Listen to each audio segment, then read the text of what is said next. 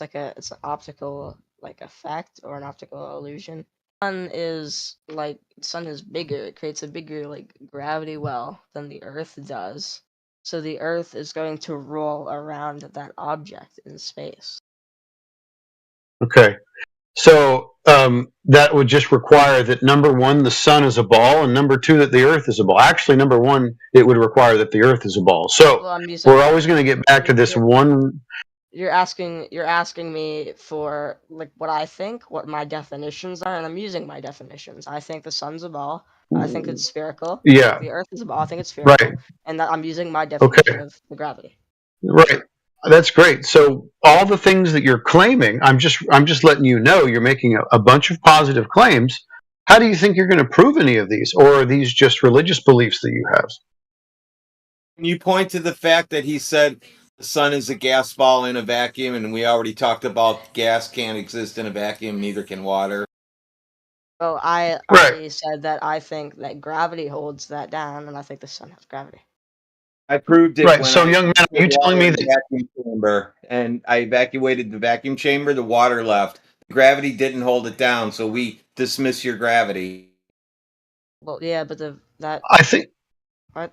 I want to highlight something to you, young man, and this is not an attack. I want you to know that at this point, you are telling me only because of your preference you believe these things, and therefore you're going to assert them, even though you don't have any evidence for them. That's what you're asking me. That's what I think. No, I'm asking you how you would prove it, and you're just saying because I think so. You're not saying because I know so. Me what I thought. Okay. No, I already know what you think. Son, you got to understand, and I'm not trying to condescend with the whole son thing. You're just younger than me. I hope you understand. Yeah. I already know all the things that you know because I was taught the exact same things that you were taught. Nobody in here was ever born a quote-unquote flat earther. We all know exactly what you believe and why. The whole point is that we came across information contrary. In fact, we just kind of started to observe reality and found all of these claims and the things that we were taught very much wanting, in fact, untenable and impossible, especially according to certain things like the laws of nature. So I know what you think. I know what you've been taught. The problem is that you don't have any way to prove the things that you're claiming to me, and I'm hoping that you'll just kind of think about that for a moment. Now, if you think that you can prove them, I'm certain that I would be happy to hear what you want to use to prove it, right? Mm-hmm. So what do you have other than just the claim? Not the claim, the evidence that supports the claim. There's a big difference. You can tell me what the claim is. I know the claim. I know the gravity. I know the model. I know all that stuff, just like you do. What about the evidence that supports the thing that you believe, the claim itself? Where's that? It's a theory.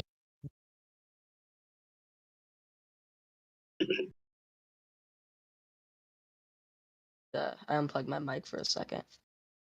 That's all right. But the theories that I'm using. No, see, a theory, we'll differentiate between theories here, too. So there's something that we call a colloquial theory. It's just like, I kind of believe it might be this because of this particular hypothesis that I have, okay? Then you have a scientific theory, which there's actual experimentation being done to prove the theory. So we're going to have to decide what kind of theory that you're telling me about. If it's a scientific theory, then the thing that we need is the experiment to support the theory.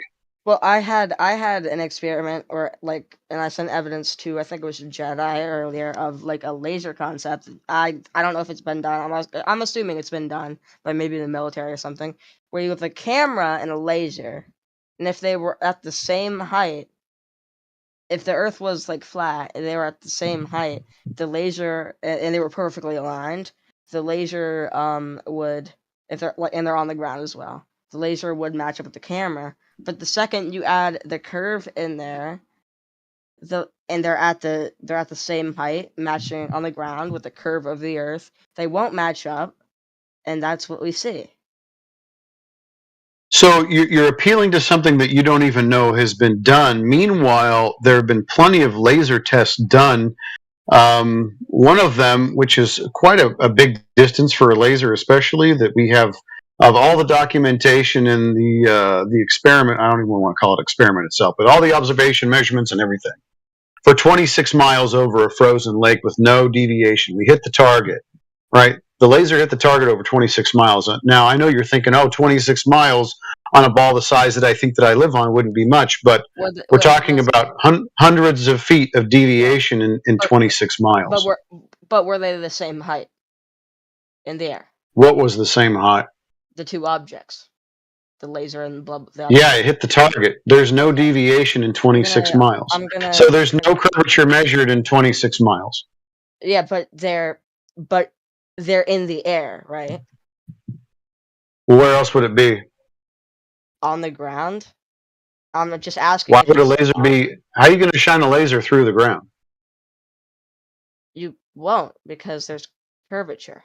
Are your DMs open, Sosu? I have a thing that I made a little bit earlier. Dude, you have to be able to be above weeds and grass and shit in the ground, so you have to be above it on a tripod.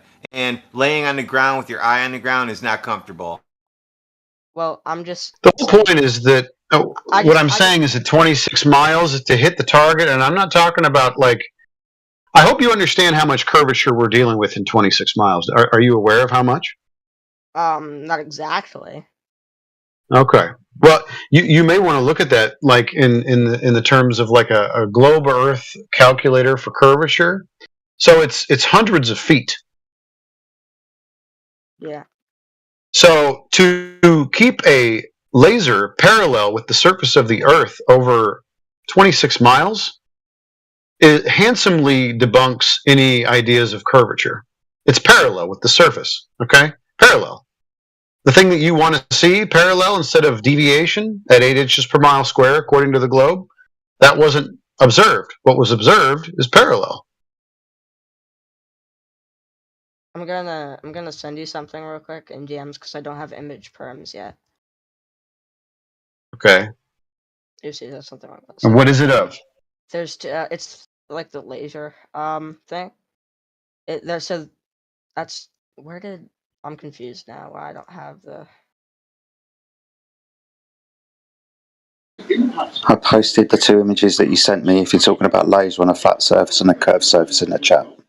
Did you post the edited one that I edited in Paint and sent to you? Like I said, I've got the two that you sent me. One on a curved surface with a laser, and one on a flat surface with a laser. Well, can you check your DMs because I sent you a third one? Okay. Just real quick, because I want to send him that. I just don't have the file anymore for some reason. I think I saved it to a different directory on my computer. I don't feel like looking for it because it's. So the deviation that you're hoping to witness, even though do you actually have a laser test that you can appeal to, or is this something that you're hoping exists? Well, like a test that was done. Yeah. I think they're. I guess I'm kind of hoping, but I do know because people have told me it exists. People have told me. Well, did they show it to you? So, I like to fish, and one of the things about fishing is you can tell everybody all day long, hey, man, I caught a fish this big, and stretch your arms out real big. But at the end of the day, they all just say the same thing, pictures or it didn't happen. So you need to have some kind of supporting evidence, even the people that told you this has been done, right? Some kind of supporting evidence, documentation, the actual film, the actual photos, the actual target, the actual laser, all the details thereof. You need to know that stuff. Now, we have that stuff, but you're appealing to something that you don't even know if it exists or not, just a story. Well, I don't know the name of it, but... Well, right. So I'm kind of encouraging you. One of you guys even said it was done in real, so that's what I'm going off of. And if you guys know it, then I guess I can trust what you're saying that it goes. But if I can't, then I don't know where we're going with it. I can provide you the link to the laser test that I'm talking about, all the documentation. Yeah. There's hundreds, dozens of pages of information that you can go through, along with the observation itself. So I can give you, I've got the pictures. I did catch that fish. We did have this laser test, It is well documented and it is recreatable. Anybody can go do it, if you've got a frozen lake. But the point is that I would encourage you to dig up more stuff that supports what you've been told, right? And then bring it back. We're here 24/7. All right. We can talk with you about all that stuff. I would hate for you to have a conversation with us where you're kind of trying to support your claims by what somebody told you but didn't prove. That's the biggest problem with this topic. Can you check your DMs? Because I sent you my edited version. Because Jedi hasn't found it yet, for whatever reason. It's just failing to send at the moment, mate. I do apologise. Oh, okay. I sent it in DMs to you, Sisu. Okay, let me check real quick. You probably have to accept it, looking pending, maybe.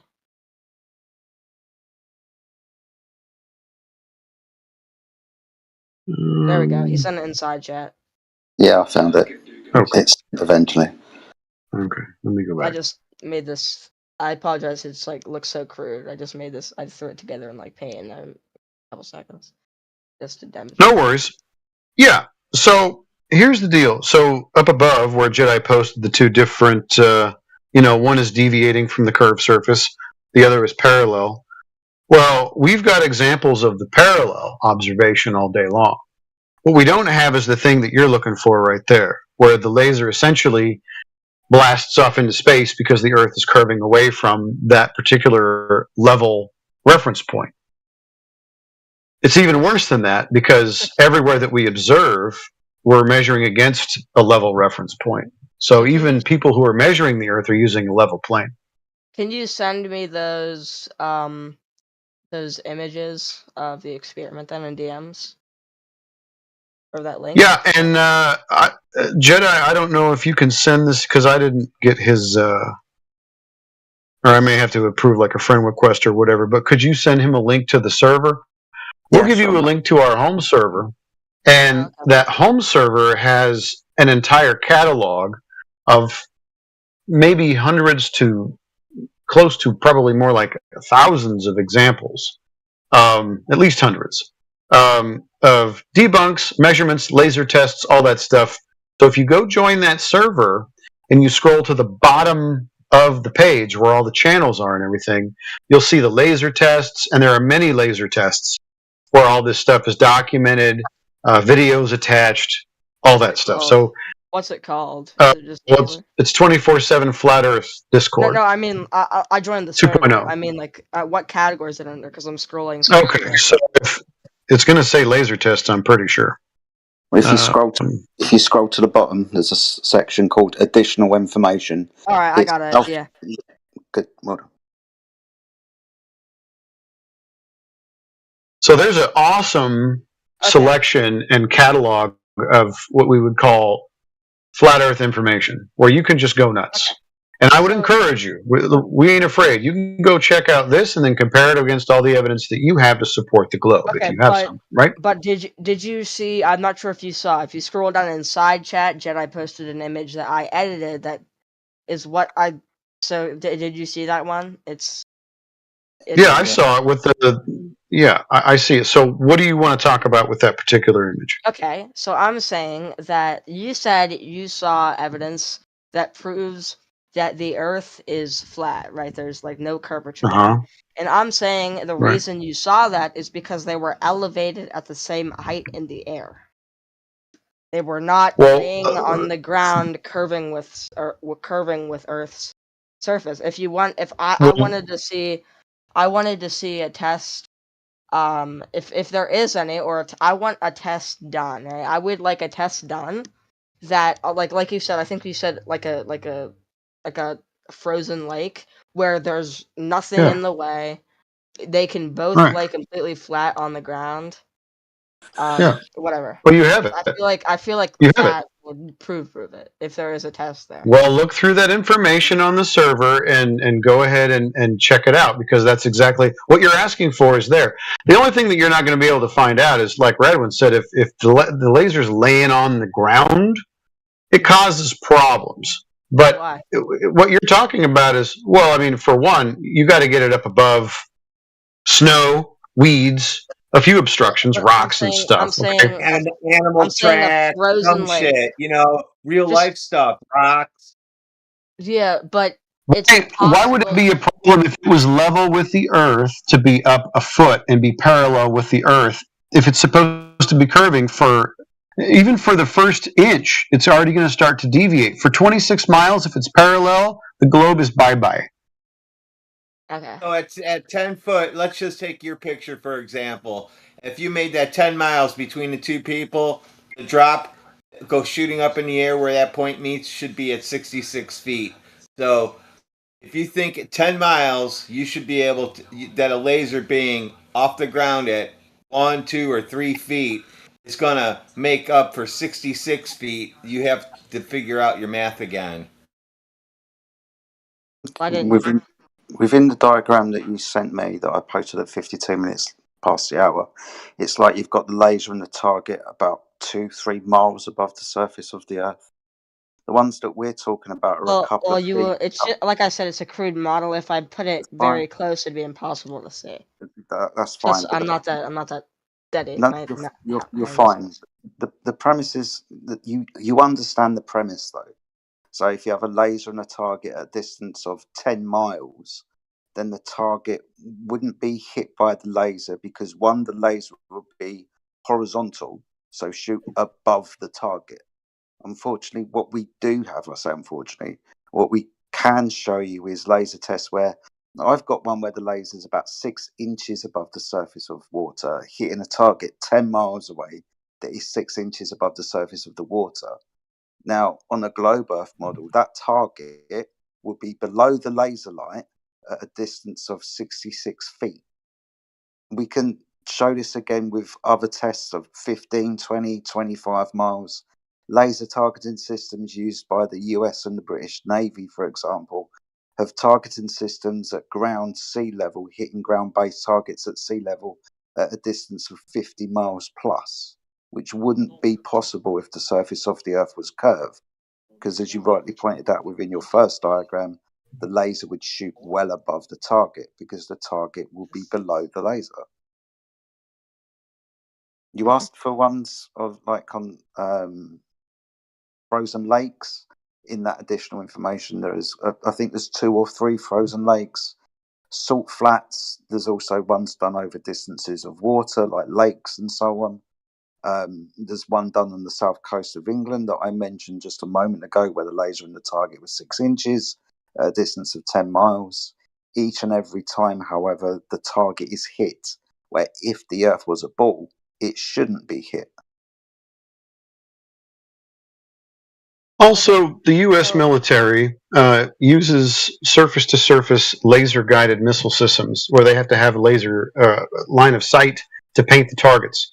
The Sea Sparrow Block 2, I believe, uses this technology, and their advertised distance is in excess of 50 miles, but it shoots well beyond that line of sight, surface to surface over water. So the oceans aren't curving either. Not at all. So, okay, would if the Earth, okay, so if everyone believed the Earth was flat, would it make a big difference in anything? Oh yeah. What would the difference make if everyone in the world, even me, believed the Earth was flat? What kind of difference would it make? How did it get here? Well, the control system would have to probably I dissolve. have to go do something soon, and I want to like end off on a different question. So maybe another day when I like look at those articles, I can come back to the original question. You take it, Jedi. How did the Earth get here? What? How did the Earth get here? How was it created? Well, I'm not saying oh, there's a difference in like, oh, now I know there's a different thing in how the Earth was created. I'm saying, would it really affect anything in society? Yeah, because your next question is how did it get here? Because Why when is we're that my next question? What would that do in society? Would it like throw society into chaos and make people fight each other? Dude, trying to be patient with you, and I have been for the last hour or so that we've been speaking. The reason why I'm saying this is because it's a logical step. After this step, if you follow me, we'll get to a logical conclusion. The conclusion's this, being as you don't want to seem to entertain the point. We're told how the Earth got here. Big Bang, for example, created the universe and everything. However, when the Earth isn't a ball in the vacuum of space, your next question is, well, how did it get here then? The obvious answer to that is where it was more than likely created. One of the reasons why I bring this up is because out of all of the primary questions that we ask about our reality, we're given those answers. Where we are, how where we are got here, our place in the universe, what your life means, and everything beyond that point. So one of the reasons that it might change your perception of reality is because you might ask better questions and have better answers to those questions. As says who was just about to point out, it's primarily control. So the Earth being a ball is a control of your paradigm. When the Earth isn't a ball and everybody in your hypothetical situation comes to realize that the Earth is flat, then the next questions about the reality of the situation are more poignant. Who you are, why you're here, how here got here. You might even come to an understanding of an intelligence, i.e., God. They like to control the paradigm of which you live in. If you understand that that paradigm is not true, you're free from their control and you can ask those questions for yourself. Okay, because I was just my bigger question was just gonna be, then if it's not important, if it wouldn't affect anything, then why would the government like keep it like hidden? But now I kind of get what you mean. Good lad. Thank you. But I gotta go, so it was nice chatting with y'all. Peace. Yep. Cheers, buddy. Been a pleasure. Have a good one. Hopefully see you again soon. Do I sound clear talking in the microphone of my headphones? Sound perfect. Okay, good. Yeah, no bad. Now, hopefully, it's not so weak that people can talk to me and, my microphone can't, get You through here. sound as big and as strong as your beard, Gregory. So you're fine.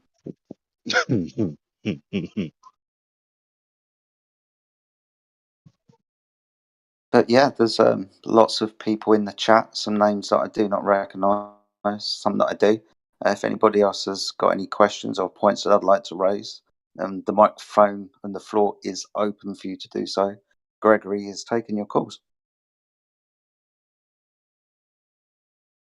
Now, I'd like to hear a globalist explain to me why it is at all a strong appeal to a pendulum, a sophisticatedly designed pendulum, just for the sake of swinging around, as the indication of the Earth spinning, when every other object hanging on a malleable string is not swinging around in the same direction, depending on where it is on the surface of the Earth.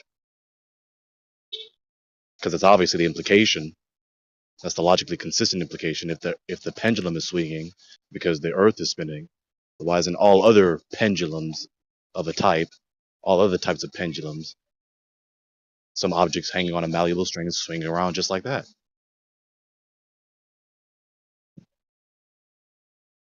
No. It's not consistent. Some of that. So Foucault's pendulum has to be very, very large in order to counter the effects of friction caused by air, just like air resistance. Specifically quantify really very, very large. I don't have the exact measurements, but like the height of it has to be, I think, at least 20 feet, maybe higher. Why? The Earth is spinning regardless of your height. Did you say why? Yeah, why? The Earth is spinning regardless of your height. Right. So in order to reduce the effects of air friction, you need a mass of a certain quantity. It has to be very heavy in order to reduce drag caused by air. And for that amount of weight to swing out the required amount in order to demonstrate that lateral motion, the pendulum itself has to be that high with a mass very heavy at the bottom of it. And we don't have many examples of that setup lying around. All of Foucault's pendulums have been built by This humans. is a distraction. This is a distraction from the sheer momentum that would be causing the motion. You have the Earth is spinning. You have the object hanging on a string, attached to something attached to the Earth. Regardless of wherever it is located on the surface of the Earth is spinning, so it's going to spin. Period. Don't have to mention anything else except the sheer momentum of the Earth moving. No, so that's not what causes the lateral motion of Foucault's pendulum. It's not just that the Earth is spinning and the pendulum is not swinging already. It's that when the pendulum is swinging and it reaches the top of its swing, for that very brief amount of time, that weight is motionless in air. And in that very brief period of time, the Earth moves underneath the pendulum, which eventually displays as a lateral movement in the swing. That is Perfect. stupid. Thank you. No, it's good. It's good. That's great. So what you're saying is that the only way to experience, because the Foucault's pendulum is supposed to be displaying a deflection or a deviation due to Coriolis effect, are you saying that the Coriolis effect is only going to be applying to pendulums hanging at least 20 feet from the ceiling? Not bullets, not planes, not footballs, not the star or moon? Well, the lateral motion caused by the Earth's rotation is technically apparent in all swinging pendulums if they were allowed to swing freely and if they were kept in motion. It's just a matter of being able to measure it in a way that we humans can just see with the naked eye. Again, this Terrific. is a So you distraction. guys, no, that's fine. We just needed a citation for that. Well, apparent means Not your explanation. The thing that you don't know about Coriolis, are you talking about Coriolis or only Foucault's pendulum, which is supposed to display Coriolis effect? I'm just talking about the Earth's rotation. And the Foucault's pendulum Well, is rotation, because you're supposed to be proving it. Right, but you're supposed to be proving it, not just talking about Earth's rotation and not proving it. Exactly my Right. point. He's talking about air friction as a distraction. He's just not being consistent. The appeal to Foucault's pendulum is not a matter of them appealing to the pendulum is having a lateral deviation, therefore it's indicative of Coriolis, which eventually is a double-fold, two-fold indirect appeal to then get to the conclusion that the Earth is rotating. The step one is to appeal to the pendulum as being indicative of the Earth's momentum of its rotation to make the pendulum swing. So whether he makes the twofold redundant indirect appeal or the one-fold indirect appeal to the momentum to get to the conclusion that the momentum of the Earth's spin is making the pendulum swing, it's still insufficient either way. And if that is the case, then why aren't all the other pendulums swinging? Because that's the necessary implication of the premise. Yeah, so you accused me of distracting by talking about air friction, but air friction is part of the answer to your question that you just asked. The reason why we No, it's don't not see... part of my question. No. No. You just asked me, why don't we... No. You just... No. Stop. No. No. Okay, you don't want me to answer your It's question. not part of... Stop. It's not part of my question. I asked, why aren't all the other pendulums swinging? That's what I asked. I didn't ask anything about air friction. I asked about the pendulum swinging. If the Earth's spin is the cause of this particular pendulum to swing, then why aren't all the other pendulums around the entire Earth swinging? Okay, so I want to make sure we're clear on one thing. When Foucault's pendulum is just hanging motionless, it's not going to move laterally because of the Coriolis effect.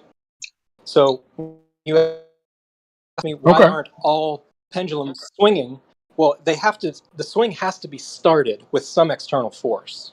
Are you asking why they aren't swinging that way, or are you asking why they aren't swinging laterally once they're already rotating? Yeah, so he's not getting it still. I know, it's fine. Gregory. I want you to clarify your question, Gregory.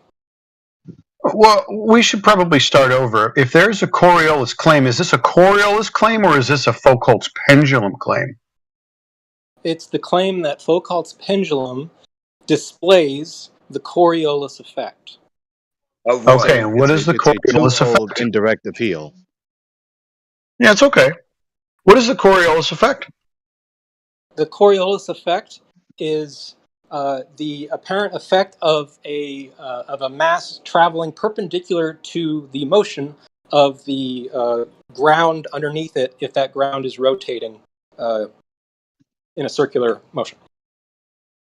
Okay, so one more time. It's the apparent what? It's the apparent perpendicular motion, or a force applied perpendicularly to the direction of rotation of the ground. Okay, so it's an apparent perpendicular motion. It's just apparent. And like you said, you brought in force, but even every citation that I've ever seen and definition and explanation of Coriolis calls it a pseudo-force, meaning not a force. So we're only seeing an apparent motion, not an actual one, right? Would we agree on that? Let me rephrase. So if something is fixed to a spinning ball, that thing Fixed. that's affixed to it is No, going you're to... already wrong. You're already wrong. If something is You need on to. a spinning... I think you should go ahead and cite, just so we don't argue about this. You should cite the Coriolis effect and the definition of it, not make it up on the spot. Yeah, There you go. because I'll find the citation. the tree in my backyard is fixed to the earth, and I don't see a Coriolis effect in it, or any other effect, or any precession, or anything else. Sorry. That's because it's fixed to the ground. So You just- Well, we're going to get a citation. if y'all would You're going to like get a finish- citation, right? You're going to get a I mean, I can citation. go look. Yeah, Yeah, I'm Great. just Let's go do that, and then we're going to post it. Yeah. Yeah, just go do that. So while you're doing that, I'm going to clarify again because he's not going to clarify. He's switching back and forth inconsistently because he can't make up his mind. He's double-minded and double-tongued.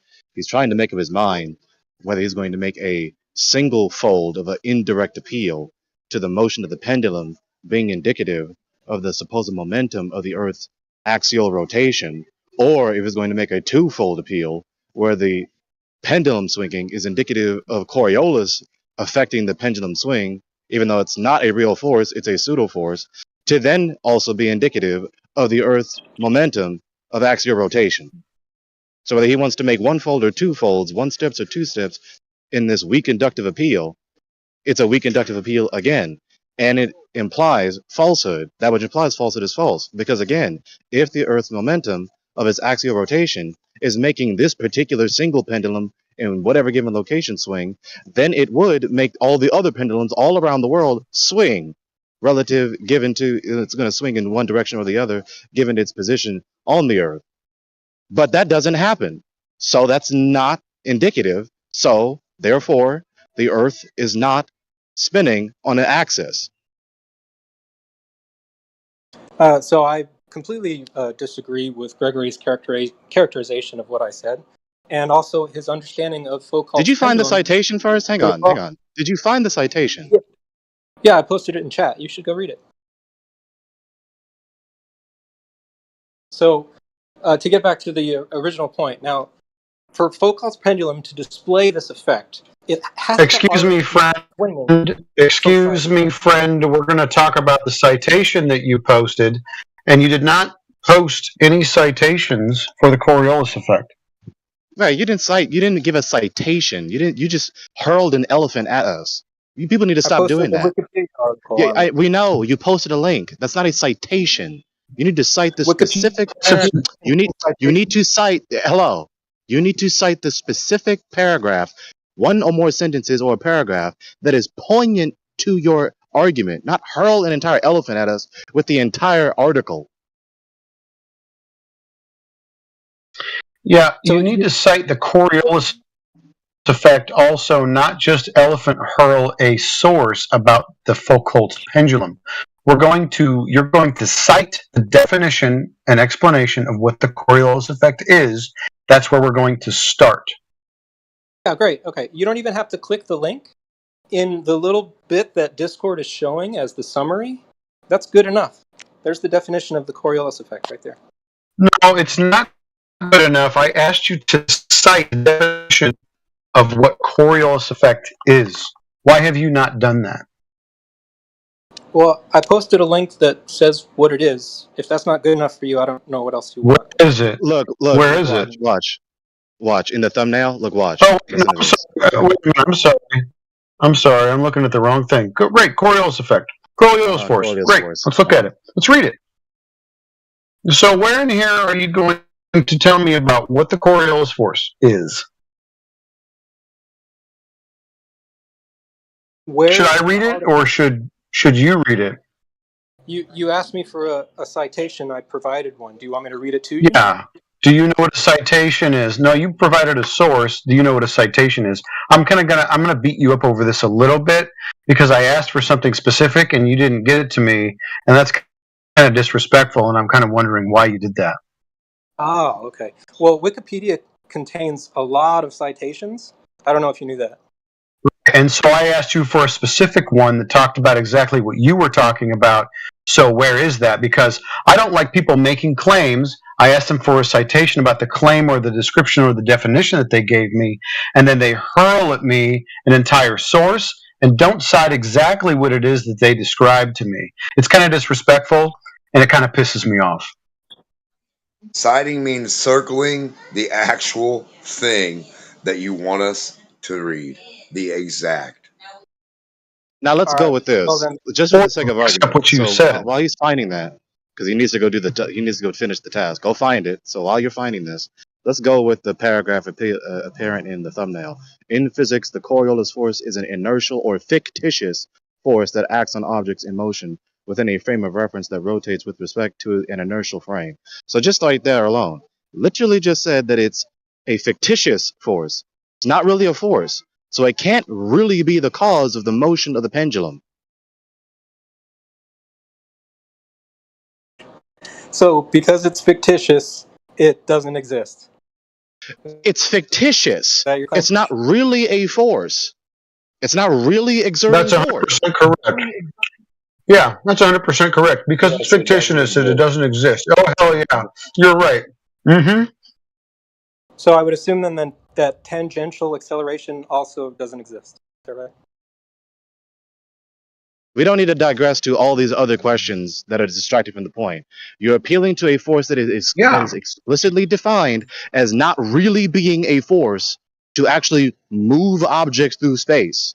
So Coriolis effect and or force, which is also double speaking, because if it's a force, it's not an effect, and if it's an effect, it's not a force. So make up your mind which one you want to say. If you're going to go with force, it's not really a force. It doesn't really cause locomotion.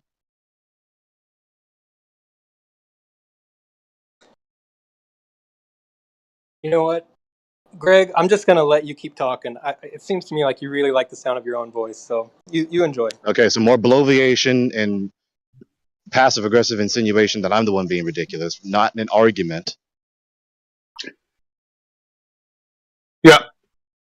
Greg, who are we? Null hypothesis. Okay. Null hypatheist. Ooh, that's cool.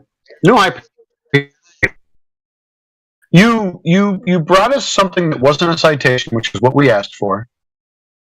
It went ahead and actually disproved the premise and the claim that you made. And so to try and save face, you diverted, slung mud at Gregory, and then bowed out. That pretty much sums up exactly what happened here. Am I right? Well, I'd be glad to You talk are to you. right. I don't want to talk to Gregory. Now, you Of course asked he me. doesn't. Well, You asked me what the Coriolis effect Yet another one was. who doesn't want to talk to big, mean old Gregory. You asked me what the Coriolis effect me and was. Gregory, you sit And you down. asked me to provide you with a citation. Right? So I provided you with a Wikipedia article that covers the whole topic. Was that not sufficient for you? Yeah. We'll eventually get there because, no, it wasn't sufficient. I asked you for a citation. You didn't provide one. So would you mind telling me why it is that you didn't provide what I asked for, especially since this is your claim? Well, when you asked me what the Coriolis effect was, I thought that providing you with a definition and an explanation of it would suffice. So when you say that you want a citation, do you want somebody's quote? Yeah. You want like somebody quoted as saying what it is? Yeah, I want the description that you gave us to be matched by exactly what you cite, and you did not do that. Oh, okay. That wasn't in your request earlier. You just But asked it me. No, was. I asked for a citation that matches what you described. And you just went ahead and hurled Wikipedia in here, which is fine because it backs up our position and it makes it bad for you. But I'm curious, where in this Wikipedia source is the citation that backs what it is that you described? Oh, so that wasn't in your original request. You just asked me what the Coriolis effect Oh my was. God. It's just going to draw this out ad Greg, nauseum. it's okay. Gregory, it's okay. So, do you want to get hung up and kind of divert to the fact that you're not going to cite what it is that you described? Or do you want to get hung up on the fact that I didn't ask for specifically what it was that I just went ahead and said again? Or do you think maybe that what you described to us is not what you went ahead and sourced but not cited? Actually, I'd rather not get hung up at all. If this Okay. will speed up the conversation, are you looking for a citation that specifically links the Coriolis effect to be demonstrated by Foucault's pendulum? Would you accept that? No, I want the citation to match what it is that you described. Okay, so you're not actually interested in the Coriolis effect or Foucault's pendulum. You just No, I know exactly what both of them do. I know exactly what both of them do. I just want to highlight the fact that you bullshitted us and you don't know what Coriolis is. That's what I want to show. Oh, Yeah, this is tediously pedantic. It should stop at this rate. Yeah, I agree, Gregory. I'm going to stop you. So, do you want to describe the Coriolis effect to us again, or do you want to cite it? I'd be glad to continue talking with you if Gregory is muted. No, I'm not going to mute Gregory, but Gregory can, Then at least in this scenario. Oh, what a baby! I thought Gregory was helping you. Aww. Not so hype now, is he?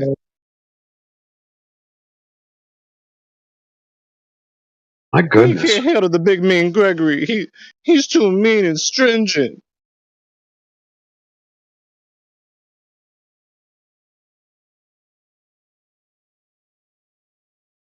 Anyways, my phone is very low on battery. Anyways, peace to you all. Take care, Please. Gregory. Thanks for coming around. Later, dude.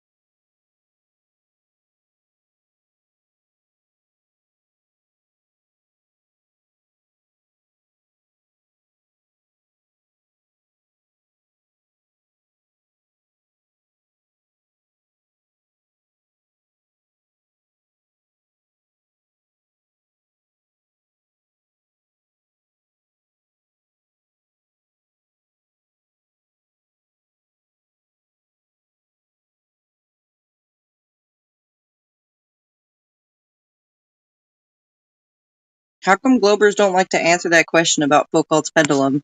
The question is, what makes the pendulum move to begin with? It always seems to be an avoided question. Oh, I'm happy to answer that. Because, he's still here. Oh, okay, bro. Let's do this.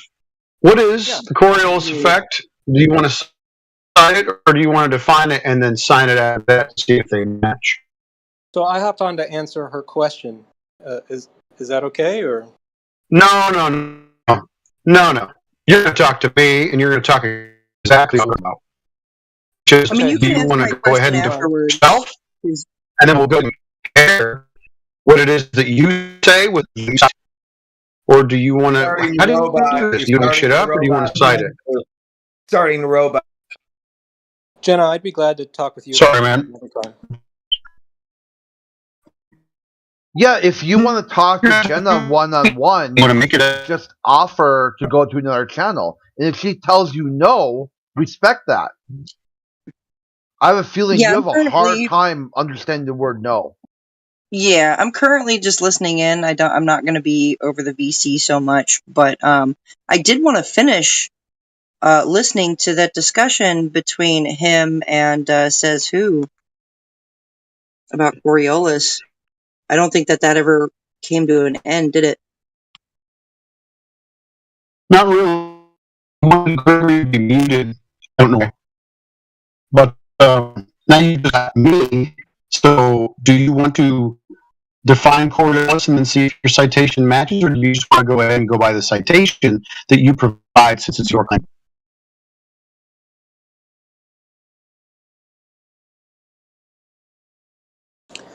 Well, in the Or in the Wikipedia article I posted, I believe it's the second or maybe it's the second sentence that that states what I was describing earlier.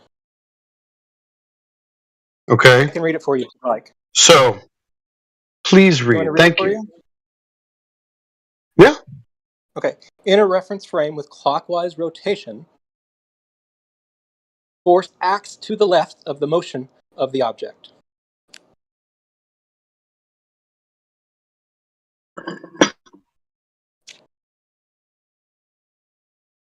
That's it. Okay. So that's it. So with the Foucault pendulum, tell me about how that matches.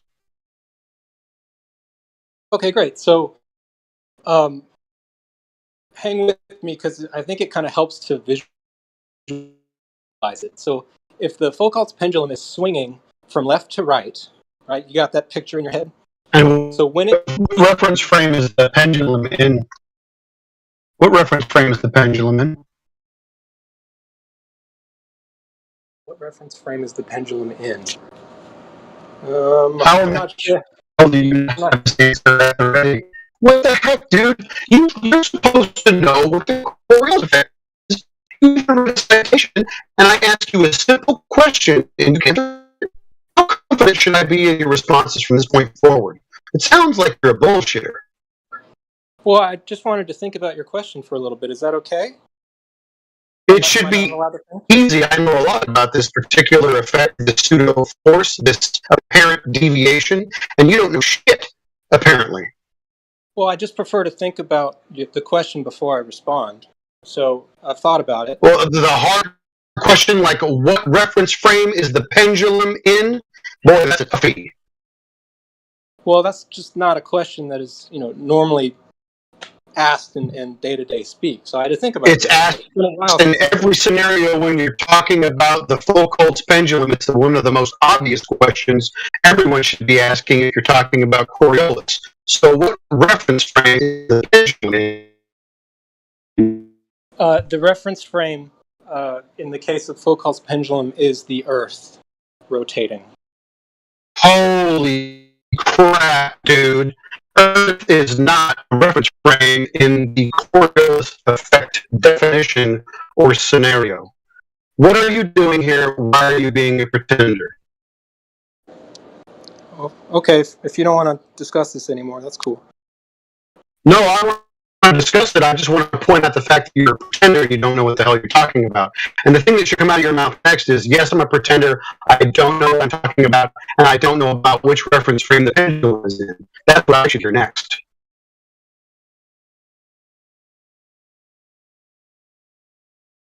Okay, so you asked me questions. I'm not allowed to think too long about them. Uh-huh. And then you're just going to... No, because you should know exactly what you're talking about. You don't know what you're talking about? And you don't know what you're talking about, do you? Wrong, and you're going to insist that I... You don't know what you're talking about, do you? Tell me where the Earth reference frame is in the source. I don't even care about the citation. Which reference frame in the source is the one that's called Earth? You tell me. Wait, the question is which reference frame in source? The entire source that you posted, which one is called the Earth reference frame? Please tell me. That's the rotating frame. the part that's rotating. The rotating frame? So the pendulum is in the rotating frame. I'm sorry, either you're roboting or my connection sucks. I'm only catching like every third word of yours. I thought it was me. That It came out. may be me. So the Earth is the rotating frame? Yes. Okay. And the pendulum is in which other frame? Pendulum is in which other frame? The pendulum is attached. Holy cow, it's so longer. Just Google it. Oh, so they're in the same reference frame. The pendulum itself, which is anchored to the Earth, yes. Okay. So we don't have two different reference frames then, according to you, in full culture. Sorry, you're roboting again. But so the folk. So we don't have two reference frames according to you in the Foucault pendulum Coriolis effect claim? Well, the mass that is at the end of the string of Foucault's pendulum, when it. No. Find that for me in the citation. No. You're making shit up again. Dude, you're exposing yourself. Don't make shit up. The Earth and the pendulum are in the same frame? Okay, you understand that the pendulum is secured to the Earth at its base, right? You agree? Yep, so there's not two reference frames then, even though the citation you gave tells us about two references. Hold on. Now, there is a free swinging mass that's being hung from the top of the pendulum. And when that mass. Who gives a shit? Who gives a shit? All right, well, if you're not. You're making stuff up again. No, I'm not going to engage with you if you make stuff up. Yeah, I'm not going to allow you to make stuff up. That's not how this is going to work. Have a good night, then. Right. So just so everybody knows, the guy who already threatened to leave because Gregory was here, big scary Gregory, is now leaving because he doesn't want to actually talk about the citation or even the source. He just wants to make stuff up. And he already confused the actual rotating reference frame with the pendulum and the Earth. He made them one and the same. Oh, but he's gonna leave because of Scary Gregory. Well, I was in the middle of explaining, but then you just interrupt me. No, your explanation is your bullshit. You've already totally failed. Dude, you failed. You can just go ahead and say that, yeah, I don't really know what the Coriolis effect is. I don't know anything about Foucault's pendulum. I'm kind of making stuff up on the fly. I didn't know that the pendulum is actually supposed to be in a different reference frame than the Earth, but I didn't know that because I'm making shit up on the fly. You could have said that, and we could have had a constructive conversation, but you didn't want to do that. You wanted to make shit up, and I'm not going to allow you to do that. Well, you did interrupt me before I was able to state that the mass at the end of the string. No, stop with the mass. The mass is irrelevant. The mass is your bullshit. You already confused the reference frames. I'm not going to allow you to bullshit the audience. Which reference frame is the pendulum in? Can you define it? Can you actually give it a name? Because there is a name. What is it? So, do you agree that there are two different... So do you agree that you don't know what the hell that you're talking about, and now you want to ask different red herring questions because I'm asking you a very poignant question about which reference frame the pendulum is in, and you don't want to give the answer because you don't know?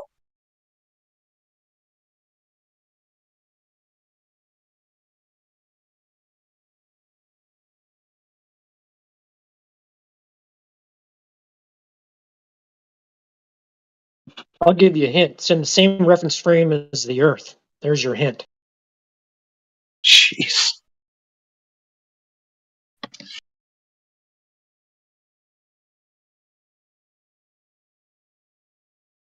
Why can't you all Globers not bullshit? Why can't you not make stuff up? Why can't you just have a real conversation? Why can't you guys just tell us? I actually don't know anything about the Coriolis effect. I actually don't know the two different reference frames or their names or how the Coriolis effect works. Why can't you just say that? Instead, no. Let's talk about mass. Stupid. Give me a break.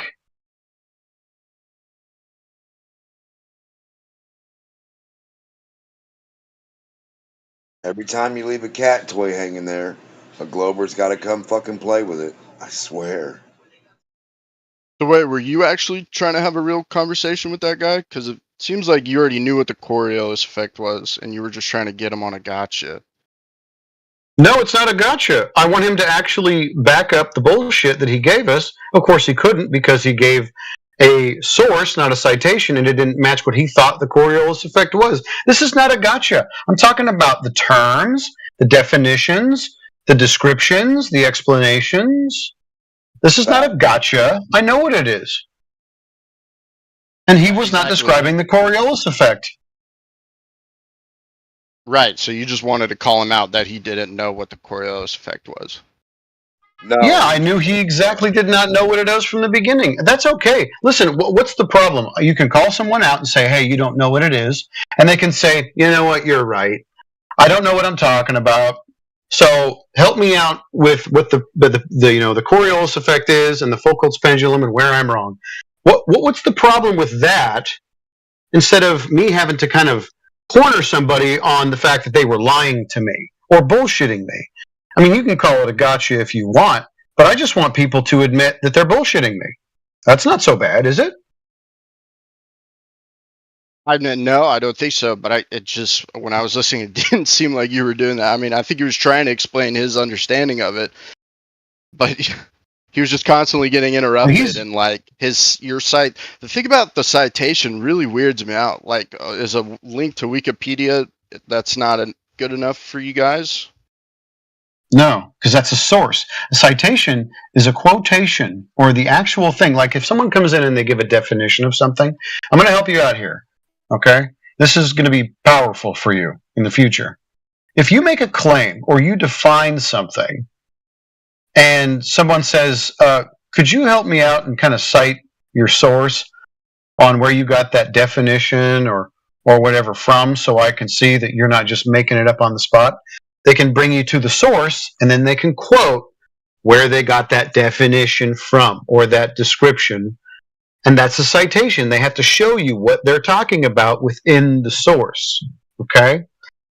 Just throwing out a Wikipedia link is not a citation. You have to show me specifically what it is that you're talking about.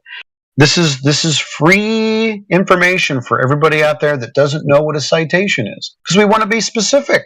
Right? There's nothing wrong with being specific. In fact, it's helpful. Okay, so you wanted him to actually go into the Wikipedia and find the specific link to whatever he was. No, I want him to quote.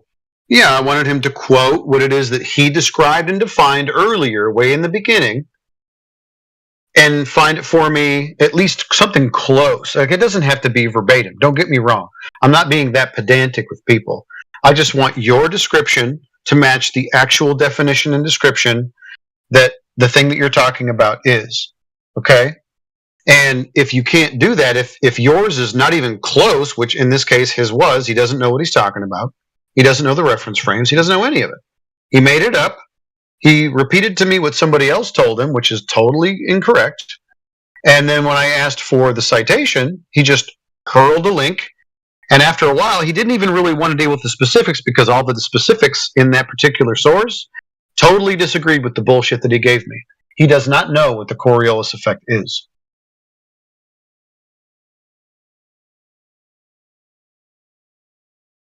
Yeah, Post stuff without reading it. They post it without reading it. Right, and in the beginning, he was trying to act like he knew. You know what I mean? He doesn't know anything, but then he knows, and he's going to tell us how it works and why we don't understand and what we don't understand about it, right? For us to come to a conclusion that, yeah. I gave the guy the opportunity to go ahead and say, okay, yeah, you're right. I don't know what the Coriolis is. That's a great window of opportunity for people to just go, I'm going to swallow my pride and I go, all right. I don't know what the Coriolis is. Someone told me something about the Foucault's pendulum, but I don't really know. Window of opportunity. I'm not trying to do a gotcha on people, right? I mean, I had to have my ass handed to me about this particular topic a few times before I got it. Like, we have to humble ourselves and just go, hey, maybe I don't know what I think I know. What's the harm?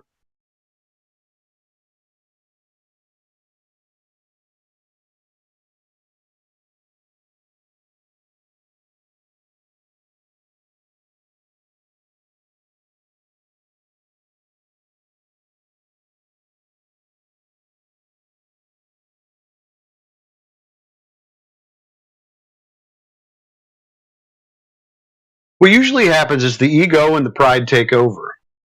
Now I'm in a public forum, maybe even, my little screen name is popping up on YouTube in a live stream, and I have to save face. So I'm going to divert. I'm going to talk about mass. I'm going to talk about anything except for the thing that proves that I'm wrong.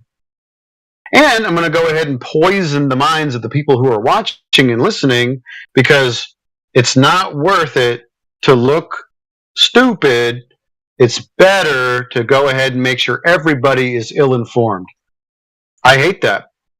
I think that's one of probably the most dangerous things that you can do. Persist in ignorance and then make the people around you ignorant because you don't want to look stupid. Nah, that's stupid. That's evil, is what that is. Right. Go to an insane asylum and start telling everybody they're wrong and they don't know what they're talking about. That would be just.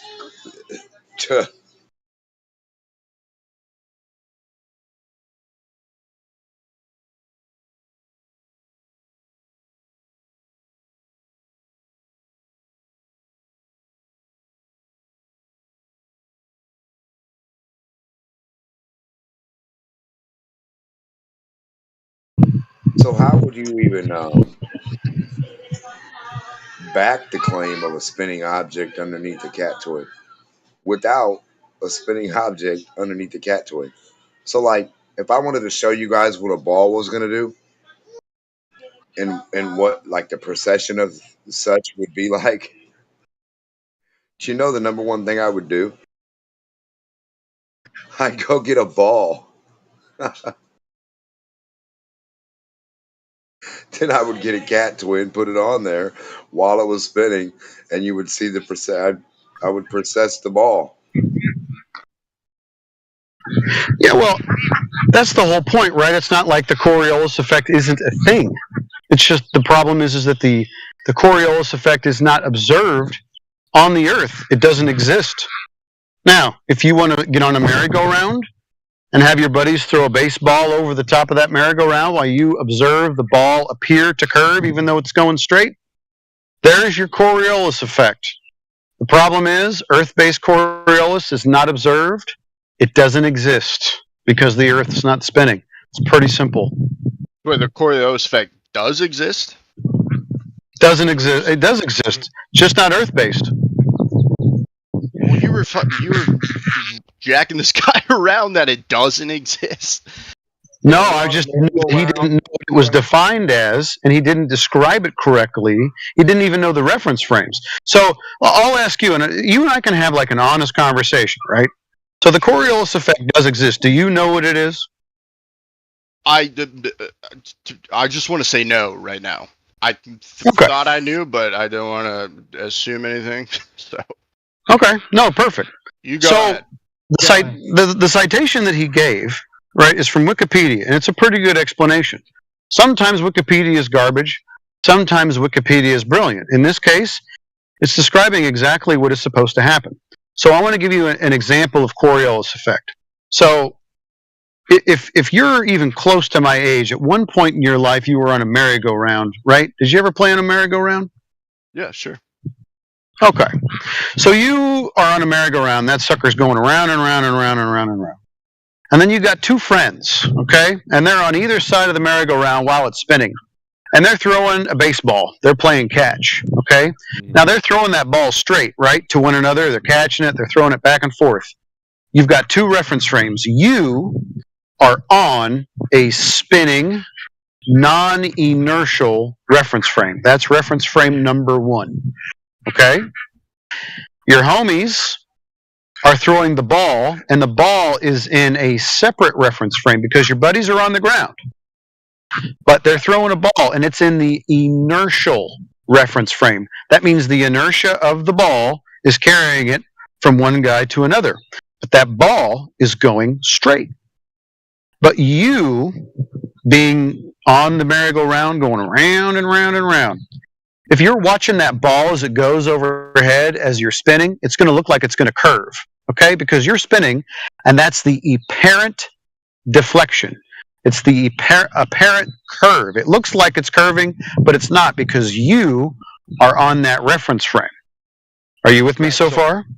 Right. Let me repeat it to you to make sure I understand. So in my reference frame, let's say I'm holding the ball. I think you said that my buddies are throwing around the ball. But if I'm holding the ball and then I throw it while I'm on the merry-go-round, it's going to appear to curve to me in my reference frame. But in people standing not on the merry-go-round, it's going to appear to go straight, right?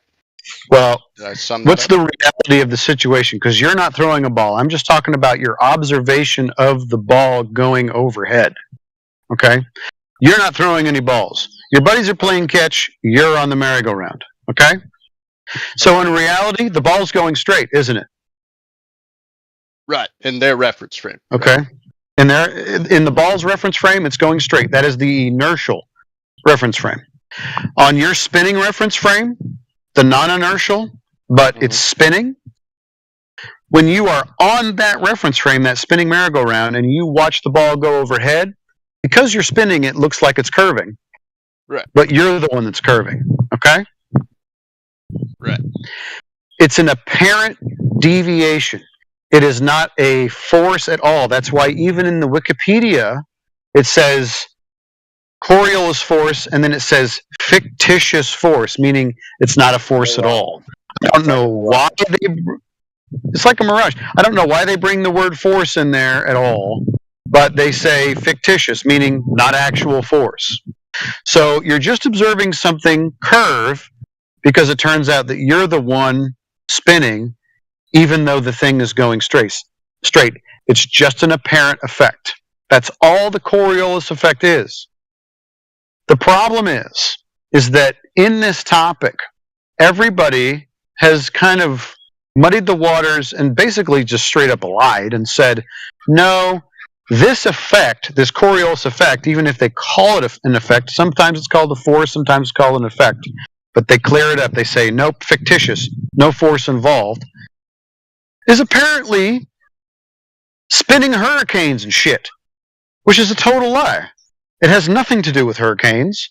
It has nothing to do with anything except an apparent deviation observed from a rotating reference frame. You can look at the Wikipedia article. You can look at the entire thing. You can read it.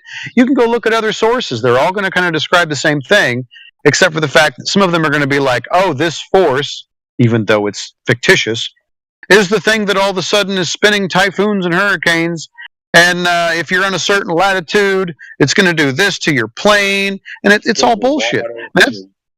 Yeah, I mean, the problem is that, man, the internet is sometimes a great place for information, and sometimes it's an absolute cesspool of nonsense.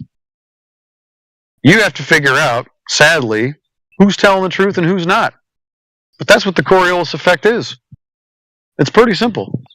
Yeah, it's like cutting somebody in half on stage. It's an effect of cutting them in half. You're not really doing it. Same fucking instance, brother.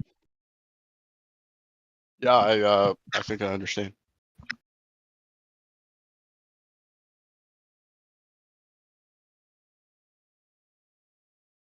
It's really hard for a lot of people to understand the word effect isn't an actual. It's just an apparent like thing that they just the way they see something. It's not the actual direction.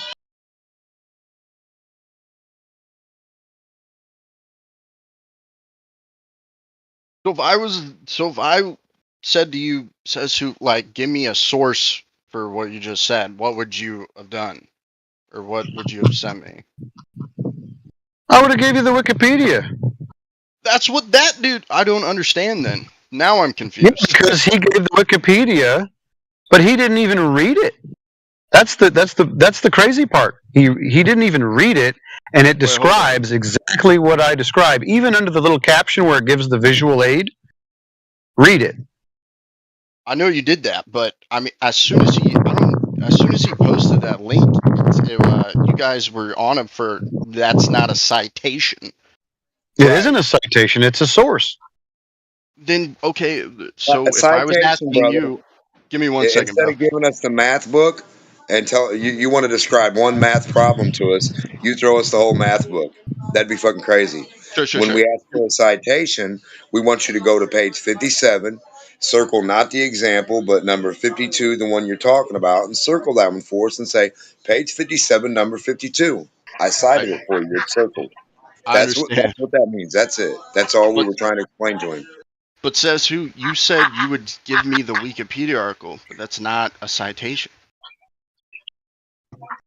I'm sorry. You said if you were to give me a citation, and is that what No, you asked me? If What? No, what I asked was, so if I asked you what you just told me about the Coriolis, if I asked you for a citation for what you just said, what would you have sent me? And you told me the Wikipedia article, but that's the same shit that you yelled at the last guy for. Sorry. No, I'll tell you right now. I would have explained what I just explained to you, and then I would have got the Wikipedia article out, or the link. Then we would have went into it, and I would have shown you exactly what I was talking about. I would have cited probably the caption underneath the visual aid. I would have went through the steps to make sure that we were agreeing on terms, and that I wasn't making up what I was telling you. See, this is the thing. Why would I make some shit up and then just kind of not back it up? And then when someone asked me for a citation, I would have kind of gish-galloped, because that's what happened. Hey, bro, cite it for me and let's talk about it. Well, he didn't cite it. He said, here's the link. And then he went on with his BS, started asking questions, started talking about whatever else. And I said, no. Let's stay here. Even though you didn't cite it for me, where in this can you show me what it is that you defined earlier, and then we'll go from there. Because I told him I was upset. I was like, you didn't cite it. He doesn't know what a citation is. Most people don't. That's fine. I didn't know what a citation was until not long ago. Okay? Like, we're all learning here today. So it's like, why don't we just walk through this together? Why don't we just actually talk about and agree on terms? Let's have a real conversation. He didn't want to do that. He wanted to keep going with the shit that he made up. In fact, the only thing that he recited to me was the second sentence. And so when it talked about a reference frame, I said, what reference frame is the pendulum in? He had no idea. You want to know why? Because he didn't know what the Coriolis effect was. That was the evidence. Well, I mean, maybe you guys would have gotten to that point of like walking through the article, but I mean, as soon as he whipped that out, you guys kind of just went after him. That's not. I fail to see how it's any different than what he did than what you just did to me. So sorry. If I just walked you through it. I even gave you, like, we walked through the Wikipedia article. We looked through the visual aids. I gave you the reference frames. You might have gone to that. No, if you I didn't want to. Through it. No, are you his white knight? He's not even here, bro. Like, he actually didn't want to talk about it. What was wrong with him? And I'm going to ask you this very poignantly. How come he didn't just say, when I gave him the open window of opportunity to go, you know what, I don't know what the Coriolis effect. Do you want a white knight for him in that particular situation? How come he didn't just go ahead and swallow his pride, eat the crow, and say, yeah, I'm a bullshitter, I don't know what I'm talking about? Because I proved it. Okay, maybe I'm not trying to white knight for the guy. I was just confused on how that was any different. Are you confused how he didn't even want to finish the debate with Gregory? And that's the same. That's where it was ended. So do you think that if you're not capable of finishing the last question that we stand on, and you want to leave the debate with me, right? Say, I don't want to debate tomorrow. The next guy's probably going to pick up the same fucking place where I left off, and then you're probably, so you're stuck either way, right? And that's I don't blame him at all for not wanting to talk to Gregory. He's kind of a cunt, and he's immediately hostile to when he talks to anybody, like assuming like, oh, he's purposely trying to be evasive. I mean, I don't think really he wants to have a conversation. I just think he's just a different type of person, brother. Like, I think he's just him, you know what I mean? There's just no other Gregory, and that's who he is. So, like, he's one of a kind, and yeah. Fair enough, but I wouldn't want to talk to him either. So, I mean, I come off abrasive and bad too to some people, but that's just life, What is your actual screen name? Is it 12? Is it Rhinoceros? What is it, man? Yeah, Rhinoceros, the 12. Okay. R. So, yeah. Okay. All right. I could see that. Okay. Here's the deal, man. Somebody called me 12 Yan the other day. I lit I'm that sure dude they up. did. People find me pretty abrasive, okay? And the only reason is because in this particular topic, maybe there's a couple others. I haven't been in a whole lot of other Discords, but this topic, it brings out like the worst in people, and I kind of hate that. You know what I mean? Like I really do. And in some ways, it brings out the worst in me, and I gotta like address that, and that's my problem. Okay, but what we deal with for the most part in here is people coming in with like a chip on their shoulder, or thinking they're going to get an easy win, or thinking that this is just as simple as everything that we were taught in K through 12, and even past that into the university level. They think it's that simple, and it just isn't. And so attitudes and egos and pride get involved, and people become really arrogant and really pissy, and some people are just trolls and assholes. And I think Gregory is in a stage where he's just like tired, or just doesn't want to like hang in there with people who are going to have to go through that chip on their shoulder phase, okay, or that stage in the conversation. And so he's hard to take, and sometimes I'm hard to take, right? Like sometimes I'm just really hard to take.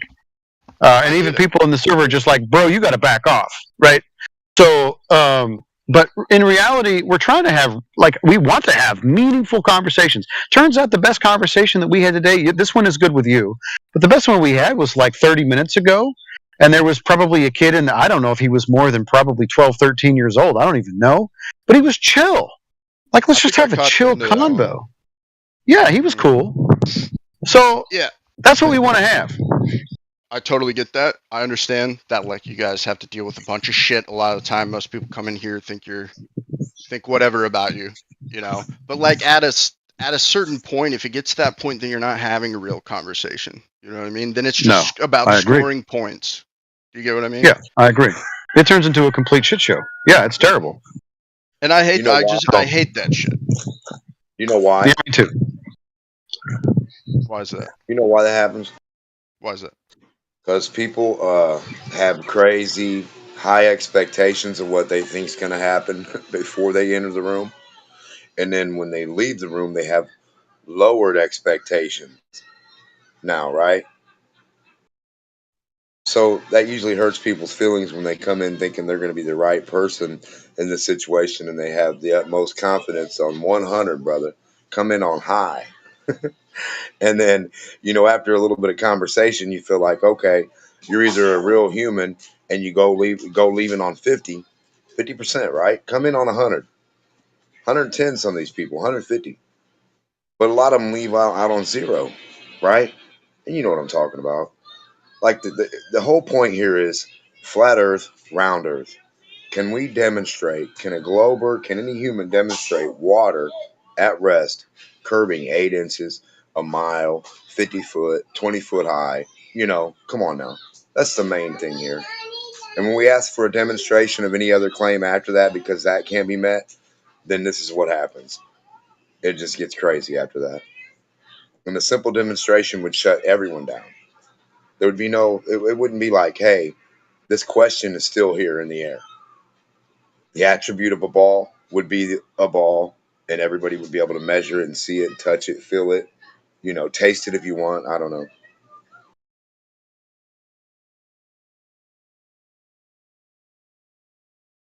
But here we are with no touchable, testable, you know, provable, repeatable way to figure out that we're on a spinning sphere with gas or water held to the outside of it in a vacuum. I'm not trying to figure it out. I already figured it out. I have a vacuum chamber. I'm just saying the discussion is fun, right? Without being crazy about it. It's like, hey, we all don't know. Let's go from there. Now, what can we figure out from what we see in reality? Which thing could we do to get the guy next door or the kid or anybody, any human, ladies, guys, people, old, young, whatever, whoever, to understand this is what's happening that they see in reality everywhere? Probably a little bit of reality. I'm going to bet you a million to one that you're not going to point somewhere and say, well, out somewhere in the woods where these trees are falling and nobody knows. Like, what is that? Like out space somewhere or a billion miles away in a galaxy far beyond. Like, what the hell is this? We have real physics right here. We have reality right here. We should just go with it. Not every, everybody, all the flat earthers know what I'm saying.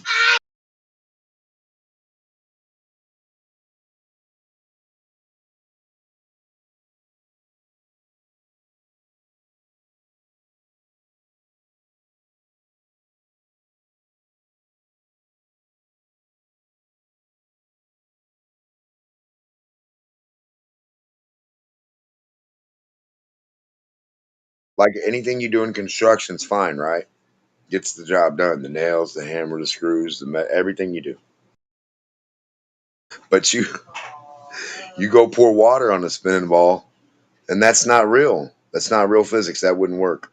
For the same person that just built everything, that's not going to work, they say. That's not real.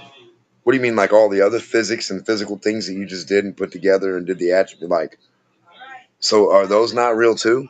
The hammer and nail not real? I mean, where do we even go with this shit? That was just like a question to you, Rhino. I'm done.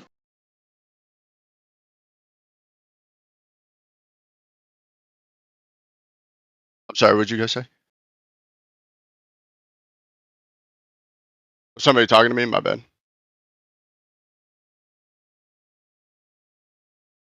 You dirty motherfucker. I'm sorry, I left for like 2 seconds. I had to do something. I was hearing the last part, but Earth, not a globe. No human has ever proven water to curve 1 inch away from horizontal, up close and personal. okay, that part I heard. Okay, and here we are today, right now. Now, what we're met with is a lot of people. I don't know if you would be considered in that category, but we're met with a lot of people that come in here and boast and brag and demand. Sorry about that. They demand they know everything about everything and that we're wrong and water does curve way more than that around an actual sphere somehow. Mm-hmm. And here we are without any proof. So thus there are non-globers that become flat earthers because what we can measure and what we can see is no edge, no end, can't get underneath it. Not like that. You can dig, but you can't fly down and around and underneath it. Nothing any humans ever done that I've ever seen. It ain't no ball. So you know what I mean? That's what we're left with. Flat earth, stationary. That's what we can prove so far. It's not moving, and it's not a sphere.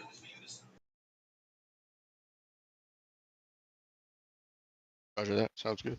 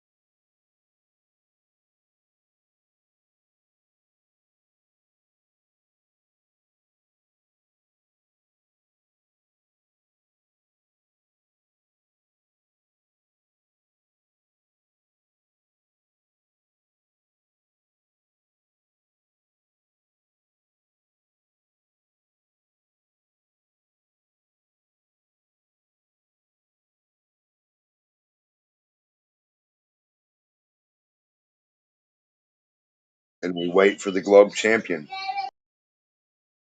the Neo of the globe, who can prove the globe somehow, spin or sphericity.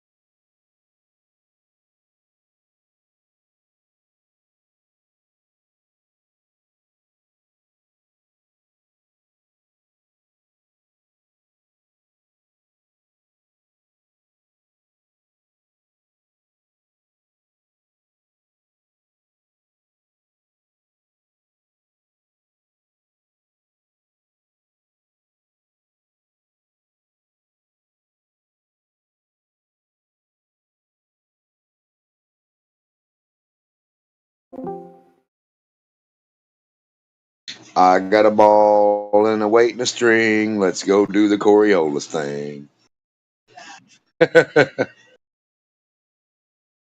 How you doing, Billy?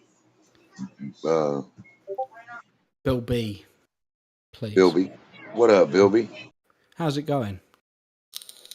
Oh, it's pretty good. It's going pretty good on this beautiful horizontal water at rest, flat Earth. Good. I'm glad. How you doing? I'm very well, thank you, yeah. I'm a bottle of wine in, so I'm a little bit drunk, but... Would you come to teach us, or you just coming to learn or listen? I was curious whether I'd catch you in the middle of a conversation about something. I'll be honest, there was a guy in another room being just weirdly obnoxious, so I thought I'd leave and pick this pretty much at random. I was curious whether I'd hear some random conversation that was intriguing. Well, it's about it's about no evidence for a globe of any kind. No spinning evidence, no proof of water curving around a ball or gases holding a shape or anything. So there's like absolutely been no evidence in the world's history of time of any spherical physics or anything like that. So we just sit and wait and we talk amongst ourselves and then we debate people who think they live on a ball with no proof. It's like a religious Bible version. the globe idea. Like they have to prove how it's different than a religion, and they really can't. I mean, other than every observation ever made in the history of the world ever. But apart from that, I'm with you completely. Banging, yeah.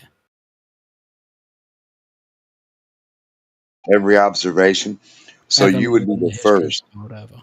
Yeah. So you seen an observation of orbits, stuff, 3 balls orbiting themselves in a lab? Say that again. I've You only have got an 2 balls myself. observation of 3, a sun, a moon, and an Earth orbiting each other. 3 spherical objects doing an orbit in a lab. You have that? In a lab? Yes, sir. A demonstration. I mean, it's going on in the physical world. I can look out the window. No. That's your belief that the Pope told you. No, that's Pope. just obviously true. But no, anyway, obviously it's not. If we can't demonstrate it in the lab, then it's not a part of science. Any can you science I've ever demonstrate done. a flat Earth in the lab? Huh? Can you demonstrate a flat Earth in the Hold lab? on a minute. If we can't demonstrate a globe, what's that leave us with, brother? It doesn't matter. It leaves us with Doesn't nothing matter. at all. So you don't want to. It leaves us with nothing. So it doesn't matter that you're a flat earther now? If your standard of evidence is you must be able to demonstrate it in a Yours lab, is it doesn't matter. So if why your we? standard of evidence is you must be demonstratable in a lab, Yeah, then the demonstrate flat what you Earth think you can claim. fits with that standard of evidence as well as the Yeah, it's globe. called demonstrate your claim or stop making it. Stop making a claim balls orbit each other in a vacuum. Don't make a Okay. claim water can stick to the outside of a spinning ball in a vacuum. Don't Okay, make the stop claim that making the gases claim that hold the a Earth shape. is flat.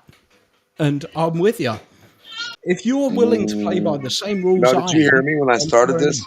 enough. Pardon? Were you here when I started the conversation, or were you talking to yourself?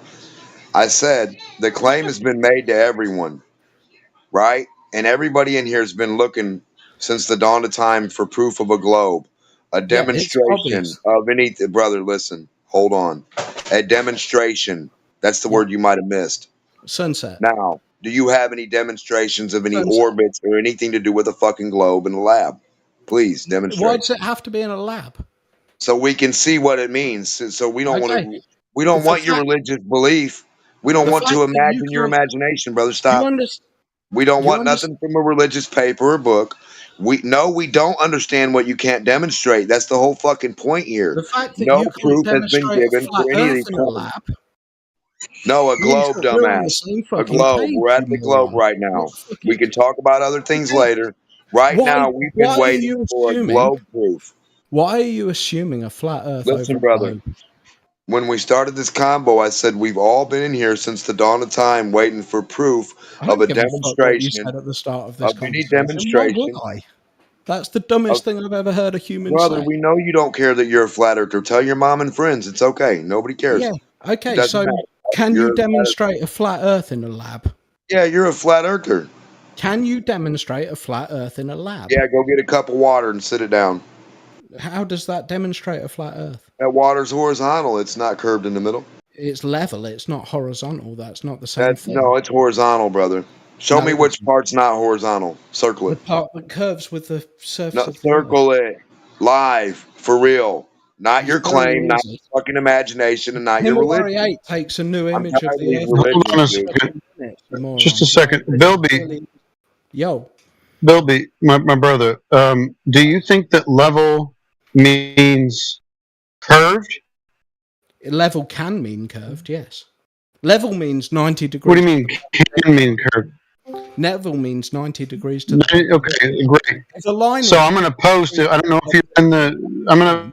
I don't know if you're in the side chat, but I'm going to post to you the Earth curve mathematics, and even they say level, eye level, and surface level are flat and horizontal. Okay, magic. So in this case, At what no. angle? This is your mathematics, or is this Okay. not your mathematics? Have you decided to make your own mathematics? Answer a simple question. At what angle does the Bro, I just asked you two questions. And why do I have to answer your question when I already asked you two? I agree to yours. I've already answered yours. Are you paying attention? Okay, so then if water is level, then I guess this argument's over. 70% of the Earth is level, Horizontal, does it? right? 70% of the Earth is level, like water is.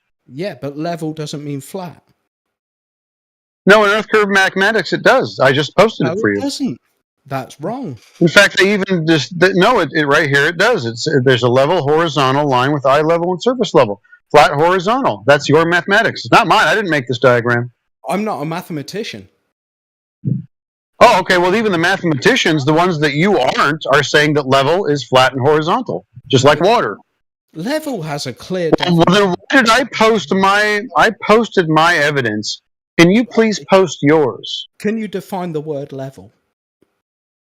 No, I showed you in your own mathematics that level is flat and horizontal. Fucking pussy. Can you define the word level? No, I showed you that. That's great. Should we go find it? Let's see. Flat, horizontal, level. You want level? Level, having no point higher than another. Okay, keep going. That's it. Level is perpendicular to the plumb line, yeah? We can all agree on this simple definition of level. No, it doesn't. I don't. It's not in my definitions here. Okay, fair enough. Your definitions are shit. If I... So you made one. How come you haven't cited yours? Can you just cite it? Cite it. Let me give you a practical example. No, I want you to cite it. I don't want you to make stuff up on the spot. We already did it with the guy before you. You guys don't want to cite your definitions. Just give me your definition and cite it. Merriam-Webster and read it. I've done it 100 times. Level has more than I've got Oxford. Is Oxford different? And then Merriam-Webster, do you pick the one that fits the one that you want to believe? Huh? So Oxford, a horizontal plane or in line with respect to the distance above or below a given point. Okay, so so you just said it then. It's perpendicular to the plumb line. I mean, Jesus Christ. So is plumb vertical? Plumb is vertical, yes. Okay, so vertical is up and down. That's respect to a horizontal plane. So now you're defining level and horizontal as flat too. No, I'm not. Yeah, no curve. No, because vertical Meaning not a doesn't ball, have to brother. be related to There's no ball in there. horizontal. Oh, it doesn't have to? What is vertical related to in your imagination then? Vertical is 90 degrees. Flat, to the you know, and fucking how horizontal. there is At God that after all. point, not at every point. If at every point on the... I mean, this is so easy. Let me just do it like this, because this is really easy. At what angle... Get a ball and show us your angle. Shut the fuck up. At what angle... Get a fucking ball. Shut the fuck up, you piece of shit. We need a ball for you to show us the ball angle. This is the easiest question in the world. Yeah, You're ball. all so fucking Help clever. us out. You should get Nobel Prizes. You can answer this question. Bill B, there's no reason to call people pieces of shit. Why are you doing that? Because he's interrupting me and it pisses me off. No, you don't. That's not justifiable. There's no reason to call people pieces of shit. Are you a grown up? Do you care about the question I'm trying to ask or not? No, I wanted you to cite your definition of level to see if it was just your imagination or if you just made it up.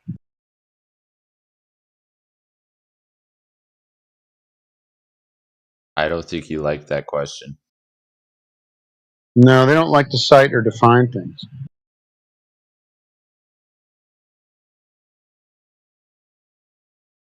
What was happening? I just joined.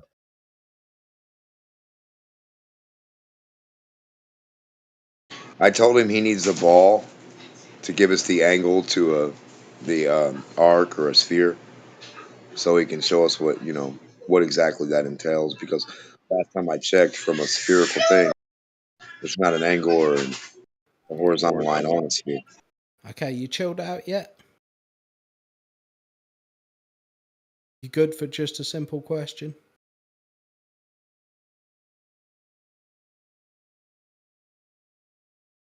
Okay. At what angle does the radius of a circle meet its circumference? No angle. 90 degrees. Every time. That's the definition of a circle. That's also the definition of a sphere. I could say the center point. You could say the center point, but it'd be an Yeah, irrelevant so what statement. that have to do with degrees? It means nothing. It's an irrelevant statement. I don't know why you said it. You could say No, it. it's the exact thing we need, only what we need, the center. No, you need the radius. The line from the center to the surface. At what angle does that line meet the surface? 90 degrees every fucking time. No. There's no angles. Yes. Of course there are angles. What the fuck are Not you in a talking focal about? point in the center. There's no This is angle, so brother. It's a easy. dot. 90 degrees is perpendicular to a horizontal plane. 90 degrees is perpendicular to fucking everything. A curved line Bro. as well as a horizontal plane. No, okay, so you can show me that you can get 90 degrees to a curve then. Certainly you can demonstrate that. I just did. Okay, show it for me. Where? Okay. At what angle does the radius of a circle meet? No, I want you to post it in side chat. Bilby, you don't just get to say words, you have to demonstrate. Do you know the difference? Bilby, are you a grown up or no? No. Bilby. No, okay. So we only talk to grown-ups in here. The age restrictions, I think, in the politics server are for everybody above 13, I think at least. I don't know if you meet those requirements, bro. 13-year-olds. Bro, go ahead and just post your 90 degrees to a curve in the side chat, please. I mean, look at your own image in the Discord. You've got that circle in the Yeah, where's the 90 at? Where's the 90? Imagine a line from... No, not imagine. I want you to demonstrate. Where's the 90? In Christ, can you listen? A single line. Yeah, I know. No, I'm going to have you demonstrate 90 degrees to a curve, or you're not going to go any further than this. It's very easy. The radius of a... Do you know? Okay, then post it in the side chat. Do you know what the radius? Bilby. Do you know what the radius of a circle? Do you know what the radius of a circle is? You fucking cunt. Bilby. Do you know Can you post it inside, please? Do you know what the radius of a circle? Yes, I know what a radius is, but that's besides. Why do I need to show me 90 degrees to a curve? Because you have to go ahead and show me 90 degrees to a curve. That's what a radius This is not difficult. That's literally what a radius is. You said you know what a radius is. No, oh my gosh. Can you go ahead and cite the definition of radius for me, please? Christ.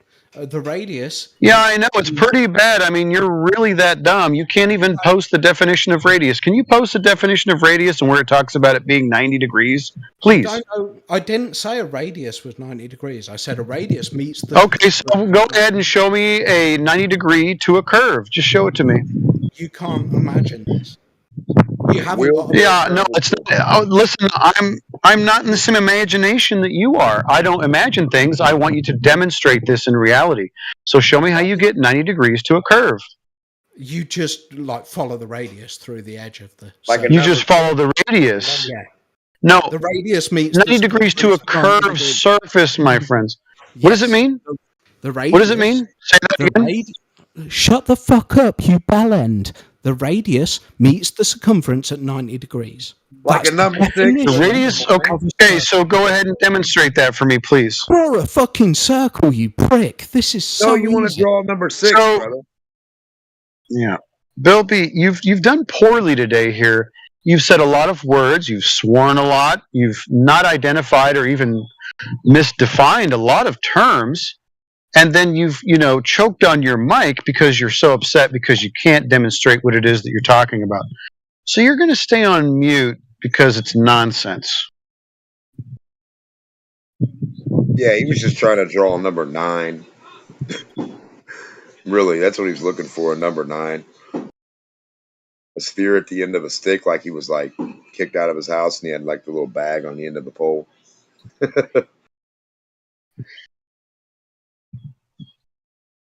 My goodness. I didn't know a dot was a fucking angle.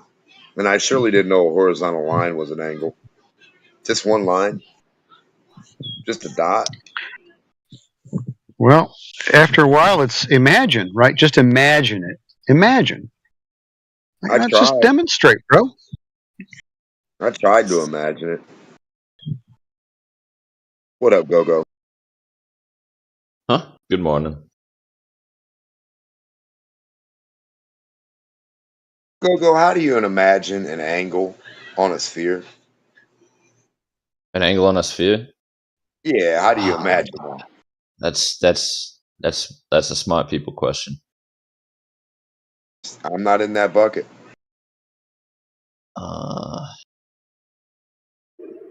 I guess you know how a sphere, so when you take a straight line, it can be perceived as curvy, Like you take a straight line and you lay it like you have a basketball, and you take a tape measure or something, and you wrap it around like half of the basketball.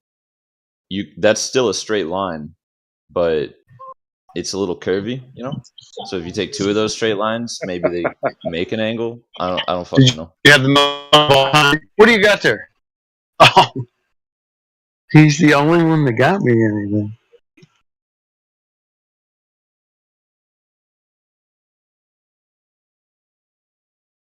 So I know you've been wanting to get Oh, that's funny.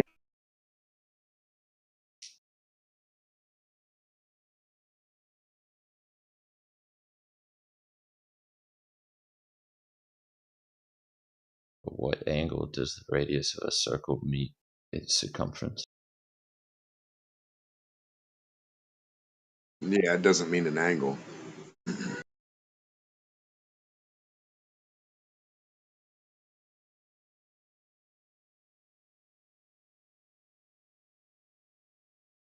Does that mean like starting from the center of the circle and moving outwards when it Yeah, hits that?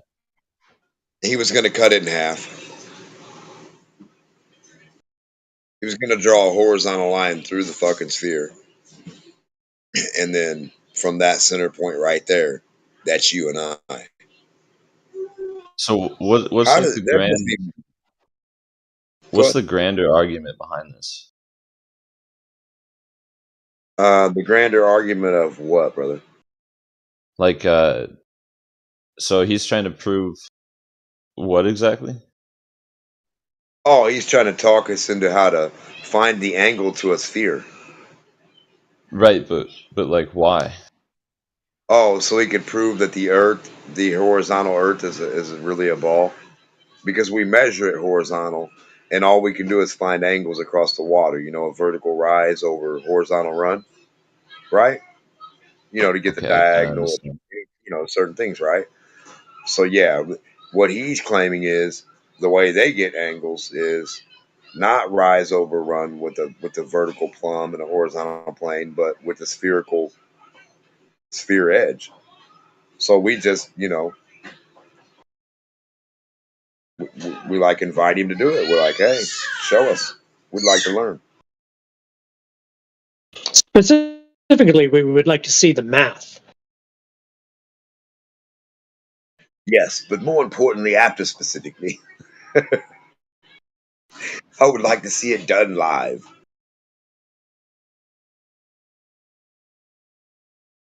Hmm.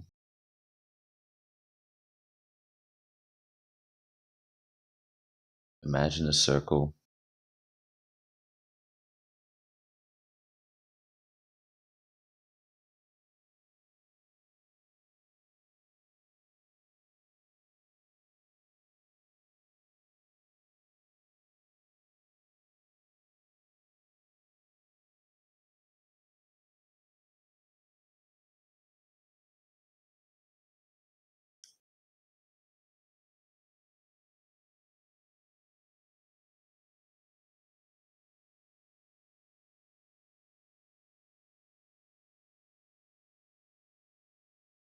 So that's the 90-degree angle.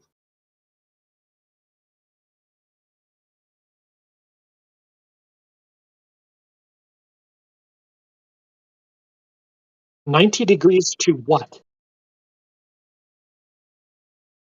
What does that prove? You have a line and it says 90 degrees. 90 degrees to what?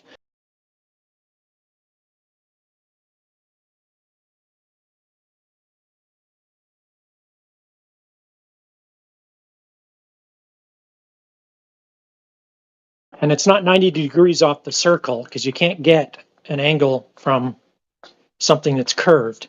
So you have a line that says 90 degrees. What are you referring to?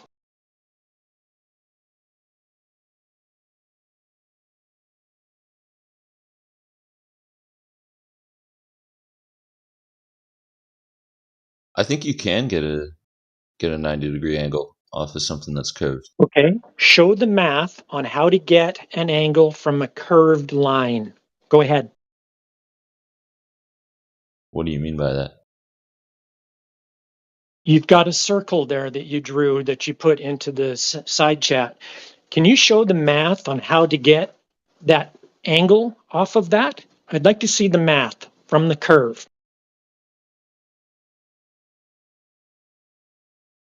Why wouldn't that be a How do you 90 know degree it's angle? 90 degrees? 90 degrees to what? Does that look like a flat surface to you? That looks like a flat circle on a flat piece of paper, and you went directly into the center of the flat circle and drew a line to the edge of the circle. That's not a fucking degree. No, not at all, brother. A lowercase r is not an angle. I'm sorry. Try again.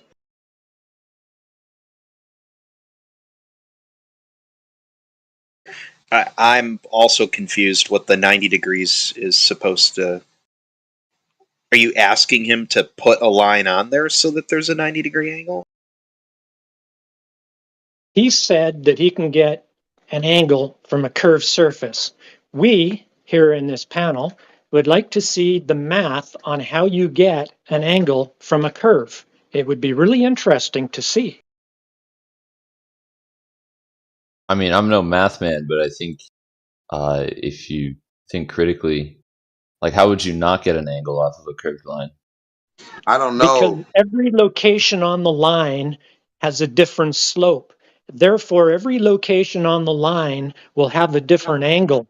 Therefore, you can't get an angle because the angle is undefined. End of discussion. Cannot Always be changing. done. Undefined. Exactly. So what is this what does this prove either way? Proves you can't get an angle from a damn curve. You can't get an It angle Right, proves you ain't from right. measuring shit. the I mean, I globe understand Earth. that. I understand what you're arguing, but like, why are you arguing it? if Because you somebody understand said they can get an angle from a curve. You All can't. right. No, I understand. I understand the argument, but what angle is from this a curved in the earth is grandest how they scheme of get. things? Holy fuck! Sorry. The angle from a curved earth is how they get all the distance to everything and the sizes to everything and all that shit. You know, 2/6 shadows, curves, angles. So supposedly, from the base or the surface of the sphere, the fucking surface where you're standing, an arc, a curve, they're getting an angle to it, and then from that angle, supposedly, they get all the distances to everything.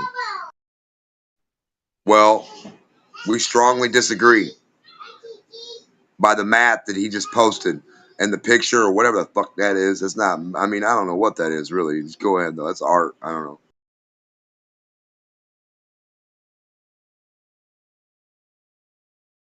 I So fail to see how now you flat. put a tangent onto the circle so that you can have 90 degrees to the tangent. Yes, you can have 90 degrees to that other line, which has nothing at all to do with the circle that you have in there. The circle is not part of the 90 degrees. Unless that line intersects perfectly with the circle, Only just like by right where choice, that. has nothing to do with the 90-degree angle. The 90-degree angle is between the two lines. Yeah, you have one vertical line from the center to the edge. Right. That's all you have, brother. And that's So flat. That's not even a sphere. I mean, what the fuck? What'd you do to the sphere? That's not a sphere. So if you really put a dot on a sphere like that on a beach ball, like a stick, you understand what's going down, right? If no, you I put a think you lost. horizontal region off the top of a beach ball, it's gonna be like a fucking diving board. Come on now.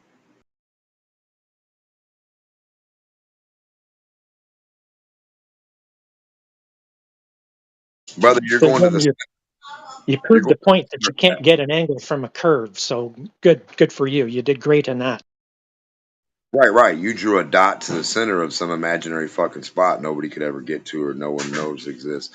What we're trying to find out is on the surface of a sphere, like you got an orange or a basketball. Now go turn your camera on and record how you get the angle to the surface of that. Because we know you ain't touching the center of that fucking basketball, son. Oh, you're thinking more practically? I'm thinking reality, mofo. Only reality, brother.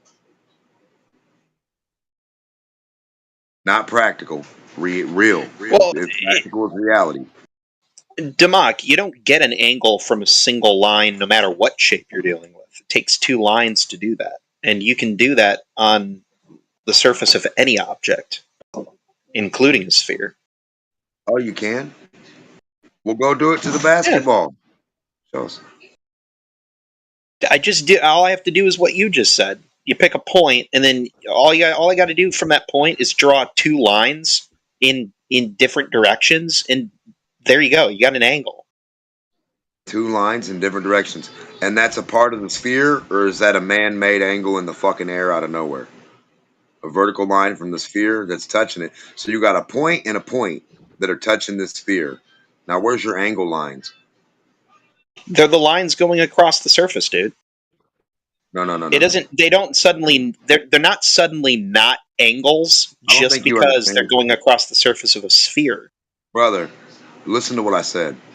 You have a focal point, the bottom of the ruler or the dot or whatever that line is, touching that part, right? Going down vertical, correct?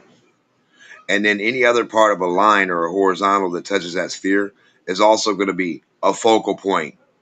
And it's not going to match up to meet the bottom of that other line. The other line is going to intersect that line, and it's going to make like a cross. They're going to cross each other. One's going to go down past the other one, while the other one sat across the top of the fucking sphere.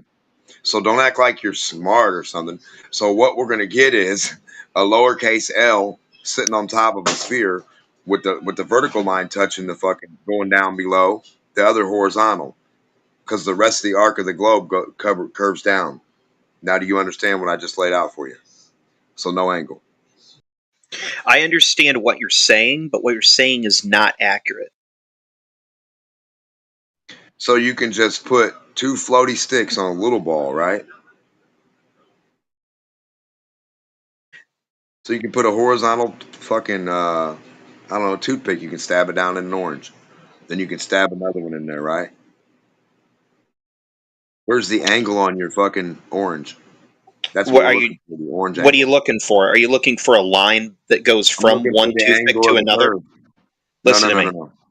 I'm looking for the angle of the sphere. That's what's being claimed here. They're on a sphere, getting an angle from the sphere. What's up, guys? I think this Go ahead, argument bro. is pointless. Get it? Well, That yeah, was kind of a totally. Wait, Hey, I made those circles with the line in it because you asked the guy to do it, and he wasn't going to do it because that's what he meant when he said what he said. So I made that. And, Hey, Helio, real quick before you get into something, do you have moderator No. privileges in this channel No, too? I'm not in here enough. I haven't been in here enough, really. Yeah, I know. I see it too. Anyone with moderator privileges, please kick Bilby out of the room. Because now he's just washing out the text. I know. Let me see if I can get a hold of somebody. Yeah, I'll fix it up. Okay, thanks. Is it TOS violation? Oh, he's just spamming the chat. Just keeps putting. Why is he spamming? Because somebody muted him and he's being pissy about it. Why did he mute him? Because he said like the Earth was a sphere. No, look. Do you want him to talk? Look how he's acting. Anyway, so I'm a bit confused on the picture part, right? All right. Well, check this Sorry, out. I'm going on 90. If you have 90 degrees, that's horizontal and perpendicular. It's 2 lines that are perpendicular, right? Yep. All right. Now, what's the definition of a line? straight, linear, object. Shortest distance between 2 points, or a line between 2 points. So, and that's straight, right? So if you have 2 straight lines that are perpendicular to each other, that's 90 degrees. You can't have a curved line be one of those lines, or curved. You know what I mean? And still be able to get an angle off of it. Well, when talking about, this is straight from Webster, On a map or graph, it is a curve connecting all points having a specified common property. What the hell has that got to do with anything? Yeah, that proves our point.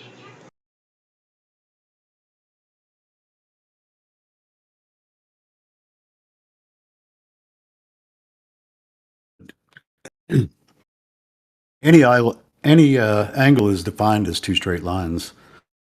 You know? I agree. And So, I mean, what I why don't we- understand. they would, yeah, well, they're trying to change the definition to say that you can get an angle with a curved line.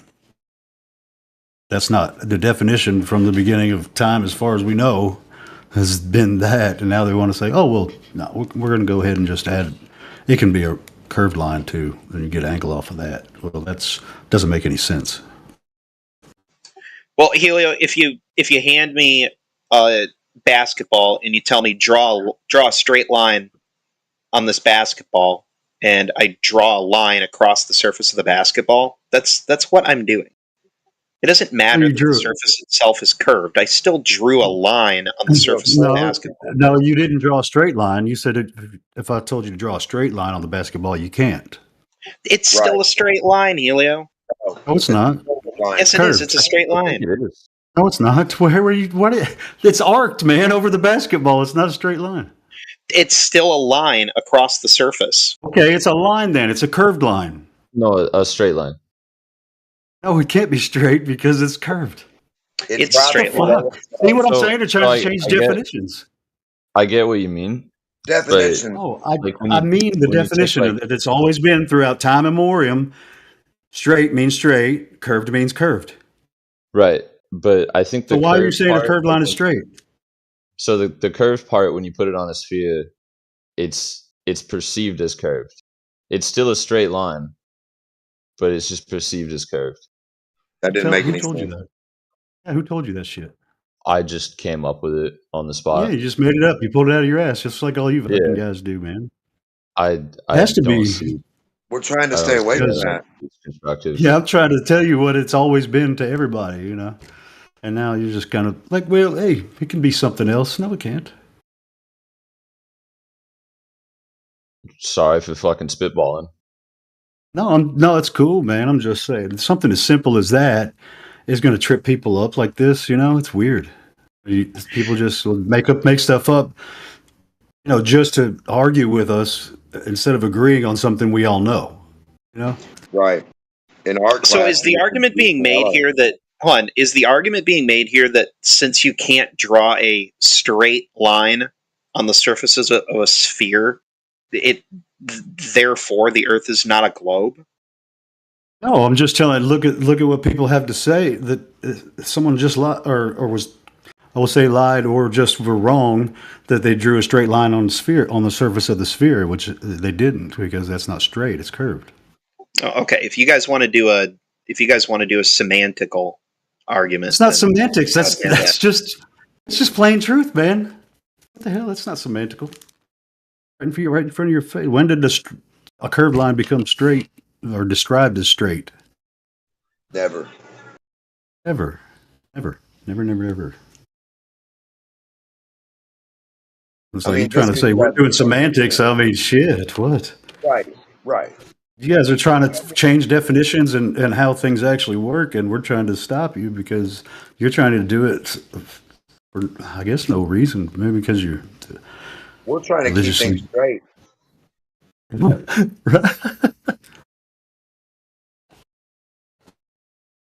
But yeah, and then I made that other one with the straight line across the top of the ball. That's just straight. I mean, that line could intersect the other line anywhere. The straight line, it'd be an angle, but not the curved line. You won't have an angle.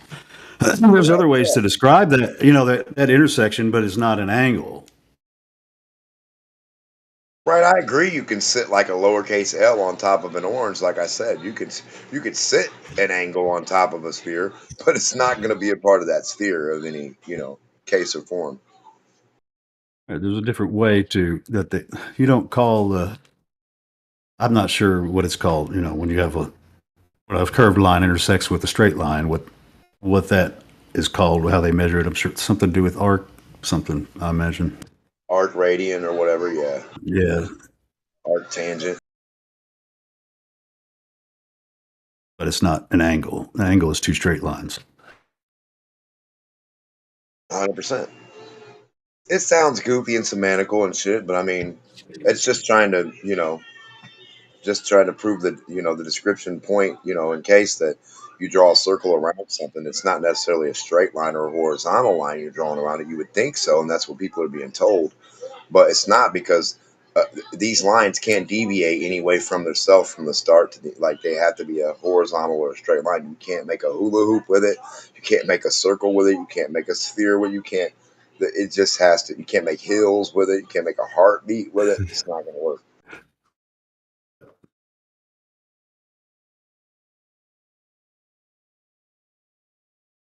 That's basically all we were pointing out, not the other part of whatever. Yeah. It's not even a gotcha, man. It's just like pointing out, hey, man, we're not going to let you do it. You can do it in your brain and think that's what it is if you want to. That's your prerogative, but you're not going to convince me.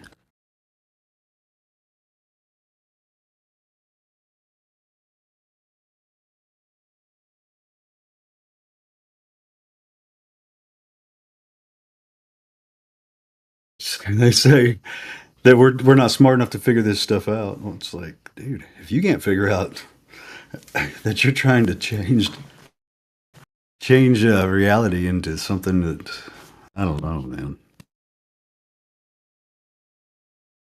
something that simple that they try to make it complicated.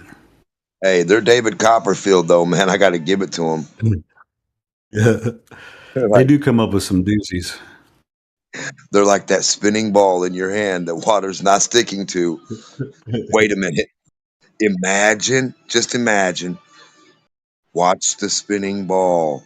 Look at the cat toy. Imagine that water is staying on that ball. Okay, we're good. So now that that's out of the way, I do have a question about like pictures from space.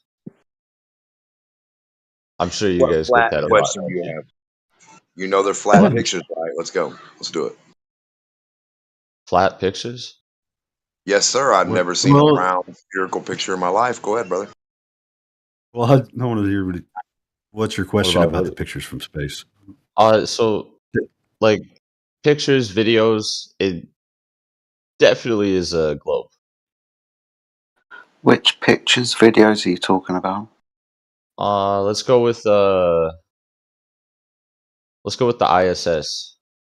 Okay, so so you're talking about what, the live stream that's supposed to be taken from the ISS? Yeah. Okay.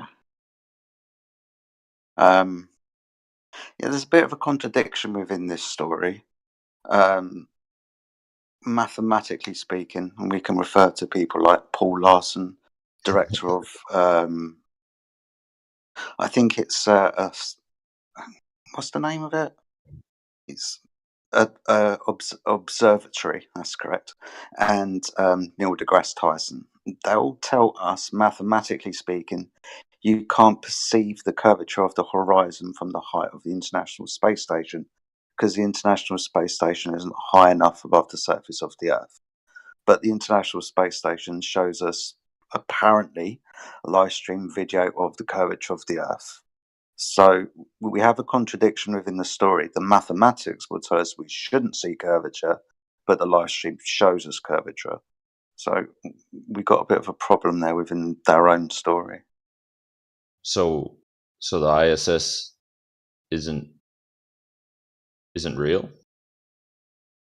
If we're talking about the live stream that's showing curvature on the horizon, then the maths will tell us that we shouldn't be able to see that. I'm not saying that the ISS isn't real. I'm saying that the image might be doctored in some way if there is something up there in the sky. But again, we're just referring to images that we see on the screen, and we understand that images can be manipulated in various ways. So we've got no way of confirming this, have we? We can't verify this to be real.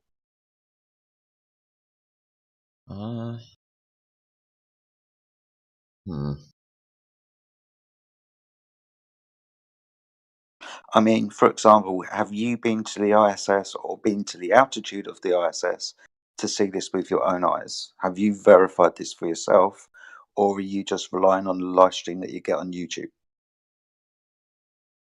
Of course, I haven't been to the fucking ISS.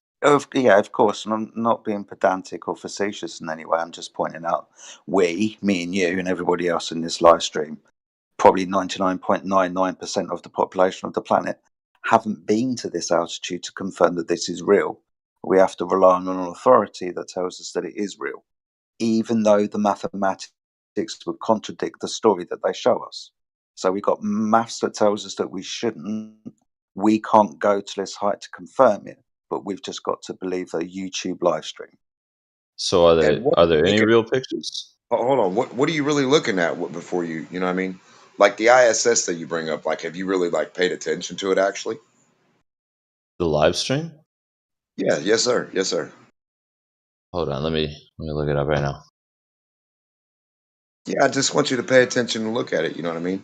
But then go ahead and ask your questions, but just pay attention to it while we're talking. I just want you to keep it in mind while we're talking. Yep, that's definitely the Earth. What do you see? I see the fucking Earth. So do you see a sphere or do you mean like? So you mean like it's a two-dimensional screen that I'm watching it on, so it can't be proven to be a sphere? Well, I'm just asking you, brother, that's live right now. What I would say I see, it looks like a circle pizza. I'm not saying anything about a flat earth, anything, okay? Just keep that in your mind right now. We're looking at the supposed idea of whatever a globe is being shown to us, right? Live right now. It's supposed to be the globe, correct? I'm following. Okay, so if that's supposed to be the globe, and we can't make out any definition, right? And we can only see a flat circle, and we can't see anything live. We don't see any stars. We don't see anything going on. Like, what does that tell you? I mean, does that really convince you that that's a sphere right there? I mean, it doesn't convince me that it's not a sphere. Oh, it just shut off. What? Okay, I mean, I just wanted to point out that it's a flat 2D image of like a flat circle with nothing there. There's nothing else of your claims. There's no other debris. There's no other stuff. There's just nothing. And you're only 200 miles up, brother. It's not like you're 8 million miles away. It's the ISS. You can see it from the ground with your eyeball. Keep this all in mind, but go ahead, guys. Sorry.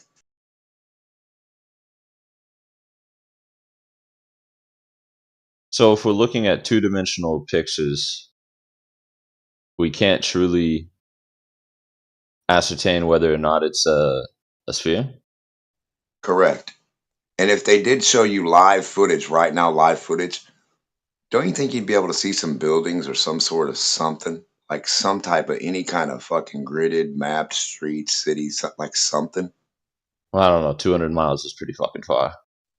Hold on. Remember, you can see the ISS with your eyeball from the ground again, correct?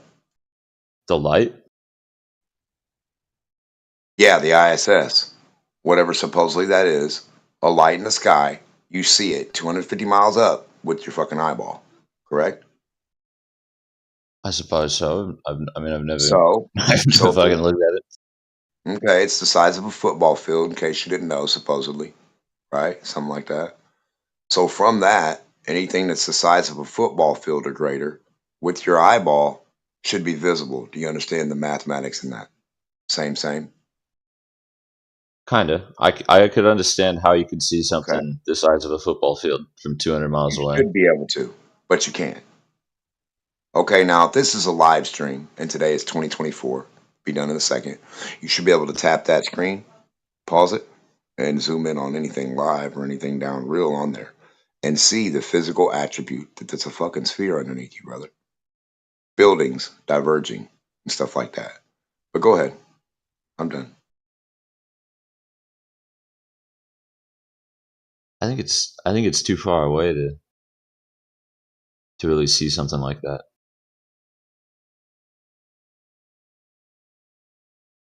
That really what you want to stick with? That we ain't got no zoom capabilities. We ain't got no P9000s hanging around anywhere. We ain't got no NASA equipment with big ass photo lenses that can see millions of miles away but can't look 200 miles down to the Earth? Well, I mean, I don't have the fucking Zoom equipment. I'm looking at the ISS live video, right? So you think the government on a space station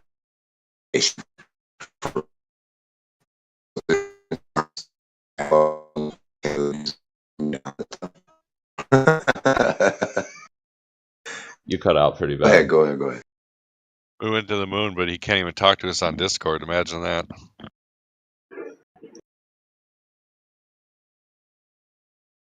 What? I said, can you imagine we went to the moon supposedly, but yet this guy can't even talk to us on Discord without cutting out?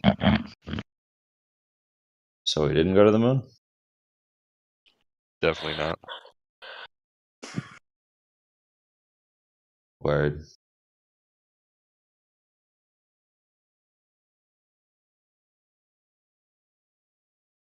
I found this cool article on curves and straight lines.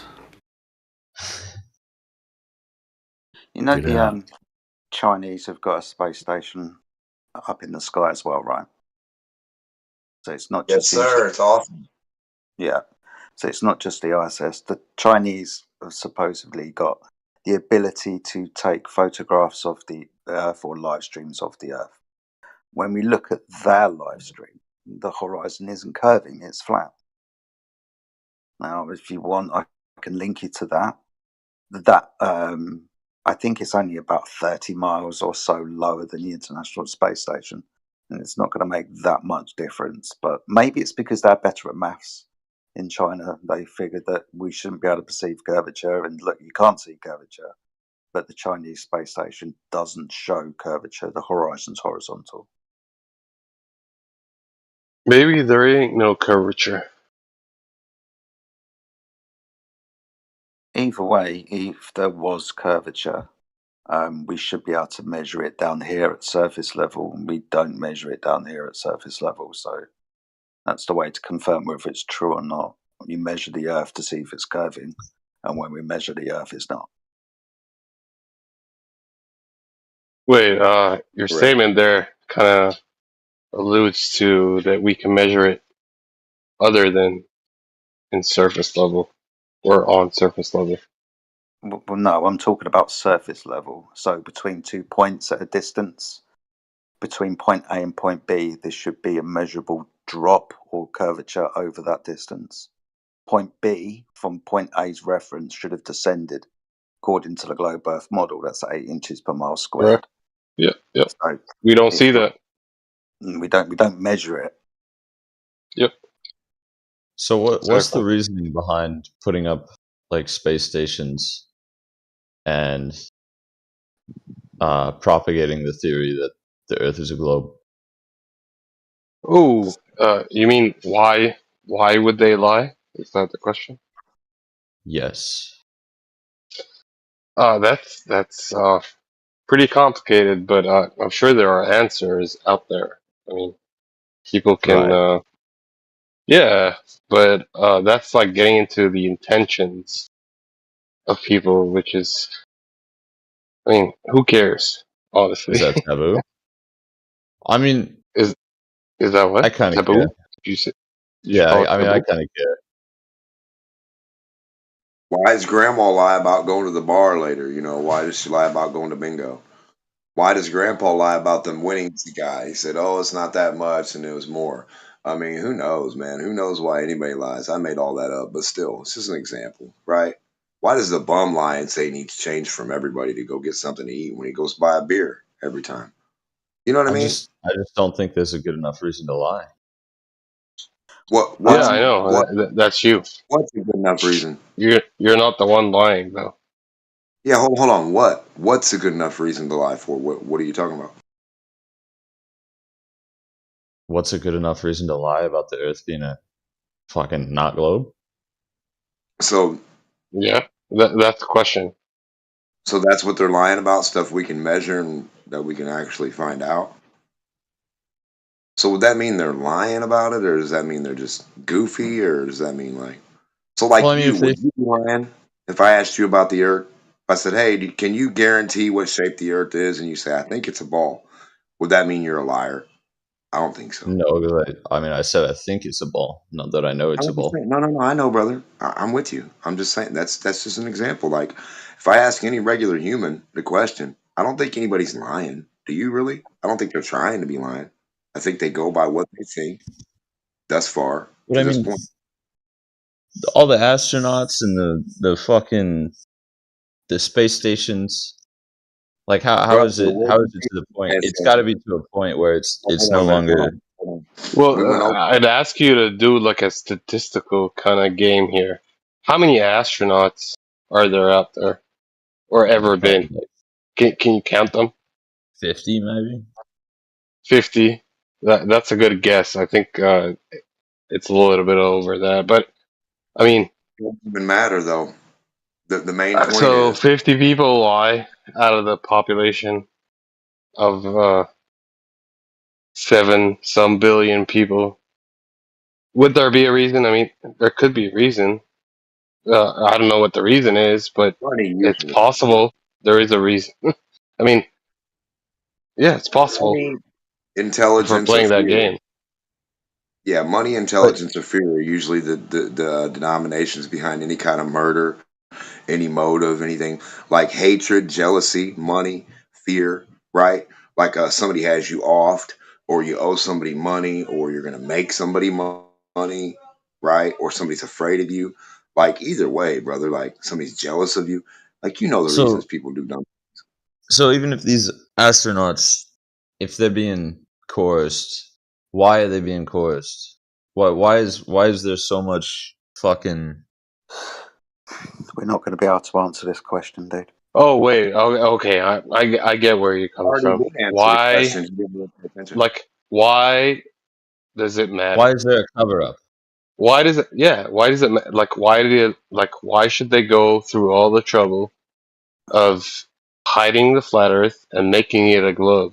What would be the outcome of such a lie? Is that a better question? I guess, but I will caveat my answer with this. Like I Sure. said, we're not really going to be able to answer the question because we haven't gone up to these people, whoever they are, and asked them why they lie.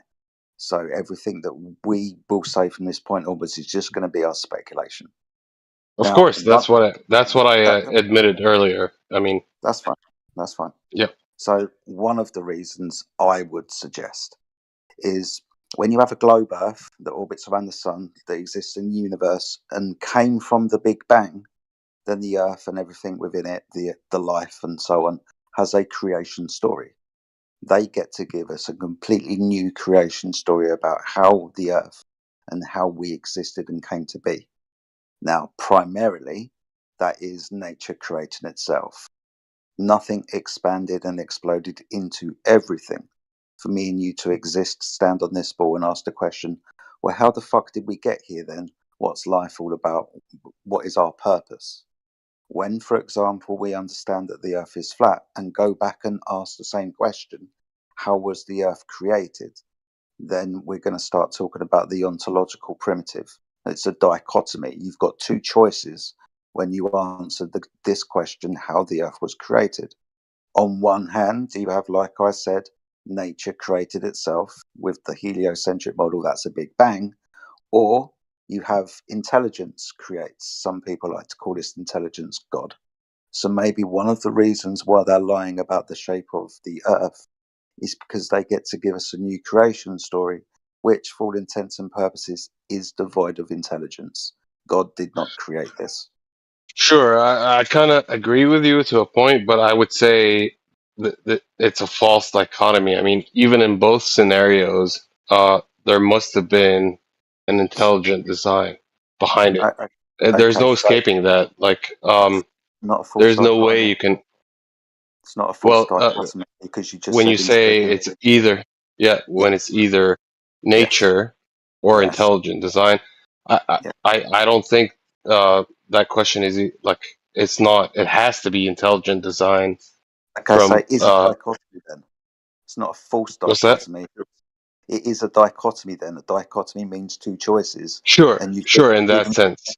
hold on, you've just given me one of those choices. You said it was a false dichotomy, which means there would be a third choice. You haven't given me Sure. that choice. You've just Correct. given me Correct. the two that I pointed out. So it's a true Yeah. dichotomy. I'll concede to that. Correct. Cool. So Yeah. That's fine. the It is a dichotomy. true dichotomy, but the evidence disproves one of these outcomes. Correct. I mean, No, negative, sir. Absolutely not. And I will take the middle well, ground on this one. You can sure. you can I'm have. not finished though. Okay, go ahead. Yeah. I mean, the evidence for intelligent design is there, right? But Yeah. and the impossibility of nature creating itself is moot. I mean, nature can't create itself. That's right.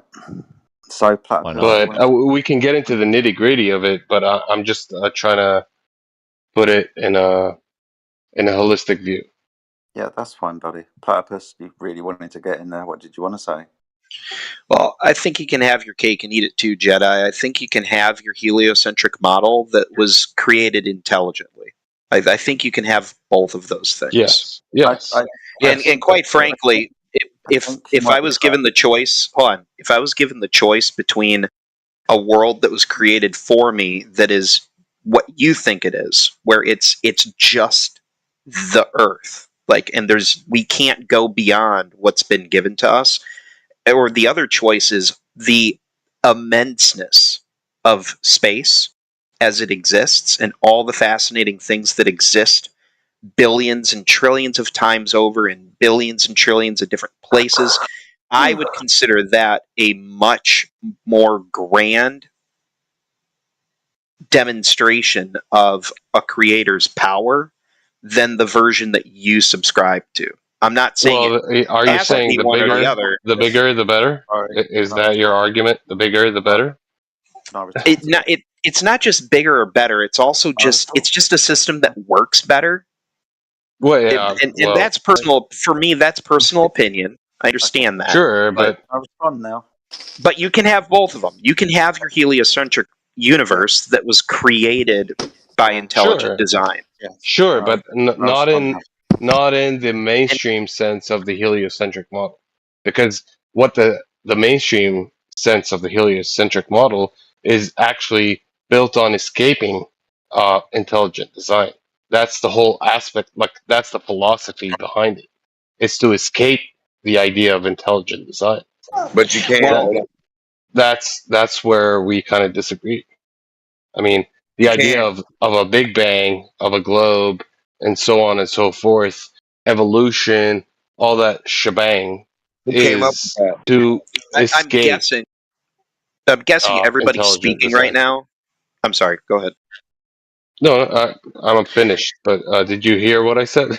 Not the last bit. I'm sorry. I've got a delay on. I'm not normally interrupting people. I have a really bad connection to Discord, and I no think problem people at all. stop. Yeah, but what I was saying was the whole intention, I would say, behind this idea of a globe, evolution, Big Bang, all that, is trying as a philosophy to escape the idea of intelligent design. It's trying to make it as far away possible from intelligent design. That's the purpose of these philosophies. That was my point. My genuine stand. I'm an agnostic. I am not an atheist. I don't think we know enough about the universe and how it came to be to discount the idea that the universe was created. I don't think it's.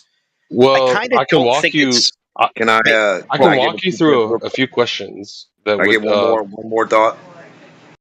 Wait. Think about this. Okay, so they say creation intelligence, right? Then you try to say, or they try to say, they skew away from intelligent design by Big Bang.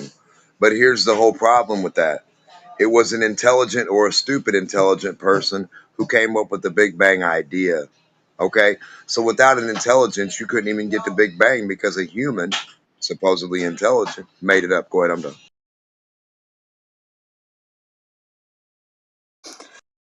Yeah, to a point, and for the most part, I will kind of agree with what Platypus says. If you want to say that, hey, maybe God, in quotation marks, however you want to define that intelligence, started the Big Bang and started the evolutionary process. It was all part of his intelligent design.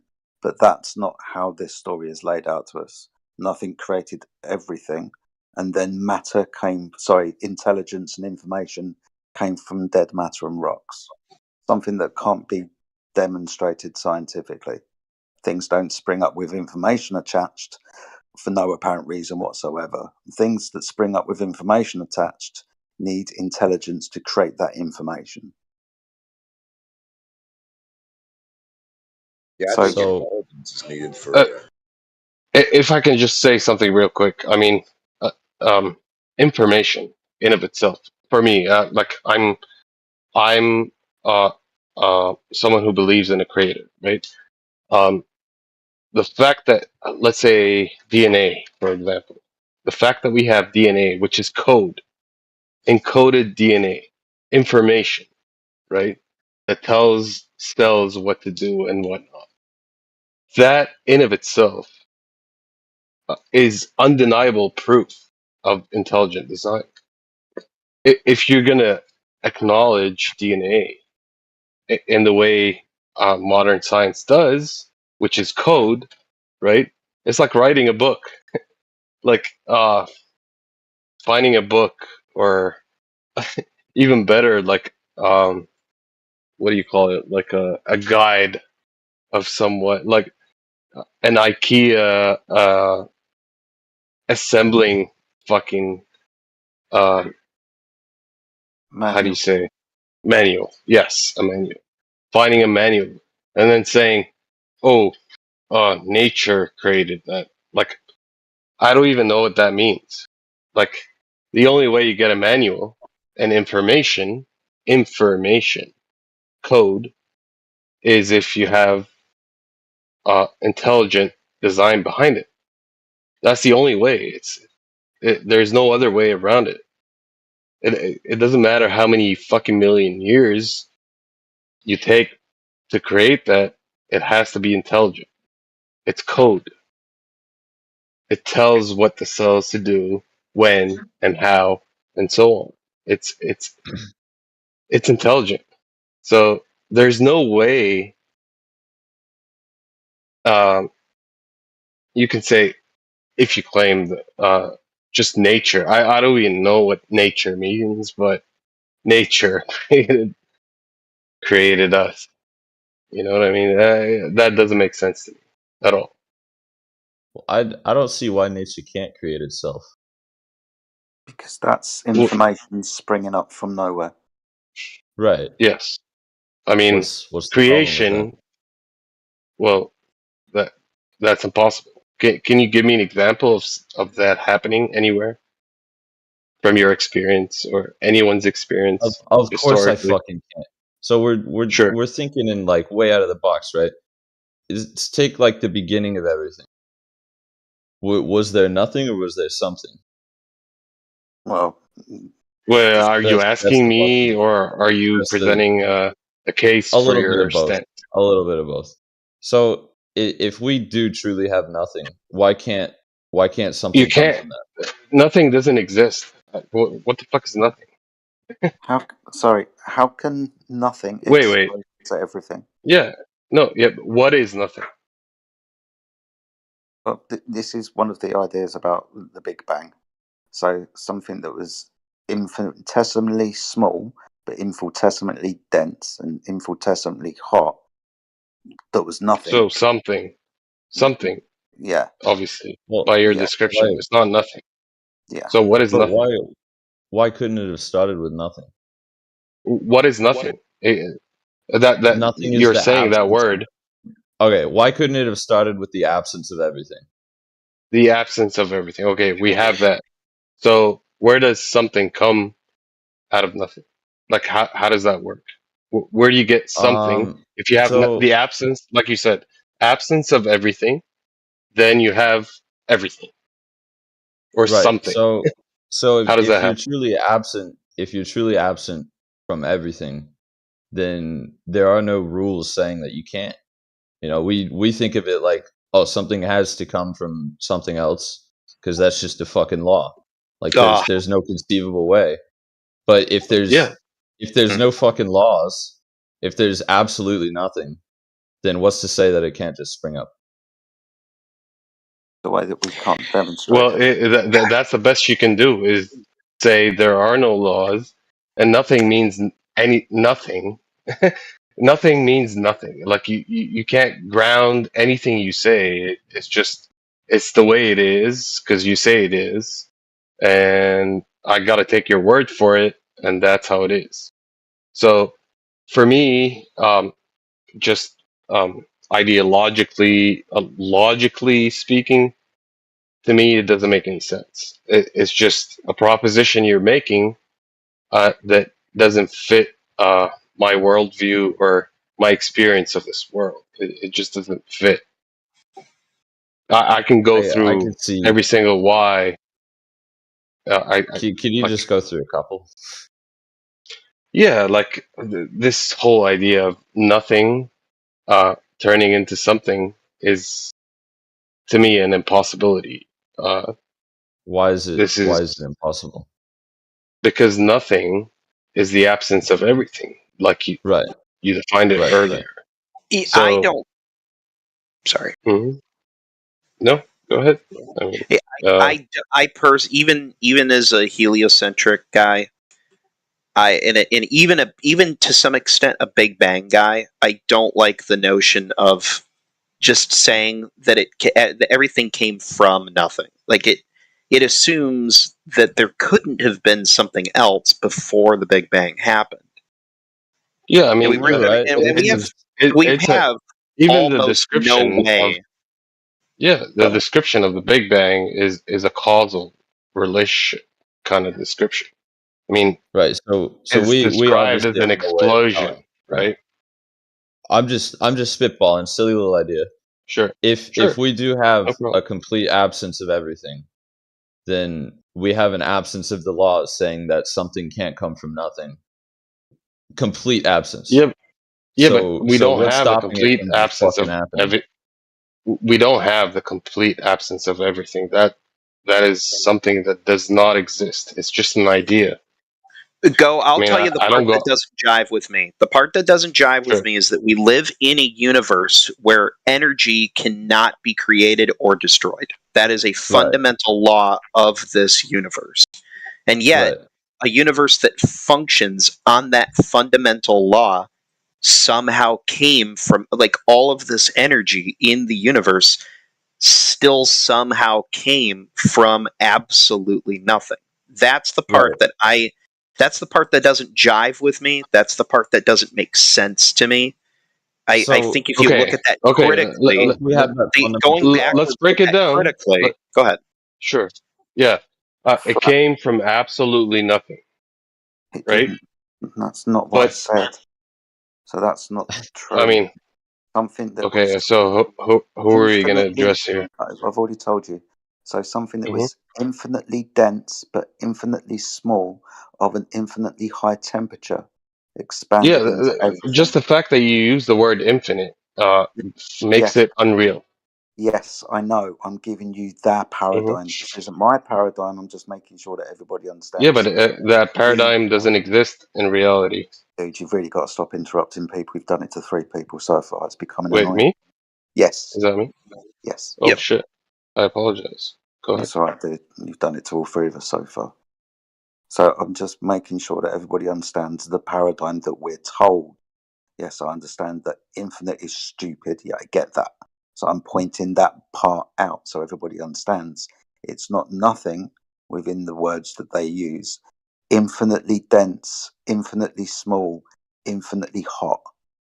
Now you can pick apart what they say. I'm just telling you what they say. Okay. So Platypus. Yeah, well, that's right. Okay. I kind of forgot what part you weren't jiving with. I had like a thought process. Could you just like go through that again for me? So, what I said? Yeah. Okay, I'll condense it.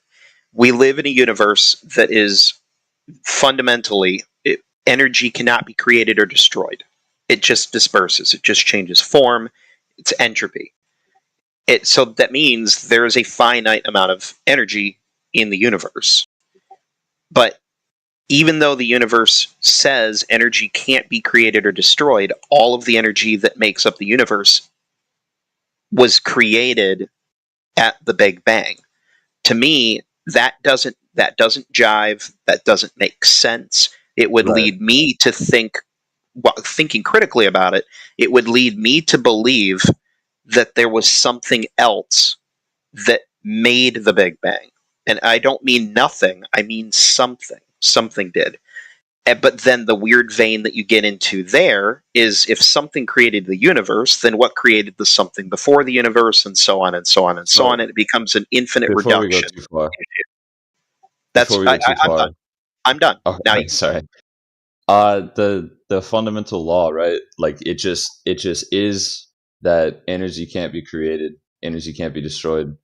What in my theory of like true nothing, the absence of everything, that law doesn't exist.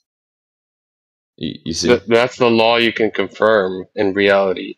Right, You right, can right. think In of this, in you can in think the of current reality, and there's something imagine. all around us.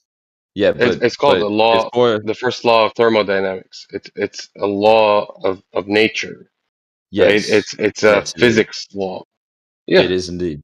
So, yeah, that's so what the universe follows. That yes, universe you're talking it about. does follow that. Yeah, You're correct. sure. But before the universe, right? In my theory, with true nothingness, we don't have that first law. Yeah, but this true nothingness in itself is like it doesn't exist. I get what he's saying. He's saying if you had nothing, then there's no rules within that nothing to Exactly. say that things can't happen. I get that.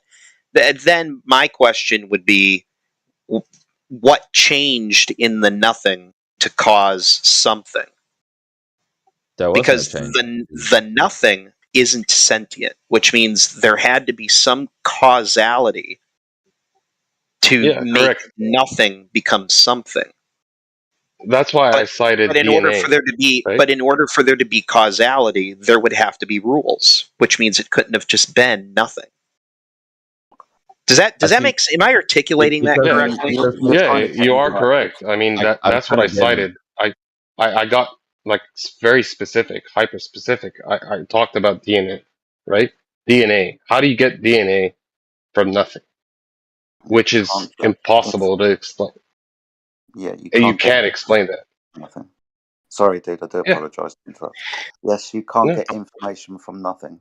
Just very quickly, Correct. I just Google searched this just to back up my point so we're all on point. And I'll read it out to you as well. So, if the universe today has finite mass and energy, then by conservation laws, it had finite mass and energy at the Big Bang.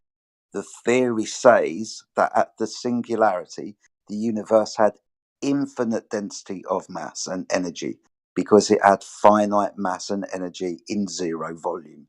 Now, what the very fuck does that even mean? Exactly. Now, there's so many ways to look at this, though. Like, for example, a problem I wrestle with.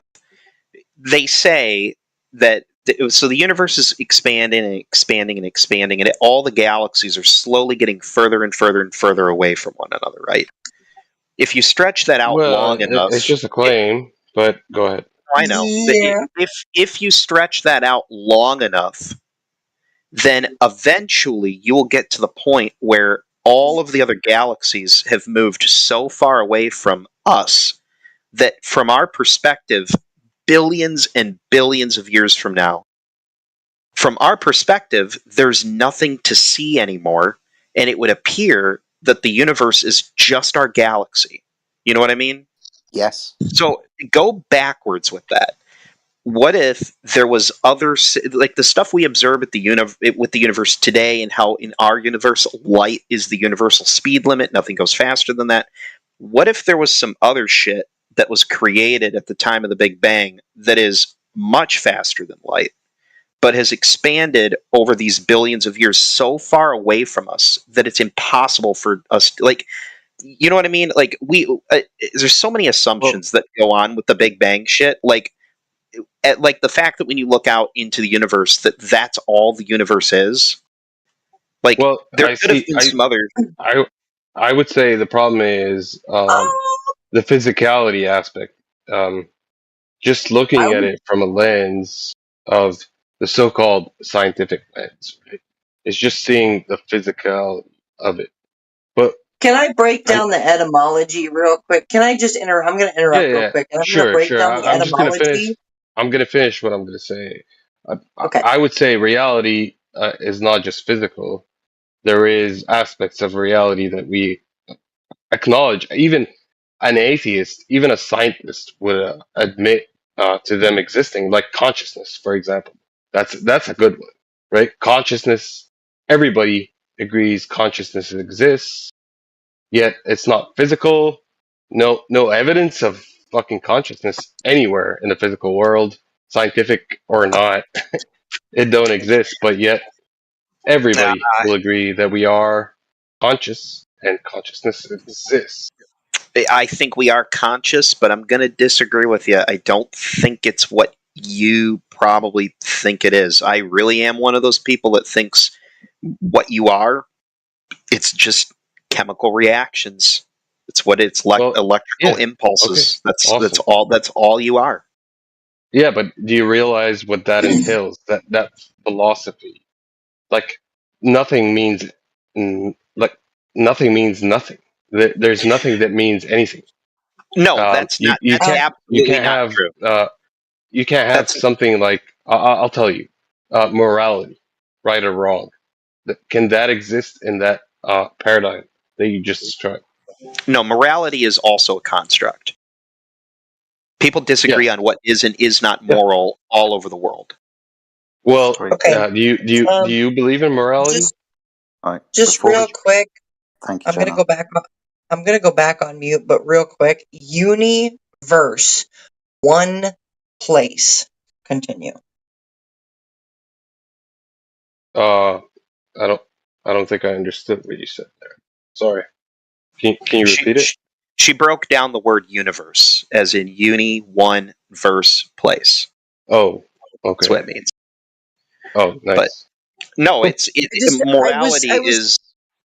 Go ahead. Sorry, go ahead. Okay. No, morality is there's nothing that is inherently moral or immoral. It is a social construct. Yeah, I mean that's one way of looking at morality, which makes morality not exist in essence. Correct? It is just subjective. There's no objectivity behind it. Correct? Correct. It is just a human construct.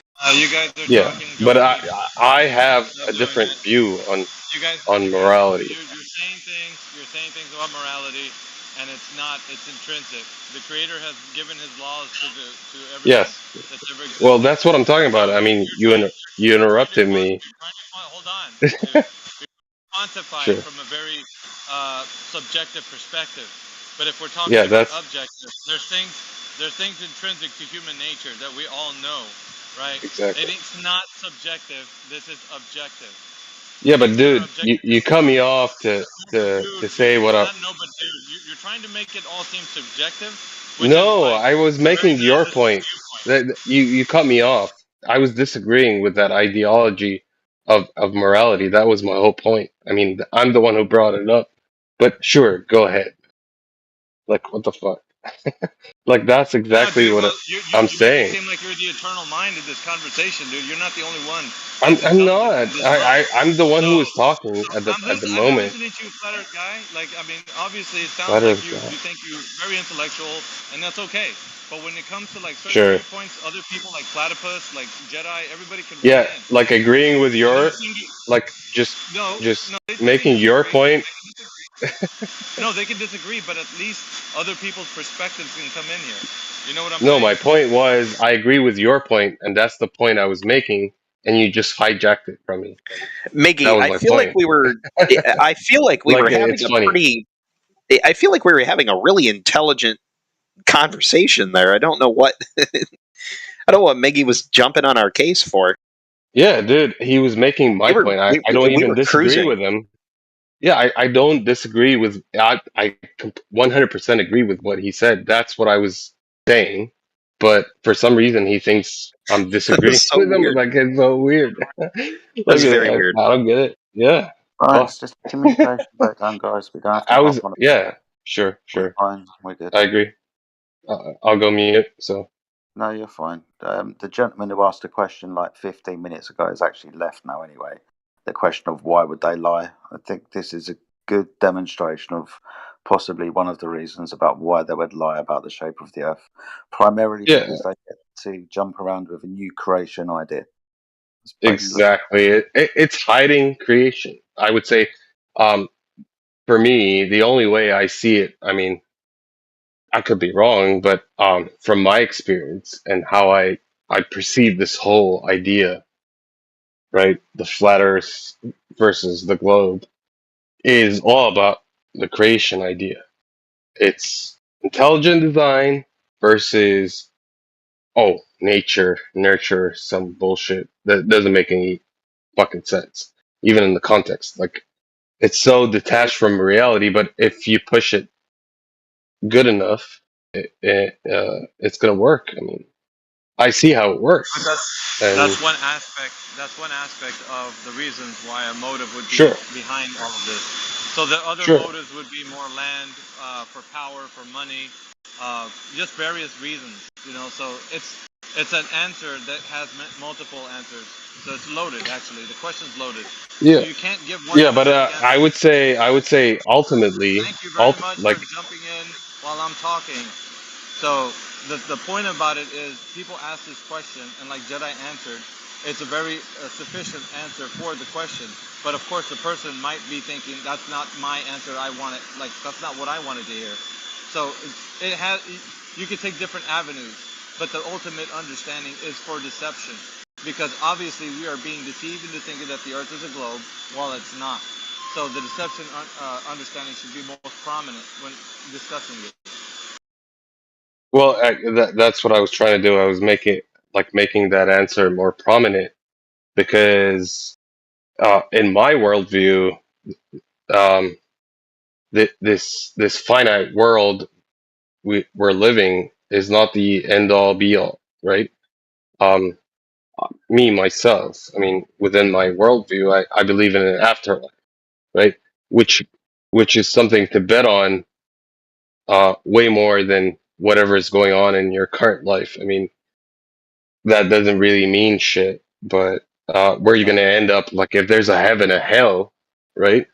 That would be something to work towards, and would be your ultimate goal, right? Well, not everybody who's religious believes in a heaven or a hell. No, And that's not what I said. tread lightly when you accuse the heliocentric model of being a tool of control. The very same thing can be said about all religion, and you know that. We have There to are separate. people who do that. There are It wasn't people my who have done accusation. that. Sorry, it's always poignant to point this out. Religion is man's ideas about the will of a deity. We're asking the question how something got here. That's devoid of religion. That's a philosophical question, and you end up with that dichotomy. Either intelligence creates or Well, nature springs into itself. Yeah, I'm correct. no. So, I mean, if there was like, are we doing the what if, or are you saying what it is? no, I mean, if there was a I'm creator, pointing out that the religious uh-huh. aspect is man's idea. No, but how do you reach that conclusion? Dude, because at the How moment does we're that? asking, if you stop talking, I'll answer. So I'm pointing out this is a philosophical question, how something was created. That's devoid of religious ideas and traditions. That's a philosophical question that points to a dichotomy. Either intelligence creates, and we're not going to go into the religious aspect about what man thinks about the deity, or nature creates itself. It's devoid of religious ideas. The religious ideas are what man plasters on over the idea of the intelligence that creates, i.e., God. Can I try to I'll infer agree, something about? but you just agreed that if it were intelligent, that would be by definition God. Yes. I'm not saying But it's one God over the other, but it has to be one of these gods. It's one of intelligent. these gods. No, that's the religious idea, as in Hindus, Mhm. Buddhists, Christian, Yep. whatever. The idea is a philosophical question that you need intelligence to create. You can call that Yeah. intelligence So God, but after that, if I can finish, that the religious aspect is what man plasters over the idea of God, the will of a deity, and the stories that we're told about him. So I'm sure, going to but guess we from the can way both of wait. you talk. Can I respond? Okay, hold on. I thought it Yeah, was go ahead. directed to me. I'll be quick. So if we examine all these religions and one seems to be the winner in the essence of logically speaking, evidentiary speaking, all of it, like you can exclude all religions and reach to one. Wouldn't that be? You misunderstand. Would you do? No. I No, you completely agree with what you said, You right? misunderstood But what I I'm said by saying, the answer that you're giving me. yeah, but you're saying dismiss all religions. I'm saying, what if one of these religions is actually true? That's my question. Yep, that's not the point I was raising. It doesn't matter what religious tradition or background that you have. These are man's ideas based on the idea that you need intelligence to create. I got Yeah, you, but Jedi. wait. I'm Yeah, getting that's what you're putting a down, Jedi. perceived notion. I mean, the fact that you have intelligent design only points to a creator. How else do Correct. you? How? Ooh, who did that? Wasn't me. But go on, Platypus. No, I'm going to take a stab here. I know he's muted and he can't respond. I'm going to take a stab based on what the two of you are saying. That Jedi, you subscribe to the creator, but you don't subscribe to a religion, or at least a man-made religion. That's the thing that I'm trying to point out, Platypus. Yeah. Right. And it sounds like, even though he hasn't stated which one, I'm going to guess that Flat Earth Egypt is religious, and I would ask him, just out of curiosity, which religion he adheres to. Because that's what it sounds like. It sounds like the two of you are arguing you're disagreeing, I should say, and one of you is coming from a generalized, there's a creator point, and the other one is coming more from a specific religion point.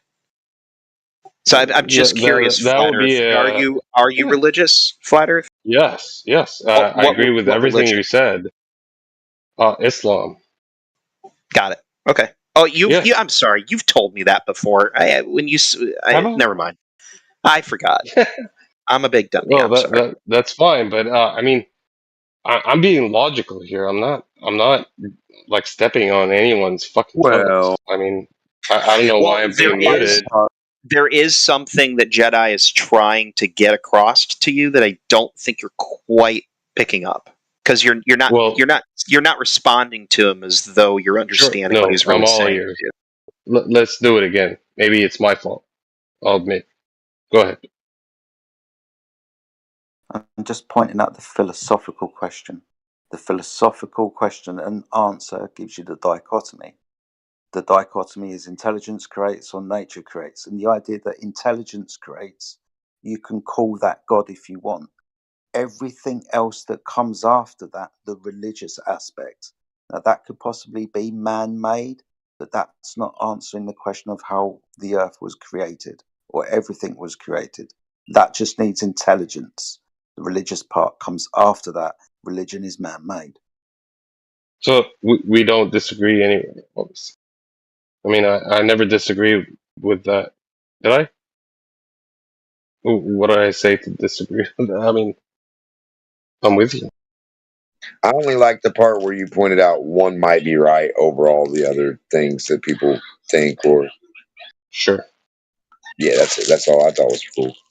You said Guys, one's right. Real quick, Tamak. One of the better conversations I've ever had in 6 years coming to these servers. I have to dip out. I've got to go to work. I will catch you guys another night. Jedi, it's always a pleasure. Flat Earth, you're pretty level-headed. It's nice talking to you. Take care, Platypus. Sure. Good night, bro. Well done. Till next time. Damak, please don't forget to take your Xanax. Thank you. Ooh. I don't have any of those. Yeah. That was tough, man. I don't It's mind some okay. Xanax, actually. It's all right. Everybody that thinks different. Are we going to share?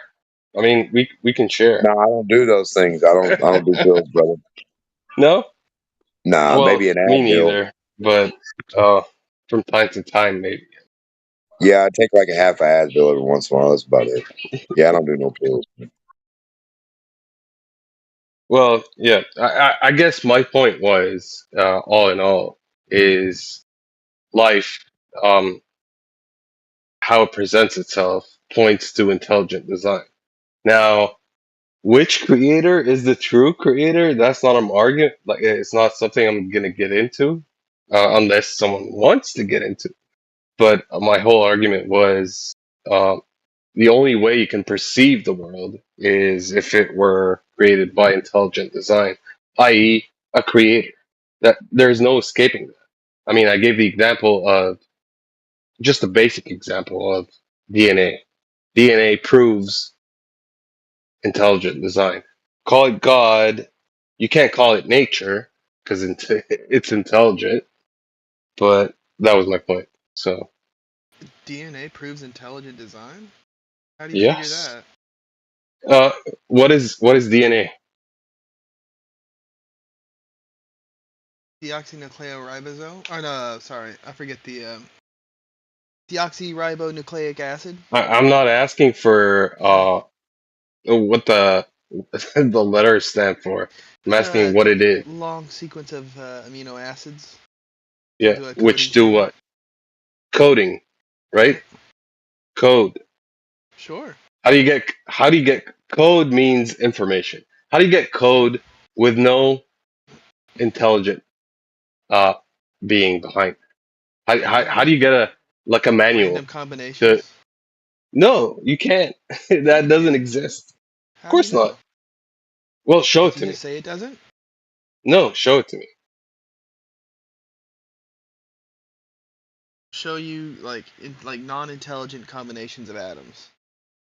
No, intelligent combination of You're atoms. asking for non-intelligent.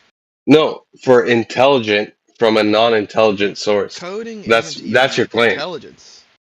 It is. That's the whole information. What is information? It's a random process. Well, what is information? What is information? Everything's information. No, of course not. Yeah. I mean, absolutely, it is. A crystalline structure is information. If it has no meaning, it's not information. Everything has meaning. Crystalline structure has meaning and information to it. Exactly. So, well, that's not really You're just playing intelligent designer. It's just randomness. Of course, that could be interpreted in to one have way or another. To have information, but if we the go only back way. to Okay, DNA let me explain. Intelligent designer, let me explain. We could just take a look at all the flaws within DNA, and that just shows an imperfect designer. No, there are no flaws. In of itself, it's code. Okay. Well, so, it's intended design. Let me just finish. The fact that you have code, right? You need a knower, someone who knows what the code means to design it in the first place. Correct? Say one more time. To have code, you need a knower behind the code, someone who knows what the code means to create the code in the first place. Correct? No. No? No. I could put a monkey on a keyboard and I just have him hit like random keys and he might come up with like Shakespeare or some sort of code. Well, show me that. Show me where a monkey came up with Shakespeare. Let me show you like the Library of Babel project. No, I know what the Library of Babel is. It's not a monkey. What is the Library of Babel then? It's not a monkey. Okay, what is the Library of Babel? It's not your claim. It's my claim, all possible. Okay, I'll tell you. You're asking me what it is, but not listening. You're asking me what the. You just asked me something. My Should term I about the tell you what it monkey? is? Yeah, go ahead now. Okay, the Library of Babel is just all the combinations in the English language of what. What? Am It's just a I random off? combination, right? It is a combination of Is it all random or no? possibilities. Yes, And are there like words and it's paragraphs in all there? the combination. It's all the It's not just combinations. all the Anything. combinations, it's a randomness. Yes. Okay, cool. So it's random. And do we get words and Yeah. paragraphs that can be interpreted like Well, fully? what do you mean interpret it? Can they be read Wait, without error? Are there paragraphs in there that are without error? they're not even in there. You're the one who's They're not? inputting them. You're the one No. who's giving the library. You're putting the input there, right? And it's giving you an output, Okay. correct? So the library project, Wait. it I'm asking you a randomizes question. letters and numbers, and Come we on. get what out of it? I just Mostly explained babble, it, but you right? don't. We get mostly babble, right? But do we ever get like No, coherent it's not words about and paragraphs out babble. of it? Everything you're gonna input in there is gonna coincide with the library. If it's in the English language, it's gonna be there Why is that? because it's all possibilities of the English language. Okay, and how did they create It's that? that simple. It's a fucking simple fucking. I know It's a program. It's a All you have program that did letters. what? Hold on, what Yeah, did they do? all the possibilities of Okay, the. how did they create all the possibilities? It's a probability game. It's so simple. Okay, so I'll explain because I know you're dancing around it, and I know why you're dancing I'm not around it. dancing. The answer to it is that it randomized all the letters and spacings, and you can go through Isn't that there what and I said? No. No? You said it listed out I- all the combinations without actually getting to how they did it, and you danced around it. Here's how they did it. Alright? They set it to randomize, and they randomized all the letters and spacings. And in there, you could do Control F and pretty much find anything you're looking for, given enough time to search.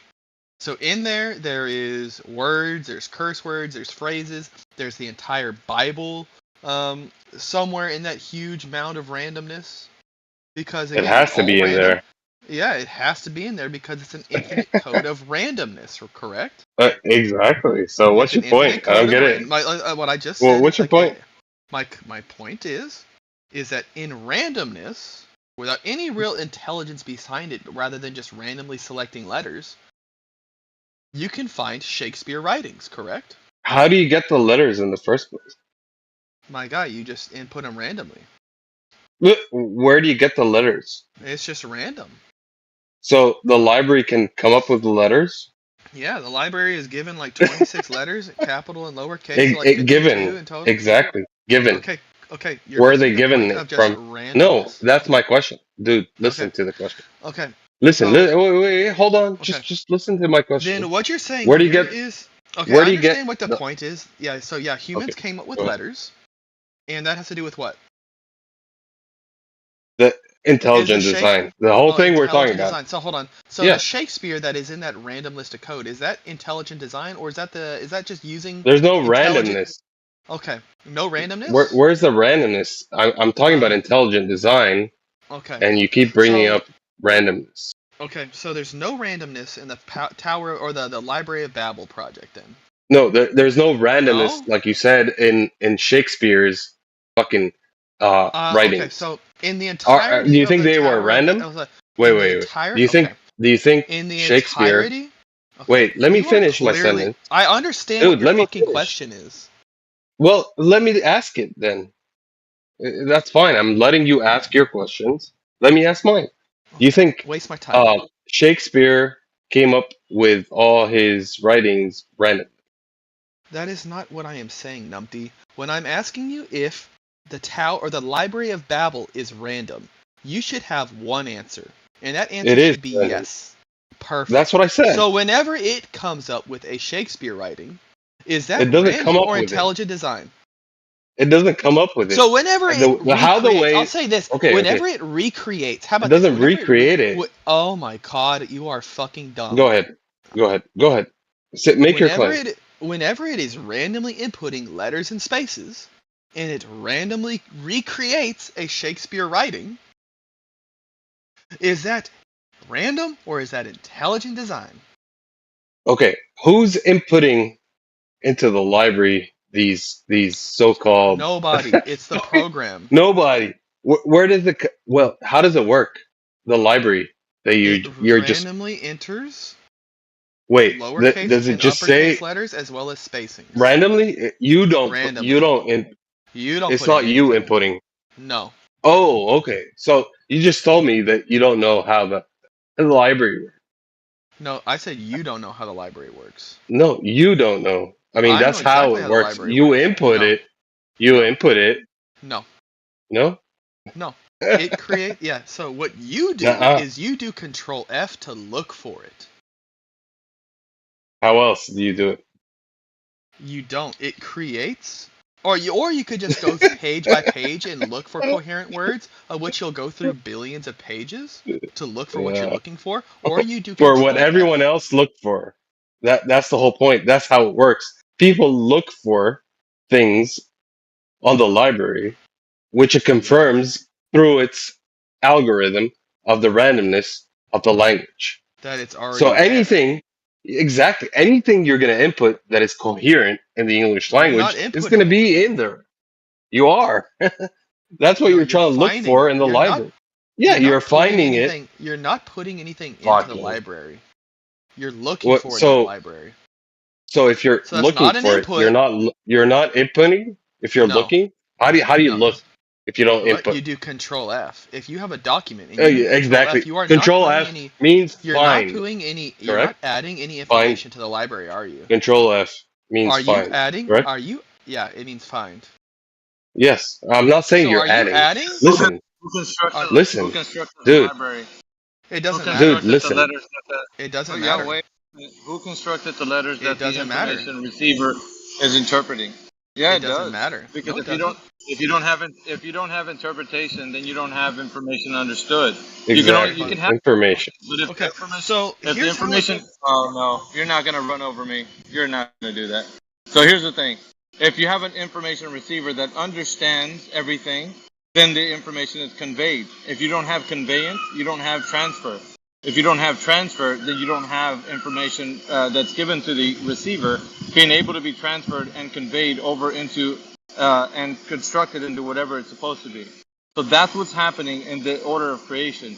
Things with sequence and a library has to be interpreted by the receiver. The receiver is not interpreting that information, then the information is not conveyed. And if the information is not conveyed, then there is no order for anything to be created. So randomness does not create. Order does. Randomness clearly did create, and that's our ability to interpret it. Our ability to interpret means fuck all in an intelligent design question. I could have a bucket of Legos and I throw them at a wall. Is it intelligent design if a few of those pieces stick together? That's not what we're talking about. Or is that just it is exactly what we're talking about, Dimok. Please try. No, it's not. Okay, so if I have throw a whole bunch of Legos at the wall made of aluminum or metals, and tell me when you make the fucking Rolex. Okay. Again, I'm gonna ask you again. Maybe Dimok can answer for you guys. Dimok, if I take a bunch of random Legos and I throw them at a wall, and a few of them stick together, is that intelligent design? Yes or no? Yeah, you're an intelligent guy who picked up some letters who was made by another intelligent guy who probably threw them at a wall who was made by another intelligent guy. So yeah, I'd say there was intelligence. Okay, so there was intelligent design in me chucking Legos at a wall. Yeah, where'd you get the Legos? That doesn't make sense.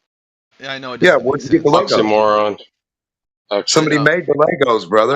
Yeah, the whole point is that it's an oxymoron, but he can't answer No, the it's question not. because he might be a moron. So the answer Well, you would be, asked no, him. it is not this is not intelligent design that I take a bunch of Legos and I throw them at the wall and I see what sticks. That's your opinion. No, that is just like something that I think 99% of the honest people in here would be able to answer to. So you have no intelligence when you pick up the Legos. It's about Hold on, definition. dude. Hey, Egypt. Can I talk for myself, brother? So when you pick up the Legos, you have no intelligence. That's what you're telling us. Intelligent design infers a No, purpose. listen. You're the thing moving the fucking Legos to get to the wall. They didn't do that on their own. like you're saying. You're claiming the Legos are going to be smart enough to do that on their own. Let's stop that bullshit right now. An intelligent guy, you, telling crazy fucking stories for some odd reason, made up the idea from your mind, intelligence, that there's Legos on the floor intelligently, and you're going to do some intelligently with them, and you're going to convey an intelligent message to us with it. It's all fucking intelligent, brother. Try again. Nope. You just spent like a whole minute saying absolutely nothing, but it's okay. The fact of the matter is there's no intelligent. I wouldn't understand you to. There's no like actual intelligent design behind me chucking a bunch of Legos at a wall. That is I agree with you. endpoint random, right? I agree. You're not You could intelligent. make the argument that an intelligent being created all the atoms in the universe, but then you'd have to go one step forward. Hey, I'm speaking. Then you would have to be able to say that that intelligent being formed all those together, and that all those atoms didn't come together just out of sheer randomness that he allowed to happen. Much like if I were to take a box of Legos and I shake them the fuck up, and I see what's inside that's stuck together. That is not intelligent design of a Lego structure. That is me invoking randomness to create a Lego structure. An intelligent being using randomness to create a Lego structure. Lego structures are not random. That's why I invoked DNA. Dude, was anybody listening?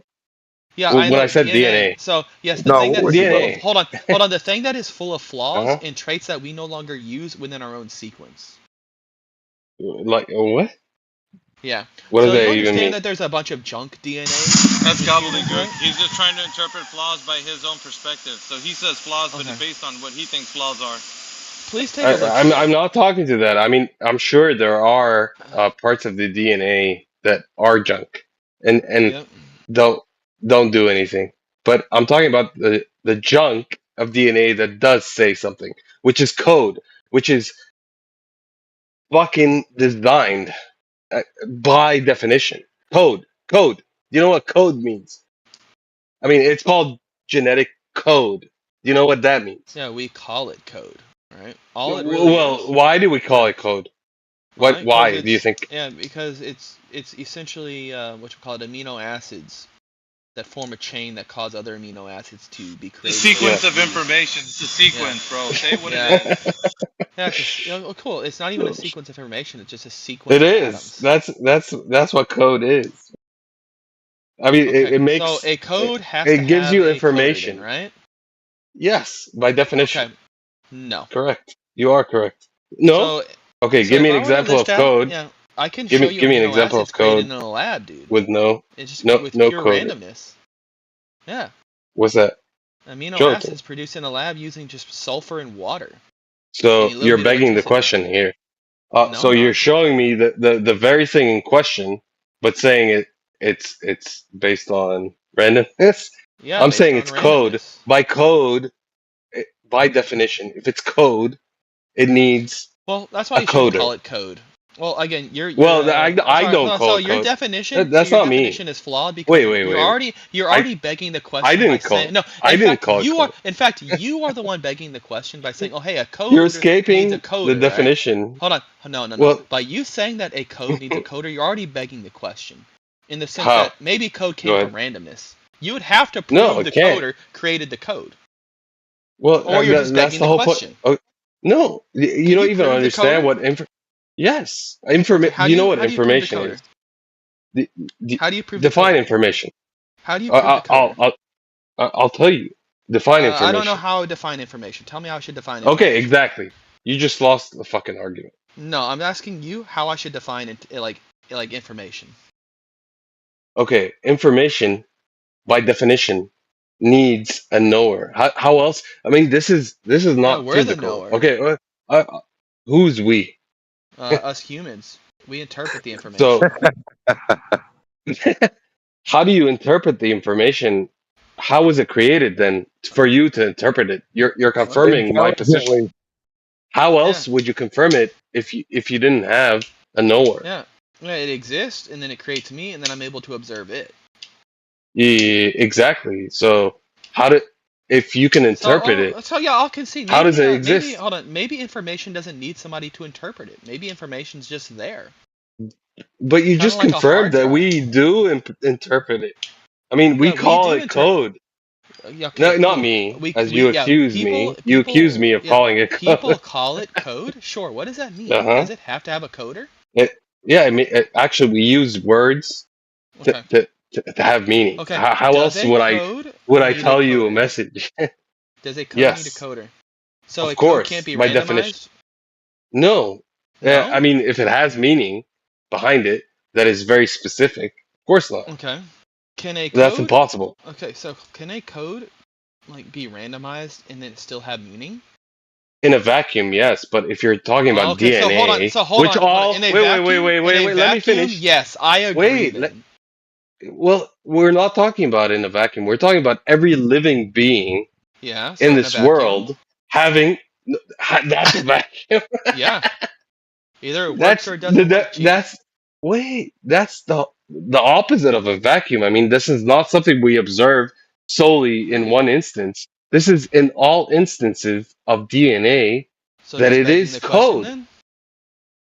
Where am I begging the question? But you say, oh, because it's taken place in all of them, it has to be this, right? What? That's not begging the question. Yeah, it is. Okay, do you know what the definition of begging the question is? Yes. Okay, so define it for me. You're invoking a coder without proving the coder. Define begging the question. Yes, by you saying that, oh, because there's code, there has to be a coder. And that the code can't possibly come from randomness. Again, begging the question. No, I explained why. Yeah, but you said it's begging the question. So I asked you, define begging the question. To show that you understand what that means. And I gave you the example that is, in fact, begging the question. Like what? Give me an example. Even if you don't want to define it. You are saying that because there is code, there must be a coder, because we have code that needs coders to create it. No, but that's not my argument, though. That is all your argument is. Because there's code, there's got to be a coder. No. Yes. Did you listen to my argument? Yes, that is essentially what your argument boils down to. Of course not. Okay. Then enlighten me further as to how, like, you can prove the coder then. Can something be made? Information. Yeah, I know. Oh, information. I know. But so again, begging the question. Hold on. Wait. Your microphone is... Alright, so basically synthetic information, man-made, how is it conveyed over from engineering and construction or design into implementation and creation? How is it done? I want you to explain that to everybody here. I can't understand a single word you just fucking said. How convenient. If somebody that heard me can explain it to the gentleman, because he doesn't understand, like something that's man-made, synthetic, when it's created, from implementation, from engineering all the way to construction, how are things conveyed over into, manifested into reality? I would simply say, how do you get a IKEA manual to assemble your furniture? Fucking hey. Okay. I mean, that's Alpha, that's where whenever you we're leave the factory, I'll have a conversation with you. So, IKEA, right? Manual. Yeah. Mm-hmm. How do you get a manual if you don't have a knower? So again, DNA, it's not a manual. It's a building process. No, it's not. It is. No.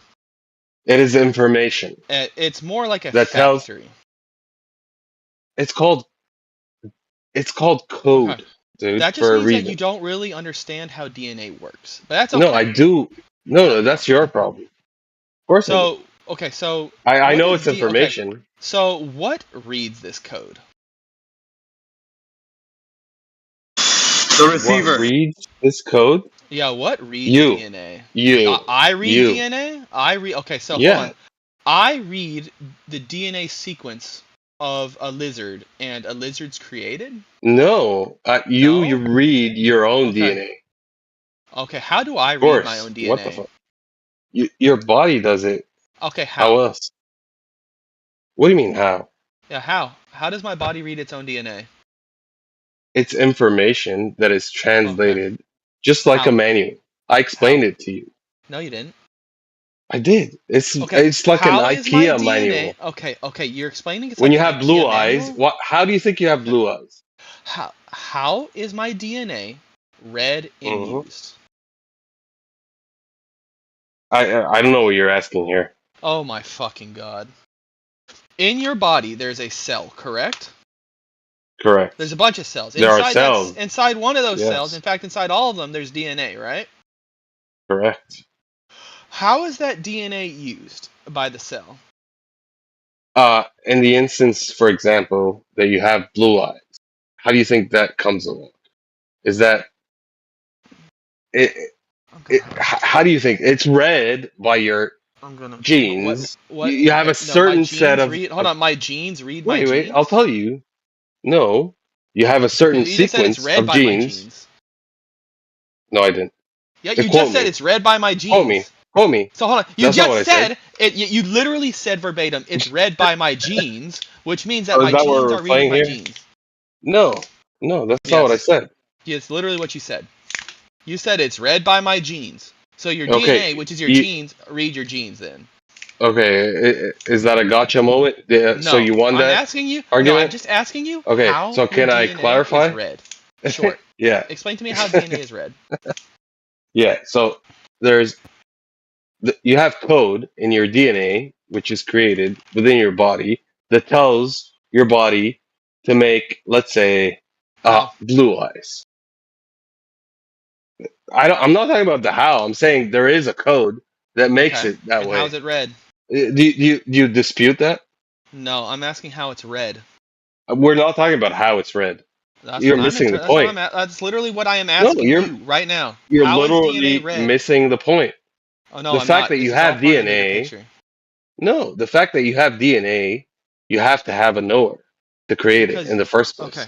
So again, you just agreed. Okay, you are trying to conflate DNA with. I'm not conflating anything. No, you are literally conflating DNA with an IKEA manual. Dude.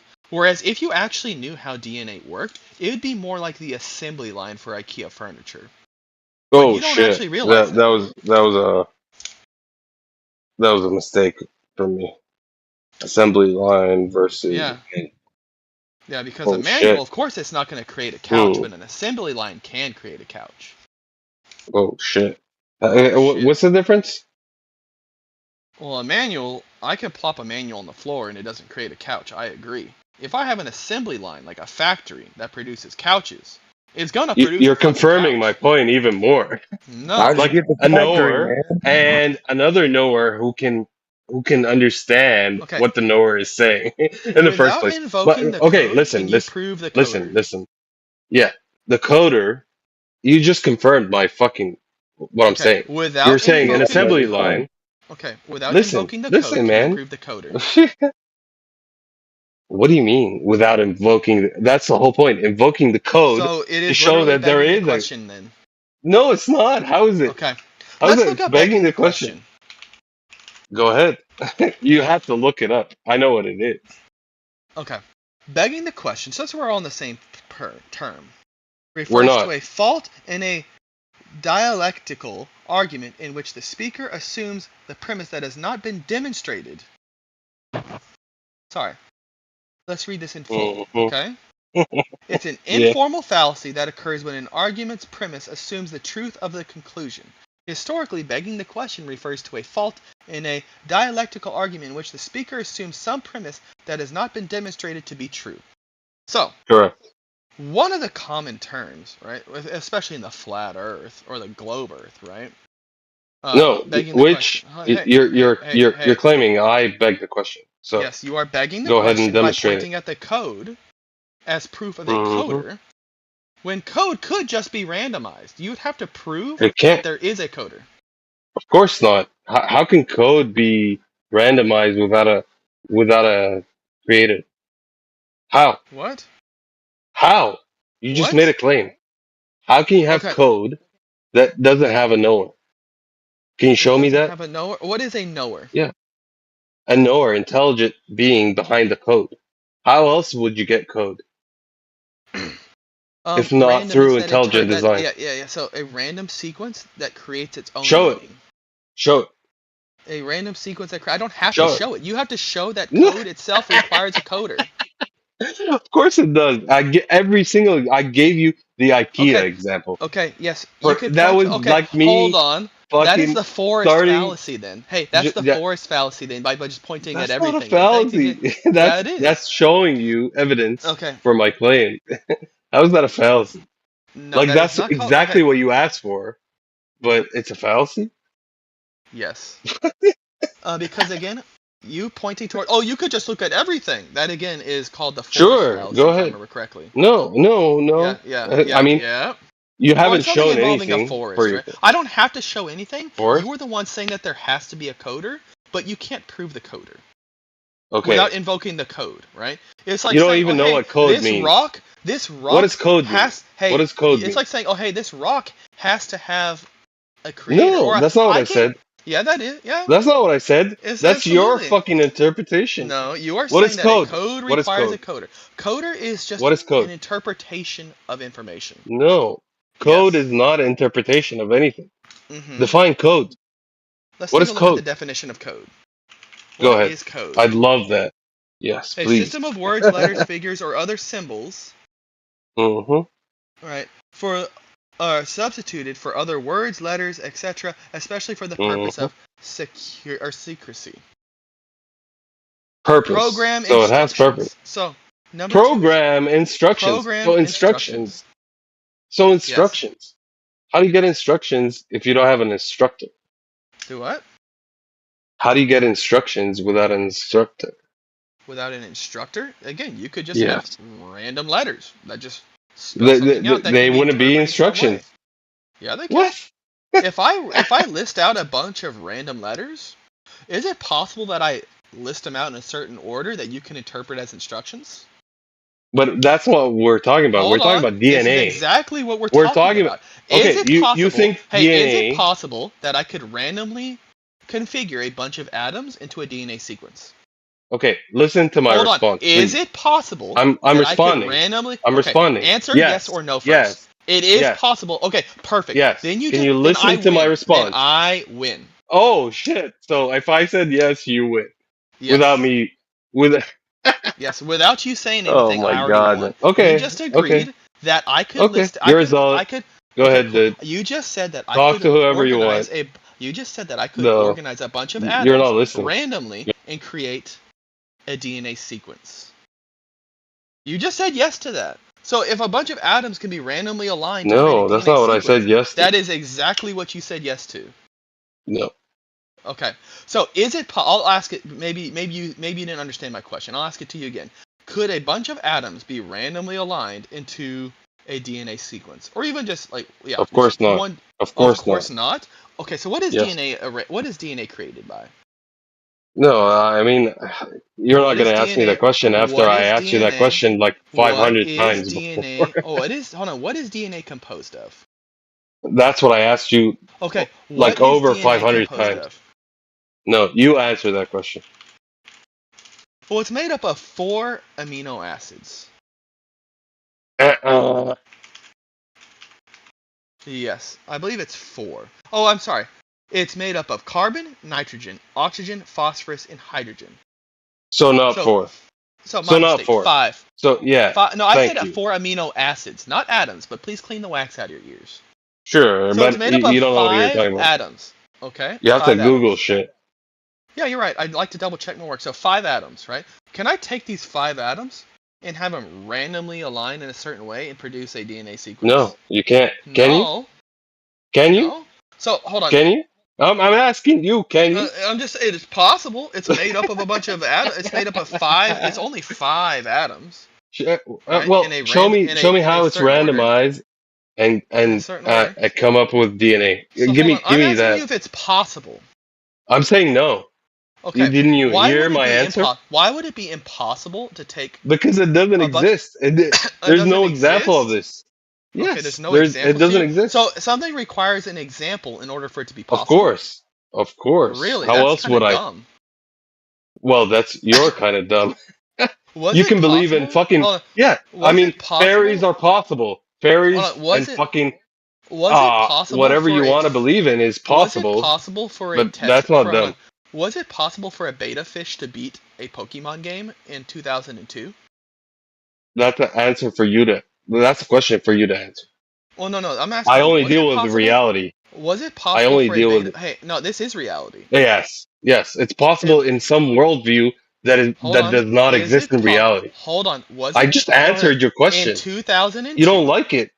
No, so I'm gonna ask you I again. answered In your question. 2002. Did you listen to my answer? In 2002. Dude, fuck, I'm Is not it doing this. I'm okay? done. I understand you don't want to go with this question, but I'll go for it anyways. In 2002, all the way up until 2000, and I think it happened in 17. According to him, it would have been impossible for a beta fish to beat Pokemon Red, I believe it was. I'll double check. Fire Red, I believe it was. Until a beta fish did beat Pokemon Fire Red. So, it was something that was impossible all the way up until it was possible. How does something go from impossible to possible? Straw man. You didn't listen to anything I said. No, you said because it hasn't been done before. So that's why it's impossible. No, that's not what I said. Yes. Okay, then clarify for me, please. Entertain I said me some more. demonstrate your claim. I don't have to demonstrate it. I'm asking if it's possible. So it's true whether you can demonstrate it or not, according to you. No, I'm asking if it's possible. Possible in what sense? that doesn't even make sense. Could a bunch of atoms... I've listed out the 5 atoms that make up DNA. Not very many atoms out of the, almost 200 different types of atoms we have? Right? Is it possible that these could be randomly aligned to create one DNA sequence? No. One chromosome? No? Nope. So it's impossible to list them out, or like just have them ordered in a random way. You asked me the question, I said no. Okay, so I'm going to ask you what's your point? Okay, so what's we your only point? have... Hold on. So I answered your question. Hold on. We have 1 point, right? We have 5 atoms compared to the 26 lowercase, 26 uppercase, and 1 space. Uppercase, lowercase, that don't mean shit. So what would that be? Unless be 50, you invoke 53, information. Hey, 53.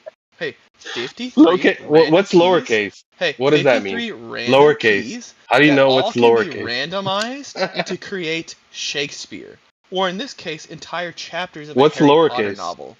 So, whenever we have these 53 random combinations coming together to form an entire They're not random. They can't be random. Oh, they are random. How are they random? How? What's lowercase? What's lowercase? It's just a form of a letter. Okay, so how do you get that randomly to coincide with a language? Random selection, dude. So you can get an output that doesn't make any sense, correct? Yeah.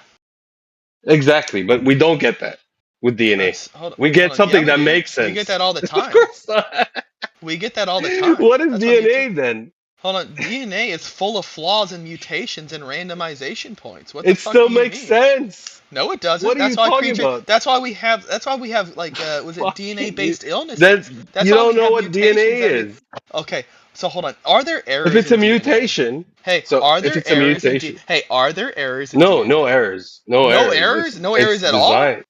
Oh, it's designed to be faulty. Yeah. It's DNA. Okay, so it's designed to have like critical errors that result in its failure and decomposition. Yeah. Okay, so you're just. You have a problem with that? The question is. No. What you keep claiming that fucking fallacy, which you don't even know what it means. So you're. You asked me a question. So hold on. You're invoking. I'm not invoking anything. You asked me a question. Intelligent design without showing the intelligent designer. That is by definition begging the question.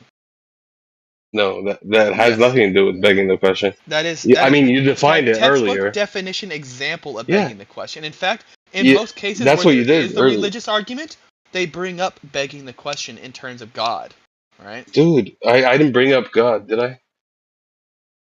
No, but you're bringing up an intelligent designer, and I'm just giving. And again, this is why you're showing your really low IQ, because you don't understand when I bounce back and forth between comparisons, right? When I'm comparing an argument about God in the Bible, a lot of those are errors with begging the question. Because you think DNA? Show the creator. Yeah, DNA. Because we're here, there has to be if DNA causes the creator. Okay, if you're saying if DNA causes let's say something that is just listen to what I'm saying. Someone's ear to not be created, for example. someone to be born without an ear, that DNA just caused that to happen. Are Yeah. you saying because that happened, it has to be random? Is that your argument? Yes, there's a random error in that code which caused it not to work. That in itself is begging the question. No, because we can show what the code. It's code, man. It's code. Okay, it's code, telling the ear therefore... not to be created. Okay. So or to be created. Is there an error or is there no error in the code? No error. No error. No What error. error? Okay, so he wasn't supposed to have that ear then. So when that code is copying itself, there wasn't an error in copying that resulted in that issue happening. Because that's the result. There was no error. Where's the error? Okay, I mean, so you say there's an error. Okay, so you want to bring up examples. Hold on, you want to bring up examples such as codes and coders. You think people should have ears? Okay. You think people should have ears? That's a given for some reason, which I don't know why. So there is unless you have. Let me finish. So you think you have people should always have ears for some reason, which you haven't given. But when they don't have ears, that's reason for randomness. Yeah. You don't even have a clue what you're talking about. I don't. The think only reason they don't have ears is code, because it's coded that way. So DNA. why was it coded that called way? DNA. So why was it coded that way? Oh, who cares? I would imagine if you're going to bring up code. It's a fact that there is. So yeah, I understand that the error in the code is what led to the ear not being there. Of course. So DNA, which is code, which is instructions for what the body to do or not to do, is intelligent design by force, not what you think. Of course, by definition. Okay, can you show the intelligent designer? Yes, Shakespeare. Shakespeare. So Shakespeare is the intelligent designer in DNA. Behind his book, yeah. No, but behind his books. No, what do you mean? His book. So can you show the intelligent designer? What do you mean show him? Yeah, duplications what do you mean? of everything. What the fuck? Show him. Can you show the intelligent designer for DNA? That's a malformed question right there. No, it is quite literally like I could ask you, hey, show me the creator of I can't show him. Oh, I could ask you, show me the creator of Romeo and Juliet, and you'd be able to show me Shakespeare. If I ask you, show me the intelligent designer for I actually wouldn't be asked to show fucking Shakespeare. Everybody knows Romeo and Juliet was written by fucking half the Shakespeare. people don't even know who wrote it. Okay, if I asked you to show me, who cares? Like the creator of let's say Harry Potter, you'd be able to show me whatever her name is. I forget. J.K. Rowling. I fucking hate Harry Potter, dude. Yeah, so if I were to ask you, hey, like, show me the creator of not The Happening. What am I reading? The Stand. You'd be able to show me who. Well, if I show you a steak, Stephen King. Are you saying? Wait. So if I were to ask you to show me who the creator of this steak, DNA if I show you a ribeye steak, you're saying I need to show you the cow where the ribeye steak came from to prove that it came from a cow. That's your logical fucking reasoning you're having right now. It's a necessary necessary. Is that the best you can do? It's a necessary Your antecedent. microphone is a fucking disaster, dude. Holy shit. A ribeye comes from a cow. I show you the.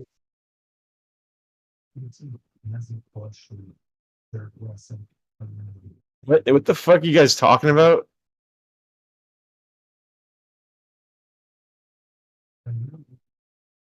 Is that everyone muted now? What the hell just happened?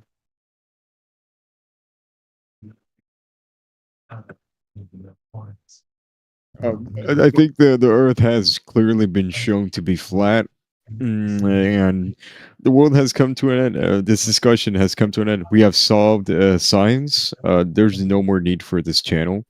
If you are in disagreement, you're simply wrong. Yeah, dude.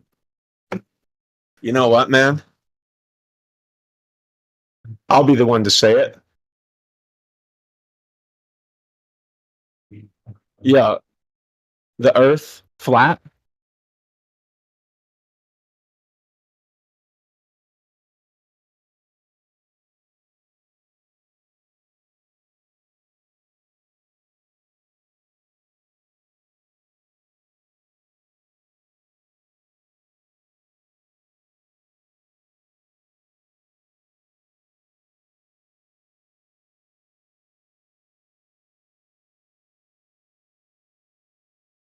That had a nice ring to it. Ribeye, Calbo. Yeah, I know. No, Earth flat. I thought we were talking about God and creation. Oh well, And the duplication steak. is the evidence of that. Like he's asking for the evidence of creation for like stuff and things, like the Yeah, idea I that said anything can be DNA. duplicated.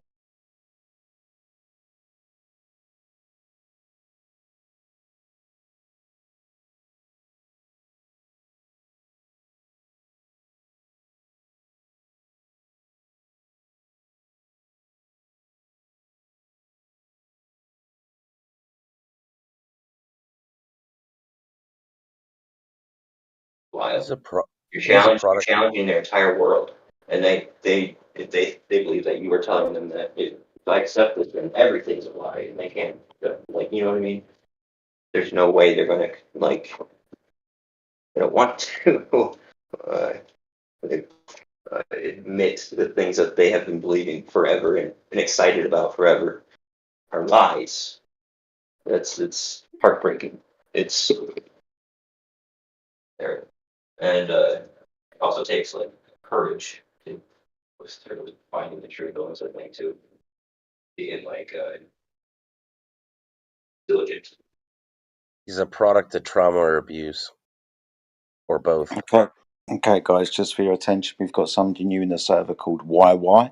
Just down at the bottom of the server has just been given voice verified and that's permission to speak. So at this point, Bings, we're just shooting the breeze. YY, please feel free to unmute yourself and ask any questions. Welcome to the server. I hope you find it a pleasant and an enlightening experience. If you don't want to talk just for a moment, mate, feel free to type in the live stream voice text, which is the text room just above this VC call. We probably won't be looking in lobby because it's fucking idiots. Hey. Flat Earth people accepted, of course. Shout out to the lobby squad. Shout out to the lobby squad. Yeah. I'll be rocking with the lobby, I'm not gonna lie. But yeah, man, go ahead. New guy, welcome. What's his name again? YY. Dr. Crush? I don't know how that's pronounced, so I'm just going to say YY. YY. Double Y's. Get in here, bro. What's going on? Yeah, hello. Okay, the crispy mic. Yeah, chocolate voice. Thank you. What's up, YY? How's it going? Yeah, good, man. Pleased to have you here. What brings you to our lovely server today? I just want to start off by saying a couple of years ago when me and my friend joined the server, they used to troll around talking about Earth was a globe, but a couple of years later, learning all of this, I now see it's all flat. They've just been lying to you the whole time. Hard for me to tell if you're being serious or not. Oh no, I'm being serious. How did you come to the realization? Sorry. Well, realization then? Well, it started off by when I started doing my own research, like stolenhistory.com. I started seeing they've lied about a bunch of things, and what was it, Project Ice Jump of the Antarctica ice walls. Here, let me see. I have a lot of things written down over here, and how all the planets are fake and everything. I've also saw a lot of things on Rumble.com. What is it, Operation Deep Freeze, and how NASA is deceiving everybody, how the Apollo 11 mission was all fake as well. And once I started getting into the whole Bible, that's when I've also started seeing there's a whole firmament above us. It's not really a globe. The Earth is stationary. The sun and moon are actually, what do you call it? I wouldn't say in the atmosphere, but they're not really as far as they say it is away. The same trajectory. Hey, he kind of just said basically it. What do you mean when you say planets are fake? What does that mean? Well, here, let me see. How NASA's been lying about it. Here, let me see if I can send. Can I send gifts? Oh, I can.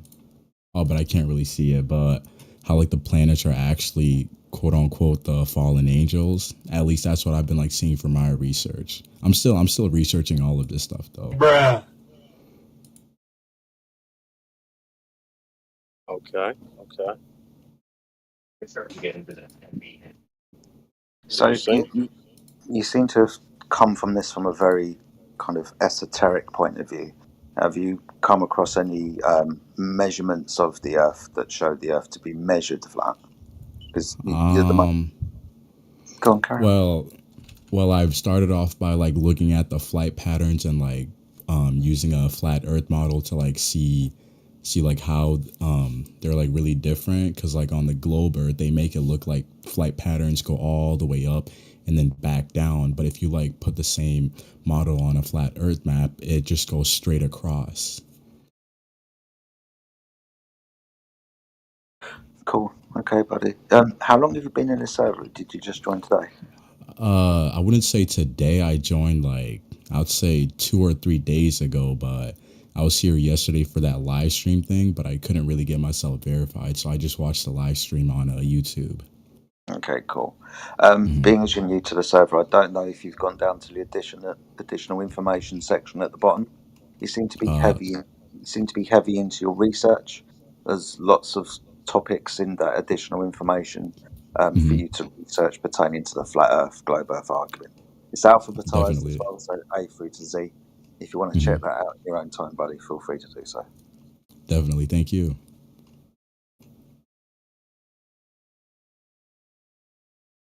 W Mans. Yeah, W Mans. All right, cool. So what year did you get involved in this conversation? Was it like 2020, 2022? Of like the whole flat Earth thing? Yeah. Well, I would say literally a couple months ago that's when I really started to look into all of this stuff. And then one thing led to another thing led to another thing, and all I've been really just doing is just researching about all of this stuff. A couple months ago, it's crazy. So what got you, who put you on? I wouldn't really say anybody put me on. It all really started from a TikTok I've seen, and then there was a link to a Rumble. Here, let me see if I can find this one guy's Rumble. His name goes by GodGev Lamsty.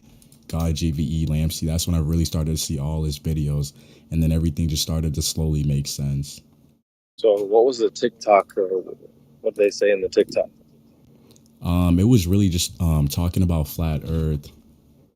Just like how there's a whole firmament above us, like how Antarctica, there's like a huge ice wall around us, and how you can't really go like near the edges, or there's like fighter jets or huge Navy ships that come and like redirect you and everything. Yeah. So what was your first impression of flat Earth? Well, to be honest, at first I thought it was like a huge joke, but like after you like really start looking into more, it just really starts making sense, and I was just like, wow, so they've really been lying about everything, like everything. Okay. I have a version of you, like what type of background are you from? Oh, can you repeat that? Who was that? Like to know like what type of background do you have? Like. Oh, I'm black. Oh, my nigga. From a suburb, nice area, or what? Oh, can you repeat that? You from the burbs or from the city? From the suburbs. Oh, okay. All right. Yeah. Pinky's up, my boy.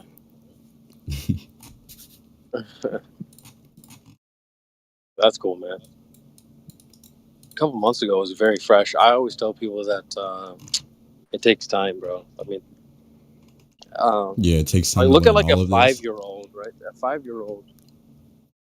I mean, they have a lot to learn. They're very young, and they've learned a lot along the way, but they're still 5. A lot of us have only been involved in flat Earth for maybe like 4 or 5, 6 years. So we're kind of like 5-year-old flat earthers, if you will. Still young in this thing. So you're 6 months fresh. You have time. Yeah, you have a lot of time. Yeah, man. It's not an overnight. It's not a microwave meal. It's not overnight. It's like a good wine or a whiskey. It takes a lot of time to age. So yeah, man. Don't rush it. I will quickly say this though. Being as you've kind of discovered the flat Earth on TikTok, be aware there's lots of spurious information out there. pertaining to the flat Earth. So be very wary about the claims that other people make, and then taking them claims on board and saying that you're a flat earther and you say this, that, and the other. Such things like the ice wall, that's kind of unverifiable to us. Specifically, we've not been there. I presume you've not been to Antarctica and travelled around Antarctica to say that this was the rim of the waters of the Earth. So just be careful when coming across claims on TikTok. We've noticed this a lot over the last 2 years. TikTok seems to be a hotbed of new flat Earth arguments. And when you kind of dissect them, some of them are just unverifiable, dude. I mean, yeah, definitely. I've also been like doing my own research on stolenhistory.net as well. Cool. So you understand that with regards to things like stolen history, you can have people go out there and say things, like I said, with regards to certain claims that flat earthers make, in quotation marks, as a way to stall the revolution or push people down a path like a Pied Piper and then slowly push them off a cliff. So just be mindful of that when you're looking at TikTok videos, dude.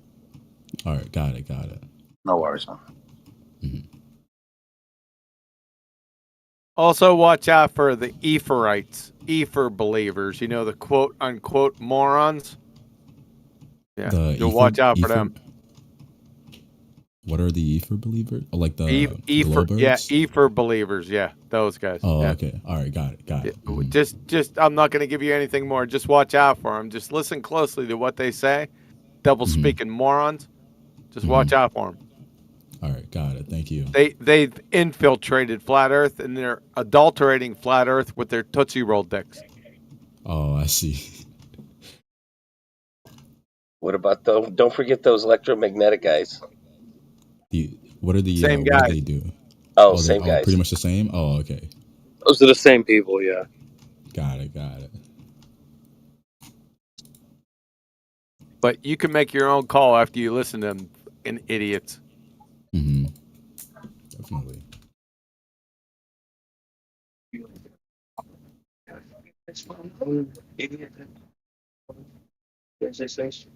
Neil and the So Most have you, High, you're either hot micing or you need to do something about that, unless you want to chime in. Oh yeah, that's my fault. I'll mute myself. Not you. I'll chime in from time to time. Oh, No, sorry. not you. Not you. Neil and the most highest guy up here with the hot mic. Yeah, you. Yeah, chime in, dog. No, not you. NE1L, the guy below you. He already went on mute. So that's two. Sorry. yeah. Why have you had any debates with Have I had any what? We can't hear. Creation Bear, can you fix Is my that? mic trash? It's good now. Belly up to the damn chessboard, cowboy. All right, sorry about that, boys. Hopefully that's better. Is that better? It is better. Go on. Have you had any debates with a globe head? Well, I can't really say I've had any debates, but I've proved to some of my friends that like the Earth is really flat. Oh shit! Okay, what'd you tell them? Yeah. Well, I've started off by explaining like the whole flight patterns. Season 1. Like, yeah, That's pretty much one. from the start. It's the start. That was a that's where I really started. That was a quick. Hold on, YY. What the fuck? You like that? Yeah, that was so fast, man. Because I already know that's some season 1 shit, man. Flight pass. Go ahead, YY. You're all right. Shut the hell up, intensive care bear. Go ahead, YY.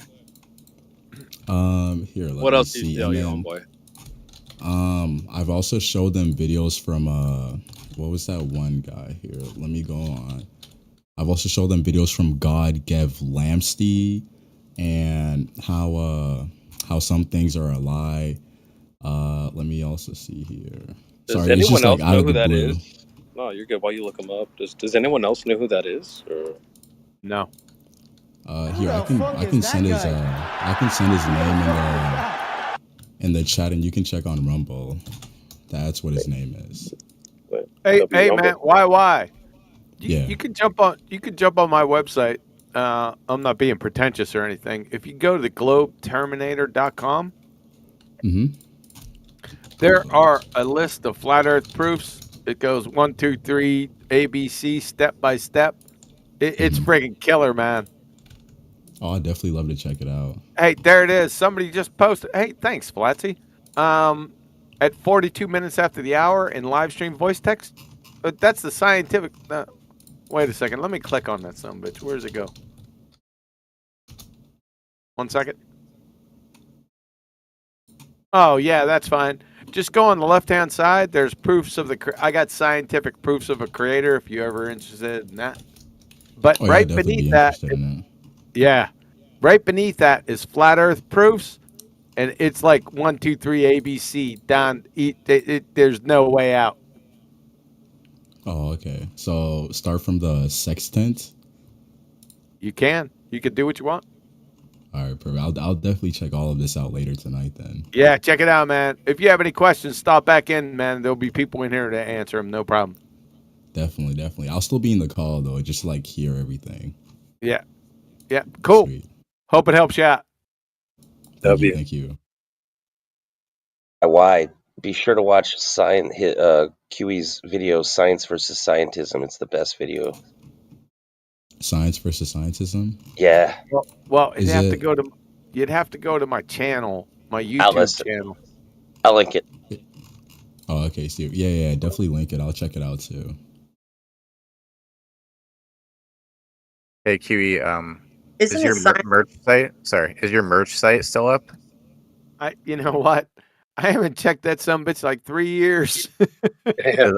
No lie. I wanted to donate to you today, but I'm like, shit. He has a merch site. I kind of want to buy something. I bought the one of the sweatshirts or the hoodies. I still have it, man. I use it mainly in the wintertime. It's outstanding. You can do it, but it's like if I charge like $35 for like a hoodie, I only get like 56 cents. What?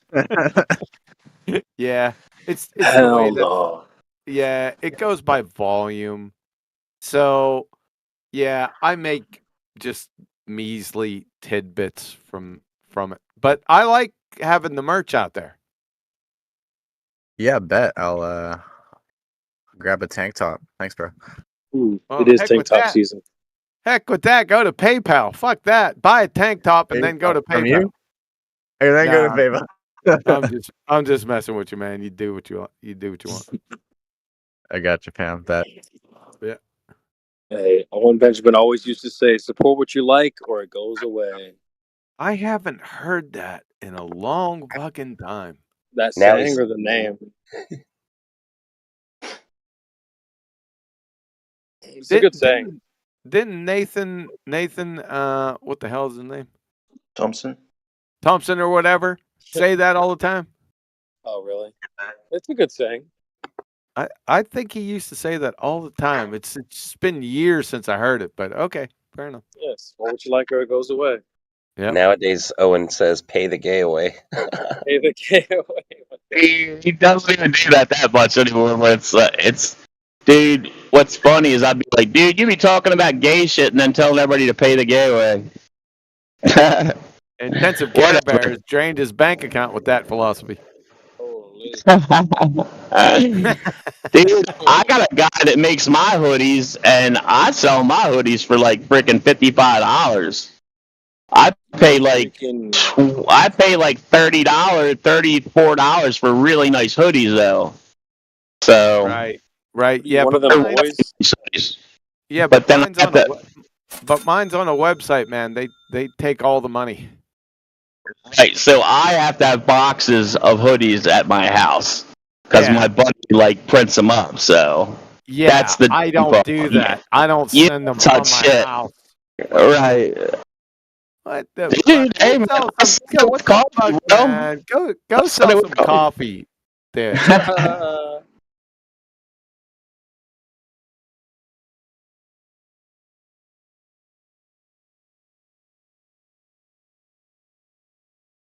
I don't even know the name of that. What Let me go and find out what the name of my site is. I can't remember. Oh Lord, what is it? A Teespring or something crazy? I think it's Teeth. That's what it is. Teespring. I knew it. Yes. It's Teespring. Yep. How'd you guess that shit? That's one of the major ones, I guess. So.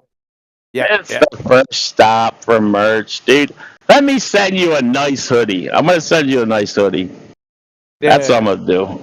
I'll send you a amazing hoodie. You can go hunting at it. Everybody will love you in your paraplegic freaking mutt in your nice hoodie. Mutt outfit. And dude, it's a freaking. It's thick as shit. It's like I think it's either a Gilgan or a port something. It's really thick, man. It's a nice fucking hoodie, man. Yeah, man. You know what also is nice? This panel. So many people in here tonight, guys. We got Adam, them boys, Price in here. There's been a lot of people coming in here, man. What's up with that? Why ain't you guys over at the politics? Where's Jetty at? Why isn't he over where? Oh no, Dimok was in the politics service. So I had to fucking leave because he's an idiot. It's because QE's here. That's why. Nobody lie. QE's back. What are you guys waiting for? Another fucking tornado? Yep. We'll bring that quote unquote dumbass lion Surratt back in here and you get another one. I was just gonna say I'm just here to wait for Witsit to show back up. Oh shit. Oh shit. Jetty, you missed it, man. I missed it too. It was amazing. Fucking amazing. I missed it, but I heard a little bit about it. If you want to regale me on the story, you can do so. I've been given a lot to watch, so I can do that. I'm not regaling you on the story. He got his ass spanked. Oh shit. Same old. Okay, no worries. Yeah. What do you think is going to happen? He's just a pretender clown, numpty dipshit, double speaking lion Surratt. I'm gonna make it my personal mission in life for the next 2 months. I'm just gonna do fucking treatments on which Creation Bear's like, oh shit, man, you're gonna get us shut down. Please, bro, do it. Oh, Jetty, at the end, Boy Zero, the Sky Grifter, shits at zero. Fucking, he said he was gonna shut the servers down. What? Oh really? Oh, that's fighting talk. What the fuck? Wait. Yeah. 24/7? Yeah. Why? How and why? Well, he got his little panties fucking spanked. Oh, okay. So he's stomping his feet up and down like a fucking child. Yeah. I'm going to close all the servers down because my feelings are hurt. Yeah. He said, quote, I will bury this server in Yeah. What? Yeah. Yeah. And it probably would have come sooner had there not been that mic muting shit fest. Yeah, it was a mic muting shit fest. You're right.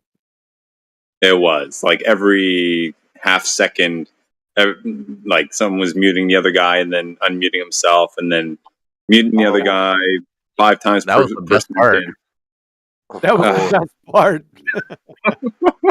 That's what somebody Just said. silence on both sides for 20 seconds straight. But did he ever back anything he set up? I mean, Nope. I don't recall. Nope. That's what he is. I told you what he was. That's what I was waiting for. Like I used to listen to Witsit a bit, right? And he does make a lot of claims, but he this instance was really insightful that they're claims that aren't sourced or backed, or if they are, he's really poor at citing it on the fly, right? Doesn't have a repository or whatever ready to get. Now that's just giving him a lot of slack there. He just makes shit up. Dude, I'm going to tell you. Let me show you his game. This is what he is. He's a shape-shifting Mr. Magoo ether clown, double-speaking lion Surratt. What he does is, I'm going to tell you what he does. This is his game. He projectile diarrhea motor mouse, baseless assertion after baseless assertion, interspersed with mind-numbing, contradictory, made-up horseshit. Then Nancy Fag objects when people stop him, then protests. Why art thou interrupting me? That's him. That's it. That's all he's got. He will double speak and contradict himself most times within the same breath. Just wait till the treatments come out and watch this fiasco. He is a fucking moron. Yeah, once you brought up that clip that you threw together of taking two of his statements 3 or 4 days apart, right, between different interviews, where he literally said contradictory statements about, he said one thing one day and then the other day he said, "Oh, I never said that," or "I meant this other thing." Yeah, I was kind of like, "What the fuck?" Right now, there is something to say, like, "Oh, is it possible that those statements were taken out of context?" No. Right? That's what he was protesting the other night. Now, I'll take your word for it, right? That's what he was saying. I don't believe him because he didn't back it up. But that was the first time I ever saw it. No, it's the same thing that fucking Evotards used to do to me back in 2010. Oh, it's out of context. It's the same fucking thing, but he doesn't support it. When they're all in the same context is Efer fucking horseshit context. Yeah. Right? That's when bullshit. That's when I started leaning like, okay, because he didn't back it up, he didn't clarify. I was kind of like, shit, he's cornered, Pretender clown, numpty dipshit, man. He'll shapeshift on you, and then he'll contradict himself in the next breath. Why don't you get your dumb ass back in here, fucking shits it, and I'll take you through the fucking gauntlet again. If you guys could refrain from muting each other, that would be a really expedited conclusion, I would say. It would be good if he would fucking answer the queries. That too. Yes, because if he doesn't, he just wait, just chill out, because we're gonna go back in memory lane. Watch this shit. Stay tuned. QE, have you ever spoken to Jaren or Flat Earth Dave or of the same ilk, of the same caliber?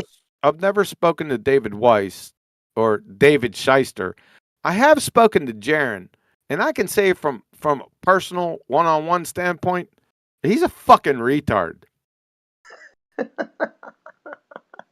He's definitely retarded.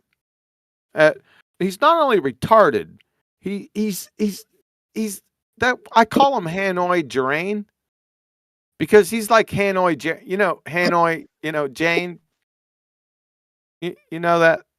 No, Hanoi I'm too young Jane? for that. Oh, back in Vietnam, Hanoi. Yeah, she's a terrorist sympathizer. That's what Jaren is. He's a fucking moron. Yeah, certainly high all the time. That wouldn't help. I don't know if he's high all the time, but he's just a dumb fuck. Yeah, I'm just throwing that out there because he promotes it. He's slightly dumber than fucking Witsit. Witsit's a dumb motherfucker, man. Call Willis. Oh, wait a second. Let's get a dumb motherfucker in here telling you every day he's got a fucking IQ of 150, right? Are you gonna believe that shit? No. No, he's got to demonstrate it. Witsit's a dumbass cracker, man. I mean, this guy doesn't even know the difference between nouns and verbs, for fuck's sake. He thinks a wave is a verb. Think about that. No, I'm unfounded. That one was really interesting, right? Because you're from what I remember, you were saying that a wave is a noun, right? You pull it out of the dictionary and stuff like that, right? So for sure, it's a noun because it's sourced, right? It's a thing. What I remember him saying though is like he was kind of pointing out that like that's more of like a colloquial kind of thing that we got going, right? No, it's not. I guess not, because we can like measure a shape, right? It goes up and down. It's like, oh, there's a wave, right?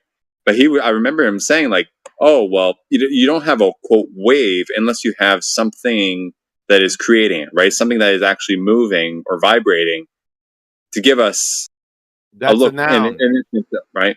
Well, exactly, right. So it was like the phenomena, the medium that's actually moving is a necessary antecedent to observing the noun, so to speak, right? He didn't put it that way, but that's what I remember the argument was kind of going back and forth about, and you guys couldn't find common ground on that. Common ground? No, he's a fucking idiot. Okay. That's why there wasn't any common ground. A wave, think about it. A wave, it's a thing. It's a noun. Waving is a verb. He's a fucking idiot.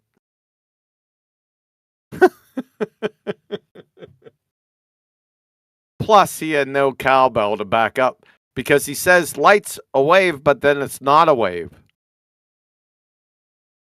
He said some stupid shit earlier. I taped it. It was really dumbass. He's a fucking moron. Get his dumbass in here. Yeah, that last one there, the back and forth there, you clipped them. I was kind of like, that's shady for sure. What's shady? The fact that he said one thing and then 4 days later said another thing. I think it was the light statement that you were just pointing out. I think that was the clip that I remember. Well, he says light travels. His number one proof for his fuckwit ether was the Michelson-Morley non-experiment, where he said the light traveled faster in one direction, and then he says that light doesn't travel, it's already there. What? I'm not just fucking wait. Dude, I've got this all documented on my channel. But just chill out. I'm going to do it all over again.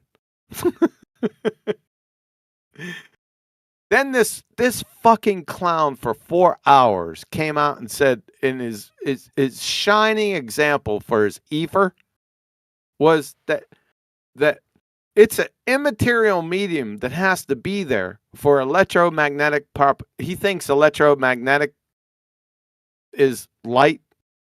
Light's neither electric nor magnetic. He just parrots wiki and whatever he's heard from other fuckwits. But he says light travels faster in one direction than the other, and then he says light doesn't travel. Yeah, that's a contradiction. And then he made his whole argument that there you have to have a medium for light to travel through because light's a wave, which it's not. For 4 hours he pushed this shit, and then like 4 months later he said that he never made that argument. It's a good thing that most of his conversations. Well, let's play this. I'm going to let you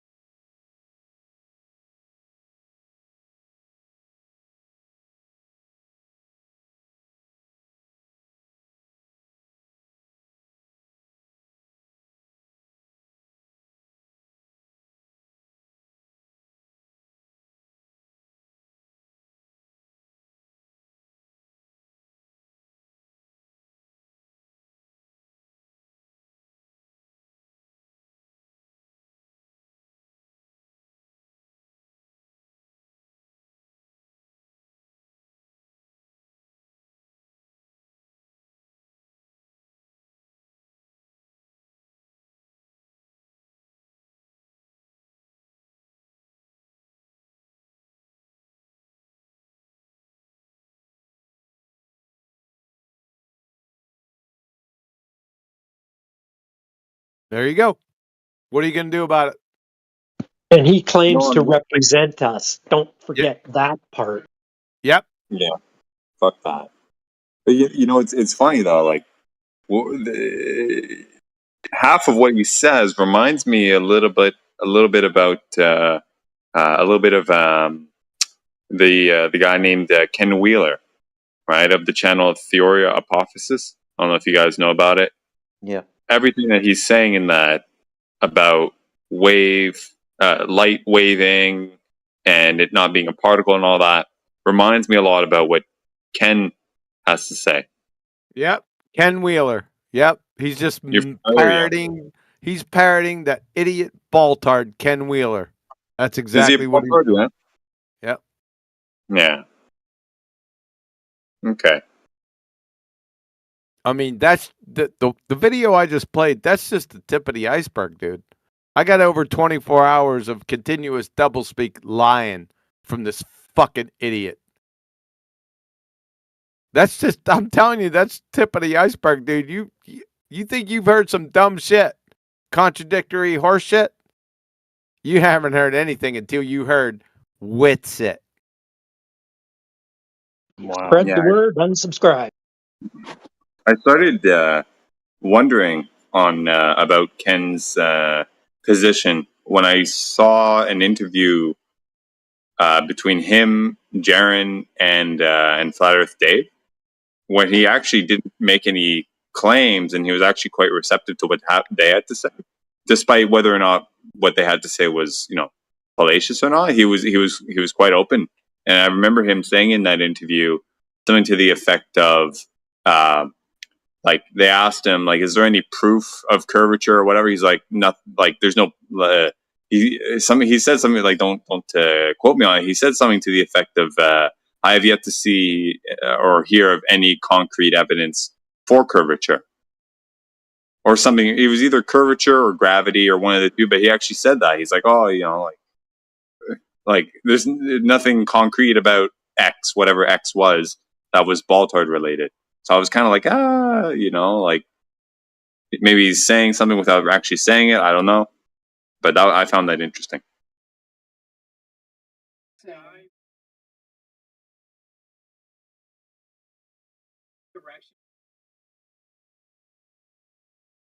I see you lighting up, QE, but I didn't hear anything that time.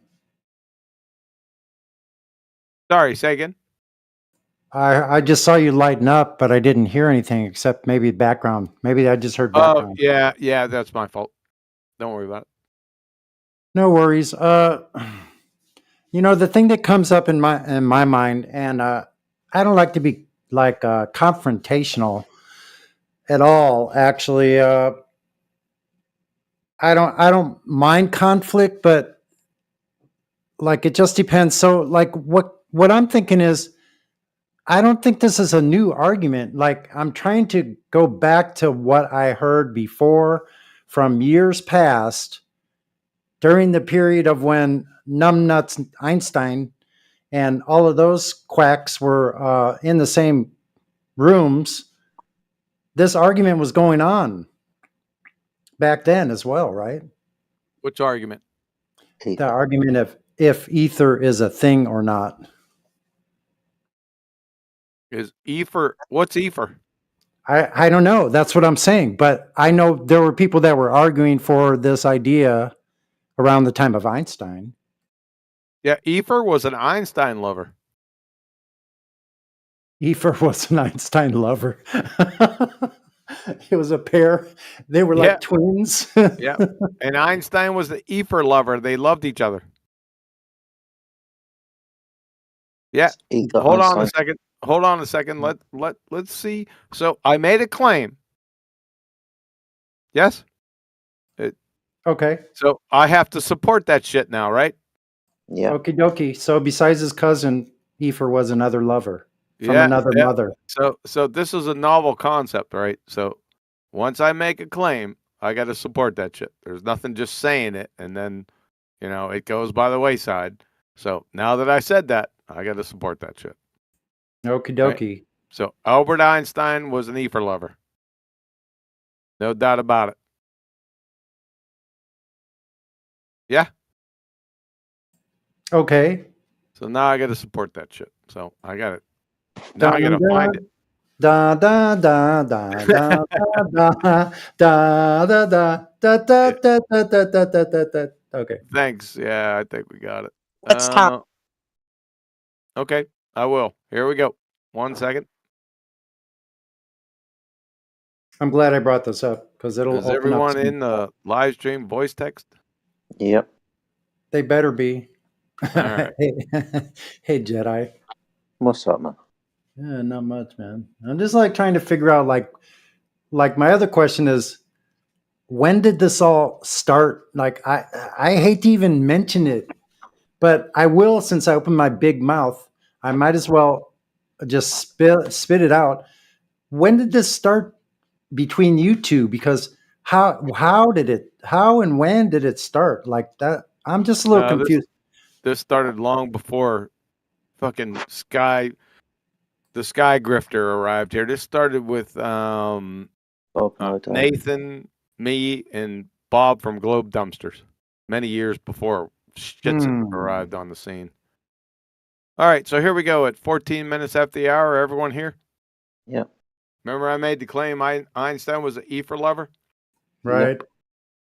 From his own hand, Albert Einstein, ether and the theory of relativity, 1922. Ready? We may say that according to the general theory of relativity, space is endowed with physical qualities. In this sense, therefore, there exists an ether. According to the general theory of relativity, space without ether is unthinkable. For in such space, there not only would be no propagation of light, you dumbass cracker, fucking shits it, but also no possibility existence of standards of space and time, that's measuring rods and clocks, nor therefore any space-time intervals in the physical sense. But this ether may not be thought of as endowed with quality characteristic of ponderable media. That means it's immaterial ether that's responsible for the propagation of light, you fucking idiot. So he spends his time, this fucking clown, Witsit, saying that, oh, Einstein got rid of the ether. Really? How so? Not so because of this. Yeah? The fuck is he talking about? His Einstein, both Einstein and Globe Dumpsters and Witsit, they're bedfellows. Yeah, but Einstein's presupposing the propagation of light. Yeah. Well, he got that from Huygens. Oh, did he? So that comes also from someone else? Christopher Huygens was the first. He wasn't the first because there were many ethers or ethers before that. So that's another thing. Hold on 1 second. Let's see what James Clerk Maxwell has to say about this situation. Huh? Yeah? Would that be good? Because fucking idiot Witsit makes up shit on the spot. He makes up his own definition of ether. Witsit's definition of ether is it's a logical framework of interpretation. What the fuck? Does that interpretation of physical properties, what's he talking about? What the fuck?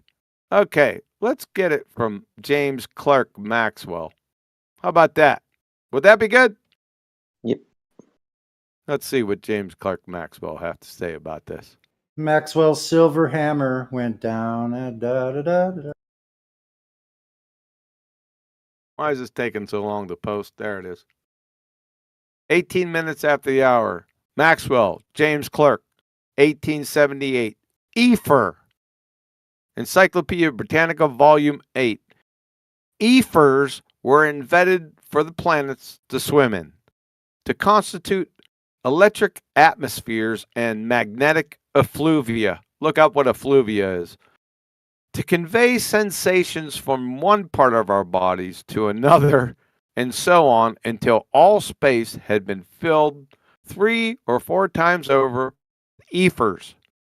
The only ether which has survived is that which was invented, keyword, by Huygens. That's Christopher Huygens, to explain the propagation of light. End of citation. Do you know why Huygens needed to invent ether? Oh, by the way, Christopher Huygens, he's of the fame too for identifying Venus having the same radius of the Earth. By the way. I knew I recognised that name from somewhere. Thank you. Yeah, Christopher Huygens. Do you know why he had to explain the propagation of light? Go on. And he did this years after Newton died because he had to. Go on. Well, Christopher Huygens was the inventor of light as a wave. Oh, ding, ding, ding, ding, ding.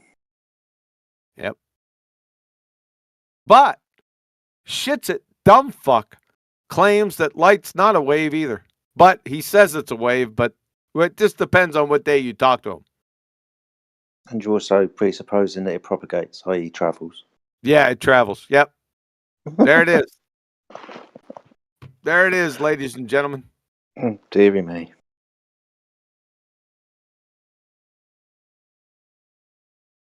Wait, These are just tips of the iceberg, ladies and gentlemen. I mean, he contradicts himself with the most basic of things. Like there's no speed of light, but he has things traveling 3 times the speed of light. What's it? Yeah, we have things that travel 3 times the speed of light. There is no speed of light. Almost in the same breath. I still can't get over the bit where you turned around and said that you're presupposing light travels. I still can't get over that. Yeah, so like, which is it? How could you? I just don't understand why somebody would delve into and jump right in feet first into such a topic that is so fraught with non-empiricism. Like you there can't. You go. How are you going to touch it? There you go. Try that one. I just posted another one. There it is. It's what happens when you get educated beyond your intelligence. There's another one. Anyone wants to play it? 21 minutes after the hour. Try that one. So I was right about this being this has been an argument for a long time.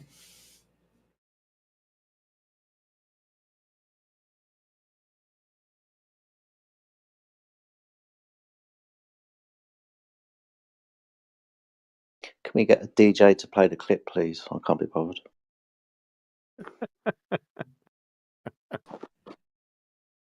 I was waiting for the, oh yeah, let's, I could do that. Somebody's got their hand on the trigger already? I just want to hear some more contradictory word salad.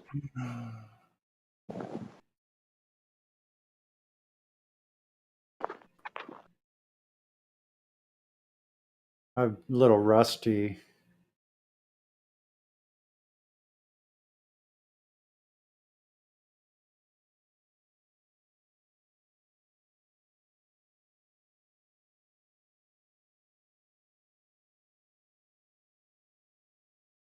Nobody's going to take up the challenge. You seem as if you like to talk. I like to let people talk who like to talk. It makes it easier to find out how full of shit they are. I'm just saying, whatever light is, clearly gets to the receiver faster in one direction and higher and changes throughout the year, and it consistently does that. Riddle me this, you double-speaking moron. How can light move in one direction faster and not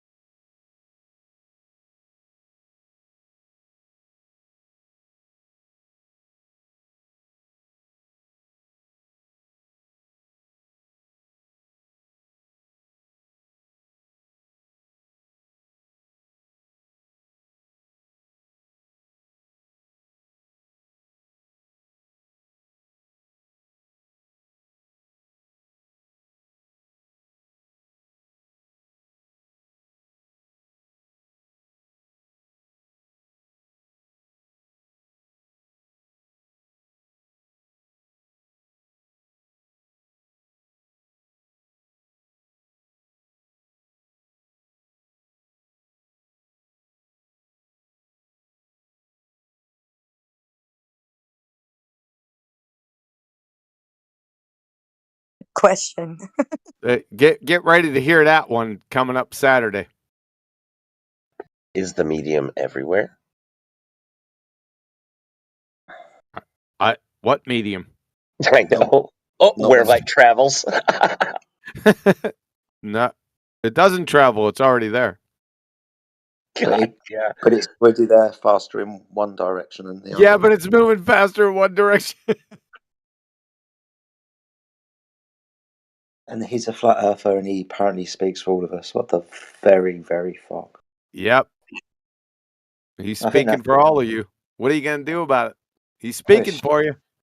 He's not speaking for me, but he seems to be, again, like one of these people that seems to be very prominent in the flat earth arena with regards to debates with people like Professor Dave and so on.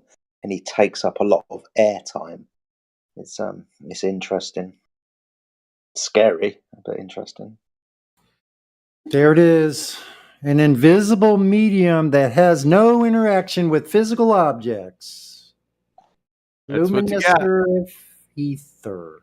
That's what you got. Wait. So I was right. This has been an argument for a long time and a debate, especially here it says it right here. Especially in the 19th century, the physical qualities required of an ether became increasingly contradictory. By the late 19th century, the existence of ether was being questioned, although there was no physical theory to replace it. Oh, good point. That goes into my next point. He always touts this. See if this sounds familiar. Falsification is independent of replacement. Yeah, that sounds very familiar, yeah. That sounds pretty familiar. That's his number one philosophical standpoint. And then what does he do? He replaces it. Yeah, he continually replaces gravity with electric gravity. Yep. Incoherent dielectric acceleration towards Yes, sir. Yep. He doesn't even realize the doublespeak that comes out of his mouth because he's retarded. He's a retard, folks. That's it. Bring his dumb ass in here. I'll fucking stomp another mud hole in it. And furthermore, the negative outcome of Michelson-Morley experiment suggested that the ether did not exist. Thank you very much. This finding was confirmed in subsequent experiments throughout the 20s. It led to considerable theoretical work to explain the propagation of light without ether. You said Michelson. Don't forget the quantum field theory. Hold on a sec. Yeah, quantum field theory. He thinks quantum field. This fucking guy thinks quantum field theory because he's a wiki fucking purveyor. He thinks quantum field theory is quantum mechanics. It's fucking brain dead.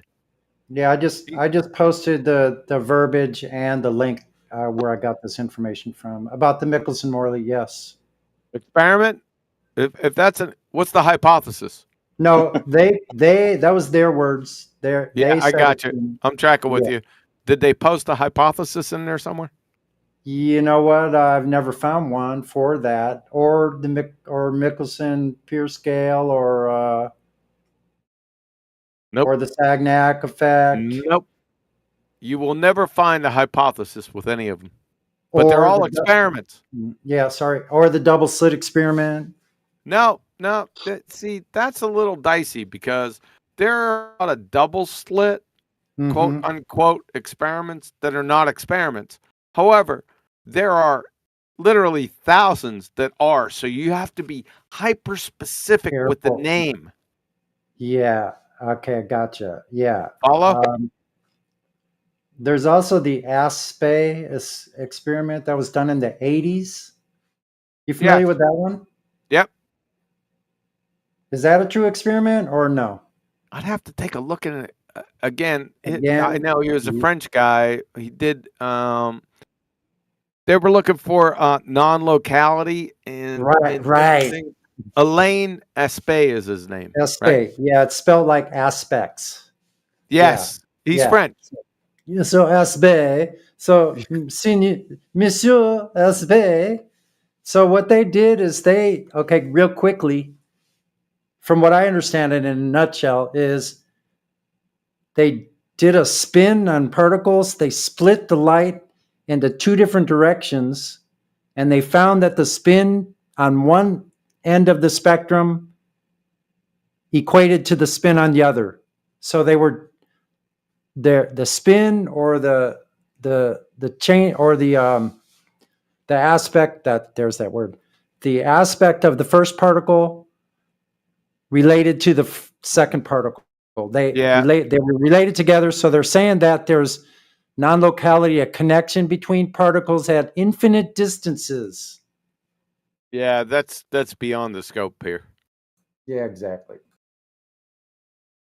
But I just thought I'd throw that out for people that aren't aware of that. I was reading about that like 25 years ago. Yeah, they ain't gonna be reading that stuff because that gets into qualifications of Bell's theorem. So we don't want to go there.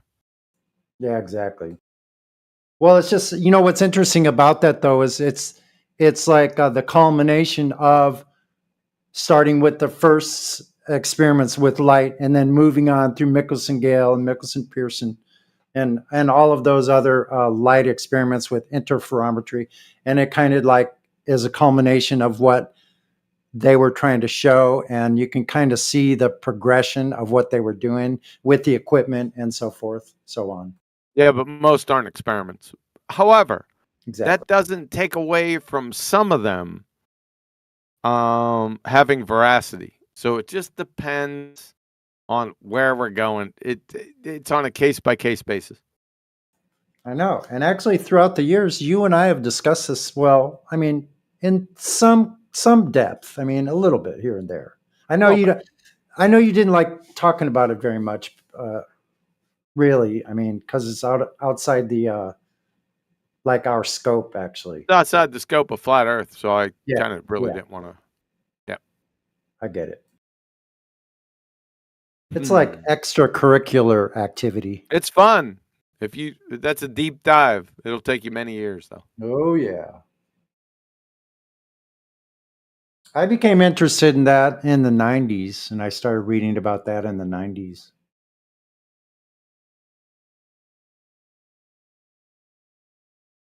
Way before Flat Earth.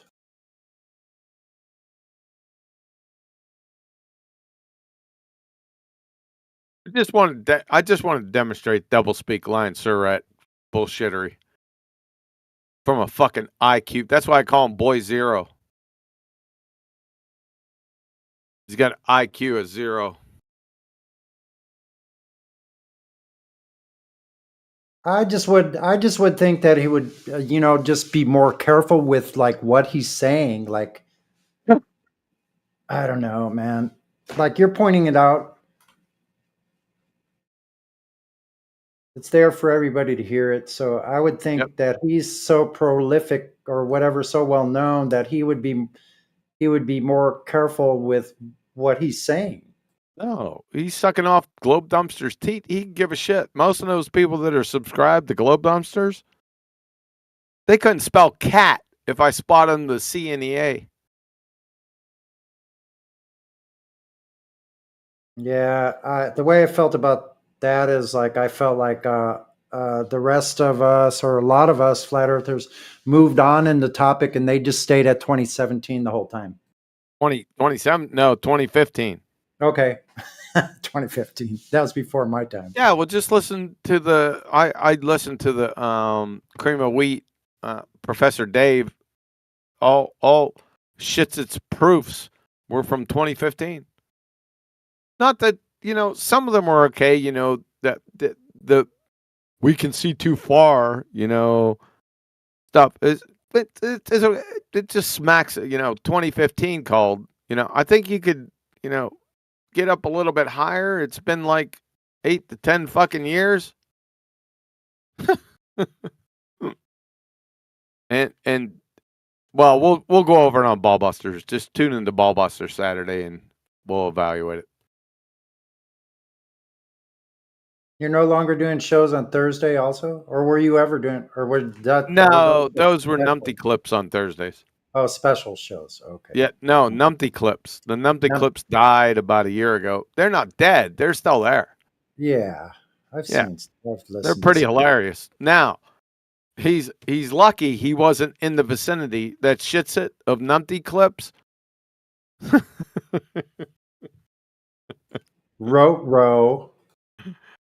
Yeah, it'd be all over. Well, it's already all over. It's a lot of fun. Tune in Saturday and for the next 2 months. I'm gonna stomp a mud hole in this dumbass.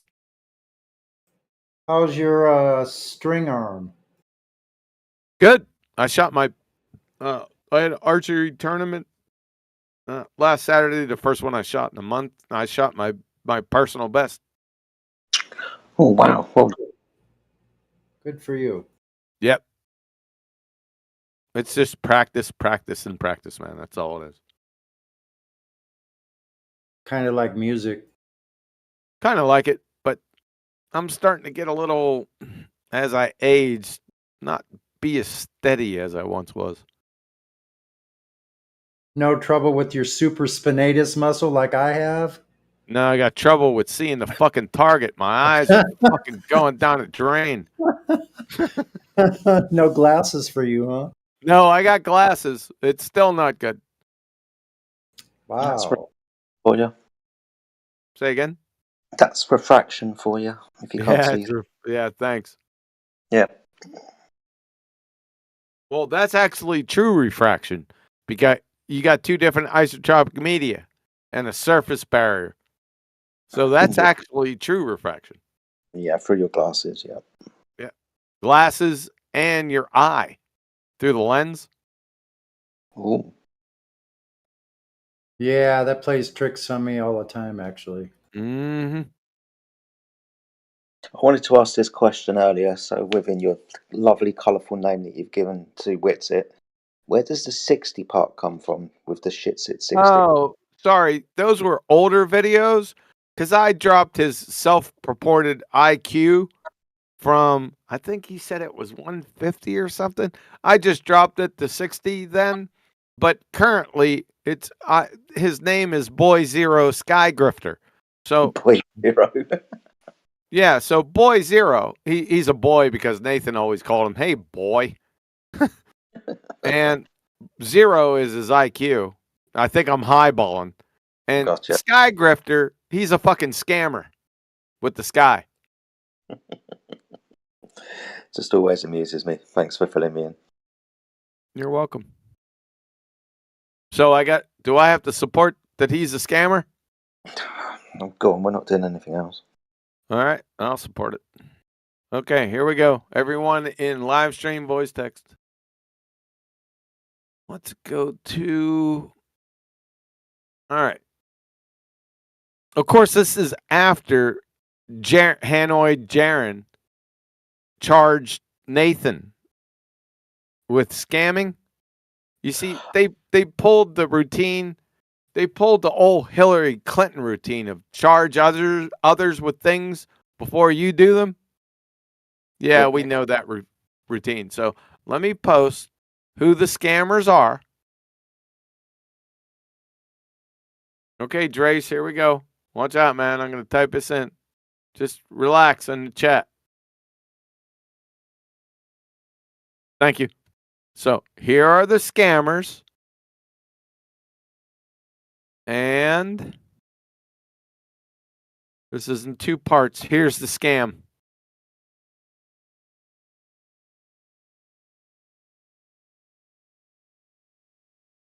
There you go. Thanks, Heretic, for interrupting the flow. So there's the scammers. Shitsit, Hanoi Jaren, and Dave Shyster. And the scam is, this is just one example. They have many scams. All I need is one, though, to prove my point. The True Earth Mount Meru 2 Virtual Summit. Buy now. You see the arrows? And then then down beneath it, it has general admission, Mount Meru 2, $50. Annual general admission, $125. All past summits, $20. Admit one VIP, $75. 1 year VIP, $200. And the other one. So they're putting their fuckwit evidence, which they don't have, or their truth, their Mount Meru truth, fucking morons, behind a paywall. There's the scammers right there. Wow. And Mount Meru is the magic iron mountain at the center of the earth and the North Who Pole. knows? Right, I don't fucking know. I guess you're gonna have to pay to find out. Which we can't prove, which is unprovable, probably unfalsifiable. Well, the magnetic pole moves. So if they're saying that there's a magnetic mountain at the center of the earth that creates a magnetic field, does this mountain move? They missed it because it moved. It's moving. It's a moving target. Just fucking stupid. I mean, I just don't get it. Like, open your mouth and stick your foot in it, and with all these things about ether, and like, I don't like. I'm not talking out of school here. Like, we all heard it. So now your Mount Meru fiasco. How are you gonna like talk about that? How are you gonna even? Oh my God! How are you gonna even open that discussion? Like, let alone charge people. Yep. There you go. You got the scammers and the scam. One example. They got many scams. They're the scammers. So I supported my claims. There you go. Anyone want to refute that?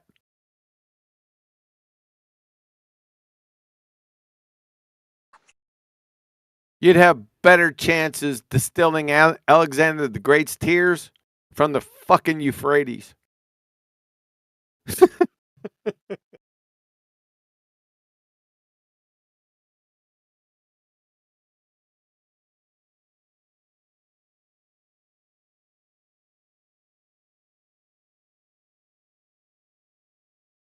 All right, ladies and gentlemen, it's getting around that time. So, appreciate you. Catch you on the flip side.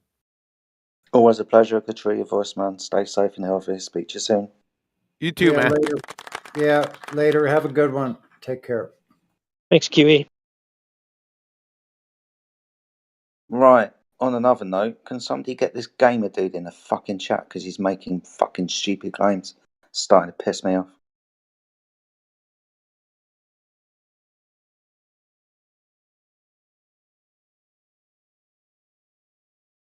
He's saying, Keretic, is this correct? He's saying that gases outside don't mix and separate into layers by density.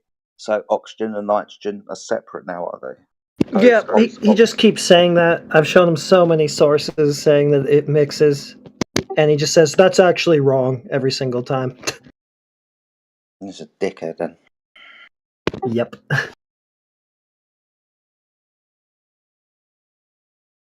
Yeah, where you getting your information there, gaming cap sus?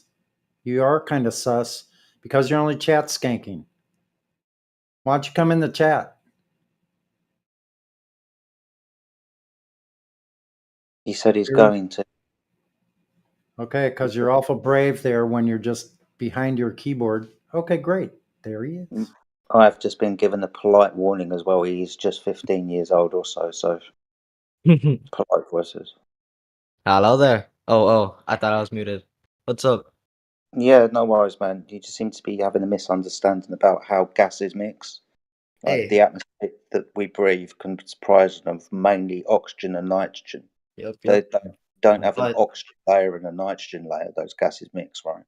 Yes, they do mix, but however, there are also layers. Like higher up in the atmosphere, there's lighter gases like helium and all that, and down here there's more dense gases like CO2 and oxygen, which they are in the same layer because CO2 is 15% less dense. So it does make sense that they're in the same layer. So we have oxygen and CO2 down here. And nitrogen and so on. I mean hydrogen, yeah, but it's more up in the higher layers, you know, because it's less dense. Where's this hydrogen layer? I don't know specifically, man. But I can Google search it. Okay, cool.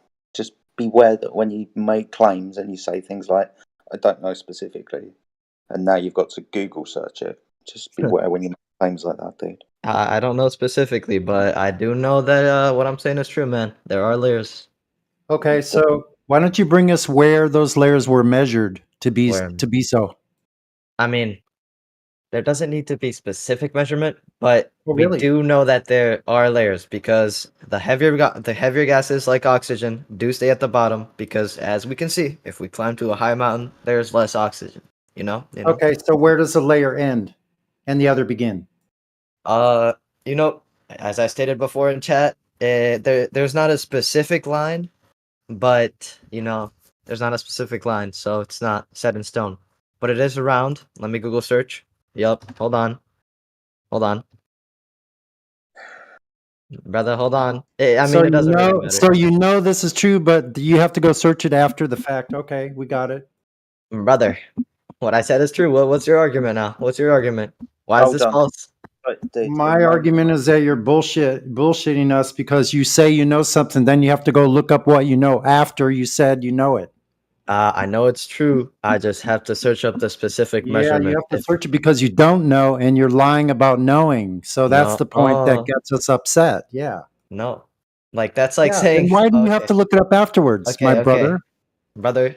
So I know like if I have my hand right here, I know that my hand exists, but it's like turning on my camera to prove that it's there. You mixing apples and oranges. That doesn't count here. Okay, you're talking about gases. You said you know that there's layer. Now you have to go look it up afterwards. I So know you're there's layers. dishonest. I don't know where the layers are though. So you're just Specifically. dishonest. No, you're I a little do know boy- that the you're a bottom little layers boy are and you're oxygen and dishonest. CO2 though. Yeah, you don't know how to be honest. You're yapping. You're yapping right now.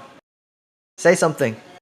Say something that's Gaiman, good. I'll say something. Now shut up and listen for 5 seconds. How it Sure. works in here. Shut up and listen. How it works in here. If you make a claim, you verify it, you back it. Now, you've made the claim. Go and be a good Google Earther and verify it. All right. Maybe I will verify it. Hold on. Yeah, after the fact. Thank you very much. Nope. I do know there are layers. I'm 100% sure of that. I just don't know where specifically they are, which is what you asked for me to clarify. Yeah, if you could do that. I mean, I'm halfway there already, mate. So the upper thanks. part. So the upper part of the heterosphere is comprised almost completely of hydrogen, the lightest element. The planetary boundary layer is the part of the troposphere that is closest to the Earth's surface and is directly affected by it, mainly through turbulent diffusion. I mean, well, thanks for defining it, man. You see? Well, that proves my point, man. I knew it So existed. What was your point overall? Not really anything. It just makes more sense. Like more things. You were trying to disprove that, but it's a thing, man. So what's your next argument, bro? I wasn't trying to disprove it. I just wanted you to back it up. I'm reading through your commentary. Up until now, you hadn't backed it up. Huh? Oh, bro, yeah, that's because I've been arguing for like hours, bro. I stopped. Okay, so, dude. I proved it When you make an argument, dude, please. I'm trying to entertain the conversation with you. So in future, I get that you're young. When you make an argument, it's probably a good idea to back it straight away instead of whittering on for 2 hours without backing up your claim. Just saying, Bro, no, yes, it is. It's true. It doesn't really matter that I didn't back it up because we all know it's true. So No, dude. What? Until We all know you it's back true. it up, dude. No, It's a until fact. until you back it up with fact, with claim, then it's still spurious. Until you back your claim up, you Yeah, can't just make. Hold on, you can't just make a claim and say it's true because I say it's true. We all know it's true without backing the fact up. If 'Cause it's common that's a- sense that's and an you guys appeal are to making logical consensus. fallacies, then it's That's a- easy dub to just point out the common knowledge that everybody knows to disprove your argument. You realize you just spouted a fallacy? It's called appeal to consensus fallacy. Bro. Brother, what is that? An appeal to consensus? Well, everyone I know thinks it's true, so therefore it's true. That's an appeal to consensus fallacy. It's more like not everybody knows it's true. They all know it's true. Like, bro just proved it right now. Bro just proved it right now. You That are even he knew. such an idiot. Nuh-uh. I just really wanted you to get in here so I could have some clarity to the conversation you seem to be having for a long time. And up until now, you didn't back it up. In actual fact, I was the one who got the article and backed it up for myself. Yeah. So Can in someone future, I know it's making true. Like, I don't see what your point is here. That I didn't back it up, but my argument still dude, stands because you proved it dude, yourself. My dude, argument my still point, stands. dude, my point is, and I'm saying it for the third time because you're young. I'm trying to help you. When you make a claim, I'll prove it, bro. I'll prove it. Trust. thank you, thank you. Now, what has this got to do with the shape of the Earth? The shape of the Earth, nothing. You're just trying to disprove everything I say, so I have to No, prove it. dude, That's what not I. trying Yeah, to that's. disprove, I'm pretty. not I can. trying to disprove it. I was the one that backed you up. Okay, my bad. But I can Thank you. scroll up to the exact point where one of you said something about pressure. Something about how there couldn't be pressure without a container. And then I went, nuh-uh, because the atmosphere has pressure without a container. And then we started on a tangent about you guys trying to disprove that there are pressure and layers in the atmosphere. So, you can only have layers within a gaseous system when you have a container. This is demonstrated. This is demonstrated through PV equals nRT. Okay. So PV equals nRT is the ideal gas formula. This is experimentally backed up. That's why they're called laws. The laws were developed by Boyles, Gay-Lussac, Avogadros, I don't to know, name man. but a few. So when we say that to have a gas pressure system with layers in it, you're going to need a container. Those are the laws of nature that we're referring to. As So, in, there is in no this- demonstration. in Let me this finish, law- dude, I haven't finished. All right. When I finished, you can then retort, and I will try my best not to interrupt you, because you're just making a claim based on a blind assertion that the atmosphere of the Earth is uncontained from the vacuum of space. Yep. Therefore, gas doesn't need a container. That's begging the question. My question would be to you is, can you demonstrate this within a physical experiment? Wait, I do have one more question. I can search it up right now again, but let me check what the definition of a container in the formula is, because that would disprove your argument right here if I can just find. Yeah, so within PV equals nRT, P stands for pressure. Pressure is solved by force over area. The area is a physical boundary given in feet or meters for the gas to press against. Hold on. Oh, wait, yeah, wait. I just gotta find what they mean by a container in the formula, because. Just told you. No. I need the formula, because then this will all clarify anything. It'll clear. Hey, Matarix, bro. Okay, hold on. To what? My bad. Need formula, bro. It's okay.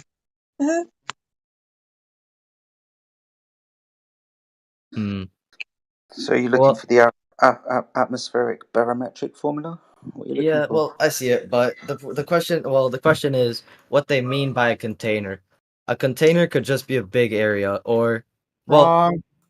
Okay. I don't know, man. It all makes Try sense though. again. Surface area of a container. The surface area, PSI, square inches.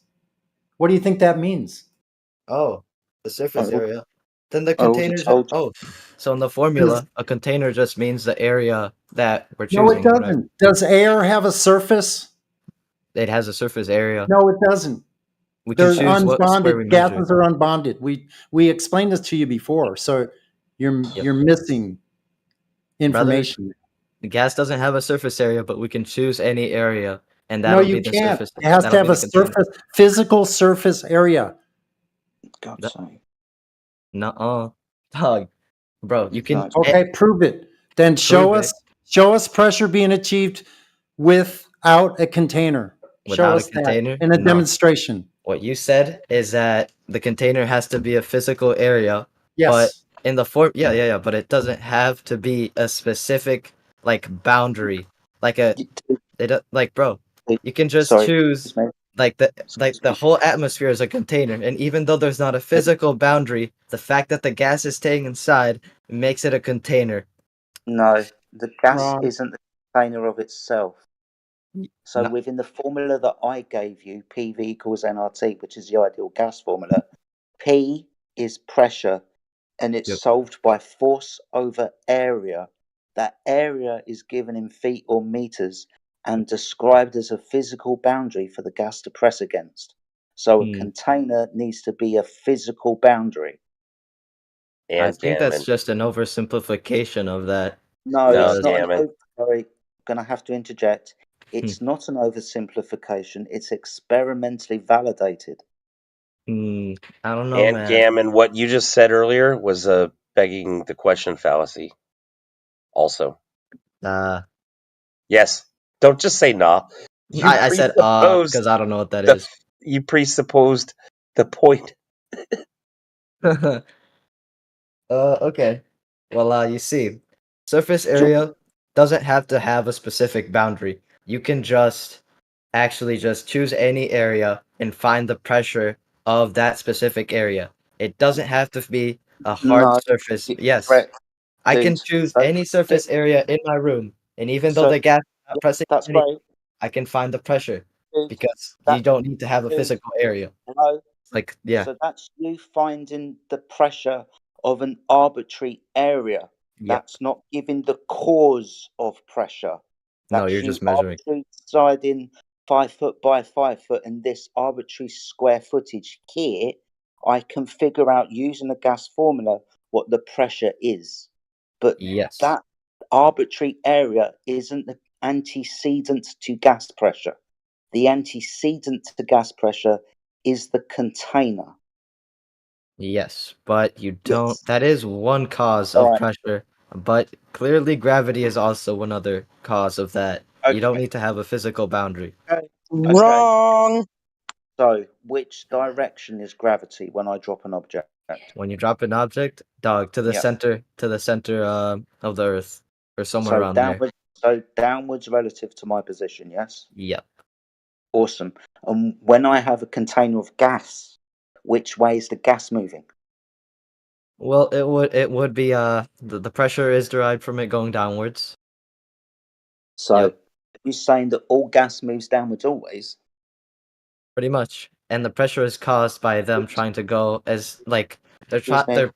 they're compressing down onto the surface of the Earth, and that's what causes the pressure.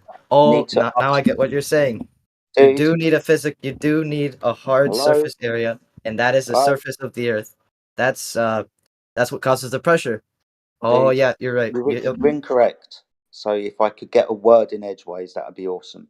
So Alright. within a container, like a balloon, like a tire, like a canister, the gas is pressing in all directions. It presses downwards, yes, but it also presses upwards and outwards because by description and demonstration, gas moves freely and randomly in all directions.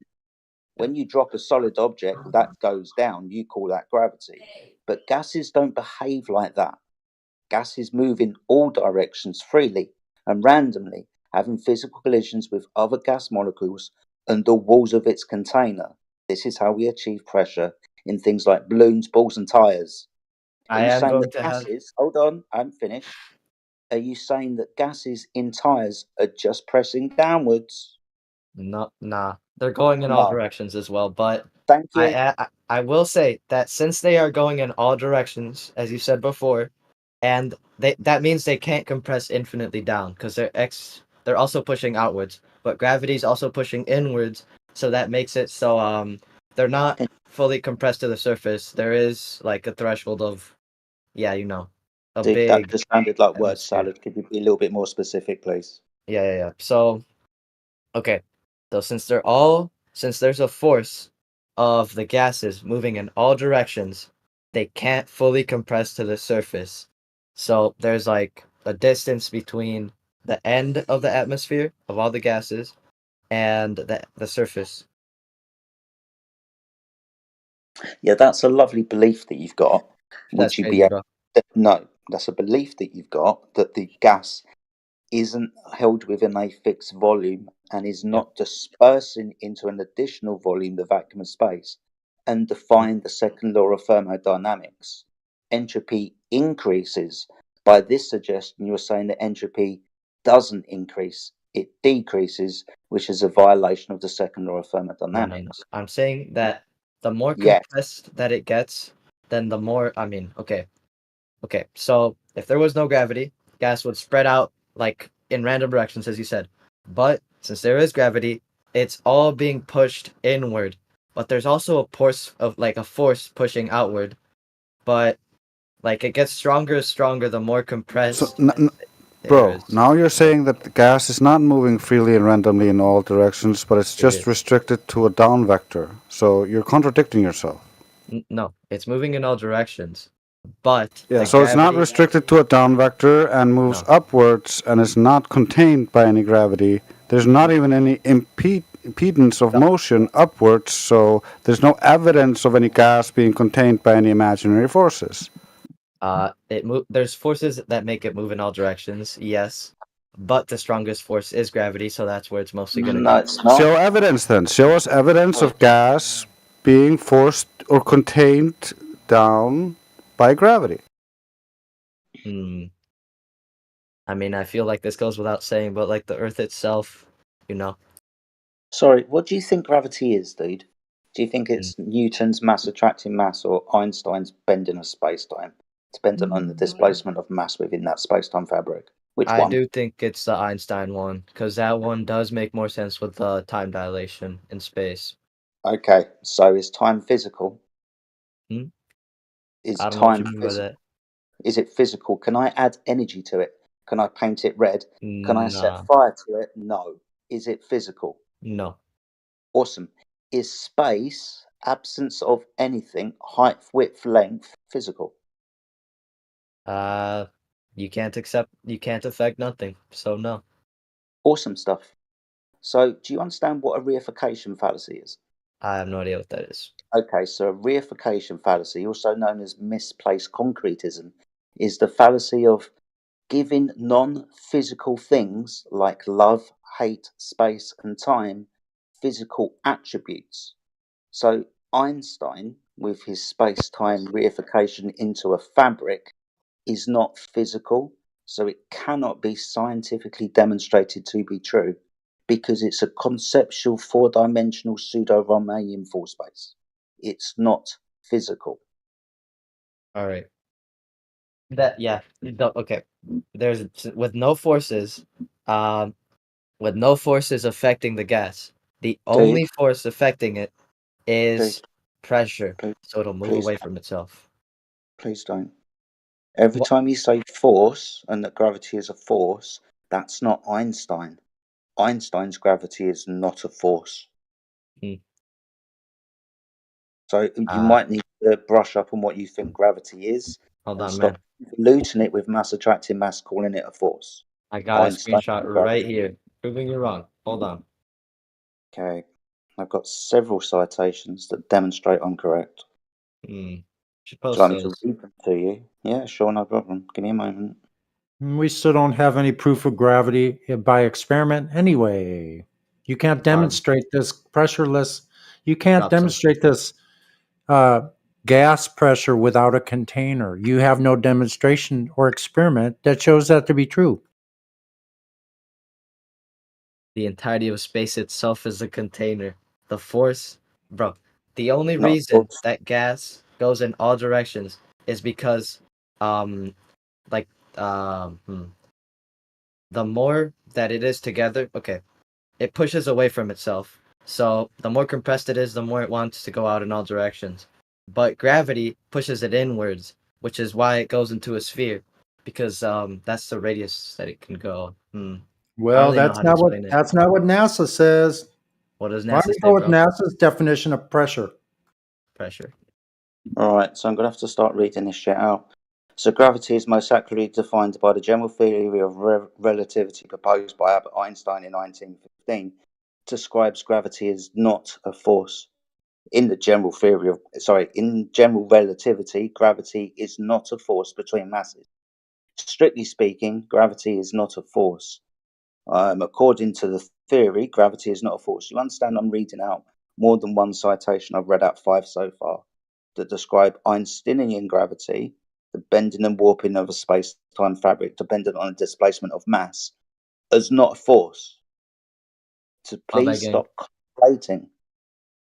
Okay. So the NASA definition of pressure is the sum of all forces on the molecule striking the wall divided by the area of the wall. You only need Thank one you. wall. You only need one wall, and that is the surface of the Earth. No, No. dude. If you only have one wall, then Yep. the gas is free to disperse into the volume above that one surface. To Nah, have pressure, because yes, dude. gravity. This is That's the thing experiment. pushing. Excuse me, if you keep interrupting me, I'm going to get really upset. I'm trying to help you because you have a misunderstanding. I've already schooled you on gravity not being a force within the idea of Einstein, the one that you proposed that you believed in, but kept saying it was a force. So it'd probably be a good idea if you listened for a minute. So to achieve pressure, you I need a accepted. container. This is demonstrated through Boyle's law, Avogadro's law, Gay-Lussac's law, Brownian motion, kinetic molecular theory, and PV equals nRT. To have pressure, you require containment. A surface isn't containment. There is an unfixed volume. If you have an unfixed volume that's expanding into the ever expanding vacuum of space where there's lots of space for the gas to fill, then the gas will fill that space. Just because you've got one surface to press against doesn't mean that you're going to achieve pressure. The gas is going to fill the limitation of that volume, and the limitation of that volume within your idea is the entirety of the vacuum of space. As in, we wouldn't be breathing right now. Well, then. Would you like me to cite this? Hey, hold on. Sure, but No problem. That is.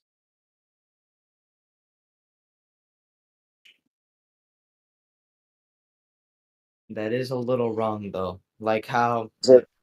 No, bro. You don't need two surfaces. Like how if you shoot a bullet, the vacuum of the space will cause there to be pressure in front of the bullet and behind the That's bullet. dynamic pressure. Yeah. Yeah, we're not talking about bullets or projectiles. No, but the force Stay on that is topic. the force of but there is a force No, acting stay on. on one Listen, I'm going to stop you because you need to stay on topic. brother. So here's the thing: you could solve this very easily by just showing us a practical or an actual demonstration of gravity by itself maintaining pressure. Period. Just do that. Do you have that? The Earth, dog. You can't be for real No. right now. All right. The Earth This is itself, okay. So to address your one surface gives you pressure argument. Jupiter. That's an uncontained ball of gas, which is a violation of the second law, because that uncontained ball of gas isn't dispersing into the vacuum of The space. law only states that you need a surface, and that surface is the surface of the Earth. Sorry. As we know, gas pressure results from the number of collisions that could occur between gas particles and the walls, plural, of the container.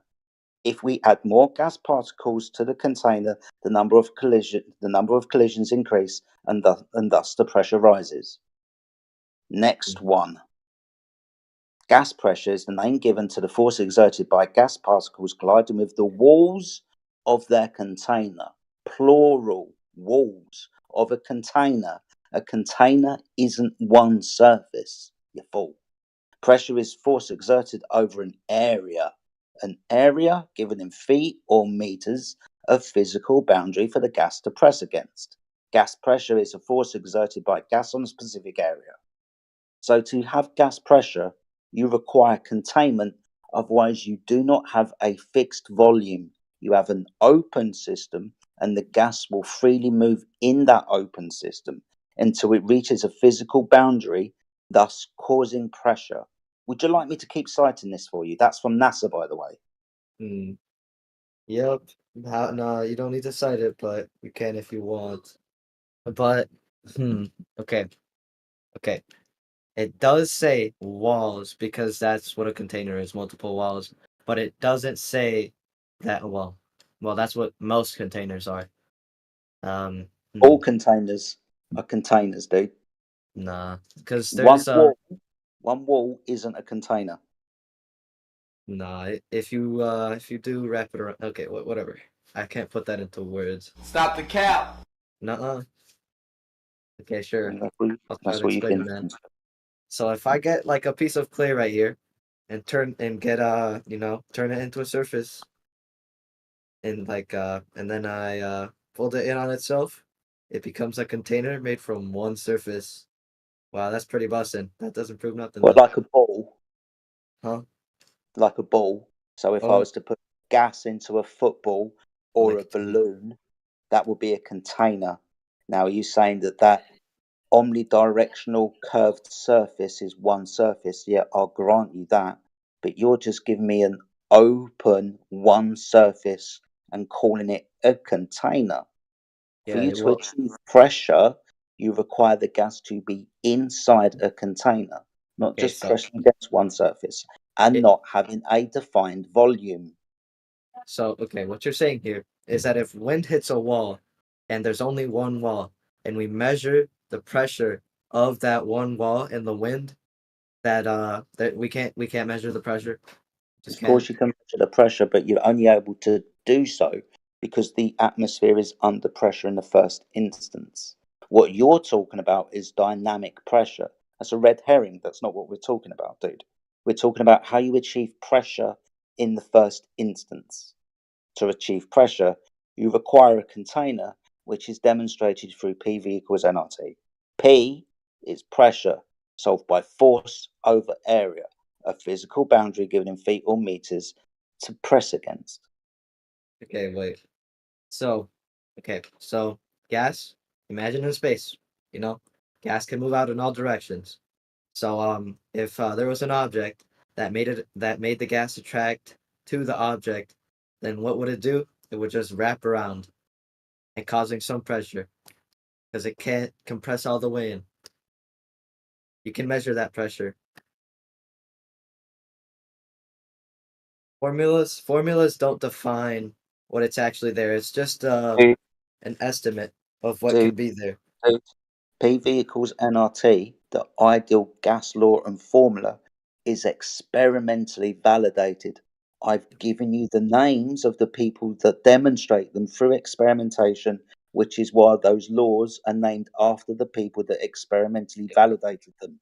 Of course, a formula to find the pressure of something in a container works to find the pressure of something in a container. Dog. Of course, it was validated because it works. Hold on. No, dude. What I can do is I can demonstrate experimentally that to achieve pressure, you require a container. What you can't do is demonstrate experimentally that you don't need a container to achieve pressure. Bruh, there's a formula right here. Pressure equals force times area. Awesome. What's the area? Anything you choose. No, Any area you choose. Boundary. I've already pointed this out, and I can cite it as well with regards to pressure being solved by force over area within PV equals nRT. It's a physical boundary for the gas to press against. Your formula is to find the pressure of something in a container. This is the pressure of anything, even inside a container. Like I said, just because you can, and I said this 10 minutes ago, it's like it didn't sink in. Just because you can choose an arbitrary area, this 5 by 5 foot box in the middle of my living room, and calculate the pressure within that arbitrary area, doesn't mean that arbitrary area was the necessary antecedent to gas pressure. To have gas pressure, which is an antecedent consequent relationship, pressure being the consequent of containment, the antecedent. If you don't have a container, what happens to the gas? It doesn't float away because there's clearly an atmosphere. How would you explain atmosphere? Because there's a Answer the force. question. Excuse me. Answer the question. If you don't have a container to contain gas, what happens to the gas? On Earth, if no Yes, on fucking Earth. Okay, bro. Okay. If no forces are acting on it, then it will go in every random direction away from where there is the most of itself. However, if there is a force, then it doesn't. It'll Hello? go like Hello? gravity, Einsteinian like gravity wind. is not a force. Hmm? Now you're convoluting your terms. My bad, You gang. don't know what you're talking about, dude. And you've just said if there are no forces. So when we observe gas on the Earth that moves freely and randomly in all directions, filling the limitation of its space, I'll give you the gravitational pull of the Earth if you wish, but the gases still move freely and randomly in all directions. Yeah. Well, if you Yes. get, maybe if you get CO2 right here, where there is no force, because there are forces, but the buoyancy and How the many times gravity do I have to tell you cancel out. your idea of gravity is not a force? Can you stop calling it a force, please? Okay, so gravity and buoyancy counteract each other, making it so that You don't the know what you're saying, bro. You don't know what you're saying. Be honest. okay, bro. So You don't know I what did you're see this in physics class, bro. I did see You this. don't know what you're saying because you can't have something that is and is not doing something. It's a paradox. No, they're doing something, but there's buoyancy counteracting it because So the then force. you can't count on it being something that you know understand, because if it counteracts the very thing that you think is actually a bias, then it's not going to be showing what you expect it to. No, because I expect it to go in every direction because the force of buoyancy counteracts gravity. So That's what I therefore, there's expect. no downward bias. That's what you're trying to prove. That Yes, there gravity is is, holding. because You're trying when to listen, bro. You're trying to prove that gravity is like Jedi was saying. If he gave you all the gravity that you wanted, it wouldn't affect the gas molecules, which is what you're saying right now is Yes. being affected by gravity. But in the same breath or the same sentence, you're saying that it doesn't affect gas because of the buoyant force. if you release CO2 right now in this room, it'll go in every direction because buoyancy counteracts it. But if you release that same gas, So there's no if you release that there's no same downward gas bias. on Mount Everest, it'll go downwards No, because it does yes, it not, will, because dude. the No. buoyancy there will be less buoyancy to No, you counteract don't the have a gravity, buoyant so it will force, go bro. downwards. It's not a buoyant force. What you're trying to put There is a involved buoyant here. force. Yeah. So if you're saying that there is, then what you're doing is you're giving an ad hoc explanation for why gravity is not a bias to down. You're just basically saying, well, gravity is a bias to down, except this one instance with gas. It's not a bias to down. Yep, gravity's always there. It's just that buoyancy gets No, so stronger. yeah, The dude, I was listening to you just for a second, and you said that gravity is the bias to down, right? That's why the gases don't leave and go off into space. Yet when you started talking about, well, atmosphere is the reason why the gas doesn't go off into space, you started to say other things other than gravity. I was listening to you. An atmosphere is not the reason why it doesn't go out into space. Gravity itself is the reason we have an atmosphere, because an atmosphere is just gas not leaving the Earth. Well, Yeah, duh, it's I know radius that. from the Earth. Yeah. But so back to Jedi's point. He said that if he gave you all the gravity, you still have gases moving in all random directions because they're Yes. colliding with each other with elastic collisions. Yeah, because down here, buoyancy counteracts. No, sorry. Yeah, buoyancy It counteracts ain't gravity. just down here. It ain't just down here. In Mount Everest, Everywhere. it's not like that. No, If you it put doesn't matter. Listen, bro. It doesn't. You're talking about specifically oxygen, right? But there's other gases that are moving freely in that region. So you can't just regulate it to one type. You can't regulate it to one type of gas. Gases move freely and randomly in all directions. This is what you don't understand. And what we're telling you right now, when gas of one type dissipates and it actually mixes with other gases, it randomly moves in all directions. It doesn't have a downward bias, bro. And you're trying to make it sound like it does. I actually just thought of an example right now that just proves you wrong. So have you know like CO2, like frozen CO2, or yeah, frozen CO2 that goes down. That goes down like when it just becomes a gas. It's denser than all the CO2 around it because it's a That's lot another colder, state of so matter. it That's goes another down. state of matter. Hold on. You're mixing apples and oranges. That's another state of matter. Brother. Not gas. Solid. Huh? Okay, wait, guys. I gotta go. All right, man. Fun talking. Have a good one. Okay. Welcome. Good luck providing that demonstration of gas pressure without a container. I know he already left. Yeah, he's gone. Yeah. He gone. Yeah, had to split on gas pressure. Had to leave there. Sonny, were you outside at all today? Could you say he got carried away? Sorry, I had to do it. Sonny, there was a SpaceX launch that was visible from our part of the world about an hour and a half ago. Oh, darn, I missed it. Matthew, you're knocking over the lampstands with your space boner, man. Relax.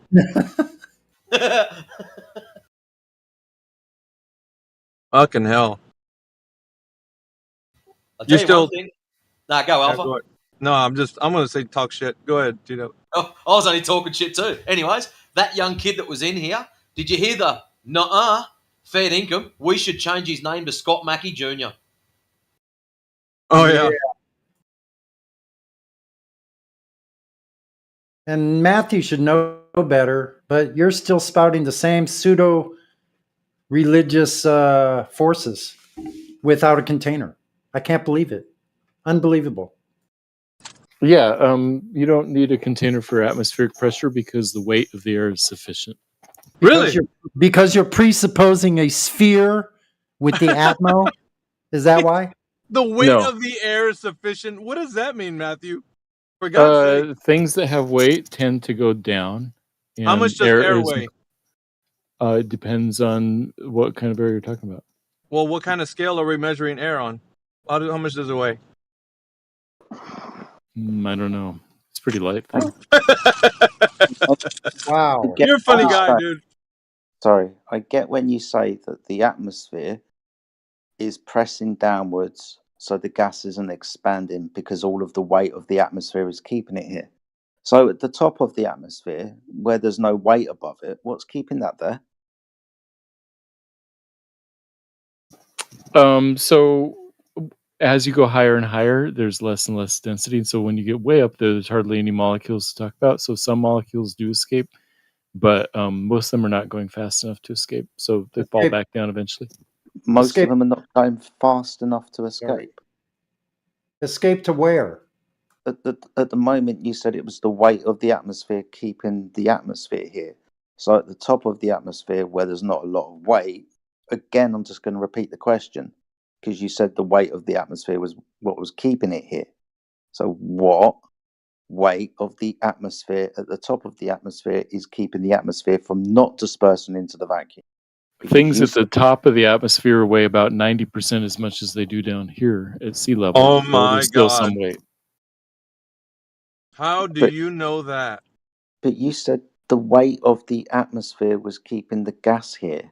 Right. But with altitude, the weight decreases A little bit. a lot. No, by 10%. If you go up to 200 miles, it's only about 10% less. How do you know that? My God. He doesn't. I asked him that question prior to the one Jedi I just finished asking, and he Yeah. doesn't want to answer my question. He won't answer yours either, Sonny. Watch. I don't know myself. I trust the authorities who say it. Uh-huh. Oh, there you go again. That's There what we I'm talking go. about. So appeal to authority. Once again, that's all you have, Matthew.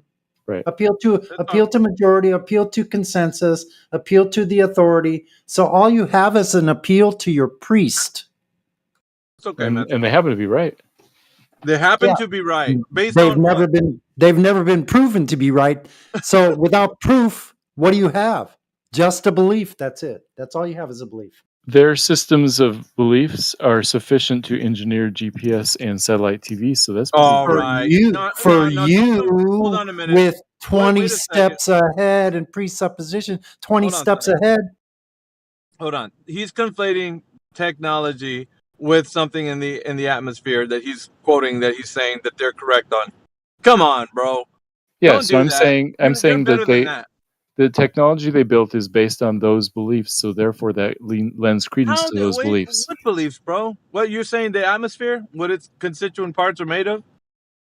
I'm saying that the whole, scientific, What? heliocentric model, like all of that is sort of a big bunch of You're beliefs. making this, but Matthew, you're making this now bigger than what you just said. We're specifically talking about just the atmosphere.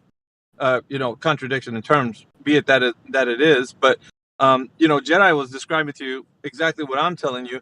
You're saying things without any cause for saying them. You're just basically agreeing with what you think is the right thing, Right. based on these concepts and ideas. But you're just then now saying currently, because of technology, those things it's a pragmatic fallacy, obviously. So because you think because it works, the technology works, therefore the premise is true, and that's where you go wrong, right? Right. So I thought you were complaining about saying things like, "Oh, it wouldn't work because of this," and I was saying, "No, this is why it's internally consistent." Now, whether it's true or not, this is a separate question. No. Technology and how it operates in the place that it does, it's not the same thing as you proving that the things that they're saying about the atmosphere are true. You get what I'm saying? I mean, it could be something entirely different. So the premise doesn't follow the conclusion. Not in the way you're saying it, because it could be something entirely different. It's what I'm telling you. But you're saying because we have technology, therefore the premise is true, which is a pragmatic fallacy. It's not. I just wanted to point that out because that's what we're dealing with here. Yeah, you're right. It's not a logical argument. It's more of like a pragmatic, like, okay, this is why I think it's an appeal. Yeah, it's an appeal to pragmatism. But the be that as it may, we're only dealing with, and of course the prior conversation was specifically, what they're saying about that. Now, the gentleman or the young person before was talking about a layered cake, idea. Well, that's the kind of thing that they tell us, right? You got these different layers of the atmosphere and so on until you get to the exosphere. And then we're supposed to be dealing with that as far as like the difference between those, like the miles between each one of those layers. And then we have to deal with like, how do people know that information and who came up with that? And is that a model? Is that something that's been verified? We don't have the ways to actually interact with that. As far as we know, and I've been asking some of these guys that come in here, like Brendan, who's a meteorologist. He says they have a device that goes up, I think, as far as the troposphere, and its parameters of its work that it's valid to work at is like the highest layer of the troposphere. But now, if you want to go any farther than that, the device that to measure pressure in that are not as reliable, according to him. He's just telling us that much, but he's being honest. I don't think he has a dog in the fight, but that's what he's saying. It's basically the device only works until a specific range in the altitude. I mean, if you want to believe that, that's what they're saying. Higher than that, I'm pretty sure you need to get into like some other ideas or other devices and such. But according to them, what they use in like meteorology and some of the top devices, according to him, is just measuring to the heights of the troposphere because that's all they really need to know. As far as weather's concerned. Yeah, I don't know much about the high atmosphere. I thought that all the gases pretty much mixed pretty evenly down here in the part where we are. Yeah, but I'm saying like as we go higher in altitude, there's a lot of speculation when it comes to like where those layers are or how do the gases mix or what's going on up there. It's not too much information really on that much, but we have bits of information where we can gather together from what people in certain specific fields are doing, like meteorology and such. But outside of that, I don't know. Is anybody actively doing any tests up there except for people that say that they put satellites in those regions? I mean, companies that actually have to think about that. That's what I'm talking about. Like, what are we dealing with up there? What is the pressure readings? What are we? We got different trade winds up there, certain different types of airflow, stuff like that. I mean, do you know any of that? Because some of that stuff comes in here in chunks. Like sometimes we're arguing, what kind of currents we have up there. Like, are they all going the same direction? We get like some kind of a mixed understanding from people that are actually dealing with that stuff, that we got trade winds that are going in opposite directions up there. And depending on what trade winds you're riding on, you could have a balloon going one direction or have it go the opposite direction, depending on the altitude. So it's really fascinating to me, I think, the real thing that's happening up there. So I don't know, but what I've seen before, I don't know if you've seen this or not, Matthew. I've seen clouds go in one direction, and then the ones a little bit higher go in another direction, and the ones a bit higher than that go in again in another direction. So yeah, like 3 directions that these the cloud movements are going in. Have you noticed that? I've actually witnessed that, and it's like got me stumped. I'm like, well, this would throw a glober for a loop, man. If they were actually thinking about that the weather is created by the rotation of the Earth, because I mean, as we see, we got different types of movements with these clouds. Anyway. Yeah, I've seen different layers of clouds. So yeah, I think he was talking about different layers of, like, part of it is oxygen, part of it's helium or whatever. But everything where all the clouds are, I think, is pretty much the same mix of elements. But yeah, different layers are probably caused by different wind layers, or different layers of atmosphere or something. And the Google Loon project that was kind of done away with was bought up by, of course, Elon Musk's Starlink, because it was formerly known as Project X, Google Loon, Internet for everyone on Earth. Then I think he bought it up, and now it's his project. But at one point, it was balloons that were going to actually take these satellites up, and then now he's working with, of course, technology of low Earth orbit and such. But according to like the way it was going to be thought of before, was high altitude balloons, and done in the very same fashion as his Starlink was, like with a train of these lights together and just all kinds of stuff. It was the same thing. Interesting. It's still up. One of the web pages is still operational. Yeah, I remember hearing about the Google Loon stuff. It's been around for a while, like you said.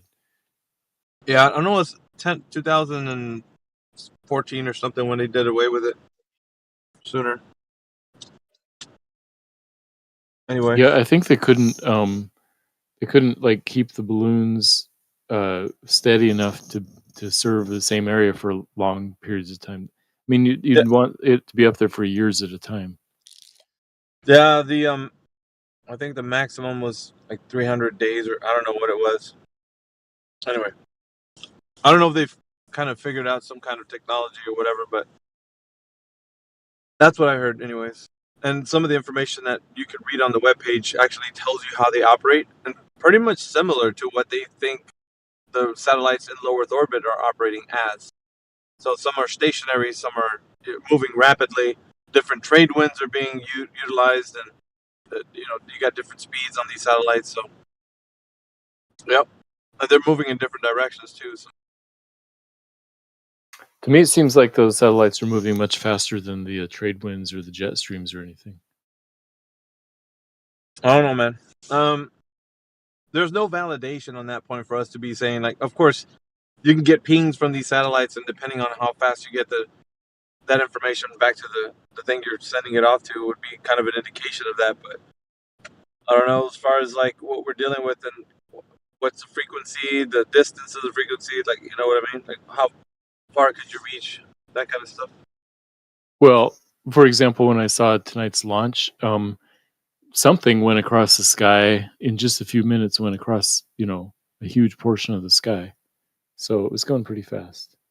I've seen the quote unquote ISS above my house one night, because it was a flyover, and I have an app that actually follows it, and there was like a really bright, super bright star coming from the west, moving across over to the east. Yeah, I've seen that. And as it hit like 90 degrees above me, it turned red. And from red, it like tapered off. I don't know, it was weird. It tapered off like a streak. I don't know how to explain it. But it's almost like it was going into the sunset. Well, it looked like but it didn't look, it looked color like a bright red. Like it went from white to like bright red, and then it tapered off like a firework. When it goes off, like you see it tapered off like a bottle rocket. Right, because something like at first it was in the sunlight, and then it eventually entered the part where it was lit by the sunset, and then it entered nighttime, and you couldn't see it anymore.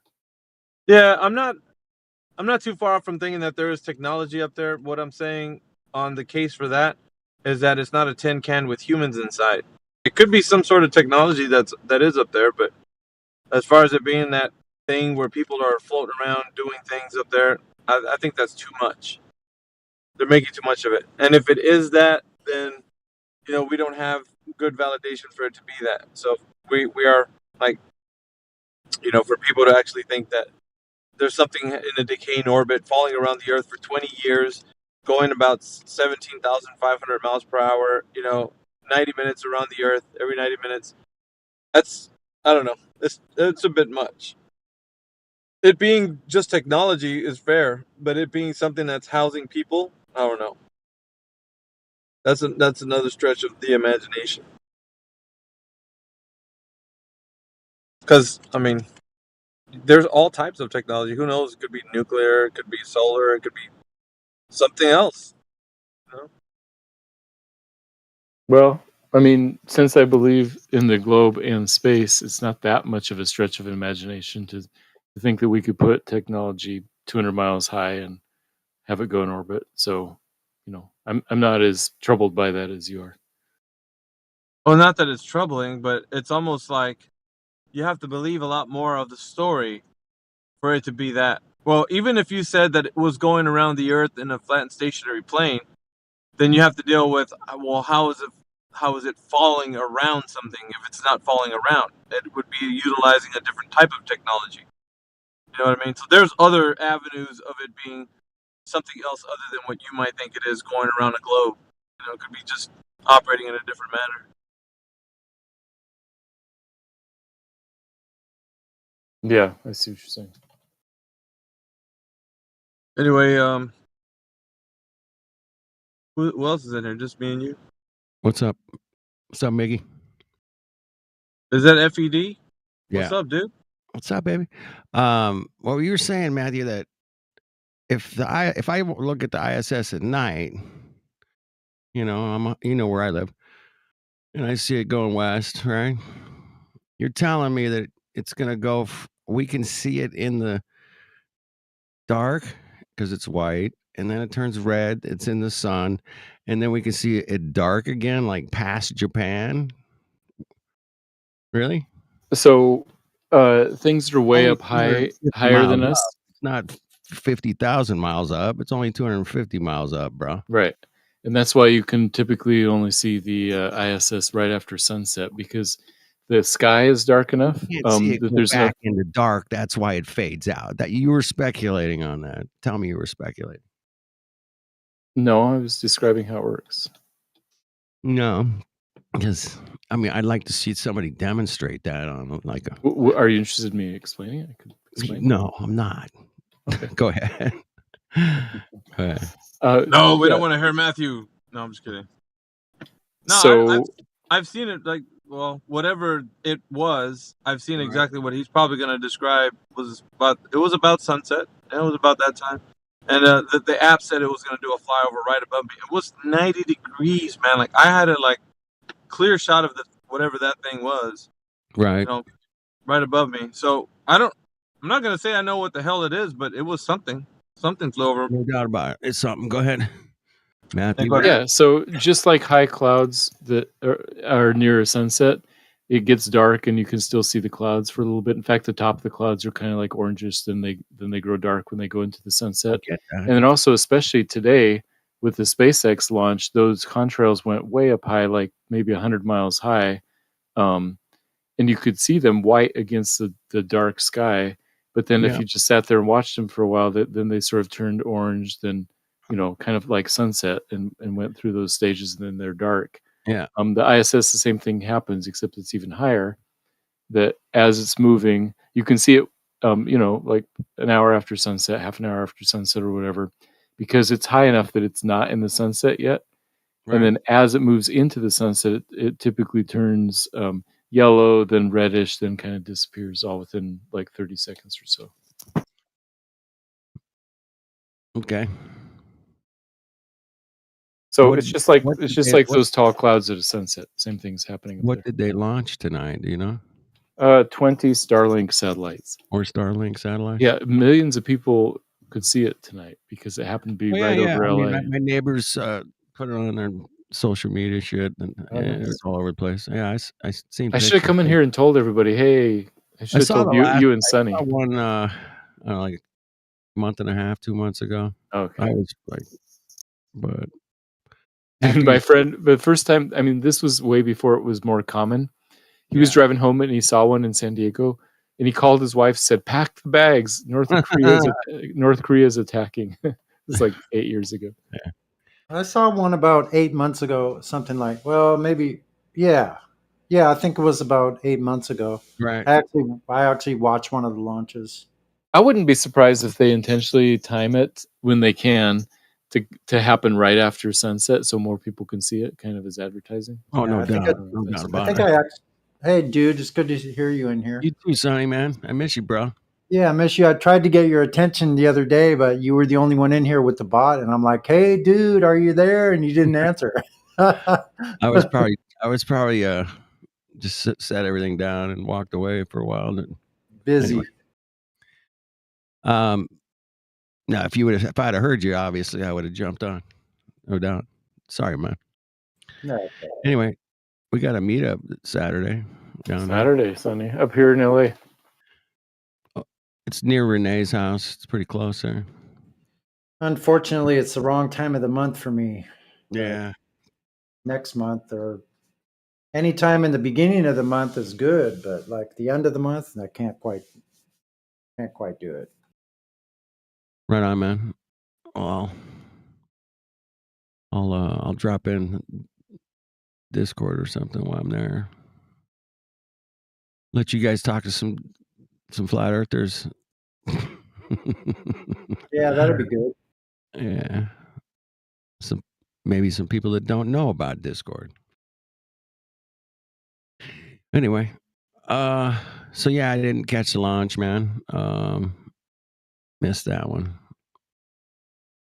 Nobody texted me. Hey, man, there's a launch tonight, bro. Check it out. Well, no North Korea bombings. That was good. Right. Because, so many intercontinental ballistic missiles have been fired throughout human history. I mean, there's just so many. It's hard to tell. Wait, there's not ever been one? There's never been one intercontinental ballistic missile used, even in practice. You guys know that? Yeah, all those tests they were doing, right? They were actually shot it from one continent to another, sending it up into space, and even testing one. Interesting. They sure threaten us with them all the time, though. Russia's got 10,000 of them pointing at us. We got 10,000 pointing at them. Whatever. Yeah, I've actually been on board the USS Ohio, the first of the Ohio class submarines, and there sure is a lot of technology on board those vessels. No doubt. I got to see them. I stood right next to those tubes. Yeah, but is that thing going to go to space and then go all 7,000 miles? And then, dude, I don't know. That's above my pay grade. I really don't know. Is it going to go to space and really crash on somebody's head? I don't think so. I don't think we'll ever see that. I think that's a fairy tale. But I hope. I'm glad I'm wrong. I'm glad I'm right. Because that would be a disaster. I remember growing up as a kid, and they're like, I lived next to the Seal Beach Naval Weapons Station, and they'd always tell me, like, this is the number 2 spot that Russia's going to hit with their nuclear and missiles. And I was like, shit, I live right next to that. Damn, I should probably move. I know. We're right on the West Coast, so like, think about that. Yeah. I'm like, we're going to be toast, man. We're going to get nuked, baby. They've been threatening. You know what? That's been something that I know it's out of topic, but they've been threatening. Well, I mean, there's been things like disasters and things like that I've heard about since the early 70s, you know? This is going to happen. This is going to happen. Oh, You they had know? all the bomb shelters in the 50s, and Yeah. it was going crazy, man. People were scared out of their asses. The Duck and battle. cover.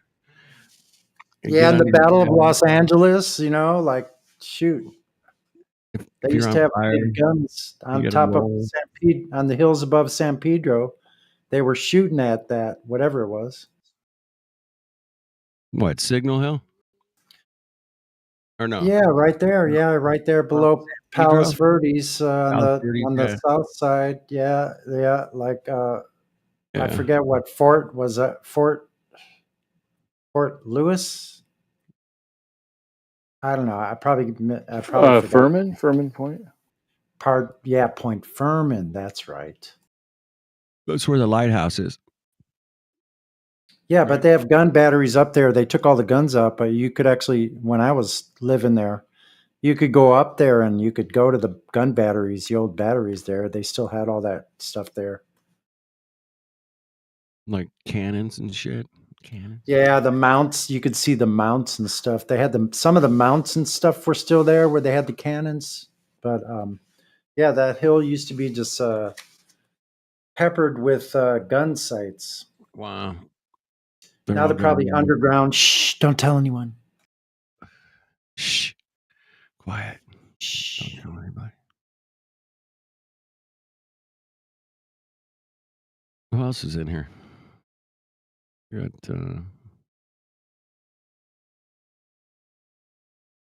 Flatsy. Hello. I heard the hey, yo. Is that Migo?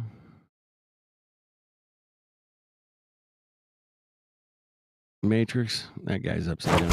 You don't talk to that guy. Matrix. No, he's at a 29-degree down angle and he's spinning at like 787.7 miles per hour.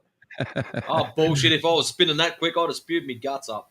I know, right? You're upside down antipodal outer ponder. Hey, look at him go. Look at him go. It's crazy. I'm still waiting for my 24/7 live video of the upside down surfers in Australia. That was a discussion. I don't know if it might have been on Geos or somewhere. Somebody brought that up. Like, do you ever think? I think Matthew, you even had. It wasn't you, Matthew. There was somebody else. I was talking about. Do you think they would ever actually? Why couldn't they just zoom in and say, "Look, we're going to zoom in down here and watch this plane fly sideways on the globe, bro." Yeah.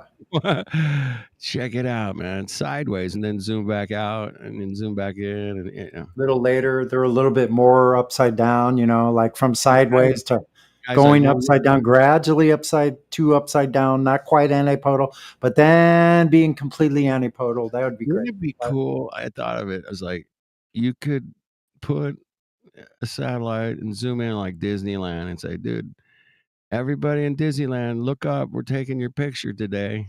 Yeah. You know? And it would just be so cool, bro. It'd be like, dude, you know, I wonder why they can't do that, huh? What do you think the reason for that is? Creative enough over there at NASA. They're just not creative enough to come up with a really fun thing that we get to participate in. Creative. You guys have everything, bro. Watch Creative. Chill out, sit down. Don't fucking do anything. How dare you question? No. Hey, everybody at Disneyland today at noon, look up, put your sign out that says I love Disney and NASA. And, we'll take a picture of you and you can go grab it off our website, bro. Let's do it. That's a real stretch though, dude. I mean, they're not even creative enough just to freaking turn it around the other way. Why? They can't even turn the camera around the other way towards Earth. It would get people more interested in space. They'd be like really, really super excited, even more excited about it. Be like, dude, they took our picture from space today, bro. Look, there I am. There's Sonny. There's Kenny. Look at us. There's signs. Look at us. Look at us. We're waving. We're waving. We're on the Matterhorn ride and we're waving at the ISS. Why can't they get that picture? You can't get that picture, bro. Anyway, I have this. I don't know. I think it's NASA and Disney, man. They're partners. You guys know that, right? I mean, this is the same Yeah, buddies, man, that hung out totally. together and figured out how to sell space, bro, to the masses. And Yeah, they're bed partners, just like Hollywood, Disney, and NASA. They're all part but of the none same of us actually entertainment. ever get to fucking go to it. But they were selling it, man. Von Braun was selling, space hotels and moon bases and all this shit back in like '65, man. He's like, yeah, Mhm. Yeah, he even wrote a book. dude, that's fucking 60 years ago. He's selling this shit, and not one person spent fucking hotel night on nothing in 60 years. Yeah. Nothing. So from the V1 and V2 rocket factories and wherever that place in Poland sucked. was, where all the people died, 20,000 died or something. Please take our picture at Disneyland from space, NASA. That'd be nice. Oh, I'm sorry, that was 20,000 a month. Excuse me. Anyway, then from that to Disney, I almost said Disney, to NASA and the Apollo missions. Might as well have been Disney. Might as well. I mean, because not, we at least we get to go to Disneyland. I mean, if you got a few bucks, man, you can go. I've been there many, many times. Yeah. My brother worked there. My nephew worked there. Got in free a bunch of times. Didn't pay shit, and it was great. Yeah.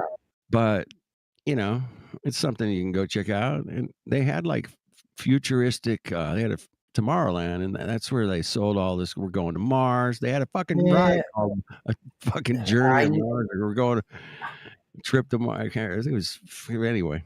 Get in I the know. And check this part out. Like what I realize now is like all those things at Tomorrowland, like all the space Yeah. things and all their themes and like the space themes and all that stuff. Mhm. All of the backdrops are all flat Earth. Every single one of them.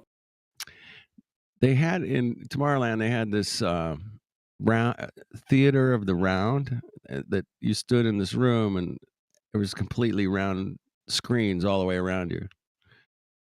That was pretty cool. It was pretty cool. And but that was all Earth stuff, man. Everything they showed you there was like, Washington D.C. and China and some other stuff, and it was just kind of like a lot of Earth stuff. That wasn't too spacey, but they did have that ride, like a trip to the Mars, and then they had some rockets. They had that little rocket thing that spun around. They had Yeah, I never saw any of those rockets or anything like that on a curved surface. Never. Well, it goes around in a circle. Their rockets at Disney went around in a circle. It was orbiting another rocket. Anyway, selling rockets, man. People love to sell rockets, even though that most people don't ever actually get to go on them. It's weird, man. It's just find it weird. Selling rockets on those display, the big displays they had on flat floors, all over the place, man. horizontal floors. Rockets everywhere. We got the monorail looked like a rocket. Just selling rockets and space, and we're doing all this great stuff, but 100% of us don't get to participate in any of it, other than I might build a generator for some air duct that's supposed to go in some spacecraft. Oh no, or my whatever. friend, that's where you're wrong. You got to participate. You paid tax. That's it. There's your mission to Mars right there. That was what it was called, a mission to Mars. Yeah, that's what it was called, man. You got in this thing, and the walls turn red, and you're like taking off, and it was shitty. It was a shitty ride. They got rid of it, but yeah, it was mission to Mars. Nobody's been to Mars. Nobody's going to Mars. It's never going to happen. People are still buying it, though. They're still buying it. Yeah. They never landed anything on a reddish light in the sky and walked around or had something rove around on it. Rover going around there, man. That's it. There's Tomorrowland. Yeah, that's it. That's what I remember. Yeah, that's what it looked like. kind of still looks like that, but I guess it's different. I don't know. I haven't been there in a while, so Now they got a movie out. Tomorrowland. I did see that. Fuck yeah, I saw that one. Oh, you did? I need to see it again, man. There's probably a bunch of shit I missed in that one, but yeah. Yeah, I saw it like not too long after it came out. I'd say maybe a couple of months. It was on like pay-per-view or something. I think I actually paid to see it. I was like, I need to see this movie. Check it out. It was okay. I mean, it wasn't The Matrix, man. That was crazy. Hey, one big pun. You're making me dizzy with that picture, bro. Stop it. Stop. You're killing me, man. Killing me. You're making me dizzy. Yeah, people would get dizzy. Nobody ever complains like, hey, I came up in the rocket today, bro, and I'm just like super dizzy, bro. I'm like, I don't feel good. I can't do an interview. No, every time they go to the ISS, man, they're all smiles and they're like, this is great. Let me hug you. And No take a picture. vomit floating Nobody around comes out of anywhere. there going- Nobody rolls out of there like just like, dude, I gotta puke, bro, and then just hurls, you know, just like I am so motion sick. Fuck, man, I'm not used to this 0 grad G. Fuck shit. Yeah, it's funny. My ears Not are a- fucked. I got a headache. I gotta take a shit. You know, like I don't. Where's the water? Oh fuck, give me a barf bag. No, none of that. Yeah, Don't do any- the vestibular system's not affected at Totally dizzy. all. I need to lay down, man. Where can I lay down? I gotta go lay down. No, they just come rolling out into the ISS with just smiles and dials and come up with some teddy bears and bringing presents and shit to everybody. Yeah. See, Matthew left. He tired of my fucking diatribes. I think. Because he's Yeah, no. we're talking about being antipodal, and he just left after that. Anyway, love you, Matthew. You know, these are just simple questions I ask. Why not? You know, why haven't we done this? Why isn't NASA more fun? Why can't they take our picture to Disneyland every day? You know, hey, 12 know. o'clock noon, we're flying over well, we got you, bro. Or I know. or Upside midnight down or whatever. surfers, that would be fun. I mean, think about it. Or upside down girls shopping and their dresses aren't falling down. Like, good stuff. Be weird. It's a little creepy, but that's weird. Yeah, it would be so great. I mean, think of all the, you know, next time there's like a music festival. Oh shit, the ISS is gonna fly over that music festival at 8:30 or whatever. You guys, everybody got to look up. They're gonna take our picture, and we're at the music festival, bro. Yeah. And hold up your Everybody sign. wave. Everybody Hold up your wave right sign. now. 1, 2, 3. 75 trillion megapixel camera they're taking our picture with. Why don't they have 75 million trillion megapixels? I'm sure they do, but we only get like, you know, 64 megapixels. But they got 4K. You're like, where's our 4K live video? they Yeah, got exactly. 4 billion K, dude. I mean, No kidding. I know they do. I know they have 4 billion K. Yeah. They could take a picture. We could hold up a sign that says, you know, Flat Earth or NASA or I love NASA or whatever. Yeah. And we could all see that picture, and it would just be great. It would just be really, really great. Can you imagine what the Lucifer telescope, like what kind of resolution they must have on that bad boy? I wonder how big that lens is. Oh, it's like 10 feet, bro. That's crazy. And now there you go. Now there's an album cover. I remember that. Yeah, there you go. Surfing with the Alien. That was a great album, I have to say. And he did all of that himself, Joe Satriani. That's pretty much a blues album all the way, right? Well, no, not really. I mean, he was pretty innovative, you know, like. All right, I'm gonna have to check it out. I'm gonna have to check it out, man. Yeah, All right. not a blues album, but there's a lot of kind of blues influences in there. Joe's kind of known for being a really good blues player, isn't he? Am I thinking of somebody else, man? No, more like progressive rock. He was one of the first ones that came out with like he was actually one of Steve Vai's teachers. Okay. Yeah. All right. Yeah, dude, I gotta check it out. I gotta revisit. It's time, man. It's 2024. Time to revisit Yep. Satriani, bro. I knew some people that met him and jammed with him, and yeah, I mean, nothing good. But I never really. I don't think I was ever like a fan or wow, man. I gotta get the. I never had this album or anything, so of his. Yeah. So I gotta check it out, man. I'm missing out. Pretty If cool Sonny stuff. Like, recommends it, I gotta check it out. That's a. It's a yeah, no. you'll like it. Not blues at all, actually. Like, yeah. I'm thinking of somebody else, man. My Yeah, bad. the song itself, "Surfing with the Alien," like pretty Yeah. cool.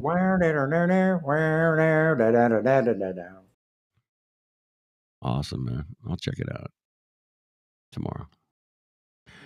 Bear, what's up? Pelagic.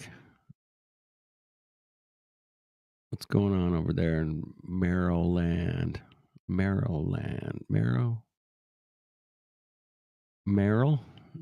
Maryland? Yeah, next month I think I'll have Bear Plegic send me some more coffee. Finally, I know it's been a long time, and I know he's really pretty humble. He's like, "Dude, you don't have to pay me now. You could pay me later." But I don't like doing that. Like, I get you, man. You don't want to be dead. yeah, I don't want to be a deadbeat. I get it. So That's better. Okay. Thank you, OBP. That's not making me dizzy. That is kind of creepy, though. All right.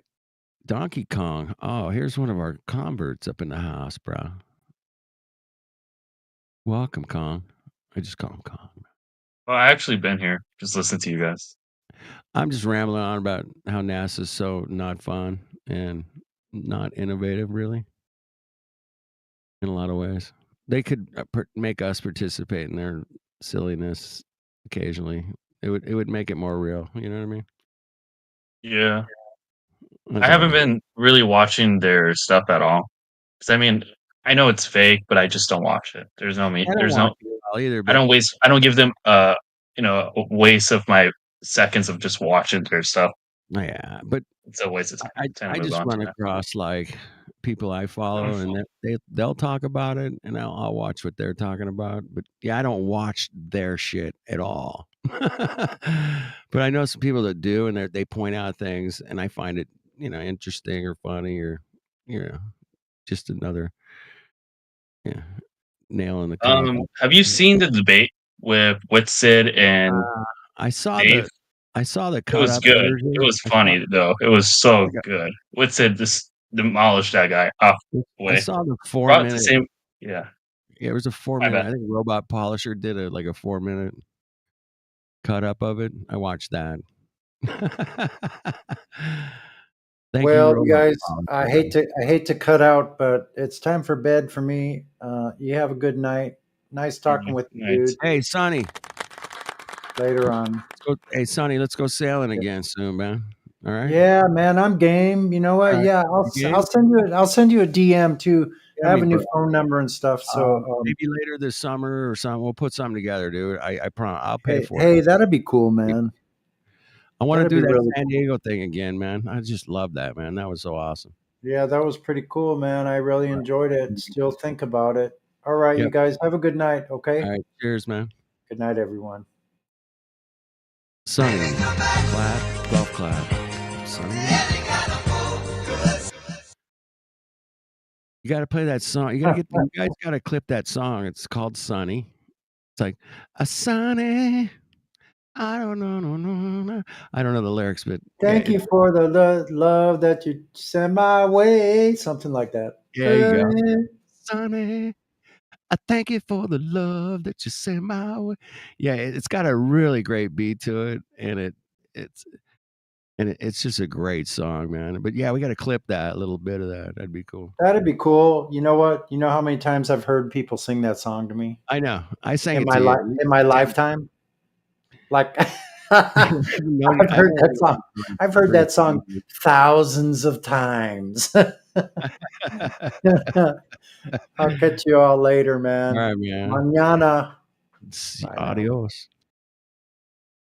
All right. What's up, Matrix, and everybody else in here? Love Flat Earth, dude. It's the music that I grew up with. Is that was that Hall and Oates? Did he Flat come Earth back? Matt. Is that Yeah. Charles? Is this Charles? Yes, it's Charles. Oh my goodness. Hey, I'm an old Robert Bassano guy. How are you? I was just thinking about you because it was Robert Bassano's Planeta Veritas where I had my first conversation with That's John. right. I was there, bro. I mean, I was watching. I wasn't with Yeah. you guys. They're live, man. Okay.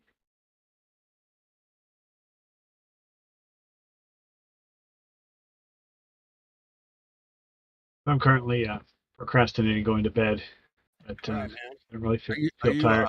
Are you off for the summer? Yeah, but I've got a ton of training.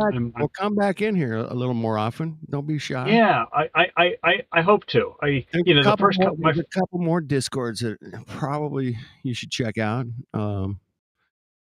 There's Earth Awakenings for sure. Yeah. They would love you in there. That's Geo's. The thing is, I just want to be really careful of just not going where I'm not welcome. You know, like there are some places. Geo's is super moderated. Like he's like on top of that shit all day. Oh yeah, no, I meant this room. I meant this room. If it gets out of control, man. Yeah. He'll pull 'Cause it. I down. was in a couple times, and it just like You can talk about I mean, it anything. just went off the rails like in 2 seconds, and I try to be as kind and as Yeah, I'm understanding. with you, bro. I want to be cool. People just start, I wanna screaming chill. at me, calling me a Got it. liar and stuff. Yeah, I don't want to get loud. It's not good for your heart. So the thing is, if I'm if just my presence is triggering, like I'll just go someplace else. But it's like if you want to have a conversation, like, hey, ask a Glober, like I get it that it's a flat Earth room, but No, this, do you know Matthew Learns, the other math teacher we know? we have never spoken, but I've kind of rubbed elbows. He was just here in like chat. 5-10 minutes ago. He was here. Oh, really? He took off. Speaking of conversations, you should see what I tagged you in the live stream voice text with. The sphere is Okay. caught in the irreconcilable dilemma. Okay, so now you're gonna have to talk me through this because I am Discord clueless. I tell everybody this. All right. Discord There is clueless. up above where the red dot is, it says live stream. Right above that says Yes. Oh, okay. Then there's this live stream voice text. voice text. Oh, Yeah. okay. There it is. There it is. Okay, let me just scroll And down. that's that's where we put our links and pictures and whatever. Yeah. Okay. Okay. And this was Gregory. And Gregory, we spoke a couple nights ago, like three days ago. Yeah. Okay. So spheroidal geodesy dilemma. Is that what you're talking about? Mm-hmm. Oh no, you tagged me. Oh, okay. Right on, Was it right like on. the whole thing that you were sending in my direction? All right, first horn, Yeah, that's the second dilemma. horn. Okay, the horizon is only an optical phenomenon. Summit of a water. Okay, so the word I'm going to object to is the word only. The horizon is an optical phenomenon that is based on literally the edge of a sphere. So it's not that it's only, like it could be like hologram is it's a So purely an you're optical phenomenon. pre-assuming your sphere. So can that not happen on a flat surface? Well, Well, hang on. no, Before you go that direction, if you argue that way, then you're impaled on the second horn. Okay, so what Matrix asked, and I believe it was Matrix, right? I am not pre-assuming a sphere because I've already measured the shape of the Earth many times. So I'm not assuming anything. So But I if you're claiming you've measured it, how come there's people that have been in here for longer than you've been around that haven't been able to measure it and they've been trying to? well, most of Listen, them stay away don't from the digress sky. to that yet, because it's kind of distracting from the Anyways, dilemma. I'll hold. Hang on. Charles, you and Gregory, go for it because I'm going to Yeah.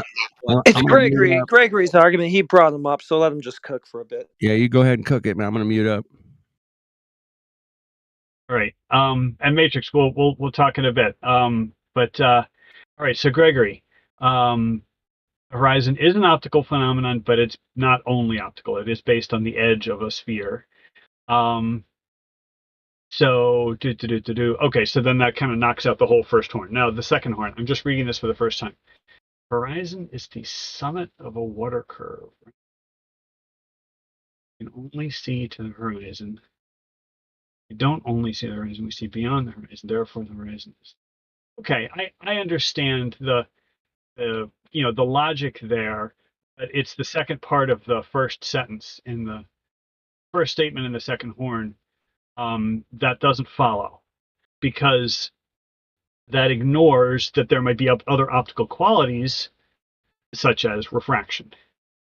Right? So yes, Okay, the horizon so is the summit of a water ball, but we cannot only see to the horizon. okay, so if refraction is going to make curved surfaces appear flat, extend the horizon away from us, and make objects that are completely obscured behind a much larger object while on the surface thereof appear to be on the top thereof. No, you So had a if bunch of that's statements in there.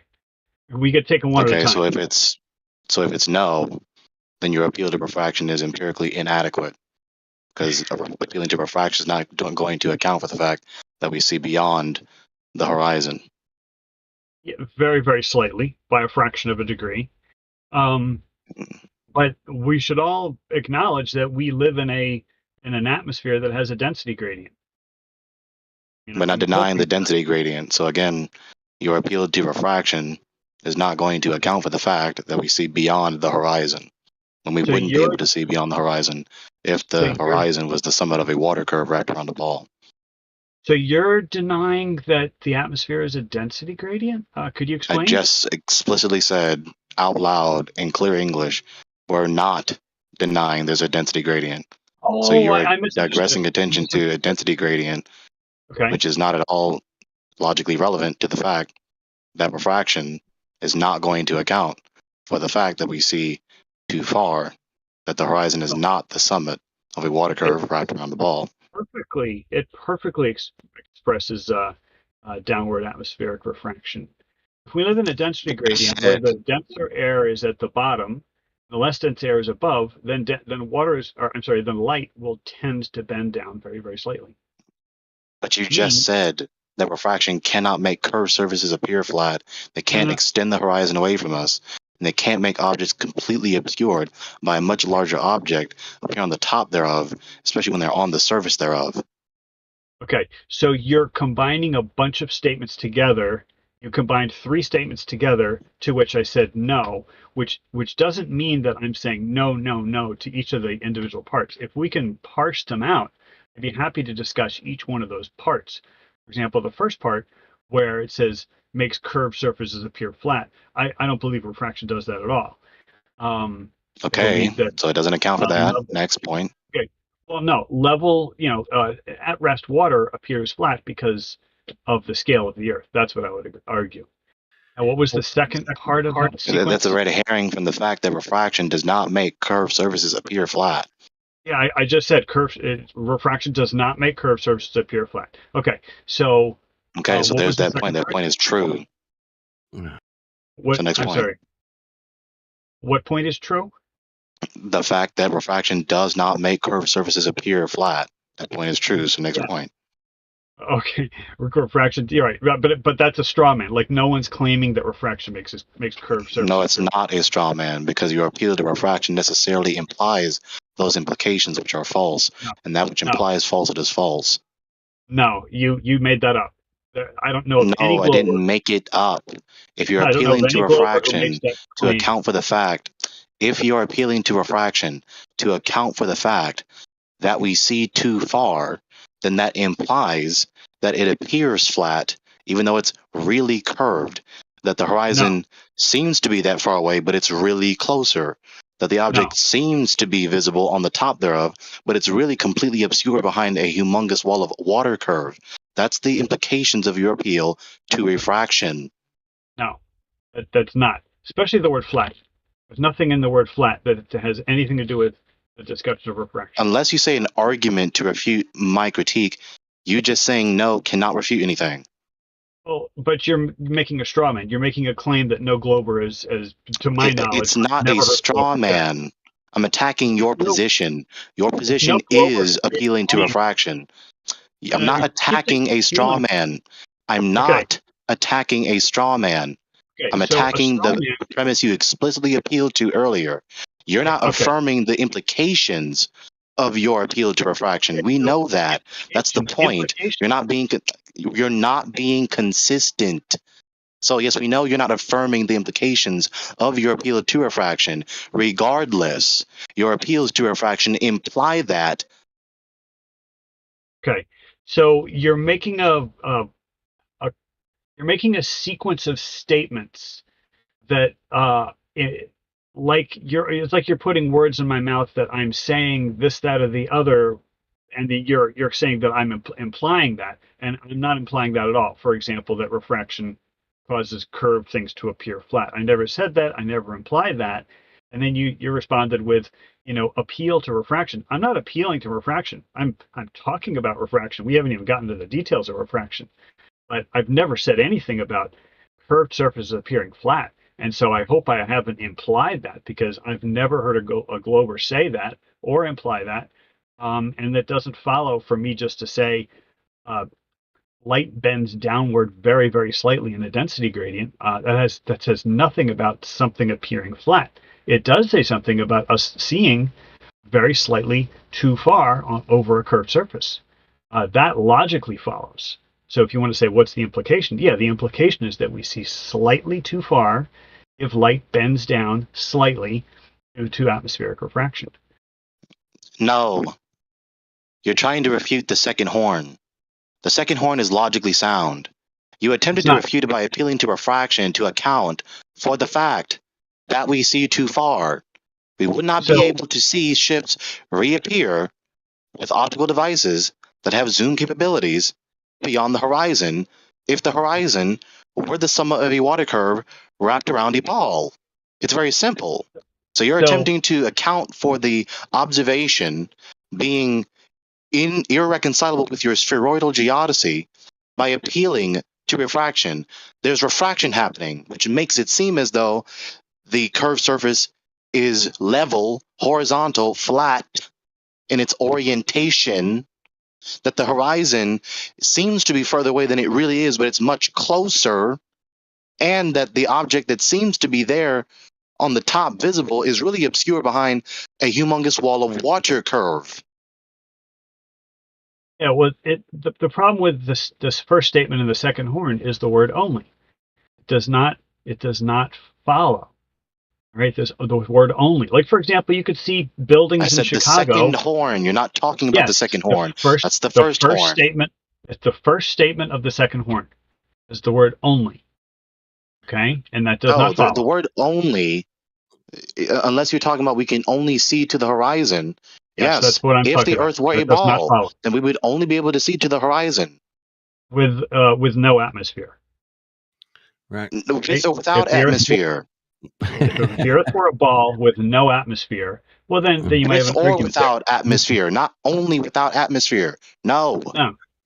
So, because the thing is, light. If light always travels in perfectly straight lines, then the first statement of the second horn would make perfect sense, right? But light bends downward very, very slightly due to atmospheric refraction under standard conditions. So you got to take the word only out of there, which means the second horn collapses as well. So then the light would never have reached to us then, because the angle of incidence would be too tight in order for it to actually get around the curve rather than crash into the surface of the water rather than reaching our eye. So if you take a ray of light and then just your globe just didn't have downward. I thought it was inward. What do you mean down? Inward. Yeah, you got to get your own words. Towards gravity. Downward's a flat Earth term. Shut up. So if you could, draw a circle on a sheet of paper and make a little stick figure, and then draw a line tangent to that, that would be the geometric horizon, right? Now, if you draw a second line that is just curved down just very, very slightly, you will be able to see slightly further than that geometric horizon. That's all. No, light is not being curved by the atmosphere. No. Light is not so being now, curved around the atmosphere. It okay, so bends. that's a claim. So it That's well, changes its okay. angle of incidence. It's not curving around Okay, the Earth. No. it does not change its angle of incidence. Angle of incidence is the angle, like at your eyeball.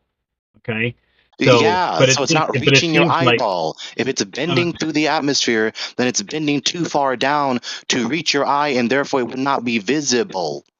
no, because if you fan out a whole series of light rays, at some point one of them is going to reach your eyeball. Are you That's a familiar red with the herring. principle? The light You is feel bending at an angle around a curve. It's not going to touch your eye. It's bending down to the ball, something's going to not touch to your eye. something's going to touch your eye. Are you familiar with ray tracing? It's not going to reach your eye. Not Are you familiar whistle with past the ray critique tracing? with some more quizzes. Stop doing that. So Are you familiar again, with if ray you're appealing tracing? to refraction, then either you're making an appeal to refraction, which implies patent falsehood, and also implies that you wouldn't see the object. No, the light is not curving through the air. It is going to bend, and if it bends, it's going to crash into the ball and not reach your eye. So you wouldn't be able to see that happening. Gregory, can you explain to me the difference between curving and bending? Because I'm a little confused. Yeah, say you it's can not curving, bend without it's bending. curving. I can bend.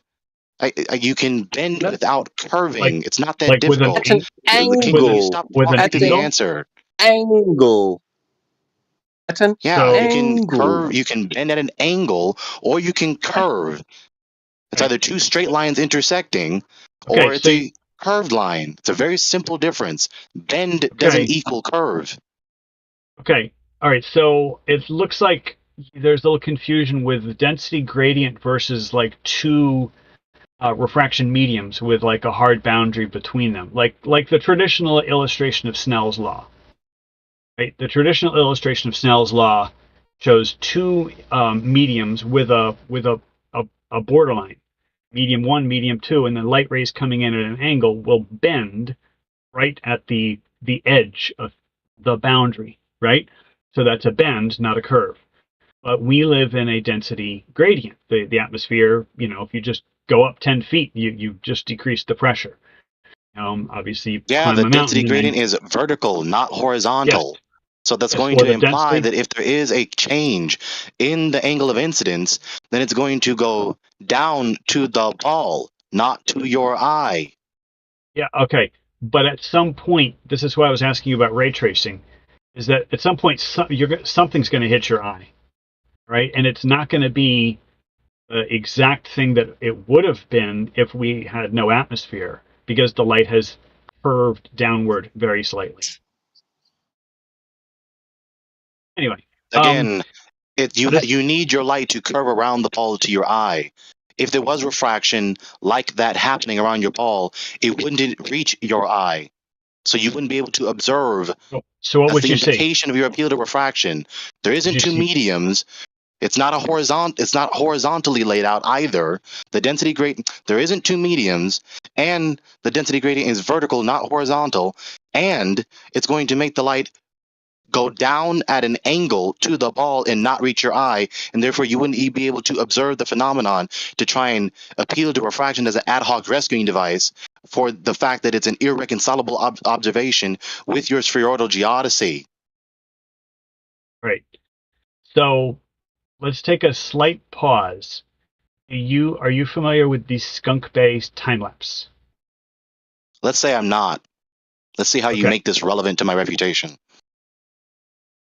So with the Skunk Bay time lapse, it was taken by a weather station up near Seattle of Bay. I guess it was Skunk Bay, and over the course of a day, in the imagery, you could see the bay, but then there's a jutting piece of land that comes up from the left, and then there's some mountains in the distance, and then some mountains even further beyond that, and then of course there's the surface of the water, and in the time lapse, which is obviously sped up, very greatly, you can see the water bulging and dropping, and you can see the land bulging and dropping, almost like the ground is breathing. Things are getting distorted.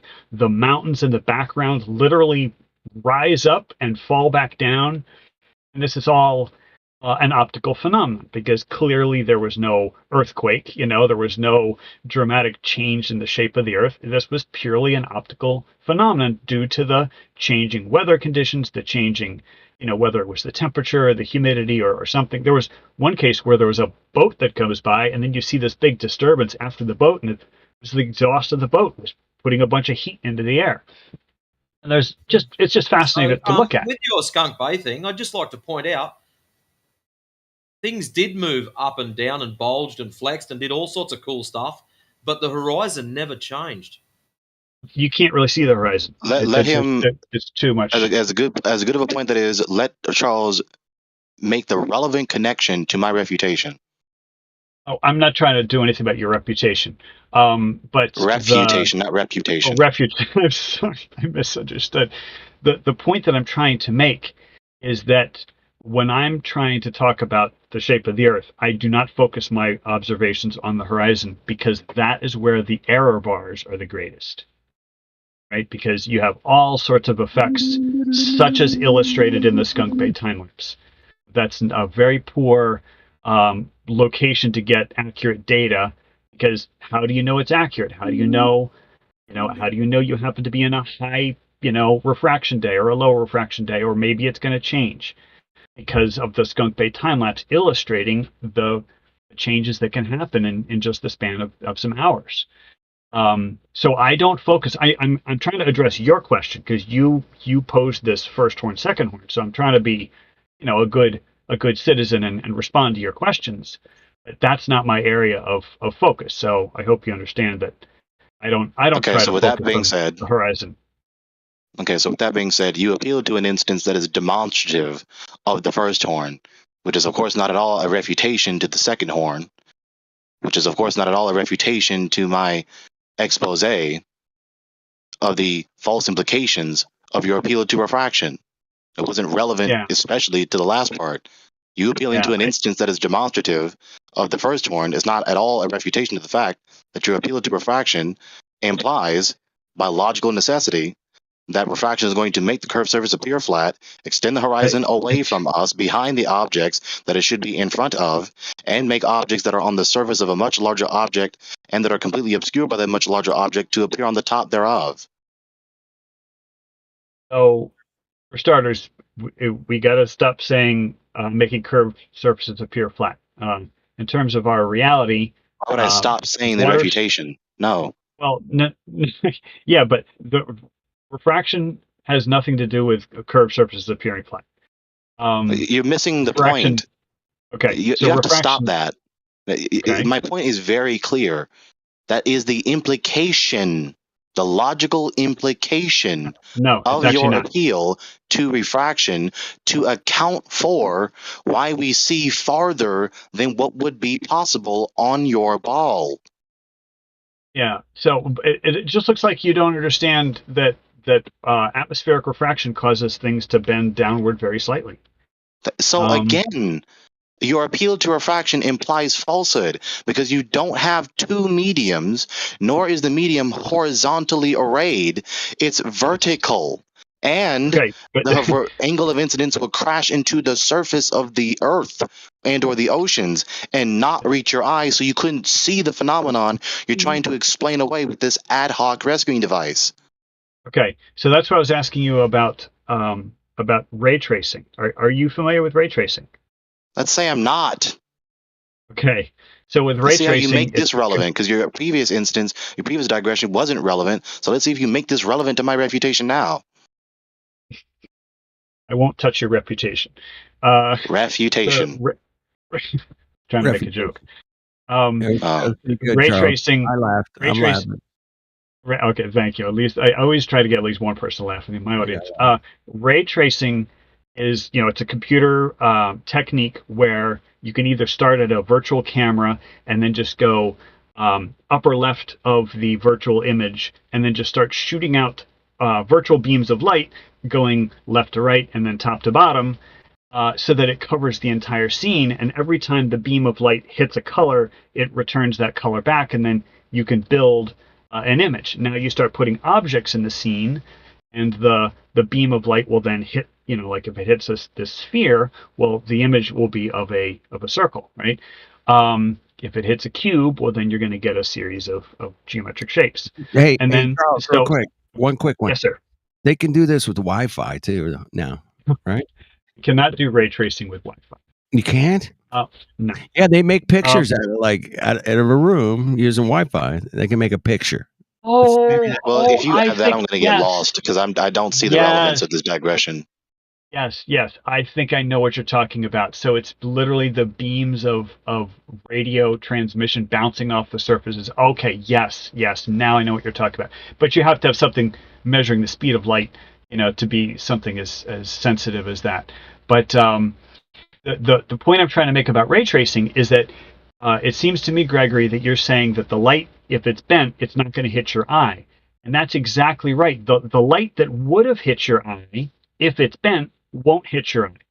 But my point is that something will hit your eye, and what's hitting your eye is something that's going to be slightly further than what you thought. Like looking over this curved surface, you're going to see something slightly beyond the horizon, which you wouldn't have seen otherwise.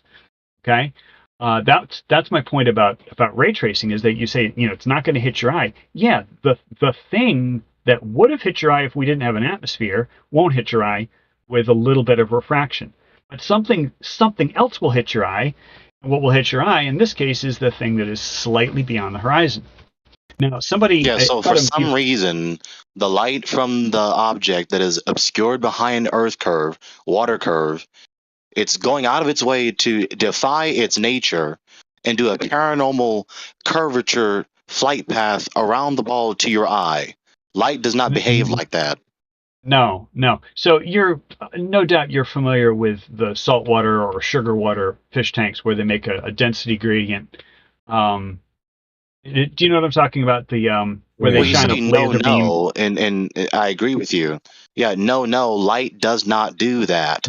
That's two mediums. That's two mediums too. Man. Okay, it's not two mediums. It's a continuously changing density.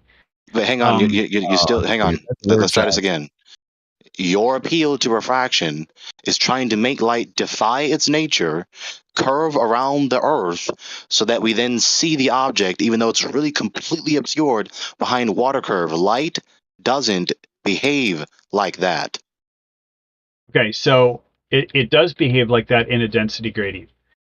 Okay? So again, the density gradient is vertical, not horizontal. Yes, so it's not going to curve around the Earth. Okay, so forget the Earth. Forget the Earth. Just think about a fish tank. So they've got they've dissolved either sugar or salt, and so it's like really thick at the bottom, really dense. It's still too medium. Forget the Earth when that's your premise. So let's forget your premise then.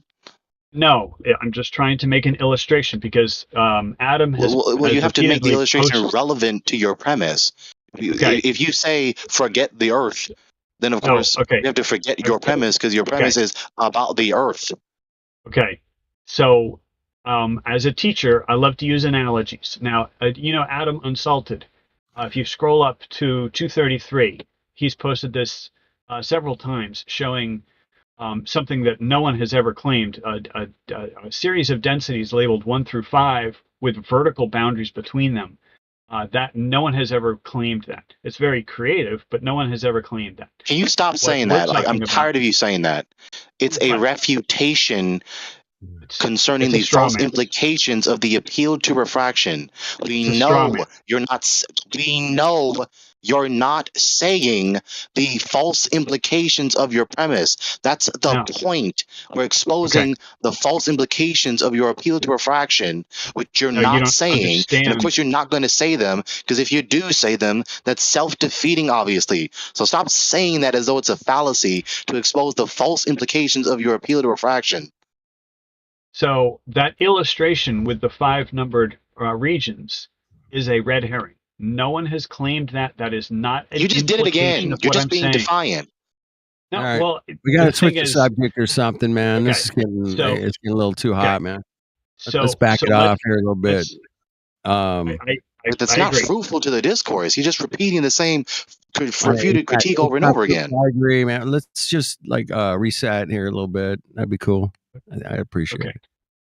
Thank you. I appreciate Everybody that take as a well. breath, get some water, take a piss, play some music. I don't know. Gonna reset the So, room, Greg, bro. or We gotta Gregory, fill this thing out. the Gregory, I love you, laser. brother. Man, I love your passion. I love you're like you remind me of Robert Bassano in a lot of ways, man. But I don't recognize that name. What is that? Who is that? Not what is that? Who is that? That's a man. Charles and I go way back, man, to 2016. Yep. It was a crazy year, bro. That was crazy. Anyway, Good time. he's Yeah, a Robert Bassano, Planete Verita. Plantis Veritas. Yeah. Anyway, Um, he would say, it's not what you know, it's what you can prove. What you can prove. And it's what you can prove. Now, does Right. refraction happen? We all know it does. Hell yeah. With a picture of Denzel Washington Okay. looking. Different densities. Yeah, it makes weird. Light does weird shit, man. We all got that, bro. Does it make us see flat things that are curved? I don't know, man. And maybe it can, maybe it can't. But at the end of the day, water's level, bro. And ain't nobody gonna take that away from me or anybody else in the room. Or so it appears, because light is so determined to make the Earth appear to be a ball that it's curving around the surface of the ball Yeah, to make the surface appear flat. It gets lost in the weeds when you go into these kind of things, man. I mean, we get lost, but we can talk about this I mean, stuff. it's nothing more than a contemporary globe apologetic point. This was not argued at all for millennia. Mm-hmm. Yeah, it's a recent argument. We've known that it's a globe for about 2,500 years. So the flat Earth thing is actually fairly. We've been getting angles and dangles to things for 2,500 years. You betcha. But we weren't there 2,500 years ago. We're here today, and we got tech that's, obviously. Yeah, but I mean, they left artifacts. I mean, if you go back in drawings from antiquity. Hey, does Eratosthenes have any? Did he write a book? Which book did Eratosthenes write, bro? He may have. Maybe he didn't even exist. But well, the only I reason why we appreciate tell your these honesty, stories Charles. I love honesty. If somebody says he might not have existed because he never had any firsthand notes or books or nothing. Yeah, well, 2,500 years is a long time, but the only reason why we retell the story. You've done the Eratosthenes experiment yourself. How many times? Oh, I've never done the Eratosthenes experiment itself. What I do is I use my latitude. I mean, I take measurements of the sun all the time, but I'm only using my latitude as a reference. Eratosthenes did not know his latitude. Shadow angles, bro. Shadow angles. Right, shadow angles, absolutely. Yeah, I got you. And then I've done it too. I've done it with math professors. I've done it with PhDs, dude. I did the same angles. We came up with calculations that made the sun only, 3,450 miles away, bro. That was it. Yeah, but that was only with just one calculations, angle to the man. sun. It's just calculations, man. But they're not consistent, though. That's the problem. Is the flat Earth model is not consistent with the I observations. get it, man. But we're gonna figure out. We're gonna figure. You guys had 500 years to come up with your model, bro. We got like fucking 10 years here, man. Give us a couple days, bro. Give you some time. We'll let you catch up a little bit. All right. I gotta catch up to you, man. We're gonna come up with it. I guarantee it. Oh, good. And that's why you're still here, Charles. That's why you're still here, bro. You're here because I'm here because we were like, okay, how do we figure this out? How do I explain this? How do I mean, where are you gonna go in some globe fucking Discord and go, hey, did you guys see that NASA launched another mega billion trillion dollar rocket, bro? That was cool. I'm more of a SpaceX guy. I used to be a NASA guy, but I'm a SpaceX guy. Whatever. You know what I mean? It's just like, okay, I mean, this is where the action is, bro. We're figuring stuff out you hadn't thought about. And one worthless sector just like to Robert another. Bassano did with the superfluid helium when he was talking to the director of fucking it was a Hubble. And he's like, I think space is superfluid helium. And the guy was like, well, that's interesting. And I was like, oh shit. Even he thought that shit was interesting, these bro. guys, they haven't, asked like the important questions. They're like, oh, NASA buys more helium than anybody. And no one's asked the question, like, what's NASA doing with all that helium? They're launching balloons, man. That's our conclusion. But no, they pressurize fuel tanks. They do that rocket too. up, Of course they do thing that is too. pressurized with helium. Is there even any academic source that is teaching that the atmosphere is curving light around the ball? That's a good question. Well, let's back up with. I don't think they are. Yeah, phrase you're right, around the ball Gregory. is kind of a loaded phrase. Not in First any off, the Earth is textbook. not a You're ball. right, Gregory. Good one, bro. I love that. No, Charles, Go I ahead. will not back up. Please answer Gregory's question. It was fair and square. Fair and square. Okay, I mean, I want the citation. there's- What academic there source are- is teaching that the atmosphere is making light defy its nature and curve around the ball so that we can see things, so that even though it's really behind the water curve, it appears flat and it's appearing in front of us? So if you want to say atmospheric refraction, it has been studied extensively. That's where we get the 7/6R. That's an approximation for the radius of the light bending through the atmosphere. We know what it is. That does not equal light curving around the ball, especially when the object is completely obscured out of our aided or unaided eye, so that it could eventually appear before us. So by a fraction of a degree, that's the part you're leaving out. You keep saying curving around the Oh, ball. shoot. What about It's Canada? first of- What about those long distance photographies, man? Yeah, We see like, I've researched every single one. Okay, I've run the mentioning numbers that on every caveat single doesn't rescue your position. Just because you want to rhetorically emphasize that it's relatively minuscule is not at all a rescue from the fact that you don't have any good reason to believe the atmosphere is curving light around a ball. Okay, first off, it's not a ball. So, you may stop saying ball. The Earth is not a ball, okay? No one says the Earth is a Pick ball. the word that I can Well, say to identify your position. You could say globe. Okay? Globe. What's the difference between a globe and a ball? Well, a ball is Or something sphere. children play with, right? A sphere? How about that for pedantry? planet. That's not How about- respectable. Okay. All right. How about planet? How about having light curve downward very, reaction. very slightly towards the planet? How about that? That would be a more accurate statement. Sure, but how about this for pedantry, right? You didn't make a significant distinction between my word choice and yours. Everyone who is not trying to be pedantic can clearly see that my word choice is synonymous and semantically sufficient to identify your position. So, ball, globe, spheroid, pick your synonym. What I said is accurate. Okay. So light bends down in a density gradient. That has been carefully studied. That's been extensively studied. There are entire books that have been written on atmospheric refraction. Which is not an instance of light curving through the It air. It is. It's not. It, Okay, the only problem you've got with that, Charles, light downwards. in order for it to bend, it's got to go from a lighter medium density to a heavier medium density. It doesn't do that at 1 foot of elevation. No. So how That's does why it I bend brought up- down if it doesn't change density? Well, if you're in a horizontal density gradient where the layers love are cool, horizontal bro. to each other, like that's why I brought up the fish tank. Is Yeah, that and you're if you- not. The atmosphere Okay, is so let not me- a horizontal density gradient. It's vertical. So not only Okay. is the density gradient vertical and not horizontal, you don't have two mediums for the light to stretch through, right? So there's the second flaw, and by implication, the light would not reach your eye. It would bend down away from your eye. You don't have any academic citation to prove that light is curving through the air around the water curve because of the atmosphere. All There's right, three so- critiques.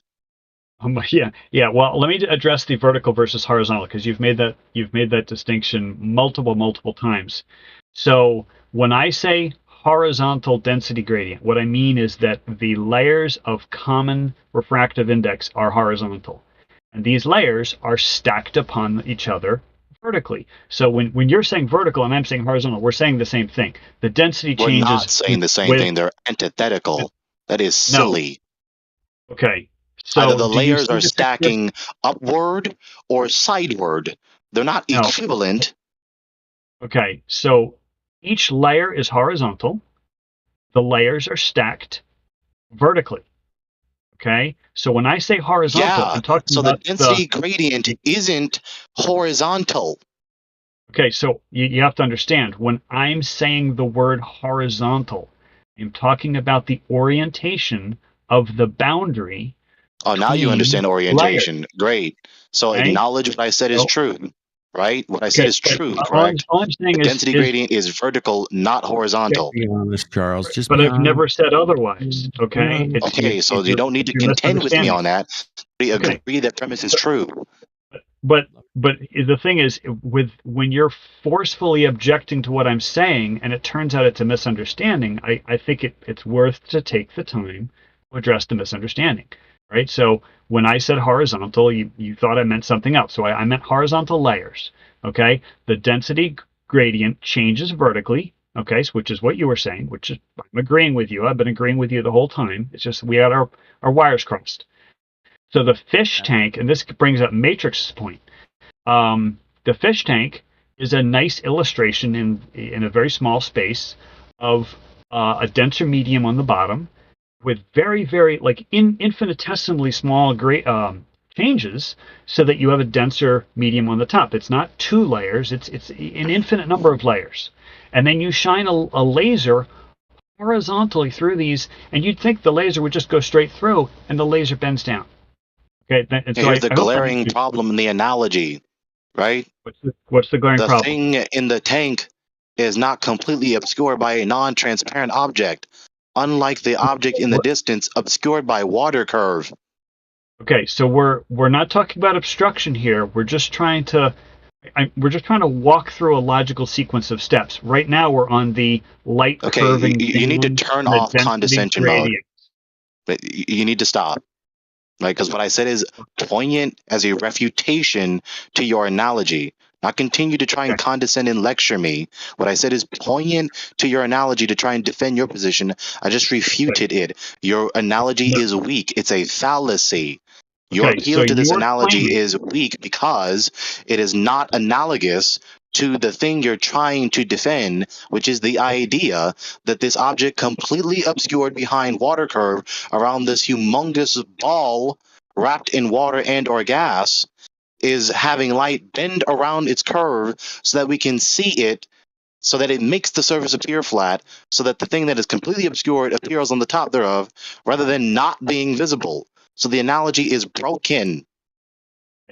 So there are a lot of pieces to the puzzle, and if we break it down step by step, we might be able to reach at least a place where you can understand what I'm saying, because I don't think you understand the concept. Okay, so you're not gonna concentrate your reply to refute my refutation. You're just gonna continue to try and lecture me. Well, no. If we could approach this step by step, because a few moments ago you seemed to say This isn't lecture time. I don't know why you Globers have to have this explained to you. This isn't lecture time. This is debate time. I'm debating you. I don't need you to lecture me. We need you to make your retorts concise to refute what I said, not bore us with lengthy lectures that don't actually get around to being a poignant refutation to my refutation. Okay, so you might want to just stop interrupting me when I'm mid-sentence. You might just want to stop lecturing me. I don't know. So like, because that would really help. Because like, if I'm trying It to say would a really sentence, help if you stop trying to lecture me and bore the audience. So concentrate your reply to refute what I just said if you wish to refute it. So, yeah, I appreciate your passion, but there's got to be some listening. You know, if I'm, There's I'm got to listening be you. not continue to condescend and admonish me presumptuously. We're waiting for you to say a rebuttal to my argument. So, please don't interrupt. Let me get a sentence out. It sounded like you said it goes against light's nature to bend or curve downward, and that's false. Well, wait a minute, man. What about the lights in the sky, man? They're trillions of miles away, bro. I mean, we're just focusing on I'm just on saying, whether man. light Where's those? Why are those curve bending? downward gently. Are those lights That's- bending? That's just a quick question. Yes all or right, no? when Yes you or look no? up in the sky, Is the light atmospheric I see in the friction sky is- bending? Yes or no? So, simple question. With a nuanced answer. Okay, atmospheric friction is not key. Fucking Charles, don't give me that shit. Come on, we're old G, bro. We're OG, bro. So yeah, and OG, you don't demand somebody answer a yes or no question. Do you remember? You don't demand somebody answer a yes or no question when the answer is a little bit more nuanced. I don't want to give nuance to say yes or no. Remember, Come on, Jibby don't give me that Jedi, shit. man, he was the Yeah, best. he was the That's best, and I'm conversation. his protege, bro. So you And he go would ahead always show. why He don't would you show go up ahead to a and give me debate. your shit, man? Come on. He would show up at debate like half baked. Do you remember that debate I had with Oh, Jibby? dude, I remember everything, bro. I remember And it I all. prepared like 80 slides, and then he Yep. comes in and he was like, Yep, I remember "It's all of that disgusting." shit, bro.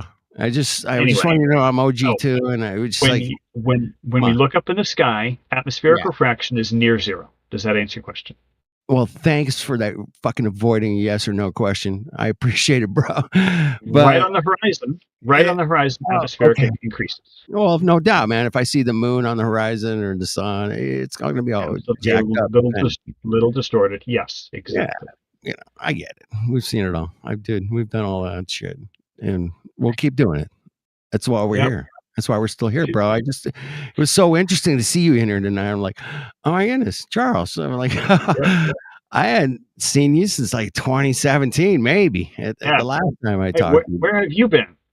Dude, I've been right here, man. Discord. We did hangouts until they killed that shit. And Right, Google Hangouts, Google and then have you ever Hangouts, been on like yeah, we did all that. StreamYard or Live streaming, all that. Yeah, it was great. and people were using what, OBS? That was real big for a while. OBS, or you could actually just do it, dude. It was so easy, bro. You could like 12 clicks, and you could start a live stream from YouTube using Google Hangouts. You can have 10 people on a panel and live stream right now. That's Boom. the way we did it.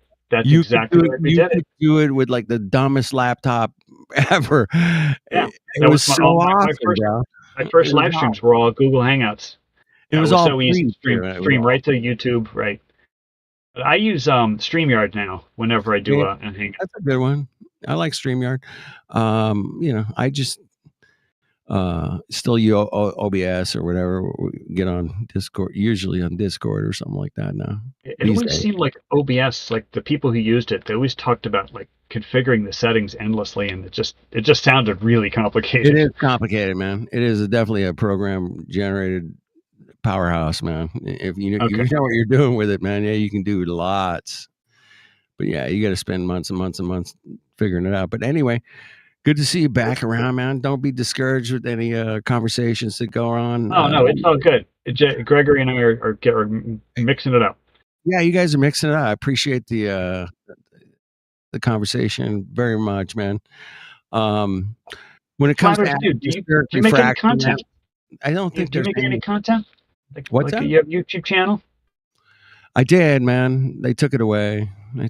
Oh. What did you do? You got to do something bad to get your channel taken away. It's medical misinformation, bro.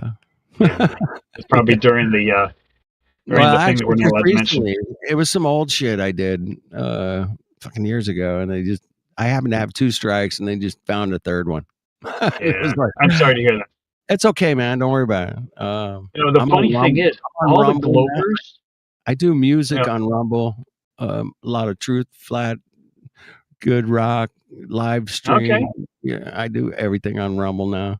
But it's you know it's what's just funny only, is it's only one day a all week, the- bro. Oh, okay, all right. Like For a all few the hours, Glovers, 3 they're hours. like establishment guys.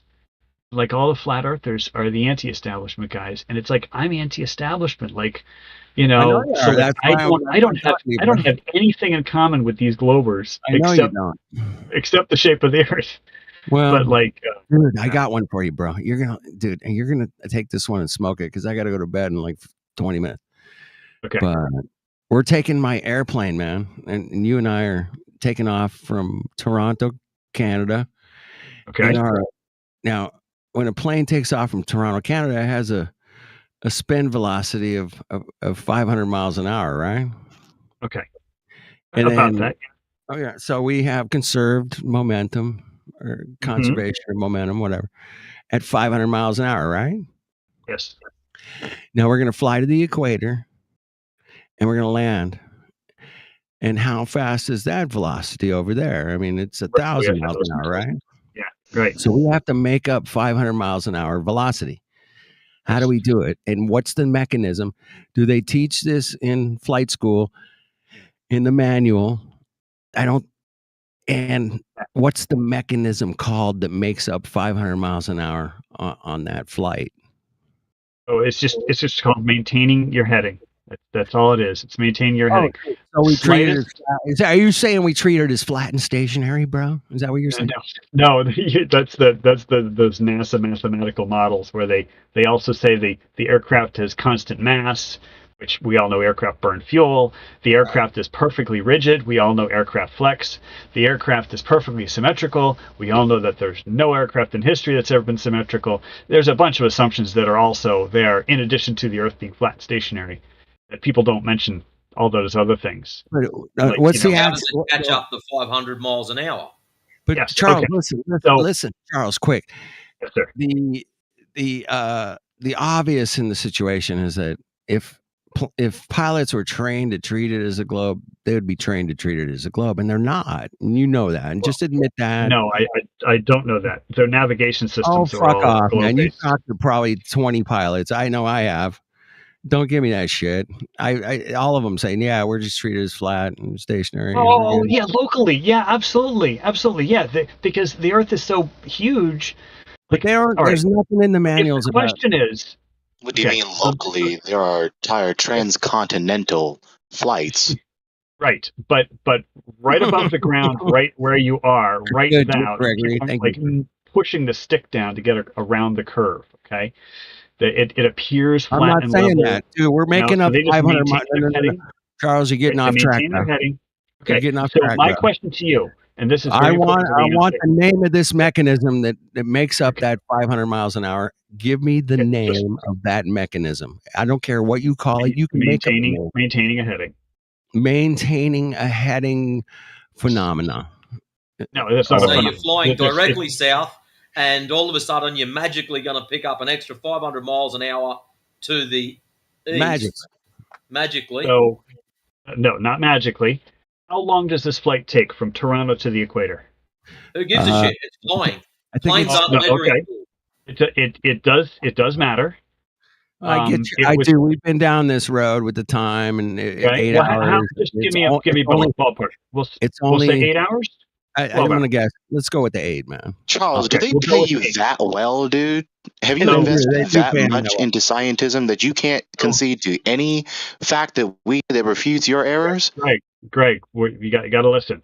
So what we're talking about is, where does the extra 500 miles an hour come from? See, You again, have to divide right? that. Every time we try to Greg, I'm not engage you talking in to you, good Greg. faith, you keep replying as though you know so much better that you just whistle Greg. past every fact that we tell you.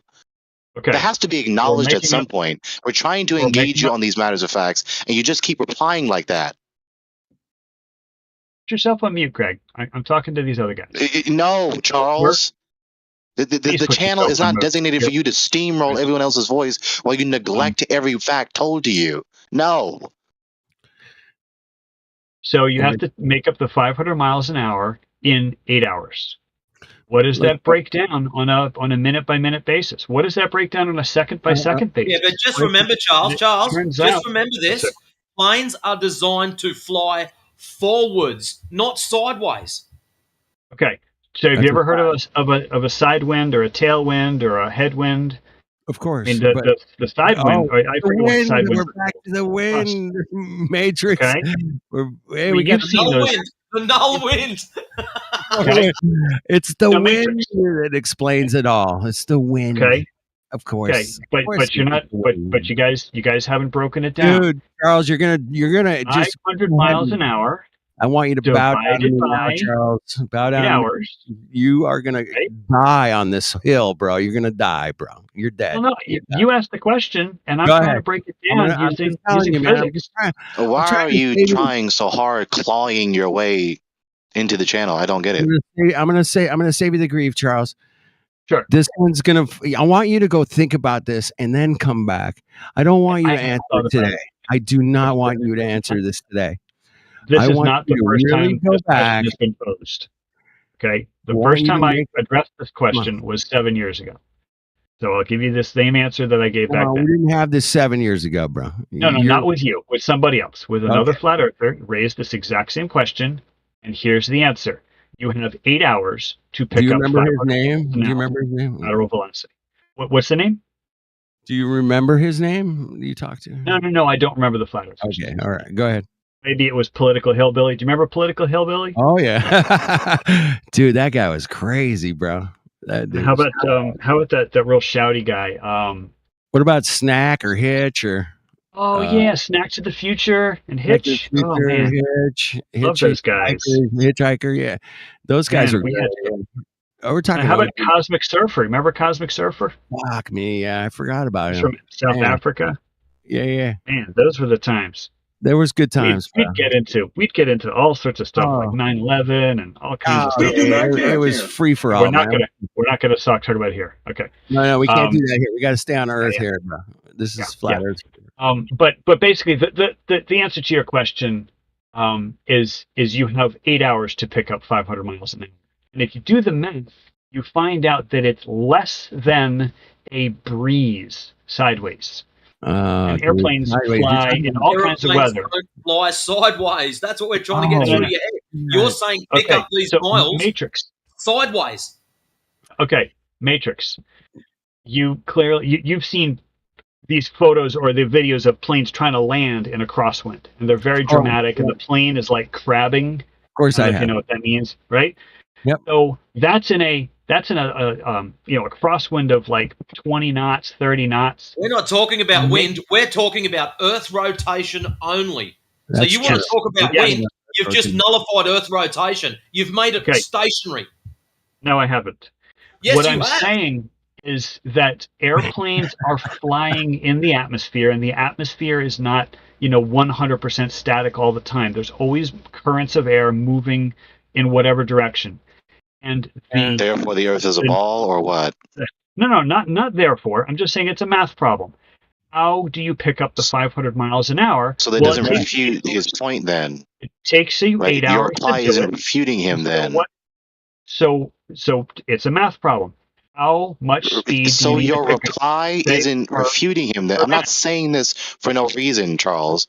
Right? Your Not reply doesn't refute him. So once again, given that it's not a refutation of what Matrix said to you, you're wasting our time with a digression to a lecture again. Well, all right. The thing is, you have to pick up the 500 miles an hour. So I'm not refuting that. The equator is traveling 500 miles an hour faster than Charles. Toronto. So I'm not refuting that. But how do you pick up the time? It takes you How do 8 you pick up hours. the miles per hour? Yeah, It you takes can you 8 divide. hours. You can divide it down to the minute or second even yeah. if you want to. And Right. but It's the same thing about the reality- 8 inches per mile squared. Like math is nosing one thing, down over reality the is another. ball. Bro. Here's the problem, Charles, is they don't teach you anything about this in the manual. It's not in the manual, bro.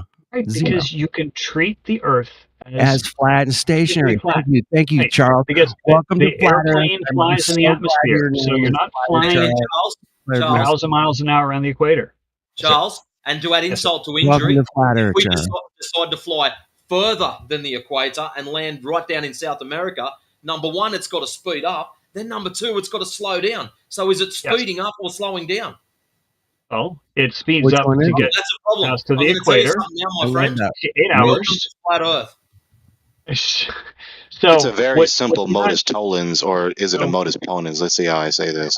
So If the Matrix, Earth, if they teach pilots to fly around a ball that is spinning through a cosmic vacuum, and the Earth is not a ball spinning through a cosmic vacuum, but is the antithesis thereof, being a flat stationary plane, then every flight would end in a tragedy. Not a flight ends in a tragedy. Therefore, they're not teaching the pilots to fly around a ball flying through a cosmic vacuum. so if it's negligible, then it doesn't need to be like up in front. Like pilots don't need to nose down over the curve We're of not the Earth. nosing down. We're talking about the. When you drive down the Right. street, do you neglect the topography of the road? No, but I don't take my hands off the So wheel. why when would you even I'm neglect the driving my cosmos you're straight- trying to I just- fly around in? You got to think about this. interrupted me when I was mid-sentence. You can't ask a question. I only needed a closed-ended question. I'm going to complete this logic sequence. You said no. So just as you would not neglect the road, the environment you're trying to traverse through, why would pilots do that? They don't. They navigate according to Exactly. they maintain their heading. This is exactly what I was saying. Right. They maintain their heading. Right. So given that they don't neglect the cosmos, the environment they fly around in, then it's not negligible. They're not flying in the cosmos. They're flying in the atmosphere. Hey, travels the with the Earth is a part of the cosmos. They fly around through the air. They fly across the world. They fly transcontinentally. So yes, they're flying in the cosmos. Oh Yeah, through the heavens. Hold on, Charles. Hold on. Sure. Go ahead, Greg. Yeah, you're right, man. They're flying in whatever cosmos, air. It's all similar, right? Isn't it similar? Yeah, I think you're right. Specific region of the cosmos. He's just being pedantic. Yeah, No, but I mean, we don't. The airplane pilot doesn't worry about orbiting the sun. Okay, so that's not part of the manual. Which is deflecting from my point. So you're saying, which is deflecting from the point. You're going to keep talking to me so that I don't complete the refutation. I know what Charles meant by that they don't orbit the sun because we're supposed to be corkscrewing around the sun as we chase it through the cosmos. Is that right, Charles? Yeah, it's actually at an angle. It's not that one animation wasn't exactly correct. The motion of the sun. Anyways, that's beside the point. It's way beside the point. So he said it's negligible. It's not. Obviously, it's not. No, the difference between being on a ball, flying through the cosmos, or a flat stationary plane is not negligible.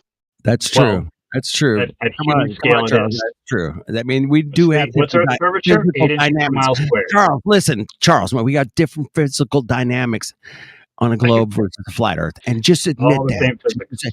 Say, yeah, it would be different. There is no physics on a flat Earth. Like you guys don't even have gravity. I mean, dude, fuck gravity, man. I'm talking about canard is that? That is idiotic. And like what holds up the sun? What holds up the moon? Jedi's going to come here, and he's going to kick your ass. If you don't he passed away, right? At least, he did pass away, but he's going to come through me somehow. Maybe I don't know, but he's going to tell you. Talking about there is no physics on a flat Earth, as though the seer is a necessary antecedent for the laws of physics whatsoever. It isn't. But there are no laws of physics. The laws of physics don't exist on a flat Earth, so there's no gravity. That is stupid. Now you need to justify. I'm going to press you. Justify saying that. Let's try it again. Justify saying that. There's no gravity on a flat Earth. So what? That doesn't mean there's no laws of physics whatsoever.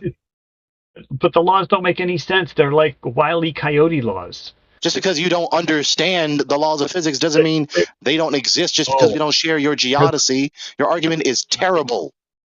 I understand the laws of physics very, very well. And so then you would recognize that geodesy doesn't make the difference between the concrete reality of the laws of physics or not. Your argument is terrible. Yeah, you like to say that about things I say, but that's okay. It's all good. It's all good. I just refuted your premise. You don't have a justification to say there are no laws of physics just because we don't affirm the Earth's surface to be spheroidal and affirm it to be horizontal. That's stupid. The laws of physics have to be violated for the premise to exist. Such as what? Which law are we talking Gravity, for one. Gravity. Oh, so just continue to beg the question for your analog rescuing device that is unverifiable. Okay. Breaking news. Gravity's a law? Did somebody say that? It's ridiculous. So because we don't have the so-called law of gravity, we don't have any laws of physics at all. The laws of thermodynamics don't exist. Mass attracts mass, and you have a problem. Einstein denier. Einstein denier. Charles, man, are you hip with the Einstein versus Newton, bro? It's completely irrelevant. The only impact it has in the entire solar system is the precession of the equinoxes on Mercury. Speaking of irrelevant, you being churlish about us denying the so-called law of gravitation, does that at all therefore follow that there are no laws of physics at all, just because we affirm the Earth's surface to be horizontal? That is stupid. I was being facetious when I said there was no laws of physics. What I said is, what I meant. Oh, now he's being facetious. The laws of physics as we understand. See how easy it is to rescue yourself when you are caught in error? The laws of physics as we understand them literally don't make sense on a flat Earth. Okay. So we have light bending. You understand them. I get it, bro. Okay, how about we do this the sensible way? Let's go through these laws. let's go through one at a time. Let's do it. Okay. Gravity is Name not one. a law. Gravity is more of a rule. Shit goes down. Solids go down. Liquids go down and spread out until they're contained. Gases bounce around and do what they like. Probably complying to density and buoyancy. Yeah, maybe. Well, density and buoyancy. Well, density is mass per volume. You're probably going to get buoyancy. lost with big G and little g. Okay, buoyancy requires gravity. However, you have to go more than just say stuff goes down, because there are, equations and Yeah. various You know as well as we fundamental do, mass- no one knows what fundamental- the mechanism is that causes shit to go down. Shit goes down. It's irrelevant. We don't disagree Right, with that. Right. Well, it's not that it But goes nobody down. knows It's just what mass- 2016. Is this 2016? It must be. I mean, Charles, you have to stop trying to stifle Matrix. He has arguments that are worthwhile being said and listened to. So, Matrix, what do you think about the Cavendish experiment? Great parlor trick. So, how is the magic done? Because it's duplicated in physics labs across the country, You're going across to the ask a world. question instead of answering mine, but anyways. No, but that's a fundamental part of gravity. I've got A squashed fundamental tonight. part of gravity I've got to go is and get mass ready. attracting mass. You're still doing it again, Charles. He doesn't realise that talking over me doesn't do anything because I've Okay, got a megaphone. I'm sorry. I was trying to finish the sentence. What were you saying? It doesn't matter because you spoke over me. I said, Yeah, but just- I've got to go to squash tonight. I have to go and get ready. So before I okay, go, Matrix. have a great night, everyone, or day, or whatever time you're up to. Hey, Charles, thank you. it's measured flat. So you might want to look into that. Everyone else, have a Check good one. that one out, Charles. All right, Matrix. It's always good to talk with you. Peace to you, All right? Matrix. I hope Peace, you have a Matrix. conversation. Love you, brother. Good luck on your squash. No. So Yeah, so are you looking- going to acknowledge, right, not disingenuously and dishonestly try to rescue yourself from the critique by saying, oh, I was just being facetious. No, you said it seriously multiple times that there are no laws of physics, or that there would be no laws of physics if the Earth's surface were horizontal. That's the idea So you let me- affirmed, and I patently refuted that. So are you going to acknowledge that that's wrong and that I refuted you, or are you going to remain stubborn? It's a pretty heavy claim, Charles. Think about your Can I- answer. can I- bro. Think The about laws your of physics, as we understand them, don't make sense on a flat Earth. That's my Okay, statement. what about the law? What about the that's first law of thermodynamics is just logically irreconcilable with the premise the Earth's surface is horizontal? Okay, so what's your line of thinking on that? No. It's a question to you. What about the law of thermodynamics, the first one? How is that logically irreconcilable with the premise the Earth's surface is horizontal? Well, the Earth's surface is not horizontal, so I'm not really sure where you're going with this. Yeah, let's try this again. Can you track, please? You're saying the laws of physics don't make sense on a flat Earth. So what about the law of thermodynamics, for instance? The first one is logically irreconcilable. Why don't they logically comport? Why can't you have the laws of thermodynamics when the Earth's surface is horizontal? Why? Oh, no, I never said that. Okay, I never said that. Okay, then. So you don't have a reason to say the laws of physics don't make sense on a horizontal surface of the Earth. Gravity is probably one of the most fundamental laws of physics that governs our lives. There probably is no other law that is more important to our lives than gravity. And gravity, Even if you appeal to the law of gravity, that's not logically exclusive to the Earth's surface being horizontal. AI Ardent has explained this multiple times to only the God knows how many people. There's nothing that's logically exclusive or incompatible with the premise that mass attracts mass and the Earth's surface is horizontal. That doesn't follow. Well, where's the center of mass of the Earth?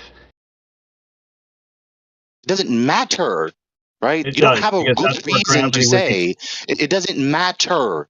Has no Yes, it logical does. bearing on the logic sequence. It doesn't So, matter where the center of everything mass would be is. For fine. any object, there's nothing that's Yes. logically incompatible or gravity, exclusive. mass- There's no logical mutual exclusivity between the premise mass attracts mass or bendy space-time and the premise the Earth's surface is horizontal. It isn't as though those premises can't go together. They can't, because mass attracts mass means that gravity is pulling us down towards the center of the Earth. It's magic. So where's the center of the center of mass of the flat Earth? Because all gravity vectors would point in that direction, which means So that what? as you gotta well, prove- it's not so what if it's below the North Pole. And and Charles, as you've you've been away from this game a little too long, Charles. No, This is a It does terrible not. argument. There's no It is not a logical terrible argument. incompatibility.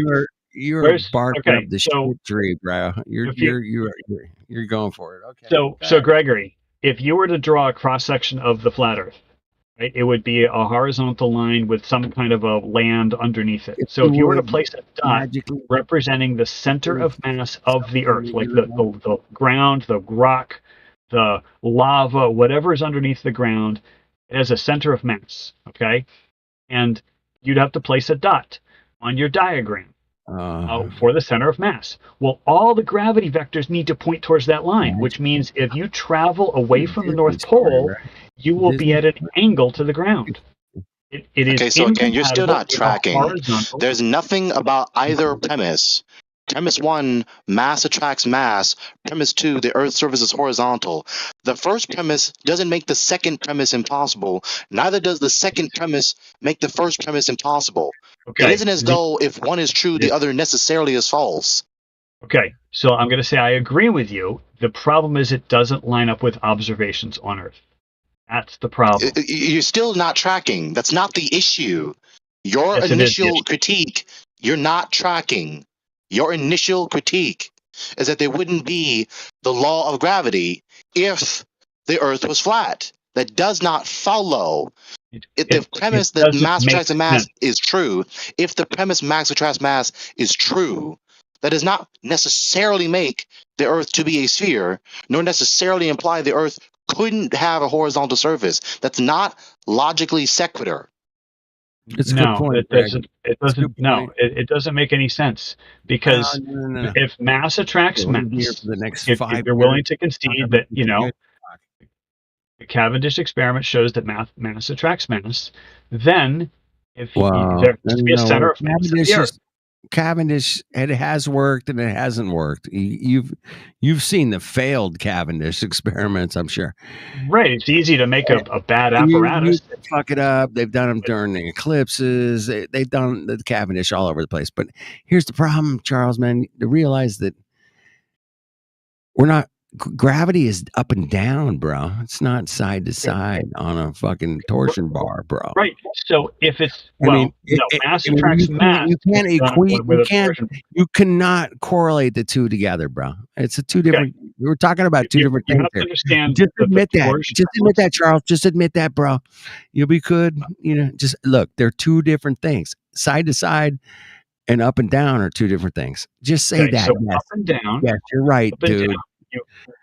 Just say you're right. Just tell me I'm right, bro. Come on. You're Tell me wrong. Oh, I'm wrong. Okay. Yes. Right. Okay. And I respond. Explain. Go ahead and explain why I'm wrong. Up and down is different from side to side, bro. Go ahead. So if you wanted to try to test whether mass attracts mass, and you wanted to do it in a vertical orientation, you would have the very, very significant problem that gravity towards the Earth is pulling everything down. Down. So how would you measure? How would you measure a very, very, very, very minuscule amount of force between two, say, lead balls? Oh my God! Oriented lead balls. vertically. They're both being pulled down towards the Earth with a Brass. huge I amount have of brass force. balls myself. Charles, we can concede to that. We can concede to the supposed logical implications. Okay. We can concede. Gregory. Listen. We can concede to the logical implications you're trying to spell out, which is, to my credit, right? There's nothing about premise 1 that necessarily implies, there's nothing about mass attracting mass that necessarily implies the Earth's surface is not horizontal. That's the problem with your premise. So acknowledge the refutation.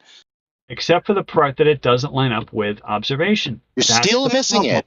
You're still missing it. Did you see the picture I just posted? You're still missing it. I don't need to see your picture. You're not following the critique of your logical sequence.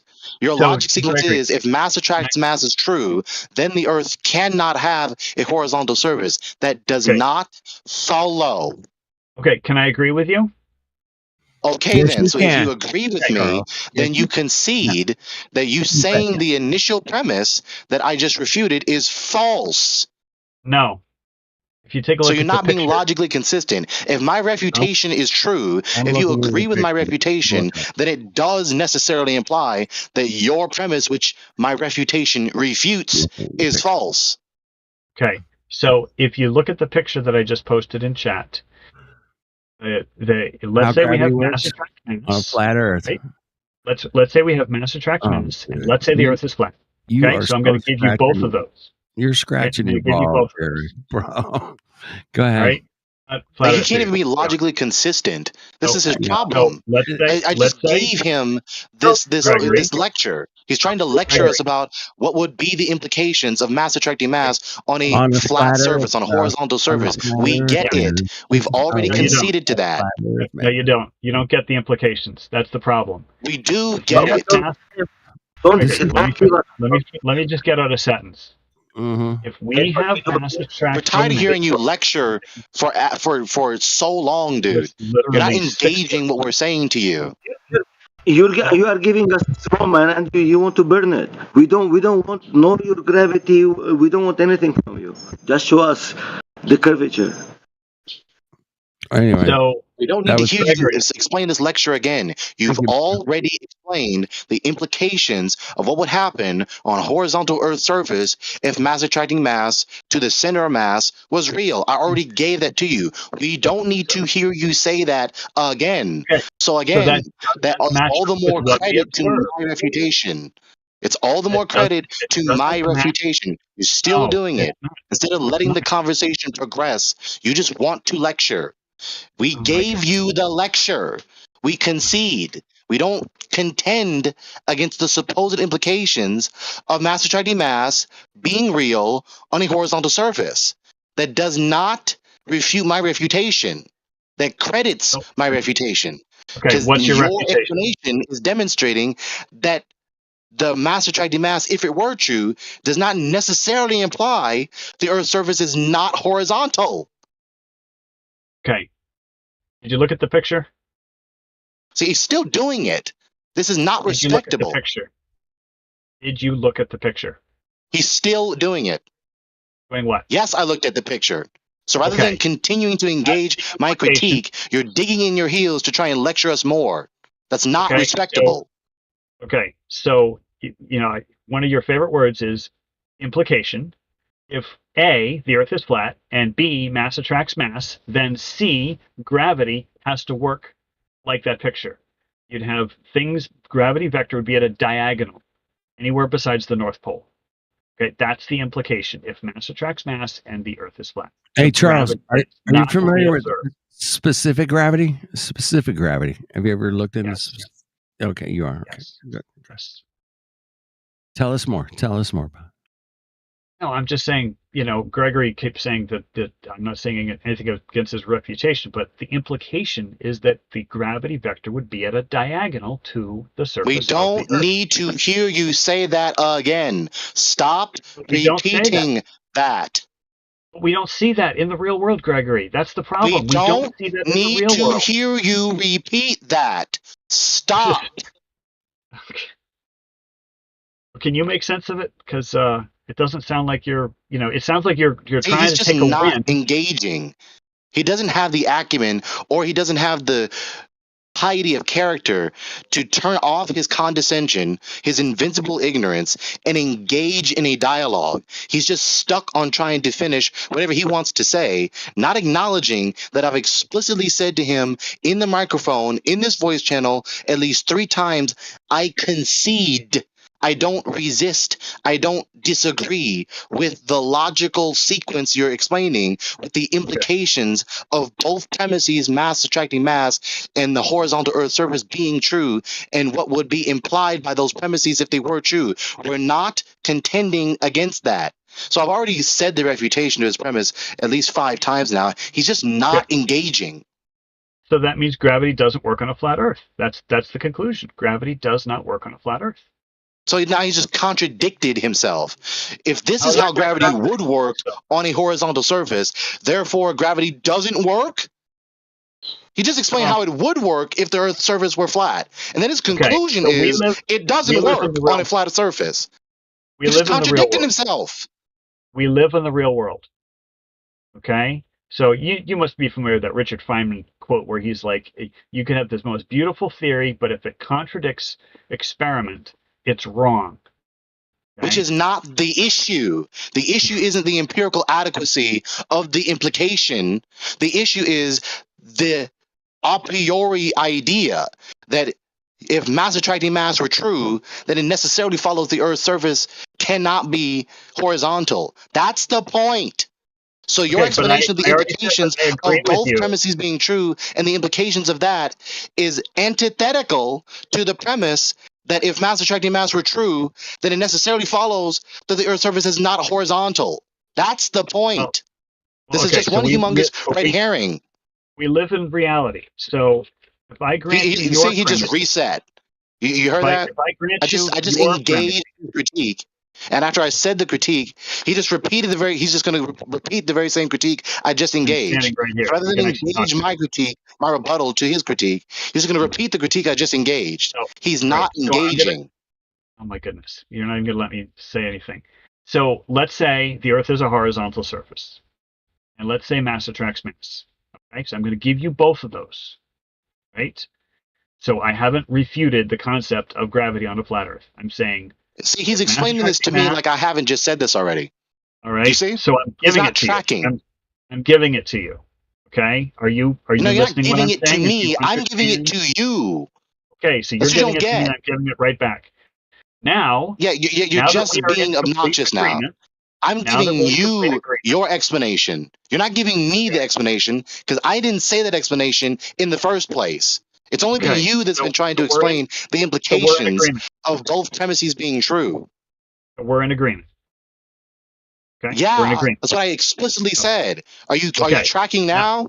Now, can we move to the next Are you step? tracking now? Yes or no? I have no idea what you mean by tracking. So Yeah, can we that move to the means next step? following Now that we're along with the discourse. okay, what's the discourse? What do you think is the next step? Okay, so after we concede that if both premises are true, they would imply the following, and it would be empirically inadequate. That's not the point. Do you get it now? No. Okay, so the point is not the empirical adequacy. That's not the point of dispute. We're not trying to say, yes, these implications of both premises being true are empirically verified. That's not my point. That's not our point. My point is that you don't have a good reason to say that if mass attracting mass is true, then the Earth's surface could not be horizontal. That doesn't follow. That's my point. Okay, so I skipped right to the conclusion. I apologize. So let's start with premise 1, mass attracts mass. Premise 2, the Earth's surface is flat. Okay? Now the question is, what do we observe in the real world away from the North Pole? No, We that's observe not the issue. down. No, We no, observe. We no, observe. Let me finish. no, Let me finish. no, We observe that no, gravity points down. no. Gravity does not Stop. point diagonally. Stop. That's what we observe. No. We're not going to keep digressing away from the point. No. That's not the point. My point is an a priori argument, not an a posteriori argument. The issue is not the empirical adequacy of both premise of the implications of both premises being true. That's not the issue. What is the issue? The issue is that your premise that if mass attracting mass is true, then it could not be the case that the Earth's surface is horizontal. That does not follow. That's an a priori logic sequence, not an a posteriori matter of empirical verification. So you know what reductio ad absurdum means, right? Yeah. Okay, so that's where you have like a sequence of statements, and then if you end up with something that is contradictory, that means one of the statements earlier in the sequence is false. That's why I said it can't be gravity can't work on a flat Earth. Okay, so if So you start you with premise one, refuted the false implications of a premise I never affirmed to be true. So you're attacking a premise I never affirmed. So you're attacking a straw man, which is a red herring from the point I actually made for the 7th or more time. then make it again. Make the point again, because I thought we were in agreement with at least one of the two premises. Yeah, I can tell you're not familiar and not accustomed and not adept to actually thinking through your premises to be coherent with one another. You're making an a priori assertion that if mass attracting mass is true, then the Earth's surface could not be horizontal. It's not possible for the Earth's surface to be horizontal and there be mass attracting mass. Was your claim in the first place after all this time? After all this time, it's only demonstrated your hard-headed inability or unwillingness to acknowledge that to go from the premise, if mass attracts mass is true, therefore the Earth's surface could not be horizontal, is non sequitur. Okay, well, then we try it another way. Mass attracts mass is true. The Earth's surface is horizontal. Are you with me? Therefore, gravity would be at a diagonal. Gravity is not at a diagonal. Still not tracking. The horizontal He still doesn't get it. surface is not a horizontal surface. He still doesn't get it. All right, so He's about to repeat himself again as though it's going to make the issue be the actual point, as though him repeating the digression is going to make as though repeating the digression is going to make the digression be the major point of focus when it can't. Explain it to me. He's just not tracking. He doesn't know how to think through the logical cogency of his premises. That's all he's doing. So now, at this rate, I bet the audience is just bored of this because I've been repeating myself poignantly, concisely to his premise that I've already refuted almost a dozen times now. He's just not tracking. Explain it. Come on, man. It almost a dozen times. So, okay. If you cannot see it, it's different. Maybe you don't want to see it. It's your problem. Yeah. So why don't we move on to a This is obviously an instance of him refusing to acknowledge that any flat earther cannot make an argument that refutes any of his premises. He just refuses to give any credit to me. That's all this is. I was trying to give you all the leeway that you asked for, and then I was trying to logically I wasn't asking for any leeway at all. So wait to talk to me as though you're talking to someone asking for all this leeway when I didn't ask for any leeway. You're not even engaging me, the type of person I've been engaging you as. I didn't ask you for any leeway at all. Gregory, you've spent most of this conversation talking about talking. You have not spent most of this conversation on just stop. You have an actual point to make? Stop. You're not going to build this narrative, no. Because, if you don't like the way I'm presenting my arguments, then say, why don't you present it a different way or something, or let's address the arguments. The problem is you're not tracking. I told you what the problem is. I told you what the problem is. I told you, right? You're not tracking. That's the argument. That's the problem. I'm saying the argument several times, and no matter how poignant, concise, succinct, with clear diction do I say the argument, you still persevere to digress to some other issue. You're not helping me track. That's just I am helping you track. I keep telling you explicitly what you're digressing to is not my point. And I said the point again, and then again, and then again, and you still digressed to the same digression. What is your point? So again, let's try this again. Let's see if he actually grasped the point this time. To affirm the premise, mass attracts mass is true, does not necessarily imply the Earth's surface is not horizontal. I agree. That's non sequitur. That's the point. I agree. Okay, then. So if you agree with that, then that refutes your initial premise that I was attacking in the first place when you said the laws of physics don't make any sense on a flat Earth. And you specified several times the law of gravity. So I just said the argument that exposes your premise, your assertion to be false. It's not It's not a true a priori logic sequence. That's not a valid a priori logic sequence. If mass Forget I attracts said mass is true, the Earth's surface could not be horizontal. That doesn't forget I follow. said that. Forget I said that. All I'm right. now in agreement with Thank you. you. Let's forget I said that. Now what's the next step? You have mass attracting So mass. beyond that, let's You have the Earth's acknowledge surface that there's being no horizontal. laws of physics besides the controversial ad hoc rescuing device of law of gravitation. None of the laws of physics are logically incompatible with the Earth's surface being horizontal. It is not as though any of the laws of physics being true necessarily implies that the Earth's surface could not be horizontal.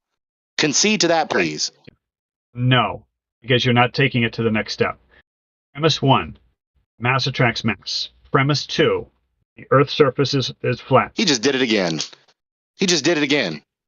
You said those two, right? He just did it now again. what's next? What's next? We literally Bro, moved can I just past. intervene We for a literally second? moved past. This has been going on for like 30 minutes now. So yeah, I know, Neil. I said it earlier. Didn't you hear me? The audience is going to get bored about this. Someone's going to say longer. something. It's 12:38. Oh my goodness! Like, can we It's either ridiculous. A, change the topic, or B, change the person? All right, I probably have to get to bed.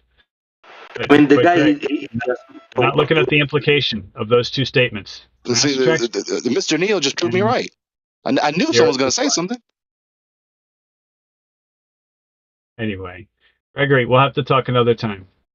Pleasure Okay. talking with you, and hope we'll meet again. And I guess Flat Earth Dude, he clicked off, and yeah. So thank you for hosting. I appreciate the conversation, and we will chat sometime in the near future.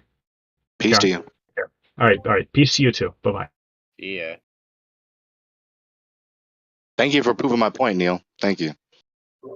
No, I thought it was a simulation. I was like doing the same stuff for like I was under my desk for like 30 minutes cleaning my fish tank, and I'm like, is this still happening? I look up. I'm like, yeah, it is. I go to clean my other fish tank. I go look up. Is this still happening? I'm like, bro, what time is it? What's This going on? cannot. This is the simulation stuck on repeat. This is terrible. This is hell. Exactly, dude. I was about to turn the computer off for a sec, but thank goodness. I mean, Thank you keep for saying something. offering you the straw man, and then he wants to burn it. And like, come on, man. I mean, how many times you gonna do it? It's like, you're done. He keeps repeating, and it was really painful for him, I guess. He Now, cannot Gregory, read. why would you do something that is obviously so redundant and tedious and annoying, especially for as long as you did it? Because it exposes the issue. See, sometimes the opponent is not going to explicitly say out loud, "You are right, I am wrong, I concede, I've been defeated." There are going to be indications, though, that indicate that you have won the debate, that one of the two interlocutors have won. So when the other interlocutor keeps repeating the same point that's already been rebutted thoroughly, especially thoroughly, by the other interlocutor, that's a patent indication that that opponent has lost. So it's demonstrative to the audience, whoever is I the mean, audience.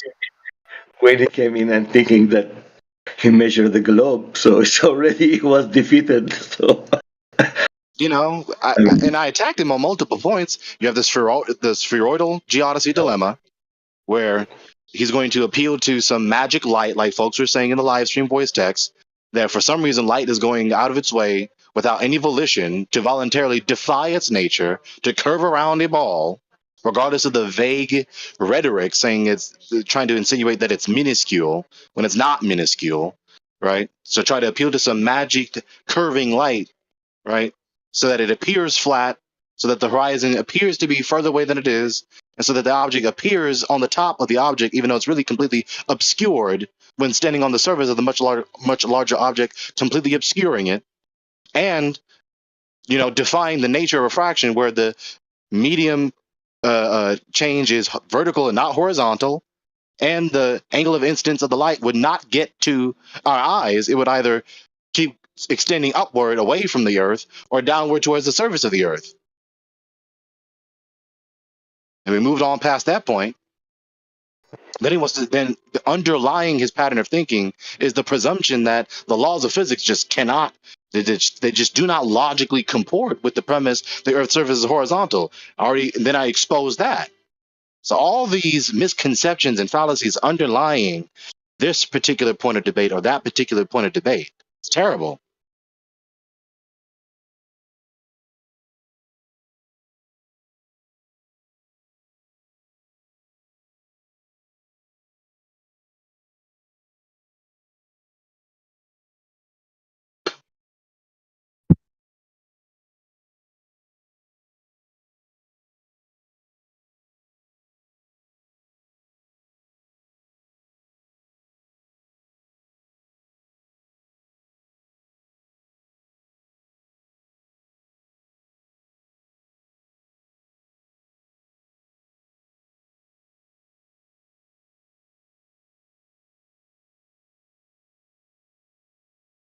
Just also goes to show how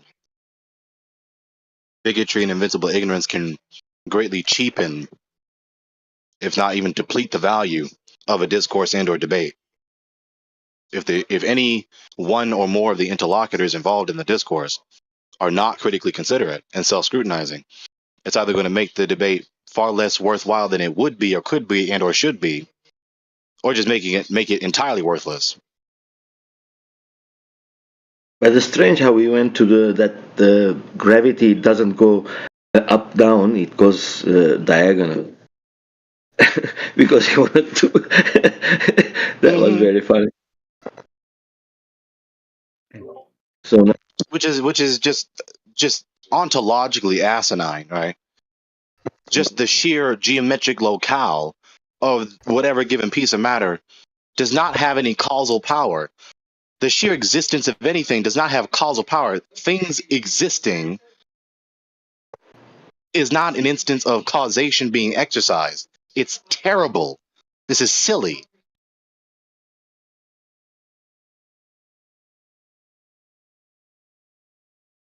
And then they try to obfuscate the fact that their premise is implying that the sheer existence of matter, that is to say, just the sheer instance of matter being matter, is the cause of other matter being pulled to other matter, when it's patently false. The sheer existence of anything, any entity being what it is not at all an instance of causal exercise. It's not causal at all. You need to move in order to have an instance of causation. I'm not put to my bed. I have to go walk to it. Right? That's like that's like saying me existing necessarily is going to make me move. No, or make something else move. No, the sheer existence of anything doesn't cause anything.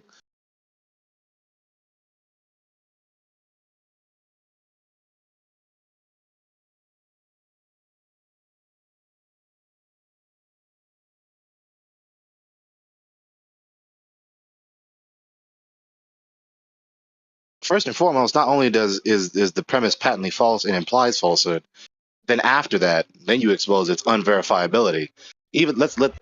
So even if it were true, you couldn't verify it, and then after that, it's not even true in the first place. Patently false. To say that matter being matter is causal, no. The sheer existence of anything, matter or not, is not at all causal.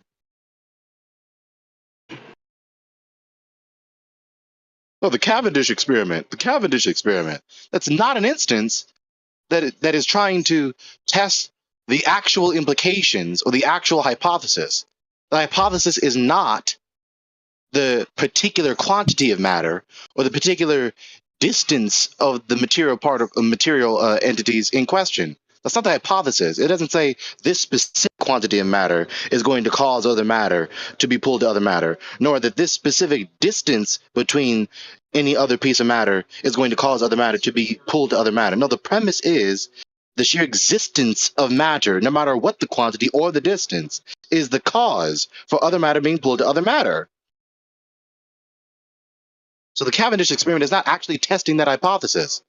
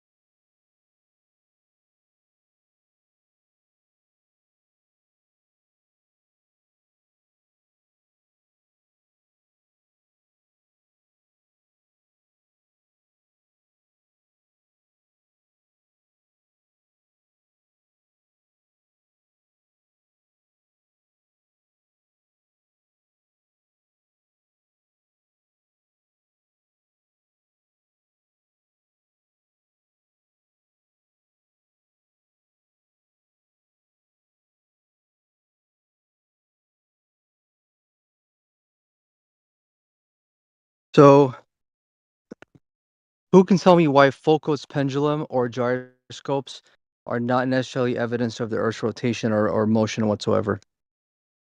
Hey, you were there earlier in 24/7. What do you mean? Like earlier tonight when you were talking to Charles or what? No, no, no. I assumed you mentioned that to be funny because we were talking about that earlier in 24/7. Unless I'm wrong.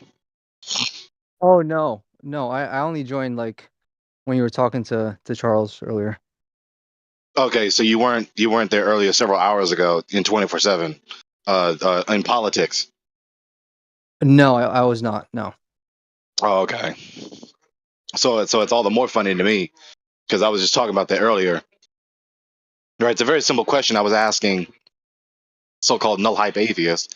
If the pendulum is swinging because of the Earth's of the momentum of the Earth's axial rotation, then why aren't all the other objects hanging on some malleable string all around the Earth swinging like that?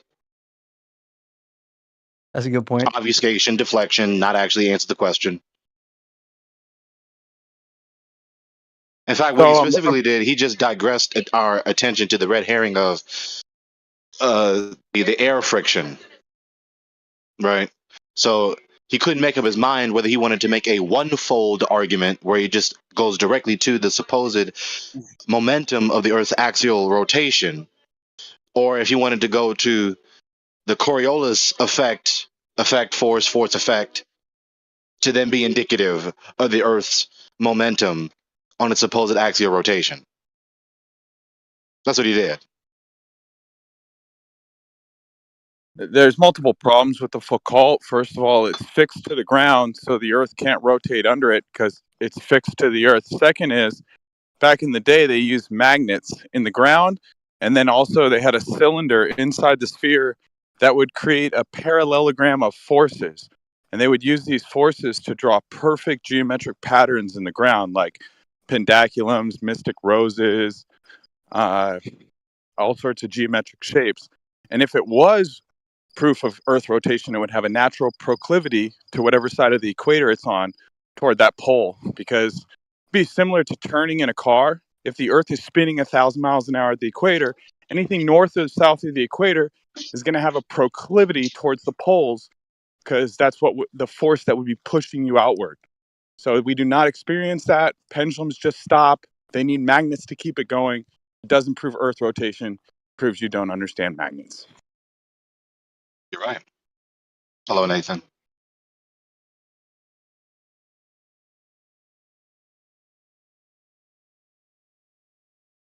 Yeah, I'm going to walk with my dog. But you had a second part to that question? Something else you wanted explained? Oh, about gyroscopes. How? Yeah, mainstream science doesn't even claim the gyroscope proves the rotation of the Earth. After Sagnac started testing this and Michelson-Morley, they brought along Einstein, who came up with the Lorentz contraction with a scientist named Lorentz. And they said it was the shape-shifting and changing size of the device measuring the light. They don't even claim it to be Earth rotation. So Glober's got to do a little more research on their religion. So what about Glober's? Sorry.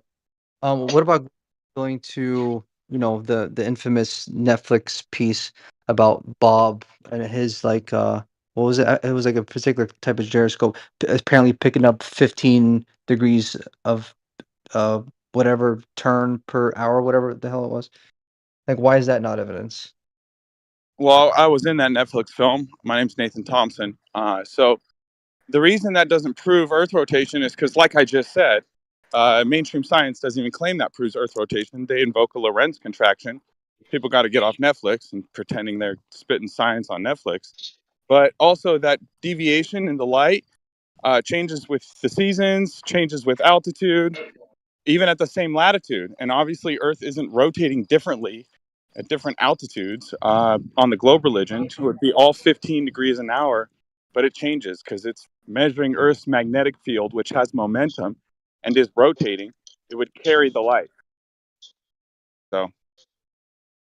Gotcha. Yep. But by the way, Nathan, I know you, bro. You're Enoch of TikTok. How was it? I was on a panel with you earlier today. I was the one who showed the clips from the newsbenders on Shape Commanders live. That was me. Oh, that's funny. I was just thinking about how I have to watch that about 20 minutes ago. That was great, bro. I love that. I was surprised you haven't seen it. How are you, Nathan? It's Miguel, man. Miguel, let's go camping. Bro, I'm about to go to SoCal. You want to go to SoCal this weekend? There's a meetup in Seal Beach on the 22nd. So I don't know if you're going to the one here in Vegas, but if you're not, let's go to Cali. I'm going to the one in Las Vegas. Where are you going? To Cal? Oh, let's talk tomorrow. Seal Beach. It's like Huntington Beach, Southern California, that area. Oh, that's too far for me, man. Yeah, my buddy from TikTok is driving up from Baja, California. He's going to meet me in SoCal. We're going to hang out by the beach and just chill with the dogs, dude. I was thinking to go up for the full moon up to the mountains. But it will be, I don't know, I think you will not be here. 21st or 20th, I think. Yo, did any of you guys see the picture that I posted in chat of the solar eclipse with the triangles of light around it?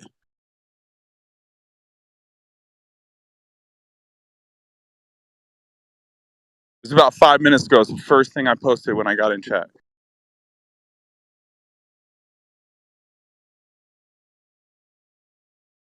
There's no explanation for that on the globe religion. That's two intersecting magnetic fields. It's the only way to recreate that. So you cannot have parallel light rays coming from the sun, being obstructed by the moon, and creating that pattern. That pattern is created by magnetic fields. That's why they had to hijack the theory of relativity and say it was proven with an eclipse. Which, by the way, Einstein passed away before they actually proved that, so they made him a prophet by saying he predicted the future. But that prophet Einstein, yeah, he used the sky, and he ignored the sun or the moon being magnetic at all. And they said it was the bending of light due to space-time. Well, try and recreate this with your space-time, bro.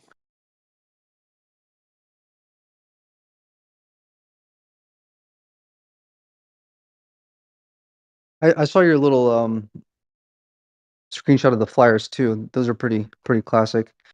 I remember getting some. Oh yeah, it was Alex. I think yeah, Alex. Critical Inception. He gave me some when we met up with Whitsit during his tour like years back. But what was I gonna ask? How come some Gorbers say gyroscopes wouldn't even work? Like I think they use it in the context of like flying aircraft. They say like I get this common argument. They say gyroscopes wouldn't even work if their Earth was flat and stationary. It's the opposite. They use a gyroscope in what's called the attitude indicator. They spin it up 2,400 RPMs a minute, and that thing keeps its rigidity in space and has precession. And rigidity in space is like a fancy way of saying that it's going to resist movement from that plane of inertia that it's rotating on. And precession means that it has it'll resist all forces trying to act upon that plane of rotation. So that's why they use the gyroscopes in airplanes. And they use it for the attitude indicator, which establishes an artificial horizon. So when there's inclement weather, they can fly straight and level towards the horizon without being able to see the horizon and know the dip, pitch, angle, roll, yaw of the airplane, all that good stuff. So if they were dipping their nose around a globe, the gimbal base would change its orientation around the gyroscope, and you would see on the other side of the globe, the gimbal base do a 180-degree flip on top of the gyroscope. But ask anyone who flies, bro. They start with the gimbal base under the gyroscope. They land with the gimbal base under the gyroscope, and they fly straight and level, other than when they ascend and descend. Right, exactly. Makes sense.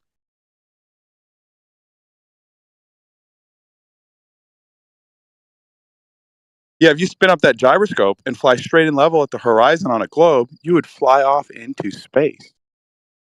And if you're going 500 miles an hour, you'd have to dip the nose 2,700 feet a minute. We did the math for an SR-71. Every 3 seconds, the plane would have to dip its nose down a mile. And every minute it would dip 19 miles a minute to account for Earth curvature.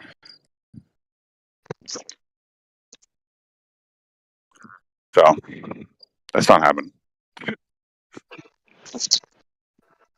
They train these pilots to fly over a flat, non-rotating Earth, and they negate a gravity vector. So they don't even pretend gravity's real in the software. Because it's not.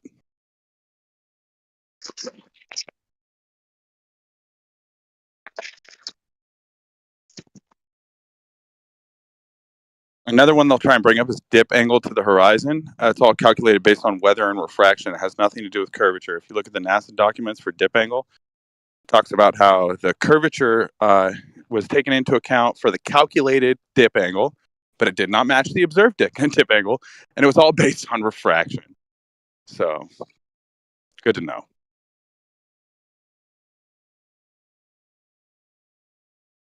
Do you have any thoughts about the quote unquote final experiment that's supposed to happen at the end of this year?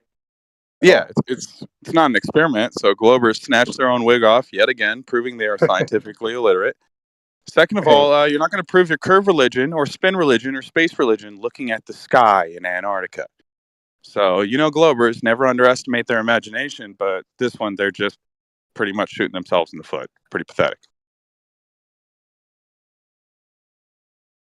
So I know in like the 24/7 Discord community that there's like a big contention about whether or not we should be proposing a model in the first place when it comes to flat Earth.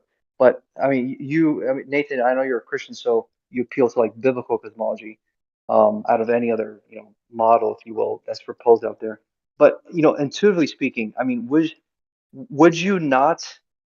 Um, is it not expected to be able to see like a literal, not just daylight, but like the actual sun, 24-hour sun in Antarctica? Would you not expect to see that on a flat Earth? No, I wouldn't expect to see the sun for 24 hours in Antarctica. It orbits around the equator, bouncing between the tropics, alternating every 6 months.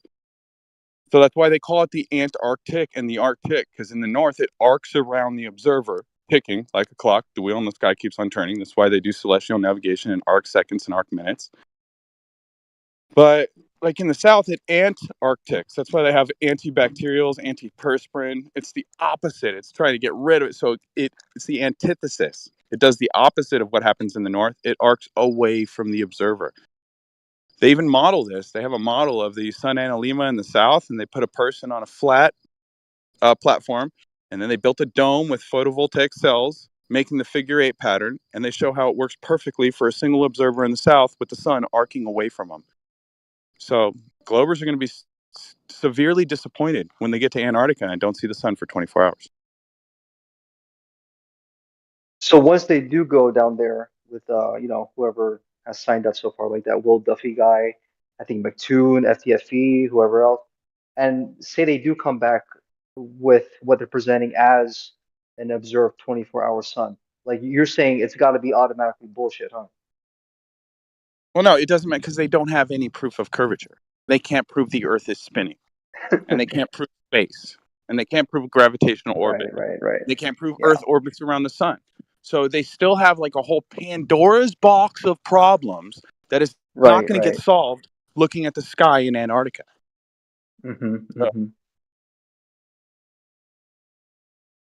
But yeah, the way they model it arcs away. It's in the name, Antarctic. It arcs away from the observer. There's multiple employees from Antarctica that say, no, you don't see it all day. Mr. Beast went there, said he saw it all day, but conveniently forgot to record it. It's just a joke, bro. They're just trying to move the goalposts a little further because their globe religion has been debunked. They don't have curvy, bendy water. They don't have curvature. They don't have Earth dropping in all directions. What we have is flat Earth, flat water, specular reflections, and a bunch of crybaby globers that want a free trip to Antarctica.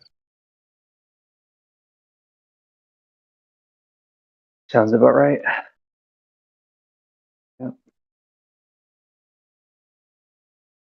Yeah, if anyone wants those flyers, you can email me, flatearthflyers@gmail.com. Mention that you're in the Discord. I'll give you a discount. I love activists, people sharing truth and stuff like that. So I'll do what I can. Good deal.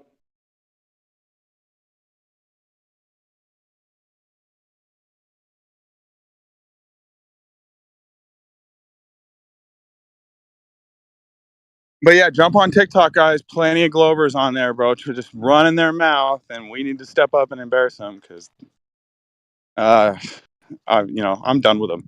I don't recycle them. I don't waste my time over and over on the same ones. So maybe you guys want to go in there and play with them a little bit. Yeah, I'm trying to get Gregory over there. I think he'd be an unstoppable force that the Globers of TikTok are not ready for and would not be expecting to come. So I'm doing my best to transition him over there if I can. It would be nice to have him over there. Yeah, no offense, but YouTube's pretty boring, and Discord so far has been pretty boring. Have you guys heard about Planet Peterson and what they've been doing? Dude, Nathan, before you go on, because I heard it from Pokey on Shape Commander's live today about the whole expose thing. But I won't steal your thunder. Guess what?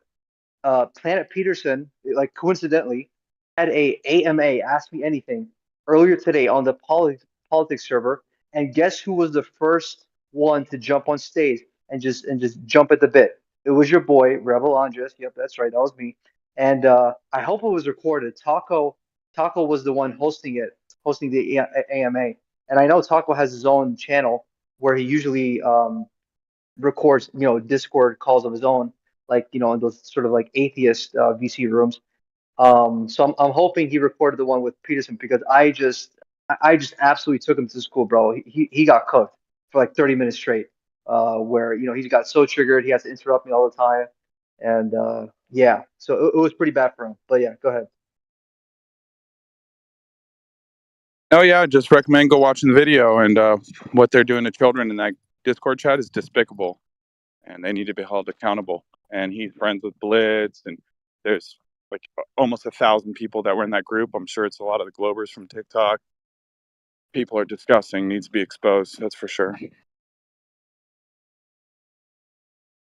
Yeah, what Nathan's talking about is you can find it on a YouTube channel called Planet Peterson Exposed.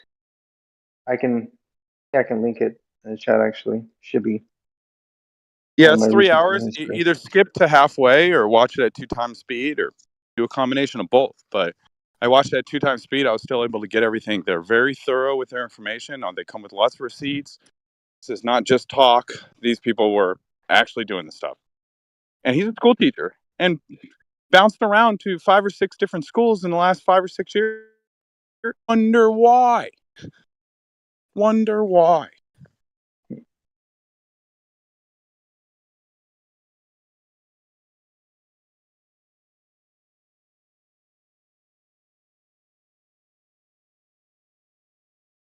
Just posted in the chat there, 5 minutes past the hour. So for anybody who wants to check it out. But I gotta get going. Nathan, nice to see you over here. I will Yeah, catch of you on the course. flip side probably.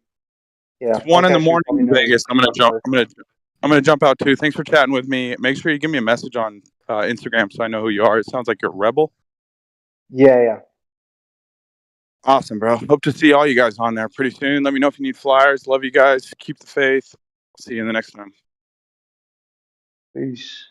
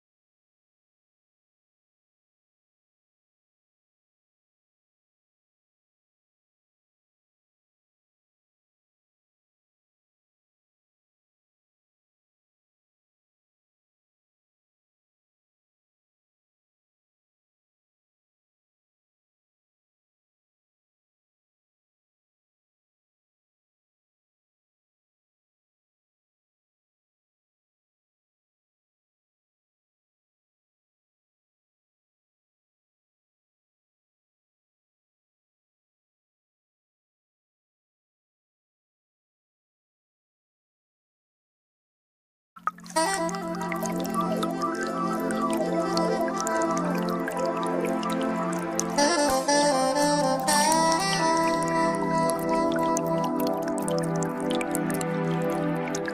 is part of the natural physics of water and other fluids to always find their level and remain flat. If disturbed in any way, motion ensues until the flat level is resumed. If dammed up, then released. The nature of all liquids is to quickly flood outwards, taking the easiest course towards finding its new level. If the Earth is an extended flat plane, then this fundamental physical property of fluids finding and remaining level is consistent with experience and common sense. If, however, the Earth is a giant sphere, tilted on its vertical axis, spinning through never-ending space, then it follows that truly flat, consistently level surfaces do not exist here. There are rivers which flow east, west, north, and south. That is, rivers are flowing in all directions over the Earth's surface. Now, if the Earth were a globe, some of these rivers would be flowing uphill, and others down.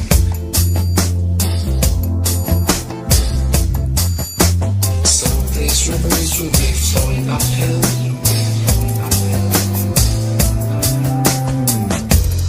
others down.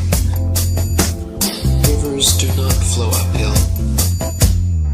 If the Earth were a globe, rolling and dashing through space at the rate of 100 miles in 5 seconds of time, the waters of seas and oceans could not, by any known law, be kept on its surface. Whenever experiments have been tried on the surface of standing water, the surface has always been found to be level. To drop the theory which supposes a curved surface to standing water is to acknowledge the facts. If the Earth were a globe, the surface of all standing water would be convex. This is an experimental proof that the Earth is not a globe. There are rivers which flow east, west, north, and south.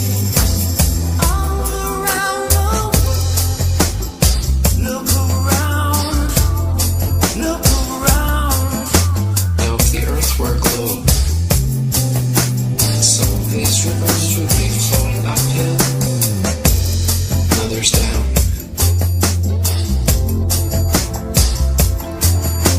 Some of these rivers would be flowing uphill,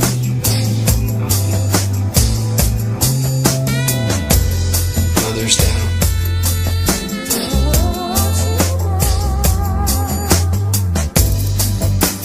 Rivers do not flow uphill.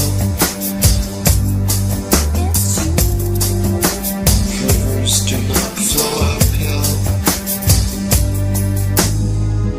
There are rivers which flow east, west, north, and south.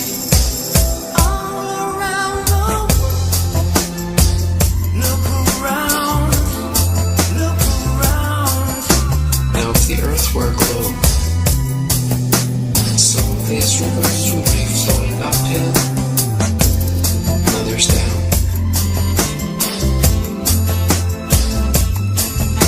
Some of these rivers would be flowing uphill,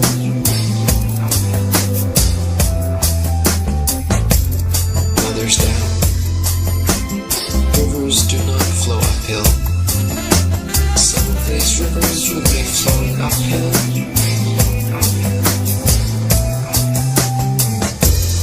others down. Rivers do not flow uphill. Some of these rivers would be flowing uphill, others down. Rivers do not flow uphill. Some of these rivers would be flowing uphill.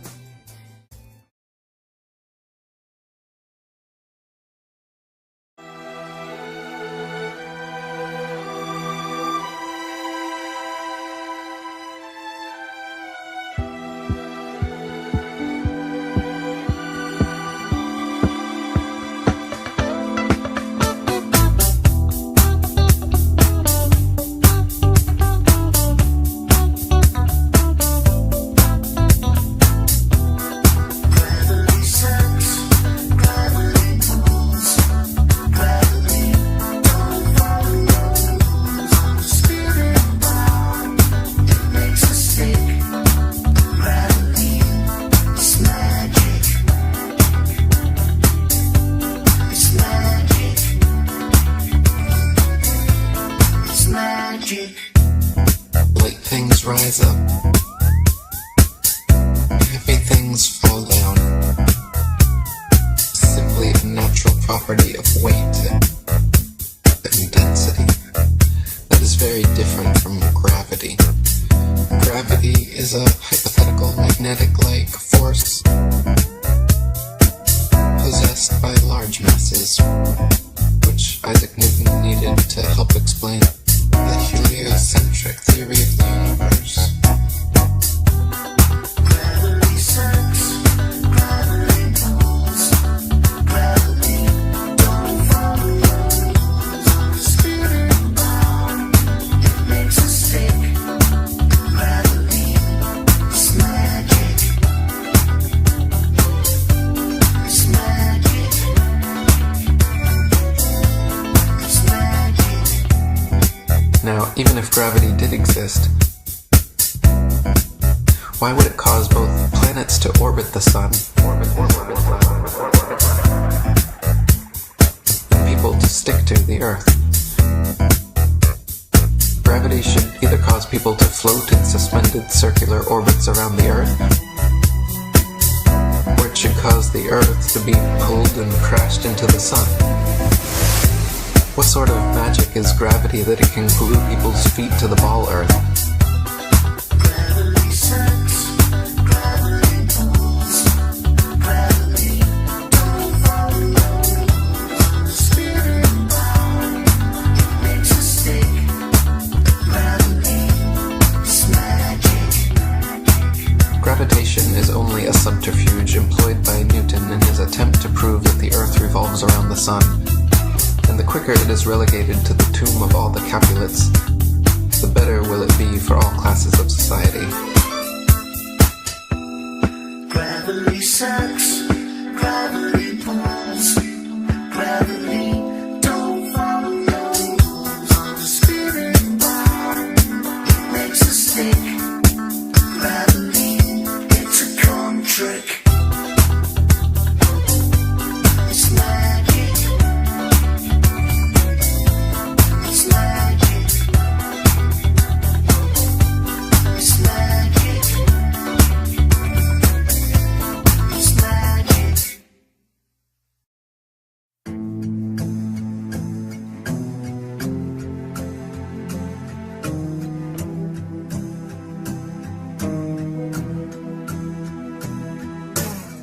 I confess that I cannot imagine how any human being in his proper senses can believe that the sun is stationary when, with his own eyes, he sees it revolving around the heavens, nor how he can believe that the earth on which he stands is whirling with the speed of lightning around the sun when he feels not the slightest motion.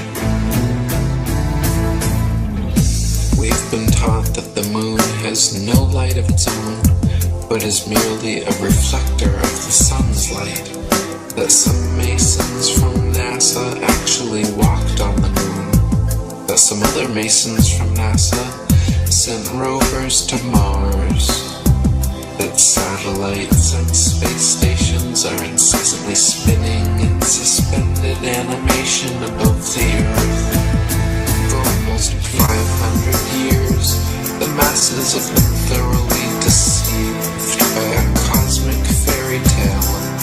By a cosmic fairy tale.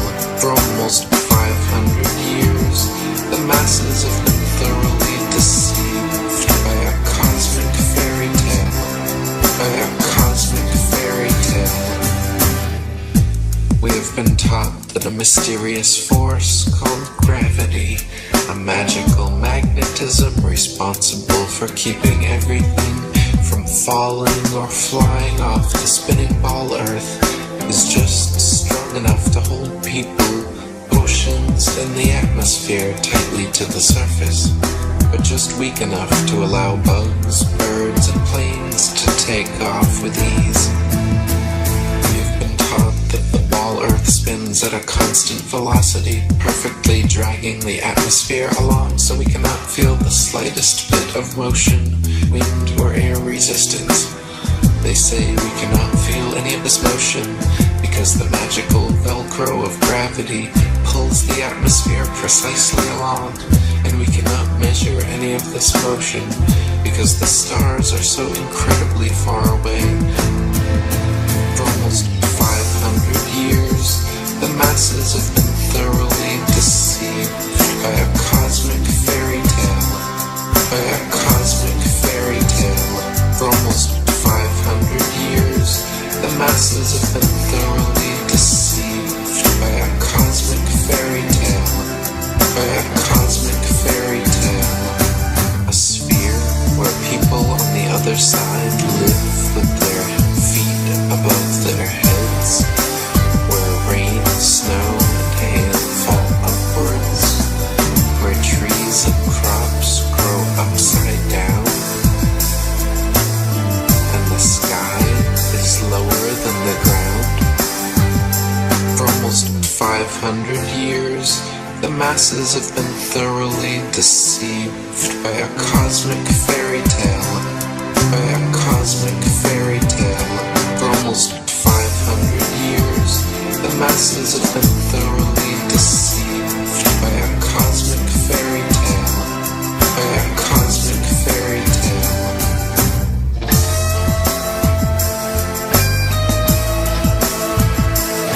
By a cosmic fairy tale. By a cosmic fairy tale.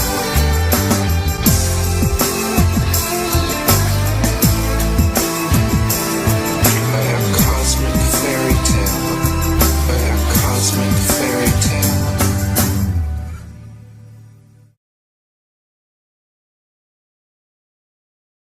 Does my mic work right now, guys? Can you hear me? Yes. Awesome. I just wanted to ask Franco something, if you don't mind. Franco, if you can hear me. Yes. Okay, great. The last time, you know what? Hold on a sec here. I gotta fix something real quick. Yeah, okay. So Franco, the last time we got to talk, there was something you said that stuck in my mind, and I just wanted to clarify what you meant by it. I don't know if you remember, but we talked about airplanes being able to land on a spinning ball.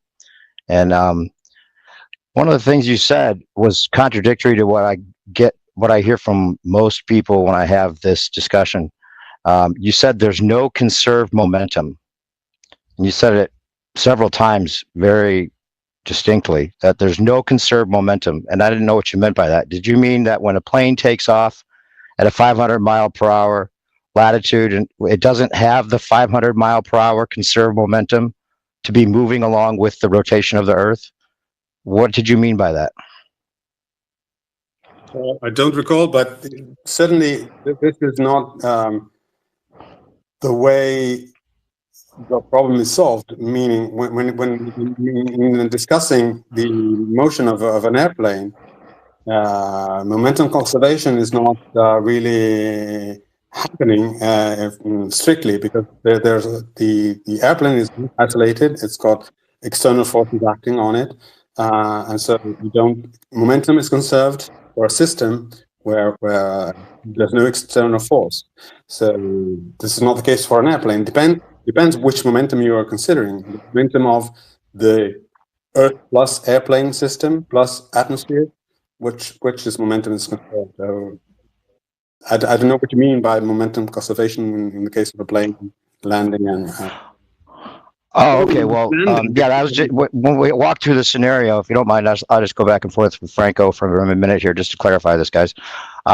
Yeah. So the issue that I was having with the way that we're told that airplanes fly over a spinning ball is that the pilot, as is agreed upon on both sides of this argument, the pilot is taught to treat the Earth as stationary and level, and that's how all flight simulators work. And the problem comes with the gradient of tangential velocities, because we're told that the Earth is spinning at 1,000 miles at the equator, right? And then if the plane takes off, or if it was a helicopter, it took off at a latitude where the circles are smaller, because it tapers up towards the poles, then the helicopter would have the only 500 mile per hour conserved momentum. And that's why we're taught that the Earth doesn't move below the helicopter because it was on the Earth, and it retained the movement from being on the Earth, right? So when it goes up in the air, say it's a plane now that's flying south towards the equator, and it's going to land in a city on the equator where it's now 1,000 miles per hour, you have to explain to me, or maybe you can't, where does the extra 500 miles per hour come from? And if it's not the atmosphere acting on the plane like a wind, and we know that winds go in all directions, what's the mechanism that accelerates the plane sideways and twice as fast, an extra 500 miles per hour? It only had the conserved momentum of 500 miles per hour, but now it needs to be perfectly in sync. I mean, it can't just be somewhat or overall or almost or generally or any of these estimation words. It has to be so in sync with the Earth that the pilot can always just assume to treat it as stationary when it's landing. And not only that, but it would have to continue to keep up with that extra acceleration with the Earth, eastward, sideways, as it's trying to land in a perpendicular direction and come to a stop. So all the physics break down there without a distinct answer. You can't just calculate it on paper and say it works, because we're talking about people's lives in the plane with a big tube of metal in the sky that needs to have an extra 500 miles per hour exactly. How does that actually happen, Franco, according to a physicist? Okay, so according to physicists, I'm sorry, but the answer for physicists is make calculations. You calculate the fact that this takes this into account, which is the Coriolis force, and you compute the difference in tangential velocity for a rotating system is exactly what is taken into account by the Coriolis force. So you have a formula for that, which is the Coriolis force is the Coriolis acceleration is 2 times omega, which is the angular velocity of the Earth, cross product the velocity of the plane. You compute that, you compute how much that is, and you see that this acceleration is tiny compared to the 9.8 meters per second a degree, not degree, 9.81 gravitational acceleration downward that the plane has to contrast anyway. And also it's tiny compared to the wind force. So if you want to, it's not the actual calculation, but if you want to make an estimate of what this acceleration is, you just take the speed difference that you are mentioning, you take that, I don't know how many miles per hour you are mentioning in difference in tangential velocity, and you divide that by the time the plane takes to match up that difference. You divide it and you compute an acceleration in meters per second square, and you find and you compare it with 9.1, and if you get the number, you see that it's much less, and that's the answer. It's the force that the acceleration that one has to give the plane in order to account for this is comparable, is even much less than the acceleration one has to oppose to due to gravity itself and due to the, you can call it whatever you want, density, buoyancy, whatever, the fact that the plane will fall if it doesn't oppose that, and also the winds. It's tiny.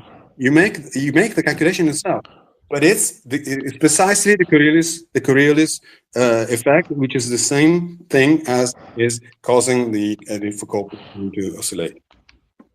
Okay, now Franco, I just want to walk through the logic of what you just said, and don't get upset, please. Just don't get upset. All I'm doing is trying to figure out exactly what you're saying, and how I can explain this to other people so that they will know that they're safe when they're getting in a plane, and that these calculations are going to make it okay for them to land safely. So, what is it that when you say there's a calculation that you can do here? And you rattled it off, and that I had already, kind of asked at first that you don't make estimations, but for your calculations, there's all these different things that you're saying that would have to be taken into account with the Coriolis force. And at the same time, you're saying that the pilot wouldn't have to worry about it, right? Because it's so much less than the winds, right? As far as the calculation would go, right? Yeah. Is that what you're saying? That's kind of what you said last time. Like the pilot doesn't have to worry about it, even though the plane does need to be moving 500 miles per hour faster sideways as it goes south to land in a city that's 1,000 miles an hour tangential velocity when the plane only had a conserved momentum of 500. So wherever that comes from, whether you calculate it to be something that's less than the winds or thought to be less than the winds, the extra 500 has to get there somehow. It can't just be a calculation that you write off because you compare it to something else and say that it's negligible. We're talking about the safety of people in the plane that need to land and need to have an exact explanation of how this works. If the atmosphere is accelerating the plane, you have to explain in the physics, the dynamics, not just a kinematic concept, not just a kinematic calculation that makes you just write it off in your head and say, oh, there's no problem. We're talking about a difference of 500 miles per hour sideways, which the plane's not even made to do, right? And the pilot's not even made aware that this needs to happen. He's just taught to treat it as stationary and level. How long does it take for a plane to make that flight? It doesn't matter, but let's just say 5 hours or 6 hours, even 8 hours. It has to, even incrementally. It's not done. It's not something the pilot does consciously. It's not something the plane does automatically. And it's not something the atmosphere is so precise as someone might think to push the plane incrementally faster as it gets to that point so that somehow this atmosphere is pushing it, even though the winds are pushing it in all directions, but somehow the atmosphere makes it perfectly in sync with the Earth sideways as it's going to land in a perpendicular direction. This is a perfect example of what everyone's been telling you. It's the dynamics versus the kinematics. You think the calculations and the just doing math on a paper is going to solve the problem of the plane needing an extra 500 miles per hour because you can call it negligible on paper? Again, you are not only negligible on voice, right? But you are quoting numbers. Numbers here is mathematics, computations, because you're saying you're quoting numbers, right? You're quoting a difference in speed, a difference in speed between the speed at a start and at takeoff and the speed of the Earth at landing. This difference in speed is achieved by the plane in 6 hours. Now you divide this speed difference by the number of seconds in those 6 hours, and you get an acceleration, a mean acceleration. The acceleration multiplied by the mass of the plane gives the force that you have to impress to the plane, that you have to give the plane in order to achieve that acceleration. This is the dynamics you want, right? And you can compute that, and you can see how this compares to the weight, which is the mass times the gravity acceleration. Or you compare this acceleration with 9.8 and see that if the plane is instructed to move to have their engines running in order to oppose to the gravity force, to the gravitation, to the weight, it can also adjust its direction in order to allow for this, and take into account that the Earth is that the atmosphere is also spinning with the Earth. So in normal condition, without any wind, the atmosphere has got the same speed as the Earth. There's no wind, and then in that case, you just need to have to maintain a certain velocity and a certain speed with respect to the air, because this is how the plane works. You just take into account the air around you, and you have a lift from differential from pressure differential in the air around you. So it's just with respect to the air. If the air has the same velocity as the Earth, there would be no point. There would be no point at all. Well, at least this would only help the plane. But even if we didn't have any, if you didn't have any atmosphere, you wouldn't have a plane. You just need a rocket or something like this. But even then, if you had just a rocket or a ballistic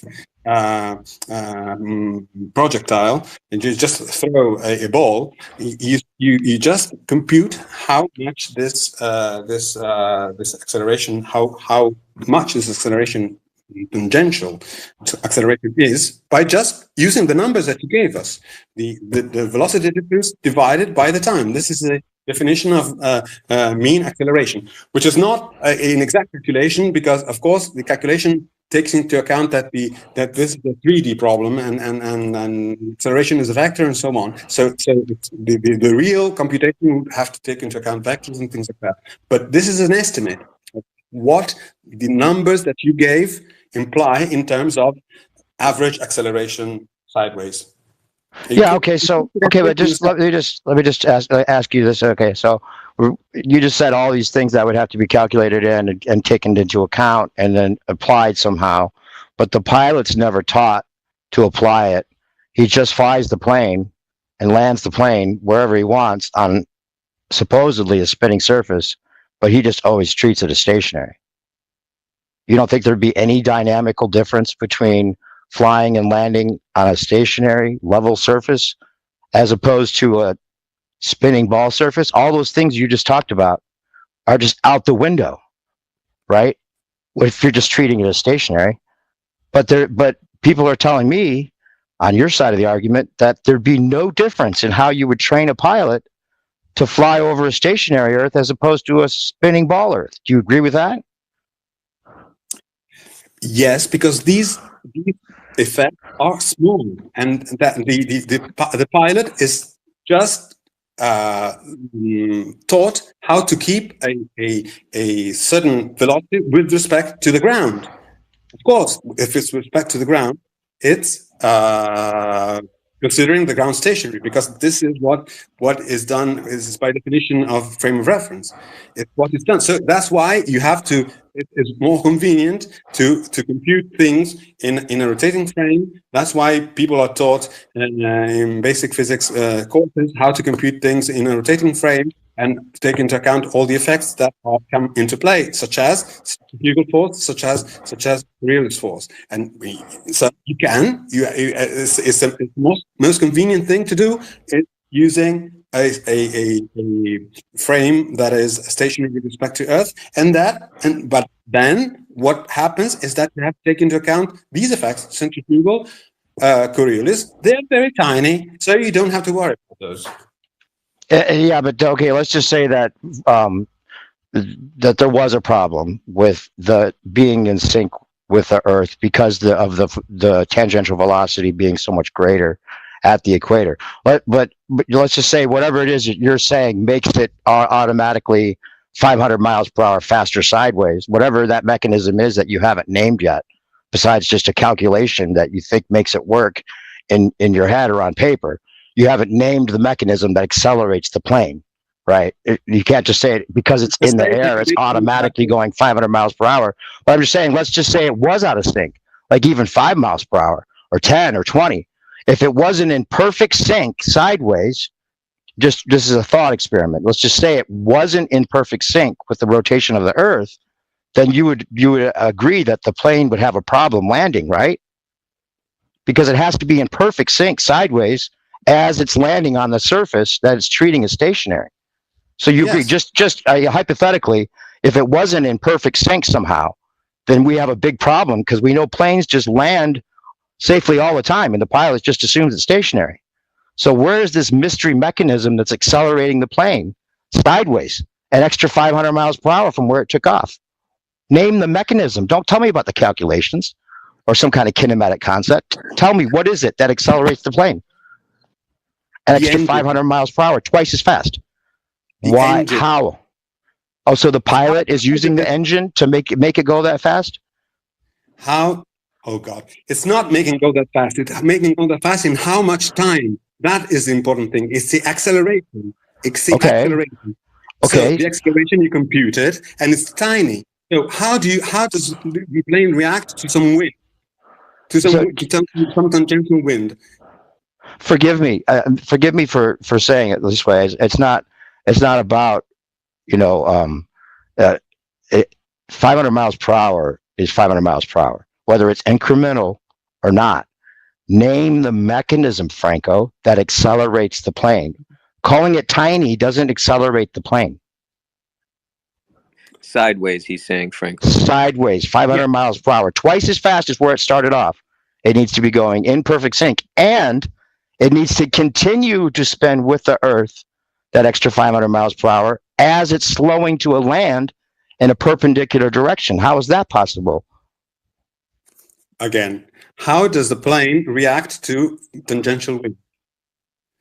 Is it carried away by the wind, or does it have some mechanism Yes, that can adjust? if the shear wind is shear wind, yes, the plane will be moved by the wind. You can see it on YouTube. You can see almost crashing it. So even a variable that changes in mid-flight can crash a plane. Well, yeah, but see, that's the problem I have, 5 Franco. miles an hour. Yeah, the problem, Franco, is that we see planes landing dealing with winds, right? And that's difficult for them to land dealing with winds going in both directions, whichever direction, right? Now, if they had to deal with a moving ground below the plane, 15 degrees or 1,000 miles an hour or 500 miles per hour faster than the original conserved momentum of the plane, that would be two things to deal with, not just the winds, but the surface that it needs to be in sync with as well. And if the winds are pushing it in all directions, how are you claiming the atmosphere is pushing it perfectly in sync with the Earth? Because the atmosphere is moving in sync with the Earth. The atmosphere is moving in sync with the Earth, except for winds, right? So you have to take that if in absence of wind, you want to talk about ideal experiment, a thought experiment. In the absence of wind, of local winds, then you have that the atmosphere is totally in sync with the Earth. And if the plane has engines that move it with respect to stationary air, right? So the air has this motion, which is the same as in this first approximation. In the absence of wind, it has the same velocity as the Earth. So if you move with respect to the air, then you just achieve that sideways acceleration automatically. Just make sure that you move with a certain velocity with respect to the air. That's it. Yeah, this is an interesting concept. I know what you're talking about. It's the not wind, right? You call it a not wind, or there's no wind, right? Or you can call it no wind, right? You're saying when there's no wind, then we know that the atmosphere is in perfect sync with the rotation of the Earth, right? Yes, or conceptually, you could admit that when there's no wind, it could just be a stationary Earth. And then there could be, because it cancels out. That's like a way of canceling it out kinematically, in a kinematic concept sort of way. You could be like, oh, there's no wind. That means it's in perfect sync. But when there is wind, that has nothing to do with the rotation, actually. It's just that the winds have, because they go in all directions, so we can't claim it's the winds that are causing, are caused by the rotation.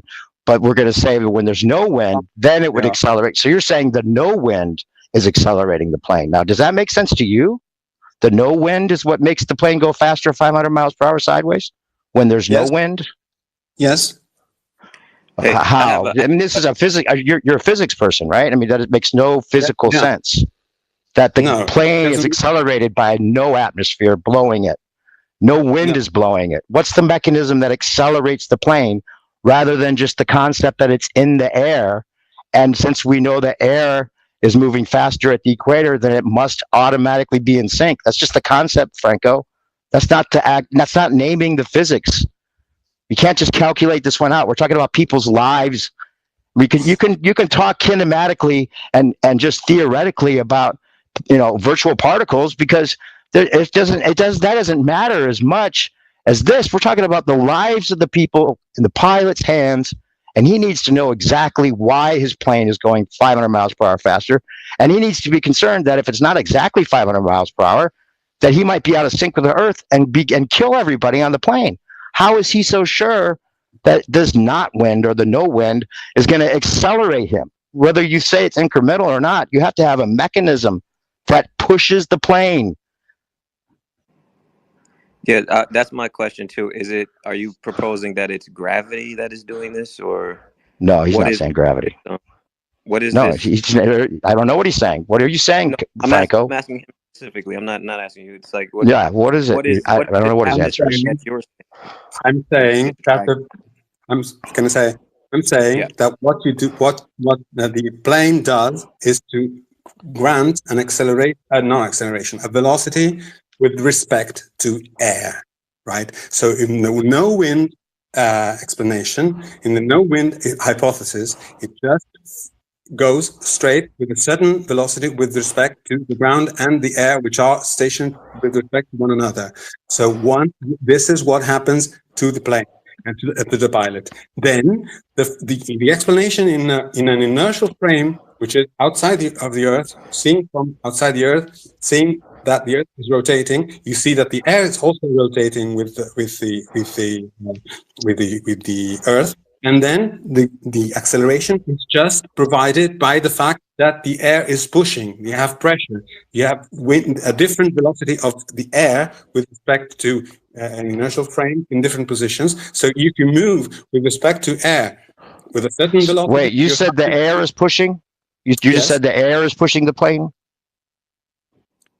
Yes, because the air is moving. If you take this example, you have to cross a river, right? This was an example that was in high school books, right? You have to cross a river, and there's a stream, right? And you just your boat, you row, and you have a velocity which is in the direction perpendicular to the river flow, and you just provide a constant velocity with respect to water.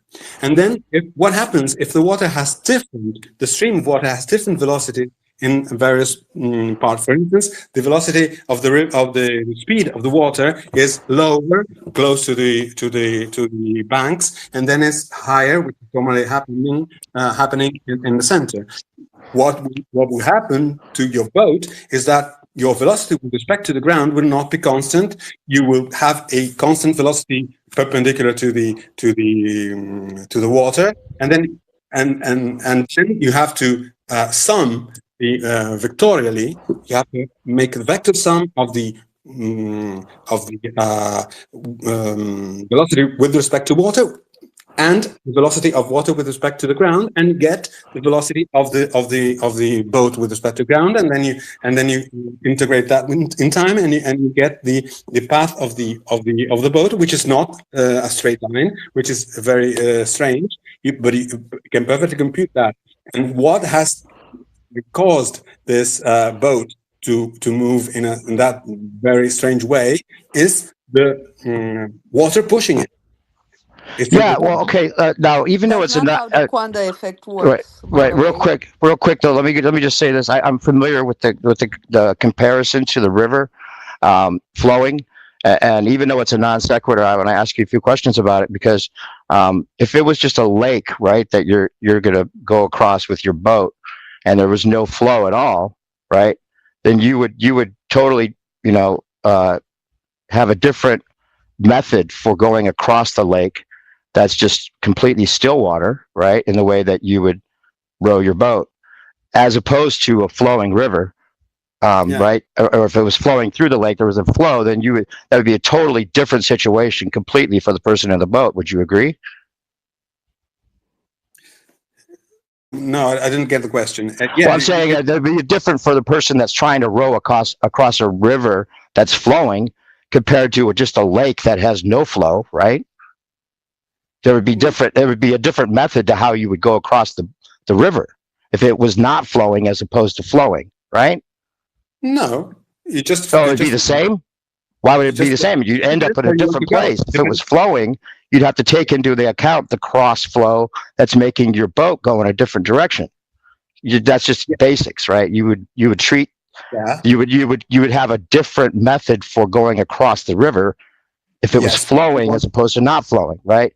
So if you're Because making the comparison to airplane flight, why is it that we're training the pilots to treat the Earth as stationary, like which would be like a not flowing river, right? Just a calm lake. But then if it's flowing river and the Earth is spinning and the place it's trying to fly to is moving faster than where it took off from, we're told that there'd be no difference in how the pilot would treat the Earth or be trained. Does that make sense? It doesn't make sense in the boat, and it doesn't make sense in the air.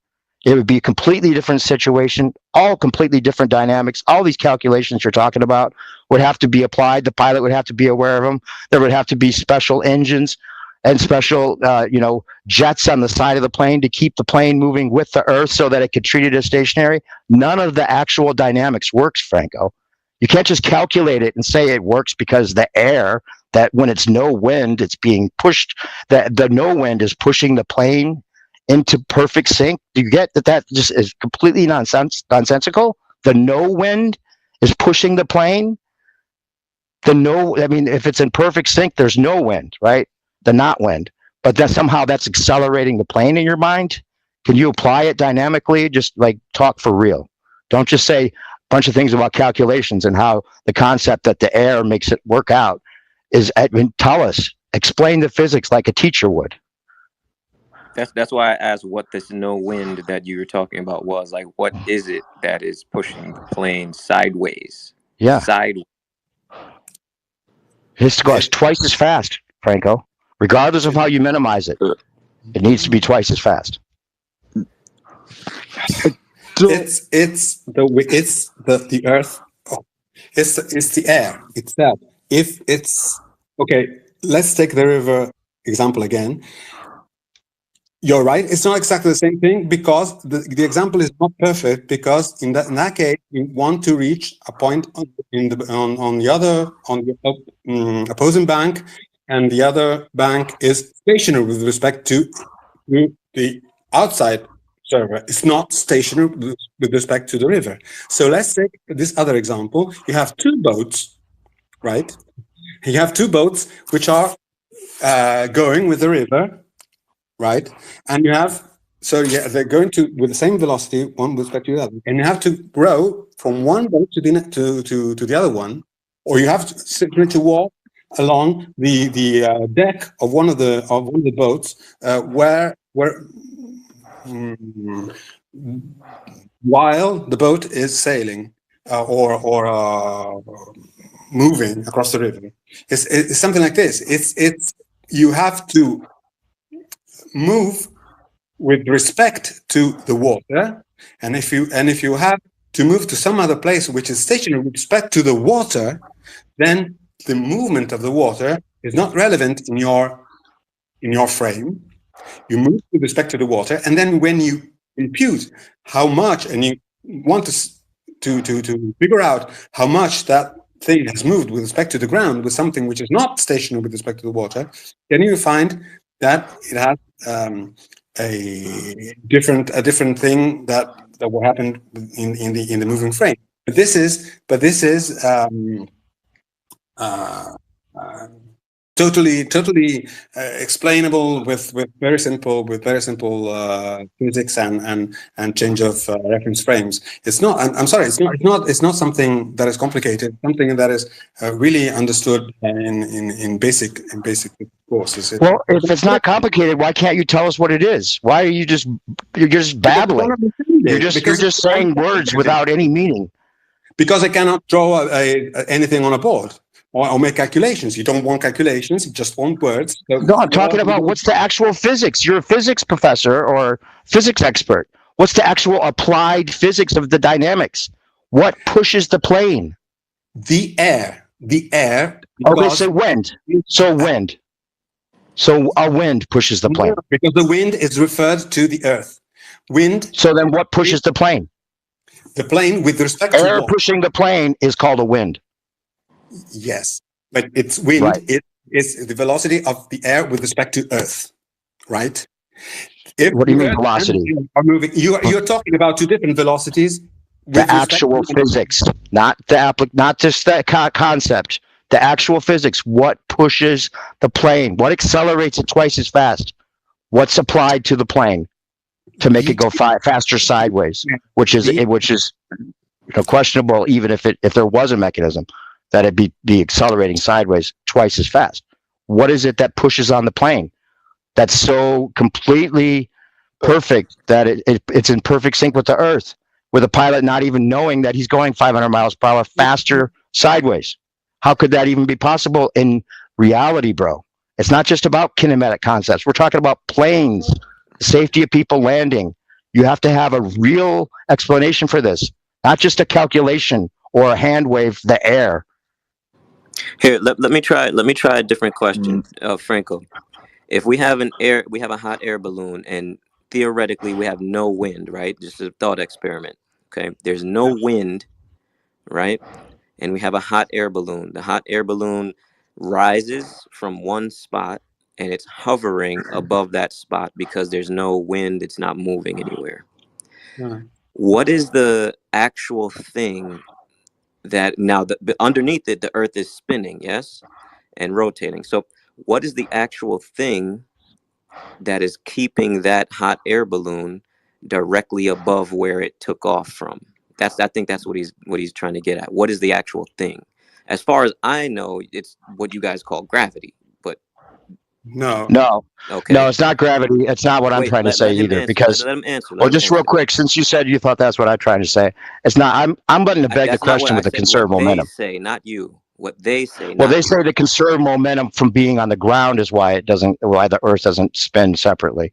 But the issue I'm bringing up is, well, if you're going to say that, we can let you just beg the question with that. But you can't say that when it gets to the 1,000-mile-per-hour city it's trying to land in, that somehow it's going that much faster, because there is no more conserved. You can't add to that conserved momentum. And even if the pilot were trained to accelerate the extra amount, which he's not, he would have to continue accelerating in perfect sync with the Earth as he's landing in a perpendicular direction. So it doesn't even work, even if the pilot was told about it. All right, let him answer. Slowing down to a stop.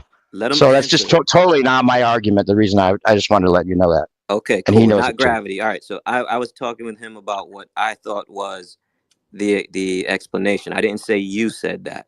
All right, so right, but they don't say gravity. I'll tell you that. He can tell you. Go ahead.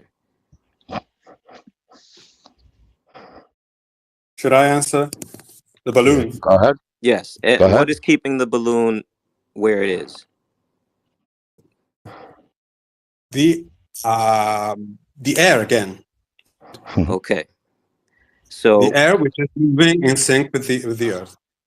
Okay. You're asking that question. So the air is stationary. Air is no wind the means ground the air is stationary with respect to the Earth. Exactly. And that's the answer to the other question again. ZLA, stop interrupting. Just let him answer, please. Okay, so you said it's the air. It's the air. Okay. Because air as in oxygen and everything that's in the air, is just keeping it there. Okay. So what happens when the air starts moving? Yes. The air pushes this balloon away from that spot, correct? Yes. Okay. So now, if the air is moving, which is what is reality, right? Then the air is not keeping it in one spot; it's moving it, and as it elevates to different elevations, there will be different air currents that take it in different directions, right? Sure. So, all right. So now, what he's saying is that if you're flying a plane in one particular direction and it needs to reach a place, that if the Earth is spinning underneath it, that plane needs to be kept in sync with that spin of the Earth. And he's saying that the air is not a sufficient explanation for an extra 500 miles per hour keeping it in sync to where it's going. You see what I mean? And I agree with him. That doesn't make logical sense, because the air would be moving in very different directions at different altitudes and changing all the time, right? The temperature would also probably the temperature and density may have some kind of effects. So it doesn't make sense to be the thing that's keeping it. And it's one direction. So we know when the air is moving in different directions. So if he's going to one place and the Earth is spinning in one direction, it would all have to be that one direction to make the 500 miles per hour. So it doesn't actually make sense if it's the air. So then what else could it be? I think that's what he's saying.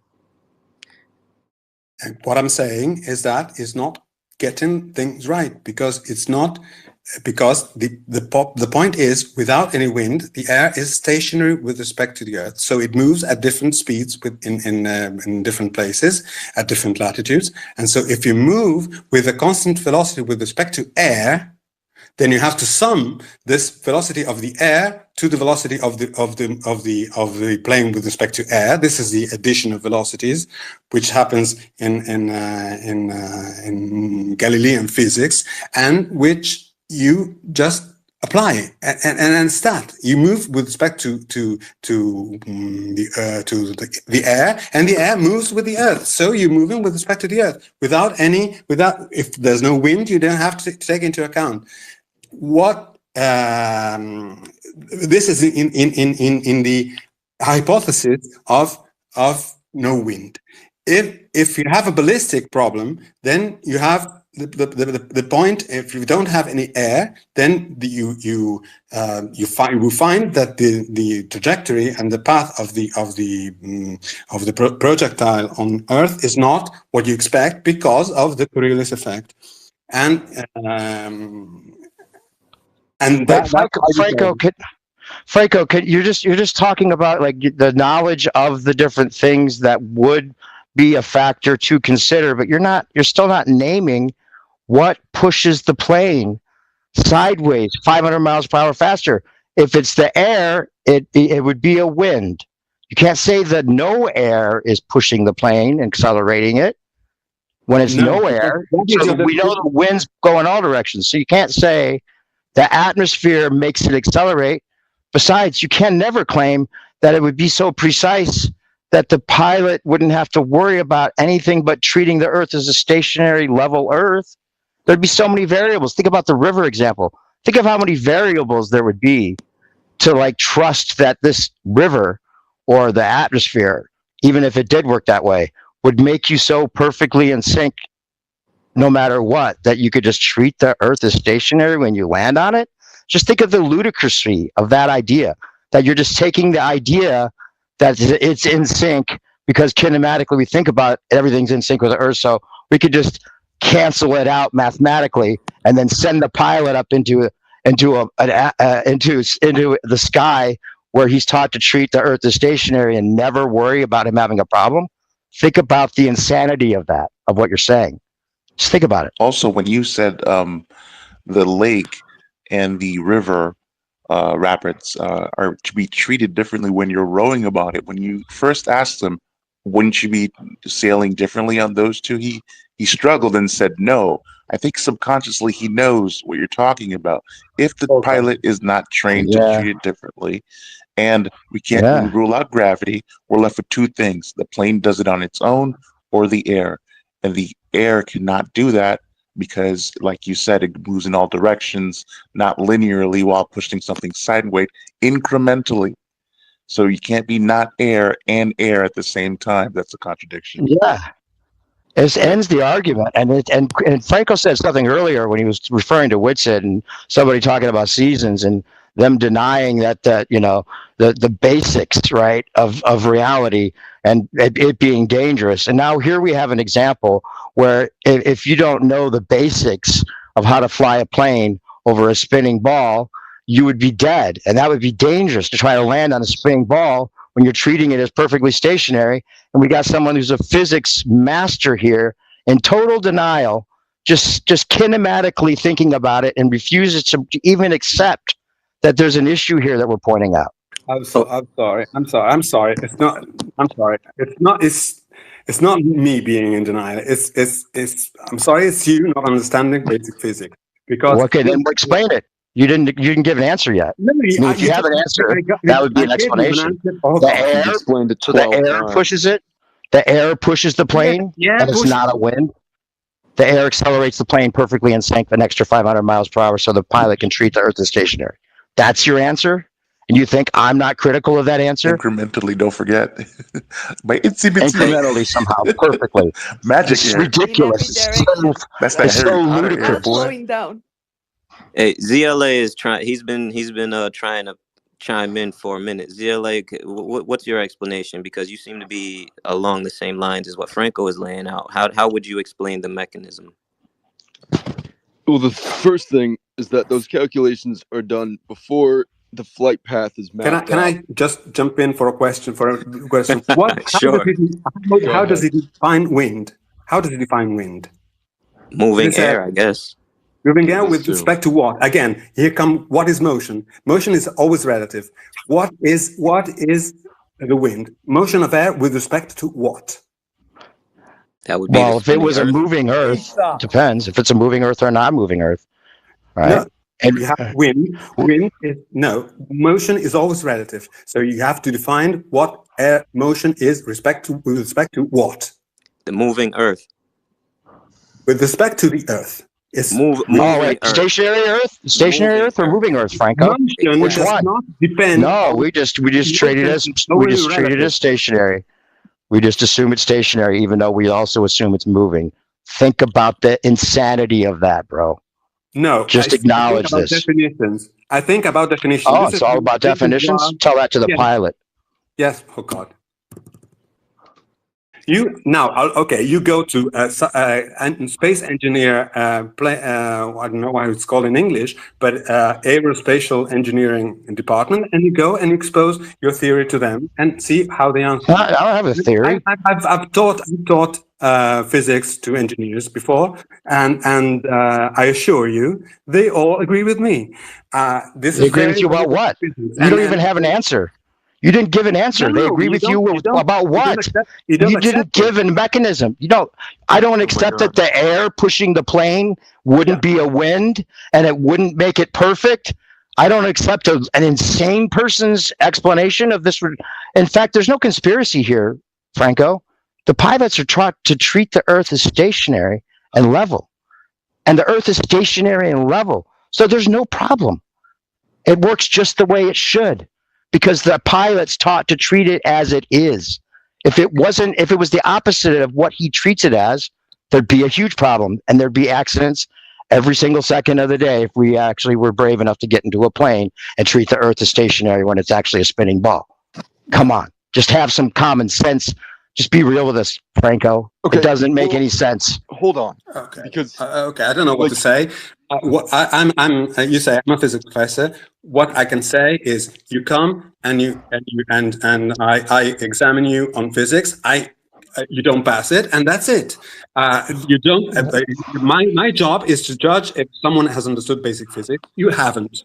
That's my. Oh, well, I don't. You tell me the answer to give on the paper to this, right?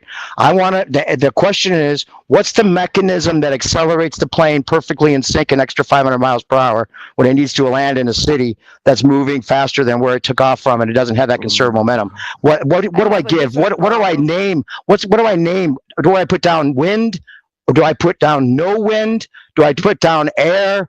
I mean, something that actually physically makes sense that you can like apply to a situation, where you can like give a little example, like here's this wind pushing the plane perfectly, and we can make sure that this wind is precise. We always know the wind's going to be precisely pushing it, even though the wind's always pushing it in every single direction. You don't get the contradiction, at least. And you're just going to say, oh, well, I would fail you because I didn't give an answer, but you have to give the same answer. That was a no answer that I'm just going to say air and not even tell you how it physically applies to the situation at all. You failed as a teacher if that's your standard. Okay. New perspective. Can I have a please- problem for you too when Can I please? we can discuss it. So I'm an architect, Oh my right? So God. we deal with physics and materials, right? Yep. An extra 500 miles an hour, something on that tiny aluminum Yeah. cylindrical piece of shit would make it blow up, for Christ's sake. Well, they're going 400, and that's the thing. The plane's only made to aim and to accelerate in one direction, forward, right? Whether it could go side to side is one thing, but it's not made to go tip to toe sideways, and it has a cruising speed of 400 miles an hour. I didn't even bring up the issue that he should be able to to actually also agree with, but maybe he wouldn't. All the flight paths would be different, Franco, because the city's moving faster that it's moving towards. Like say if it's aimed south, right, at the city that it's going towards, right? If it just headed dead reckoning south, it wouldn't get to that city because it's moving faster. The city's going to move to its left. That means it would be a curved path. So every time they show us a straight path from north to south, from one city to the city below it, for a flight path, it's incorrect because it would have to curve to catch up to the city. And with a cruising speed of 400 miles per hour, it never accelerates enough to even get to its destination if that were the case. You do And how would understand it that flights are survive the marginally extra faster from 5,000 going west hours? to east, and like that's like Again, irrefutable. can you please make the Okay, well, calculation? that's because of what jet is- streams. But if you want to claim it's Because about of the jet spin of the streams. Earth, that works against you. How is it because Again, of jet to streams? create Well, Franco, if you just look Franco, up I don't basic think information you and can get hear yourself caught up JLA, on this ZLA conversation. when he speaks. Franco, drop down and come back because ZLA has tried to chip in a couple times and you just talked right over him, so I don't think you can hear him. So I mean, Can you hear me I'll now? definitely give. No, we can hear you. You can't hear the other guy speaking. Let's see. Go ahead, ZLA. Okay, so the guy wants to talk about how the spin of the Earth is causing different times for the flight paths. That's great. Let's talk about that. Plus, that's a non sequitur. Also, I just put something in the net for what's lot. I want to talk about how aluminum Wait, that's before you get to that, withstand 5,500 kilometer speed can withstand 10,000 kilometers. well, it's made out of because adamantium. wind. If it's wind, it has to withstand it. Chrissy, it's made And out the of pilot would be aware of that Yes. happening. That's applied physics right there. I The can the do pilot the wouldn't be math. aware of the plane going twice as fast sideways by the time he gets to where he's going. That's just No, it something we would can break. like not even The worry aluminum would about. break. Well, That's it what it would happen. well, It would yeah. break. According to their theory, it wasn't. It can treat it as zero when it took off because it was No, you moving with the Earth. can't. Yeah, I know. You can't treat materials as being No, unaffected no, you by can't. a vector. These are applied. The applied physics breaks down. This debunks the ball emphatically. If anyone's honest about it, yeah. And that's why he Also, we do hesitated this with that. Why is with it? earthquakes, and Yeah. earthquakes don't have 500 miles an hour speed. They have like 1 mile per hour speeds. And Even you if can he, yeah, calculate Even the if it's shit. incremental. and even if he could, yeah, even if he could argue that the atmosphere is pushing on the plane, even though it's not a real wind, it's just making the plane go faster. Even if that was like somehow happening and explainable as actually happening as a force on the plane, even if that was the case, you would never put your faith in it being so perfect that the pilot could just be taught to treat the Earth as stationary. Think about all the little tiny estimations that are involved just when he's No, talking I'm about it, thinking right? it's worse than that. You would need like a big hollow plane. Like a big hollow plane, like Titanic level steel to make it withstand those Right. crosswinds.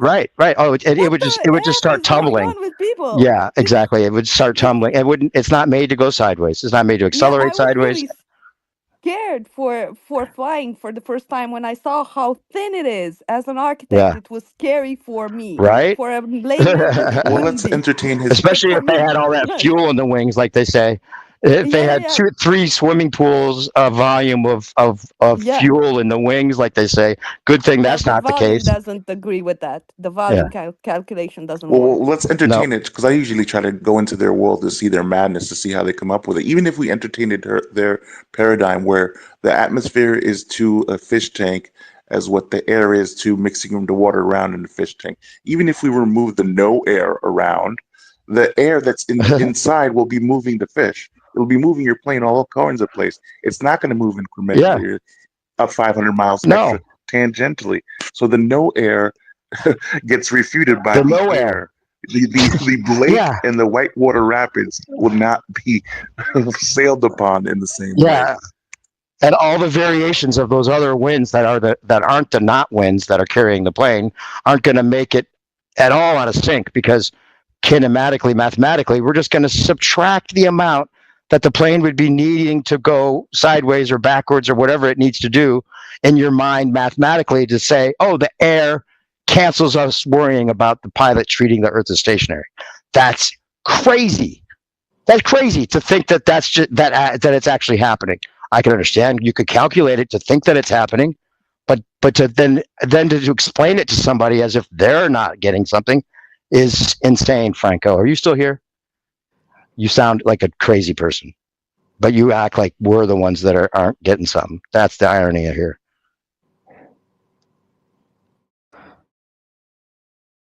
Especially if it goes west southwest. By the way, when I brought up to Zanuck about the west southwest, he said it was like, whoa, shit. This is one that I think that is probably one of the best arguments I've ever heard, because he admitted that you would be losing your eastward momentum, but from going west, right?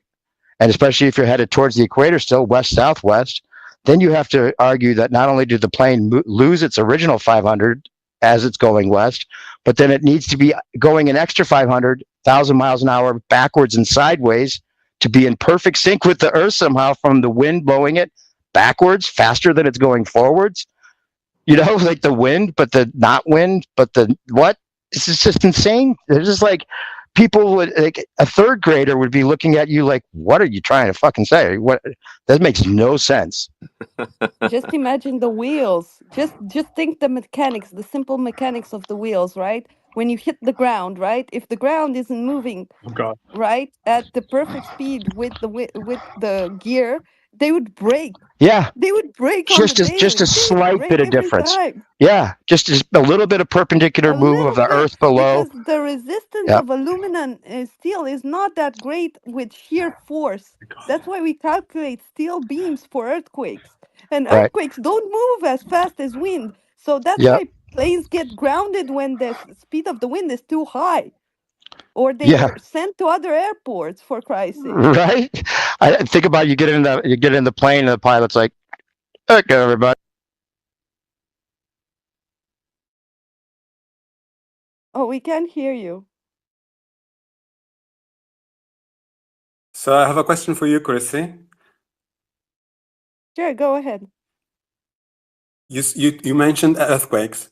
What is important for the stability of buildings and so on? The velocity of the earthquakes or the acceleration? It's both the velocity and the time span, also the wavelength and the frequency.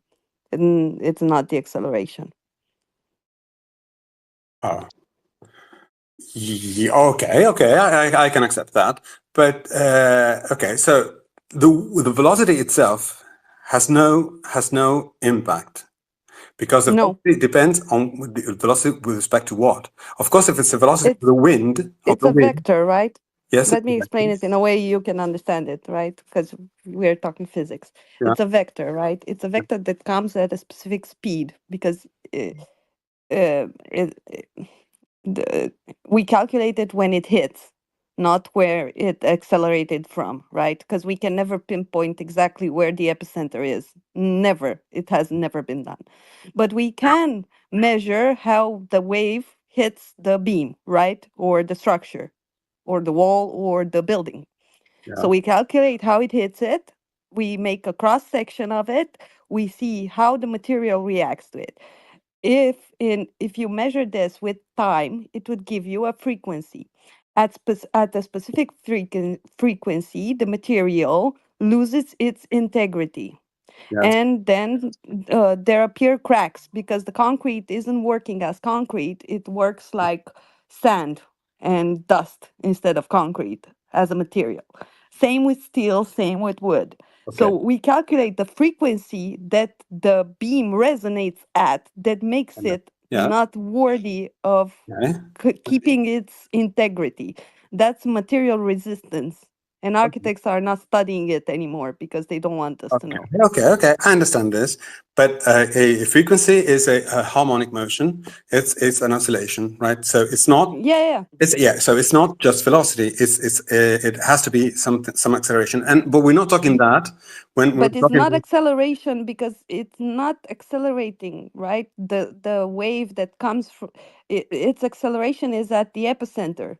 Where when it reaches us, it's just movement. No, it's exactly what you said. It's relative, right? It's already moving by the time it hits you. The ground is already moving by the time it hits the Yeah. the But what is seismometer important? or the building. We What don't is see acceleration. We don't know the acceleration. It must exist, yes. In the epicenter, yes, because some movement over there caused the shift in not the ground to move. what I'm saying But is not it doesn't accelerate. and what I'm saying is not the acceleration of the seismic wave, it's the acceleration of the building, which is oscillating back and forth. If it was moving with a constant velocity, it wouldn't have any problem. The problem is not something breaks. Well, resonance is another thing, but resonance is an oscillation. Oscillation is not constant velocity, right? It's something vibrating. It's something with okay. So it's not an important thing. Things break when you apply forces on them, and forces mean accelerations. It does not mean constant velocity. One thing. So if you say But we do calculate it for constant things too, like not bearing weight.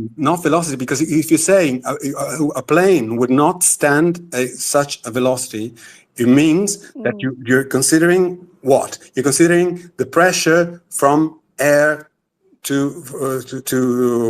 causing wind. So It's not pressure and air, right? Because you can mess with pressure by keeping the cabin pressurized. Okay. But winds, right? A mass of air that moves, right, creates a vector, right? Yeah. Yes. Like an earthquake, right? So from an equilibrial state is the same idea. There comes a force that's perpendicular to my hull of the plane, just like a seismic wave, right, on my girder, and it's the same effect, right? It breaks into the cross section, and we have to calculate how it should react, right? And calculating the hull, the air, the pressure, and this new velocity that's 500 miles an hour, hitting it needs a different type of approach. It needs how do you say, a wider cross section of aluminum than it actually is. So if the engineers would have thought that this could ever happen, they would have made it bigger, because we already put coefficients in everything we build, from boats to planes to buildings, that make buildings way more stable than they are needed to by math. We use this coefficient on everything, and it makes everything 10 times as strong as needed. So if that little aluminum isn't perfectly calibrated to withstand another 500 miles an hour wind in a cross direction, that means it will blow up. And it doesn't. So it can't be winds. That's why they ground planes when there is a storm, and a storm like a hurricane doesn't exceed what was the max? So 180 kilometers an hour. They don't exceed that. Do you understand? From 180 to 500, it's a difference. And they don't fly planes in storms because of this precise reason. Yeah. Because when this wind hits the hull, it will break it. Okay. That's what I'm trying to tell you. So it can't be the wind that's moving the plane, because it would break it up. No, because It needs to be something else. it's the wind with respect to the plane. It's the velocity of air with respect to the plane. If the plane is stationary with respect to the air, it doesn't matter what the velocity of Air the air can't is. be stationary in respects with the plane, because Henry Kwanda's effect wouldn't work. If the air doesn't move, the winds don't produce lift, and your plane just plummets. Okay. The velocity of the plane is with respect to air. Are we okay with this? The velocity of the velocity. Well, actually, it has two velocities. It has ground speed and air speed. Actually, and it's measured, because ground controllers tell pilots to slow down by measuring their ground speed, right? The speed relative to the ground, so they know that too. Yeah. They tell them, slow down for this landing, right? Yes. So the air is still moving, and it's moving every direction. If it were moving 500 miles an hour more, then we would need It would not stronger hulls for our planes, and our balloons would just pop. No. And they don't. No, because this 100 miles or whatever per hour is the difference in velocity of the Earth and the air with respect to an external observer.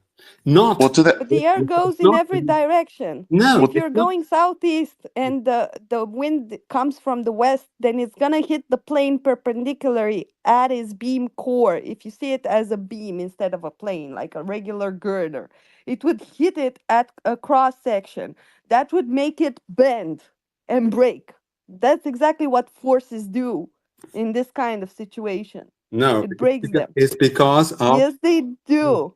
If you drop a steel girder on a steel girder, right, on accident, right, just at that moment when it has that speed, that will bend your steel.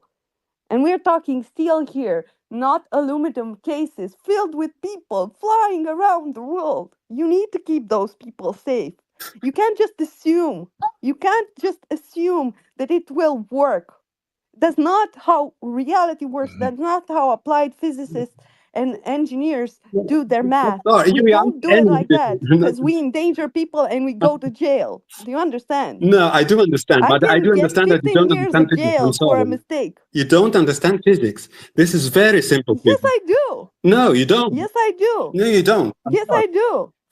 okay, now But we're yes, I going. Yes, do. yes, I do. No, I don't. That to Yeah, your point up exactly. earlier, Chrissy. Earlier you told New Perspective because he hasn't heard this before that somebody discounted conservation of momentum, and you said there is no conservation of momentum due to continuous travel not being applied because there are external forces, aka wind. So how can there be no external forces and external forces at the same time? That's doublespeak. Either there is external forces and you can't have conservation of momentum, like you said in the beginning of this conversation, or there isn't. So you can't say that there's both. The not wind, the not air plus air concept is mind-boggling for a reason. Yeah. Just like the lake example that you guys gave earlier, because you can't treat them both the same. We're in a practical application problem, like Chrissy says. The numbers may work out, but in reality, this can't be. The pilot has to fly them different, just like the boat has to And the sail engineer differently has on the to lake build as it them does in the different. river. The engineer has to build them different. And the engines that need to withstand the Quanda effect and this lateral force all of the sudden needs to do it different. So everything would look different geometrically speaking. Everything would have to be different. It shouldn't work. This design shouldn't work. It should fail, and it works because we fly them. I don't know what to say because all I can say is you don't understand basic physics. That's it. Again, No, that's that's just what you ridiculous. assume. You're not even. The point that she's making is that the plane would have to be designed different to have that kind of force on it. But you're not even naming what the force would be. You have to name the force to call us, like to say that we're not understanding it means that there's some force that you've named that we don't get, and you're not even naming a force. I don't even need to name a force if it's a vector. No, not you, Hits the him. plane. Yeah, It's a vector. I know, but he's not even saying there's a vector. He's not even calling it a vector or a wind or anything. He's just saying it's with the air, so it works. Which isn't applied physics. It's just a kinematic concept that he thinks is reality, and he's saying we don't get it. Can I start from the beginning? Please, yeah, please do. Okay, so you have a reference frame, which is the Earth. Okay, and then you have the atmosphere, which in the hypothesis of no wind, because wind is defined as New Perspective. Mute up. You're breathing heavy into the mic, man. Oh, sorry. All good. So there's someone breathing into the mic. Okay, but okay.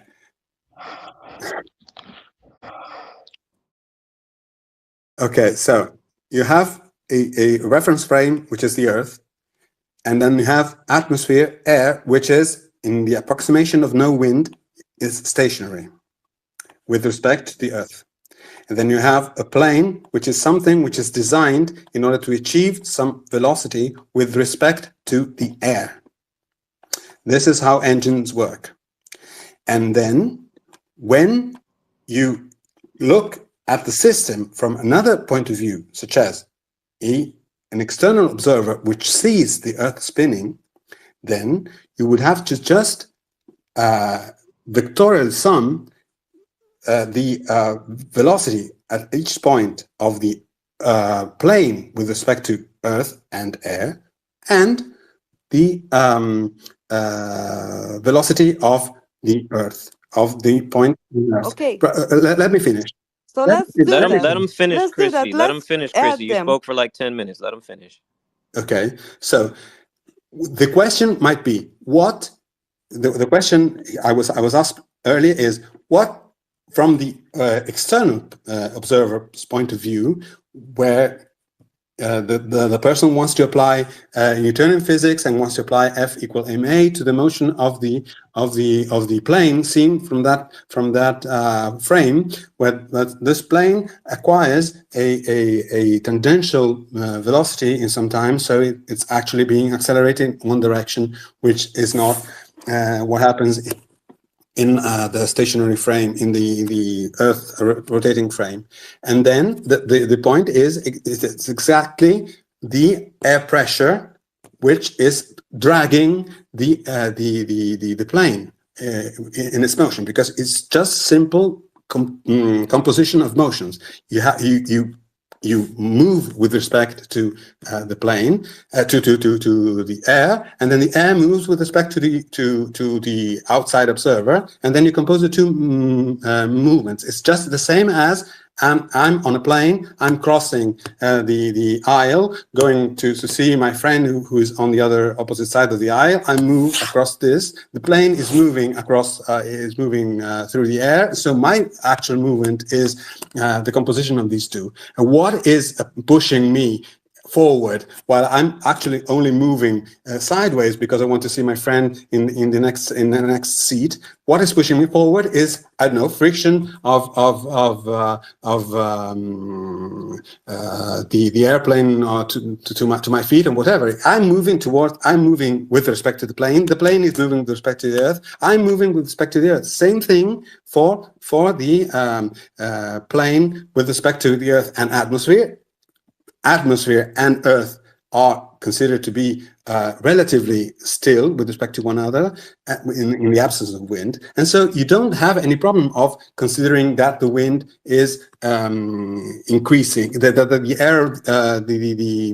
air speed is increasing when you change latitude, because you only concerned with motion with respect to air, and then if the air has different velocities and at different points, you don't care because you just move with respect to air. Then air is stationary with respect to the Earth, and then you find that you will be stationary with respect to the Earth. It's like a jellyfish moving in the current in the stream. They would just go with the flow. It doesn't, and the flow. If the flow is stationary with respect to Earth, okay. If you put a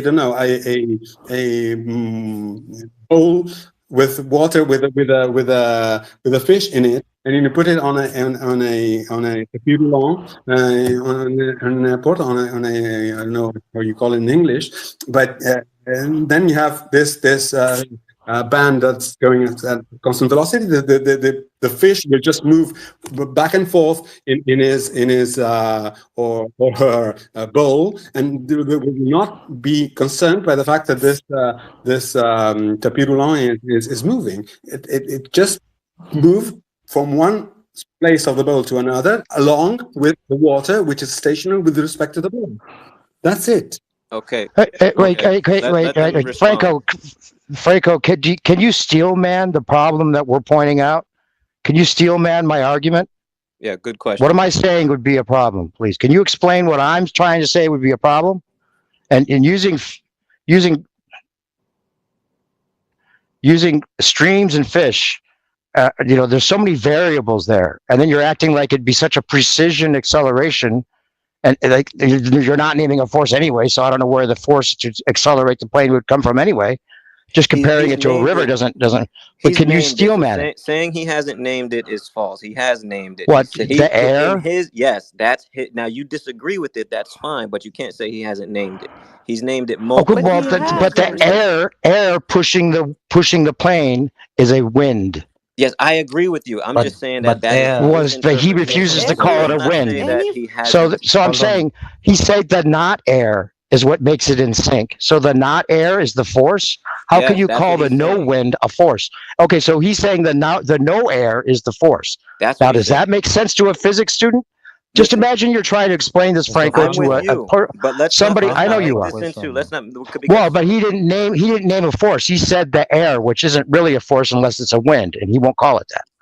there you go. And Franco, I So any had a look, question force. based on what let's you keep it said right there earlier. because look, this is going on for about 25 minutes, right? And we haven't No. made any headway here because you don't believe in what he's saying, right?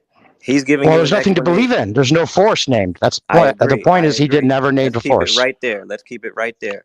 So that's what I I was have a trying to question say for because the only Franco. force that I'm aware of that would keep things in sync would be gravity because conservation of momentum is also not a force, right? Well, So but gravity pulls the plane down. It I wouldn't push it agree, but sideways. let's let him explain. So Franco, he wants to know not all this other stuff about calculating. He wants to know what is the actual force that is making the air, which is making the plane stay in sync with the rotation of the Earth. No, it's a different thing. His question is what is making the plane follow the atmosphere, follow the What accelerates the plane twice as fast sideways? What force accelerates the plane twice as fast sideways by the time it needs to land? And what keeps it in sync with the Earth as it's trying to land in a perpendicular direction? That's my question. What's the force? Not just a calculation, not just an idea that the air is moving with the Earth and somehow it pushes it perfectly in sync. That's not an explanation, Franco. You have to name the force, explain it with a physical description, not a calculation or a concept. Physical description is the air pushing with some pressure, So right? it's air pressure. Pressure multiplied, yeah, basically that. Okay. Because the same thing as pushes a jellyfish in the stream. The same thing as pushes take a fly which is flying, so an insect which is flying inside a truck, which is or inside a plane. Yeah, the fly is flying inside a plane. Okay, so the fly is actually flying with respect to Earth at 900 miles per hour. What is pushing? Is it that are the fly's wings so strong that the fly can actually the little insect can fly this at this enormous speeds, such as 90 or whatever 900 miles? It's the same thing. Or the fly inside the truck. It's pushed by the air, which is in turn pushed by the truck or by the airplane, and what the fly cares about is flying with respect to the air, and what it only cares about is its velocity with respect to air. Then what pushes the air? Franco, you're smart enough to know those are both non sequiturs, and the variables involved wouldn't make the precision kind of thing over a tangential law. You're smart enough to realize that you just want to believe it and using examples like that don't actually apply. Come on, let's not concerning this straw theory man of people, moving and air. let's not do that. Let's just. He has an explanation that you don't Can you like. allow Okay, me we Well, to ask Franco to I want to know clarify if Franco something? really thinks it'd be exactly the same. We're talking about one reference frame compared to two reference frames to begin with, plus a tangential gradient that you don't have in a plane where a fly is trying to land in one enclosed Crosswinds too. atmosphere. Yeah, no crosswinds. You're trying to make them the same to make Franco. yourself. I don't know if you're convinced or you're trying to convince us, which is insulting to our intelligence. It's not at all the same. Total non sequitur. You're not going to get away with that here. Is your question Franco, CLW, I have just a real quick, question. is your question Franco, CLW hold something on. like, how I does a want plane Franco to land on a clarify one north-south thing. runway? I think somebody You can't know, hear Yeah, somebody. listen. what causes the Axel wind Steel and currents? CLW, you guys can't hear each other. so you're just talking over each other right now, and nobody can make any sense of what you guys are saying. So at least one of you has to drop down and come back up. I wanted to ask Franco something concerning what he has said here shortly. Does he know what causes wind currents and what causes ocean currents? Because he's making it seem like New these perspective. mediums are just still. Sorry. They are still like that, and they move with the rotation of the Earth. I've never seen a wind going the direction of the spinning of the Earth or anything like that. Neither have I seen any ocean currents going in such a manner. It's a totally different question, and there are many complex variables involved in effects. What one can see when talking about currents and winds is that you have cyclones and things like that, which are partially explained by the Coriolis effect. I not only know this, but there's a lot of things, of mechanisms going on. As far as what I was asked earlier, again, in spite of all these minutes that we're discussing this, it's the gradient is something that is not the tangential gradient is something that is not a concern to the plane. It's something that has been established by, I don't know, friction, whatever, in establishing the fact that the atmosphere is in the hypothesis of no wind, it's stationary with respect to the Earth. So it's got the velocity gradient with respect to latitude is something that is the environment, is something that is there. The velocity of the air with respect to an external observer changes with latitude, and it changes in the same so that it's stationary with respect to the ground. So okay, Franco, I was going to give you a chance to steelman my argument. Can you steelman what I'm trying to say about the problem with the extra 500 miles per hour? Can you steelman my argument? Not sure if I can. I'll try. You say the plane starts with a certain tangential velocity and arrives with a different tangential velocity with respect to Earth. What is pushing it? And my objections are: one thing, if you compute the actual acceleration, it's tiny. Second, if you compute the point is that that's not even needed in case of no wind hypothesis, because in case of no wind hypothesis, the Earth is stationary with respect to the ground. So since the engines only work with respect to air, you're only concerned with motion with respect to air, and then what the air does is their problem. It's the air's problem. It's not a problem of the plane. The plane only grants some velocity with respect to air, and if the air is stationary with respect to ground, then you achieve the velocity with respect to ground and path with respect to ground, and that's it. I'm sure that every engineering student understands this. It's not that I'm the only one. I can assure this. I know plenty of engineers and engineering students, and I've given them exams, and I know a lot of them. So I can assure you. So, new perspective.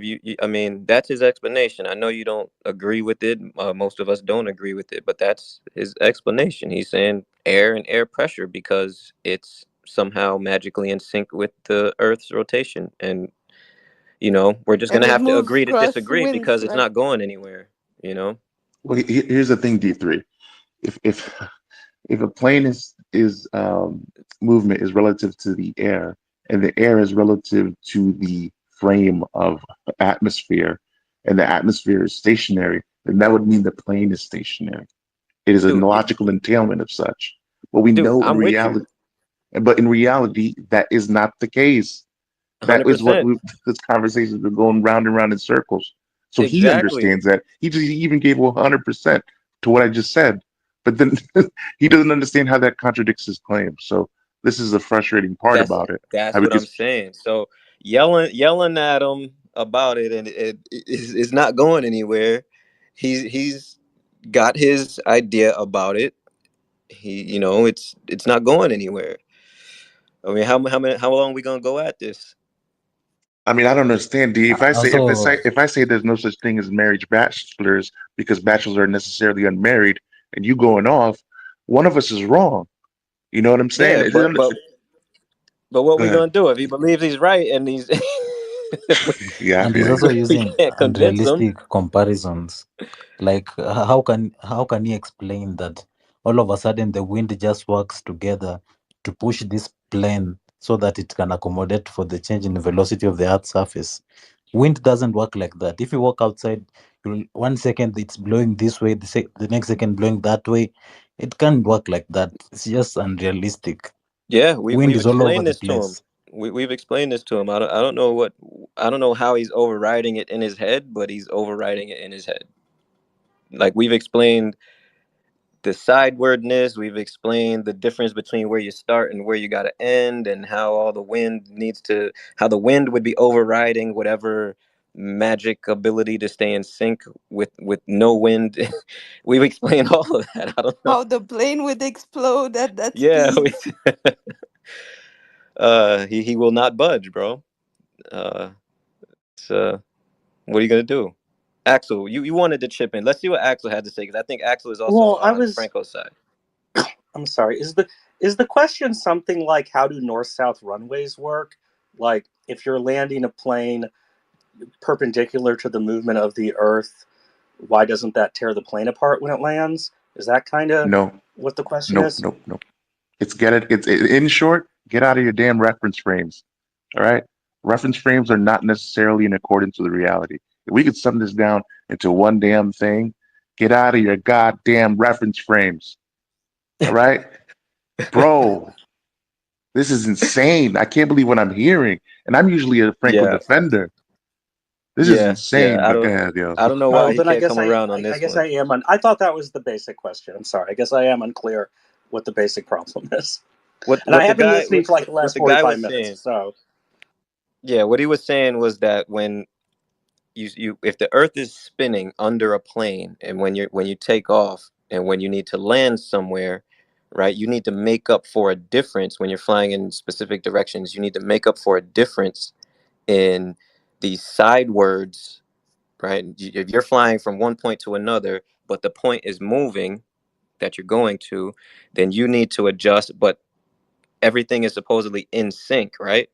If it's all in sync, then what's making up for the extra 500 miles per hour sideways that you need to get where you're going? That's kind of like what he was saying. He dropped, so he can't explain it himself, but I'm sure this is what Franco said, and so I apologize if I'm going over old ground. mhm. But when let's say I'm flying from Chicago to Houston, and we'll just pretend they're just on a north-south line. They'll make our lives a little easier. Let's assume the rotational view of the Earth is correct. When you take off from Chicago, you're already traveling at the speed of the rotation of the Earth because you're not already flying off into space. And so, absent something happening, you'll maintain that east-west velocity as you head down to Houston. Now, it is true the east-west velocity at Houston, under the rotational theory, is going to be higher because it's closer to the equator, so it's moving more quickly. But I mean, in practice, you have what? I mean, I do have some experience with planes, but only little ones, like Cessnas and Tomahawks. And I mean, actually, I couldn't do that with one thing of gas in a Cessna. But if I was stopping in St. Louis, getting gas, going to Houston, whatever, that take me 6 hours probably, and you have a lot of time in those 6 hours to make the necessary. There's enough time to make the lateral velocity adjustment in those 6 hours. I mean, it mostly will naturally happen because the air is also moving more quickly as you head closer to the south. I mean, wind velocities close to the surface of the Earth tend to be pretty low, so it's not like if you walk outside, and once again, I'm assuming the rotational theory, but it's not like if you walk outside, the wind's blowing at 500 miles an hour, Right. and so as long as you're not, I mean, they get higher as you get higher in the atmosphere, but if you're like 3,000 feet and under or whatever, normally you're not dealing with winds higher than 20, 30 miles per hour, something like that. And so, I mean, I think he is basically right. The thing is that the air will slowly start moving faster as you head south, and that will naturally increase your plane's, east-west velocity as you head south. You won't notice it because it happens over a long period of time.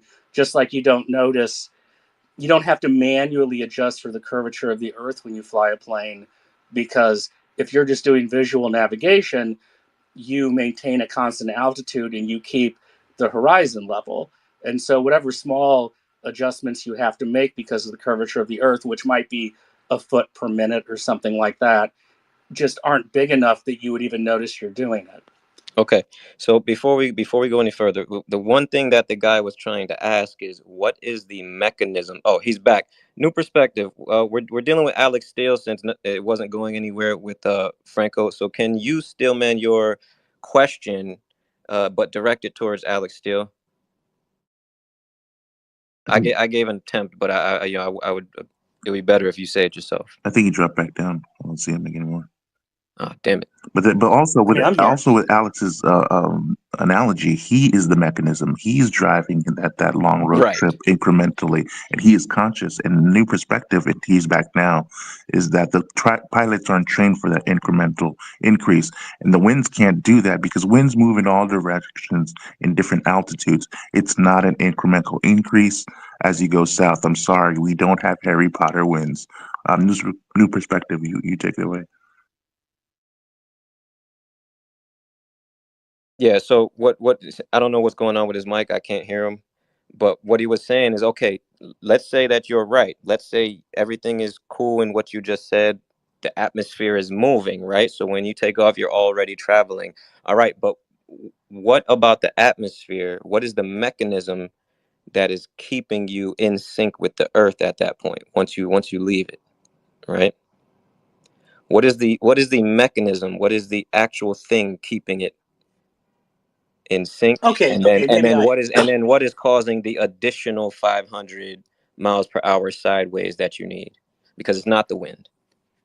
I would say that I think the question I shouldn't say it that way. I think the question I think a more relevant question might be, what's keeping the air in sync with the earth? Like, the plane is going to stay in sync with the air, right? Unless something very strange happens. Planes don't. Obviously, a plane has some ability to move against the air's velocity. I mean, flies into it or whatever. But like, planes don't have any real way to generate lateral thrust. So, like, if you're involved with crosswinds, if it isn't spinning your plane around, which is very bad, I mean, it's moving you along with the crosswinds. And so the question, I think, is something like, well, what keeps the atmosphere traveling the same speed as the Earth? Exactly. And I guess, what the problem is that I don't have a grading. I mean, I probably just vaguely hand wave at something like angular momentum, but I will say that, I don't really know, I suppose. Thank you. But I will say that from the perspective of a pilot in a plane, it's not a big deal, because the fact the atmosphere largely moves at the same speed as the Earth under it means, you don't personally have to worry about the fact that Houston is moving slightly faster than Chicago is. I mean, the process takes care of itself to some degree. Well, you know what? I respect the non. You can land in the wrong location if you don't consider Right, these right, and factors. also I respect the not knowing answer rather than if the reference frame of the air is contingent upon being in lockstep with the atmosphere, then that needs a mechanism. You didn't say gravity. Thank you for not taking us down that rabbit hole. But saying I don't know, that's honest. That's more honest than saying not air moves the air. I mean, it's insane doublespeak. And is new Yes. perspective back? I don't know. Yes, so Axel, thank you for that honesty. That's what we're looking for out of Franco. Like, we want that honesty because there is no real explanation for it that science offers that makes any sense. I see New Perspective as a speaker. Does anybody see him as a speaker? He's up and down. I see him as He's up and down. I see him. New Perspective, I don't know if you're trying to speak. We can't hear you, brother. We want you back.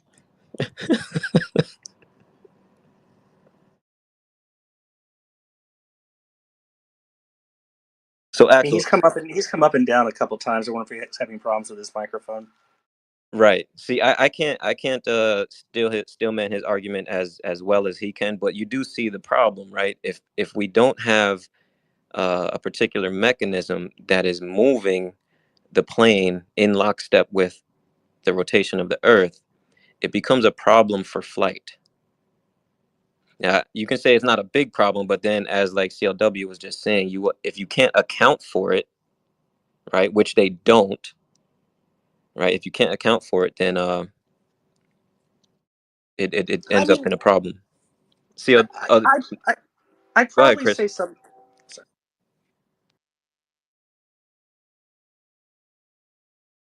Go ahead, Axel. I mean, I would say it's true in the sense that, it's not like wind speeds tend to. Well, I mean, actually, you know what? Maybe they are, but it's not like wind speeds tend to be meaningfully higher at lower latitudes than higher ones, right? And so, whatever mechanism keeps the atmosphere moving at roughly the same speed as the Earth under it, works at every latitude. It's not, you don't get further south and then it gets windier. At least, like, Would you doesn't seem that way to me. would you say it's almost That's negligible? assuming. Go ahead. Sorry. I'm Go saying, ahead. in that case, it's almost as negligible as it not happening. You see what I'm saying? And for those saying it's a stationary Earth and the wind is going wherever it is, you can say, the Coriolis effect is so negligible, you could treat it as if it's not happening. Do you see the problem here, Houston? Right. So what you said was, well, whatever mechanism is keeping it, it's blah blah blah. But what they're saying is like, well, what's the mechanism? Right? There's no mechanism. So we're saying like it happens because that's how it is. There's no mechanism. But that's how it would happen on a stationary plane too. Right. As they're trained to fly on a stationary, plane. These people, they're not familiar with the same way there's ocean currents that follow different paths. The same goes with the wind currents, and most of it, for example, the motion of the air is influenced by the movement of the heat. So the sun usually determines how the wind flows during different seasons most of the time. And it's not like flowing like in one direction to the point where it can like make an airplane accommodate for the spinning of the surface of the earth where it's supposed to land. It doesn't work that way. Ocean current streams flow based on the heat and cold relationship. It's not that it's just flowing randomly based on the spin of the earth, like Frank was trying to put in the case of a fish swimming or a butterfly flying, whatever. It's not the same. There's principles of how this motion is happening in the air. It's not just random, like waiting for the earth to spin for it to follow it along. Another problem No, would it's not. be this: if the atmosphere would move at the speed of the Earth, right? And we make vertical buildings, right? And we calculate wind force, right? Wind shear force, but we calculate it as accidental and sometimes happening. But if it would be a constant, we would have to make everything more resistant, way more resistant, like uh, p- uh 50 centimeter pillar would become like 2 meters thick, 3 meters. I don't even can grasp the dimension we'd have to do for the speeds that this atmosphere would afflict on the vertical building, right? That's fixed in its foundations on the earth. So I really don't understand how you can have such cognitive dissonance and just ignore the fact, wave away the fact that these forces would entail an effect on everything from material to structural integrity to even chemistry, right? Because at a specific frequency, when it's hit, it will lose its integrity. And Well, the atmosphere close to the Earth doesn't move at a high velocity relative to the Earth. We all know that's true. So it's sort of, I understand what you're saying, but neither model predicts that's what's happening, because we know it's not. You can go outside; it's not happening. It's clearly for the most part, the air is relatively still. It's unusual for it to get up above 30 miles an hour, which isn't, particularly fast in the grand scheme of things, at least close to the Earth. Now, higher up in the atmosphere, it does get quite fast. Well, Axel, But I don't know they enough make a about atmospheric distinction. They make a dynamics to. distinction between atmosphere and air, and I know what you're getting at, and we agreed in the panel. But there's a distinction there: atmosphere and air, right? If the air is if the atmosphere is in lockstep with the Earth, that it is of the same reference frame. So we could both treat that as stationary within those two things. Atmosphere and in air are in the same stationary reference frame, which negates each other when we're talking about the plane problem. You still have that plane problem. You can't invoke atmosphere because that's of the same stationary reference frame. I don't really agree. I probably use the words interchangeably in a way that's not great, but when I'm saying the atmosphere in my own head, I'm talking about, like the whole shebang. And then when I'm talking about the air, I'm probably talking about some particular aspect of it or something. But, the atmosphere isn't stationary relative to the Earth. Like, especially when you get into higher altitudes, it does have consistent high wind speeds in the same direction. I don't know enough about meteorology to have like a strong opinion about it, but I know that's true. Like, it's close to the Earth. It's pretty much basically the same speed as the Earth. But when you get higher and higher up, like in the stratosphere, the ionosphere, the atmosphere gets faster and faster. Yeah. Denver. Yeah. Stand up. Hard body shit. Flat boys. Bang. Let's go. Hard body shit. Ever since my birth, my dick got mad girth. I'm chilling with my people talking about that flat earth. Last night, your boy had some sex with a nice girl. Did the Titanic really hit an iceberg? When other people spend their life chasing wealth, me and my boys, we chase that ice shell. Ice shell, fuck a globe, not a part of the system. Trying to keep us down, but whoops, you missed one. It's really sad to see all these people mad at me, cause I just figured out there's no such thing as gravity. Yeah, NASA, and now I think I'll pass her. Hard pass. Forgot everything I learned in class. It's a storm of information like a monsoon. Lying mother, no one landed on the moon. Not a straight answer, what is you saying? Out with the old like that human-sized penguin. The earth is flat, the earth is flat. People around the globe know the earth is flat. I don't care about this, I don't care about that. People around the globe know the earth is flat. Bang. Yeah. Denver, Flat Earth Convention, 2018, Flat Boys. Yeah.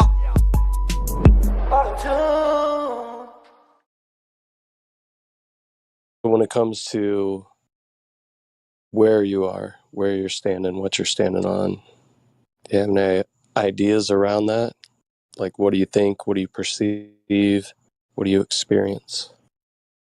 I think it's quite spherical.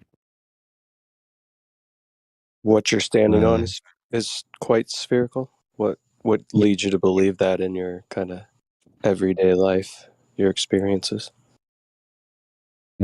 Probably from what people who know more than this have told me. Well, know more than me have told me. Okay, so it's not anything that you as a thinking human being experience per se. It's just a story you've been told and you believe the story. Your everyday experience doesn't necessarily match that. Maybe it does, maybe it doesn't. I don't know. You could give me maybe an example of how your everyday experience would lead you to trust that story. Well, it's just I'm taking somebody who knows more than me and has spent more time on this subject than me, his advice, like I do with everything in life. Yeah, well, one of the things I do that earns me money is I'm an accountant, right? Mm-hmm. So you might trust me to be your accountant, but being an accountant, if I was not being a professional and not living up to the standards of the profession, I could probably figure out a way to swindle some money off you without you knowing, right? Yeah, probably, but I'd say it's quite different than making up scientific proof. Oh, so you're under the impression there's some scientific proof of what exactly? Because a shape claim isn't really science, that's more measurement, right? Well, I guess more everything kind of fits and works together, which is what a theory is, isn't it? System of belief. So when you say everything fits and works together, are you under the impression that there's some sort of scientific model or some working model of what may be portrayed to you as the Earth and the universe? If you talking model, isn't that called the heliocentric model? Yeah, but we got to stop right there real quick before we continue. A scientific theory is not a systemized belief. A systemized belief is a religion. So if you're claiming that the globe is a system of beliefs, then you're basically saying it's a religion or a philosophy at best. Well, Continue. kind of, but the definition of theory is a system of ideas intended to explain something. Could religions be theories, right? Could we take any religion you want to pick, and could we say that religion is a theory as to God, a creator, a prophet, certain theological beliefs? Yeah, I guess that makes sense if it's a system of ideas. Yeah. Fair point. The problem is we're now all confused. Because you're starting by talking about science. And then you use the word theory.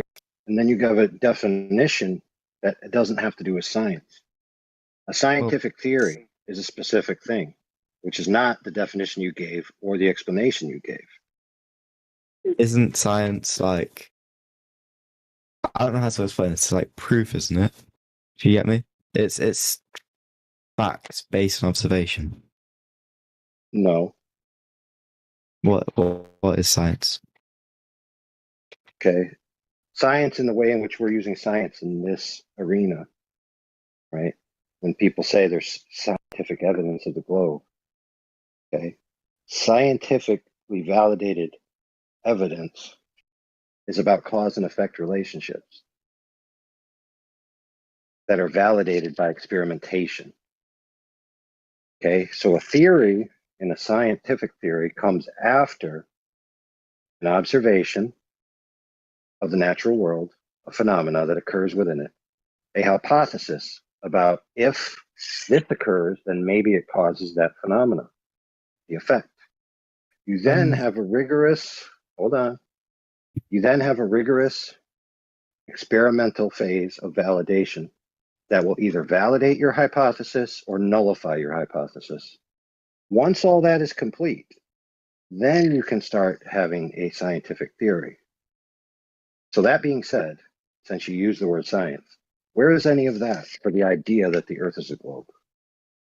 Okay, so first of all, I apologize for saying science is... I mean, sorry, as far as a religion is a theory, I'd say it's more of a hypothesis then, isn't it? No. Because if it's... So with that, why is... I'm a bit confused with that, because like, wouldn't it be a hypothesis because it's what you think is happen, like what you think, but you haven't observed it yet. It hasn't been tested. Not in a scientific sense. Same thing you're talking about. It's just an idea. Yeah, exactly. Hypothesis. Right, but you see, a hypothesis in regards to science is a specific thing. Just because it's the same word doesn't mean it's the same thing. You know, in general common language, yes. So in general common language, a hypothesis is just the underlying belief, right? of why you hold a proposition to be true. That is not what a hypothesis is in the scientific method. What is the hypothesis? It's a specific if-then statement that's validatable. For example, if 180 degrees Fahrenheit applied to water, then water boils at sea level, right? And then you can validate that by demonstrating it. So, for example, let me give you an example of something that doesn't apply. Okay, there is a blue knife on my table, right? Not a scientific proposition. It simply is the case that there's a blue knife on my table. Yeah, because you observed it. Yes, directly. The object in question is directly observed. There's no causal relationships required, right? Now, I want you to ask me questions about my knife. Okay. So ask There's me your knife. questions about it. What questions do you want about your knife? Is it sharp? You think of the questions. You think of the questions that you would need to ask to divine what it is, because it is a knife of a certain type. So start asking questions like maybe the size of it. Okay. How big is the knife? 7 inches long. Okay, stop. Don't continue. Did I need to do any science to get that answer? Need to measure it. Oh, there you go. All right. I pass it to my friend who was talking to you earlier. Okay.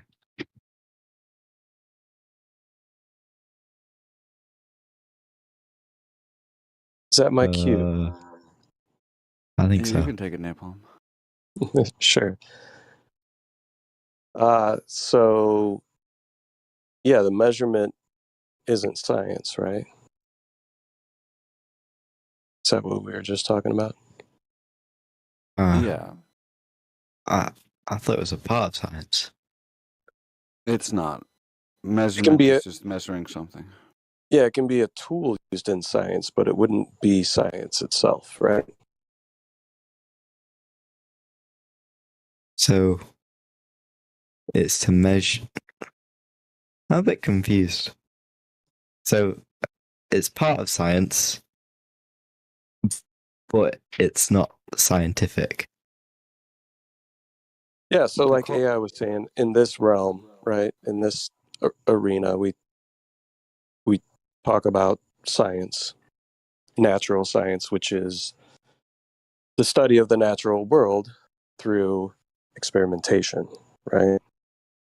So we observed something in nature. We observe an effect, right? So let's go back to when he was talking about water and heat. So you and I are walking along and we come upon a boiling pool of water. And we've never seen this before. We look at it and we're like, oh, wow, this water's boiling.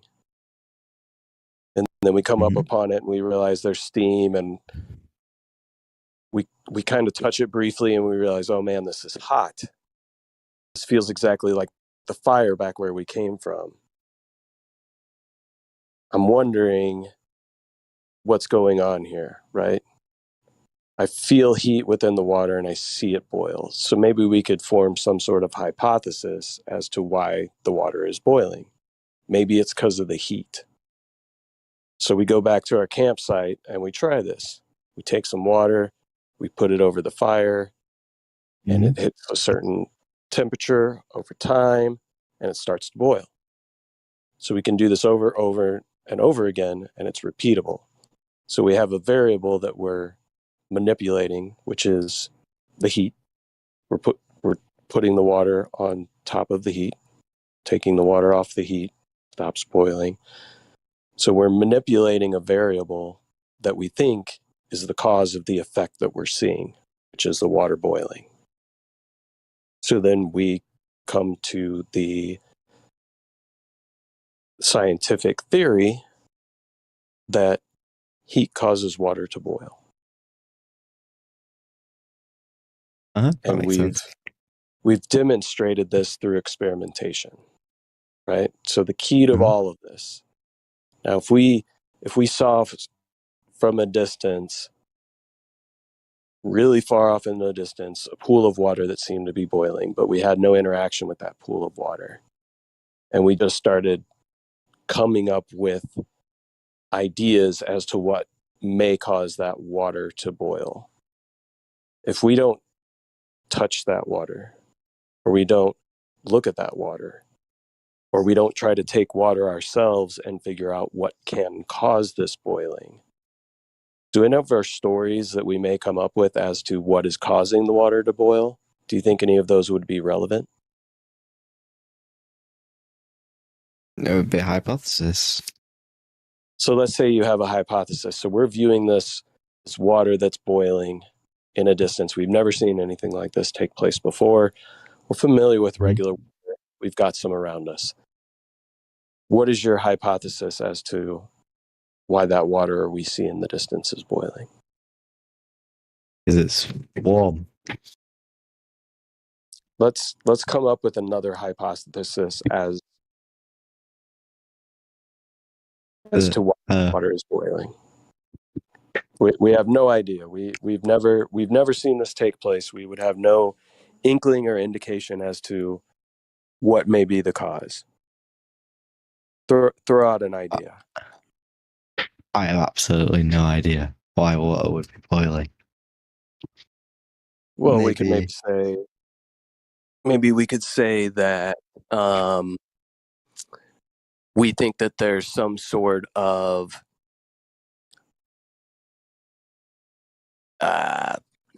entity or being that lives within this water that is somehow below the surface, which is causing this thing to take place, right? Yeah. Well, we'll make up a name for it. You pick the name. It's unicorns. Okay, so unicorns. Read that in the chat, you copper. You want to cheat. So our hypothesis is that we've got these unicorns, whatever these may be, that are underneath the water that are causing this agitation that we see that looks like little bubbles. Now, what would be the first thing we would do to test this hypothesis? I would try and see if we can find these by ourselves. I'd try and observe one of these little unicorns. Right. So we never experience these unicorns. We don't see them. We have no viable reason whatsoever to believe that, one, these unicorns even exist, and two, that we would have the ability to find them, and three, that maybe if they got in the water that they would cause this effect. Rule that hypothesis out. It's not true. We cannot observe it. Right. We haven't observed it. But if we have no other viable hypothesis, can we just claim that since that's our best hypothesis, that it must be true? Nobody else has come up with another one. You can't think of another one. Nobody has done any experiment with water to figure out what may cause it to do the thing that we're seeing off in the distance. But we have this postulation that it's unicorns. And then everybody starts to catch on to our story. We start talking around town. Yeah, you know, that water off in the distance that we can't get to, but we see it and it boils. Yeah, it's these unicorns. Really? No, yeah. And then we start coming up with more stories about the unicorns, the color of their fur, how they can breathe underwater, all kinds of different things, right? Now, if we tell these stories, tell these stories long enough and nobody ever actually touches the water, goes to the water, tries to do any experimentation whatsoever regarding the water, does that make our theory, because it's the only one that we have, a viable theory? It's the right hypothesis. Well, I mean, it's the wrong opinion, but we haven't proven it's the wrong hypothesis, right? Because we haven't done an experiment. That's the whole point. We need to do an experiment in order to come up with a viable hypothesis, right? Or you could observe these unicorns. So let me ask you a question. When it comes to what you believe in, the heliocentric model, globe Earth, all of this stuff, has any of it been scienced? Is any of it been even a observed. question of science? So it's been observed. It's been observed. Right. So Yes. what in particular has been observed? Curvature.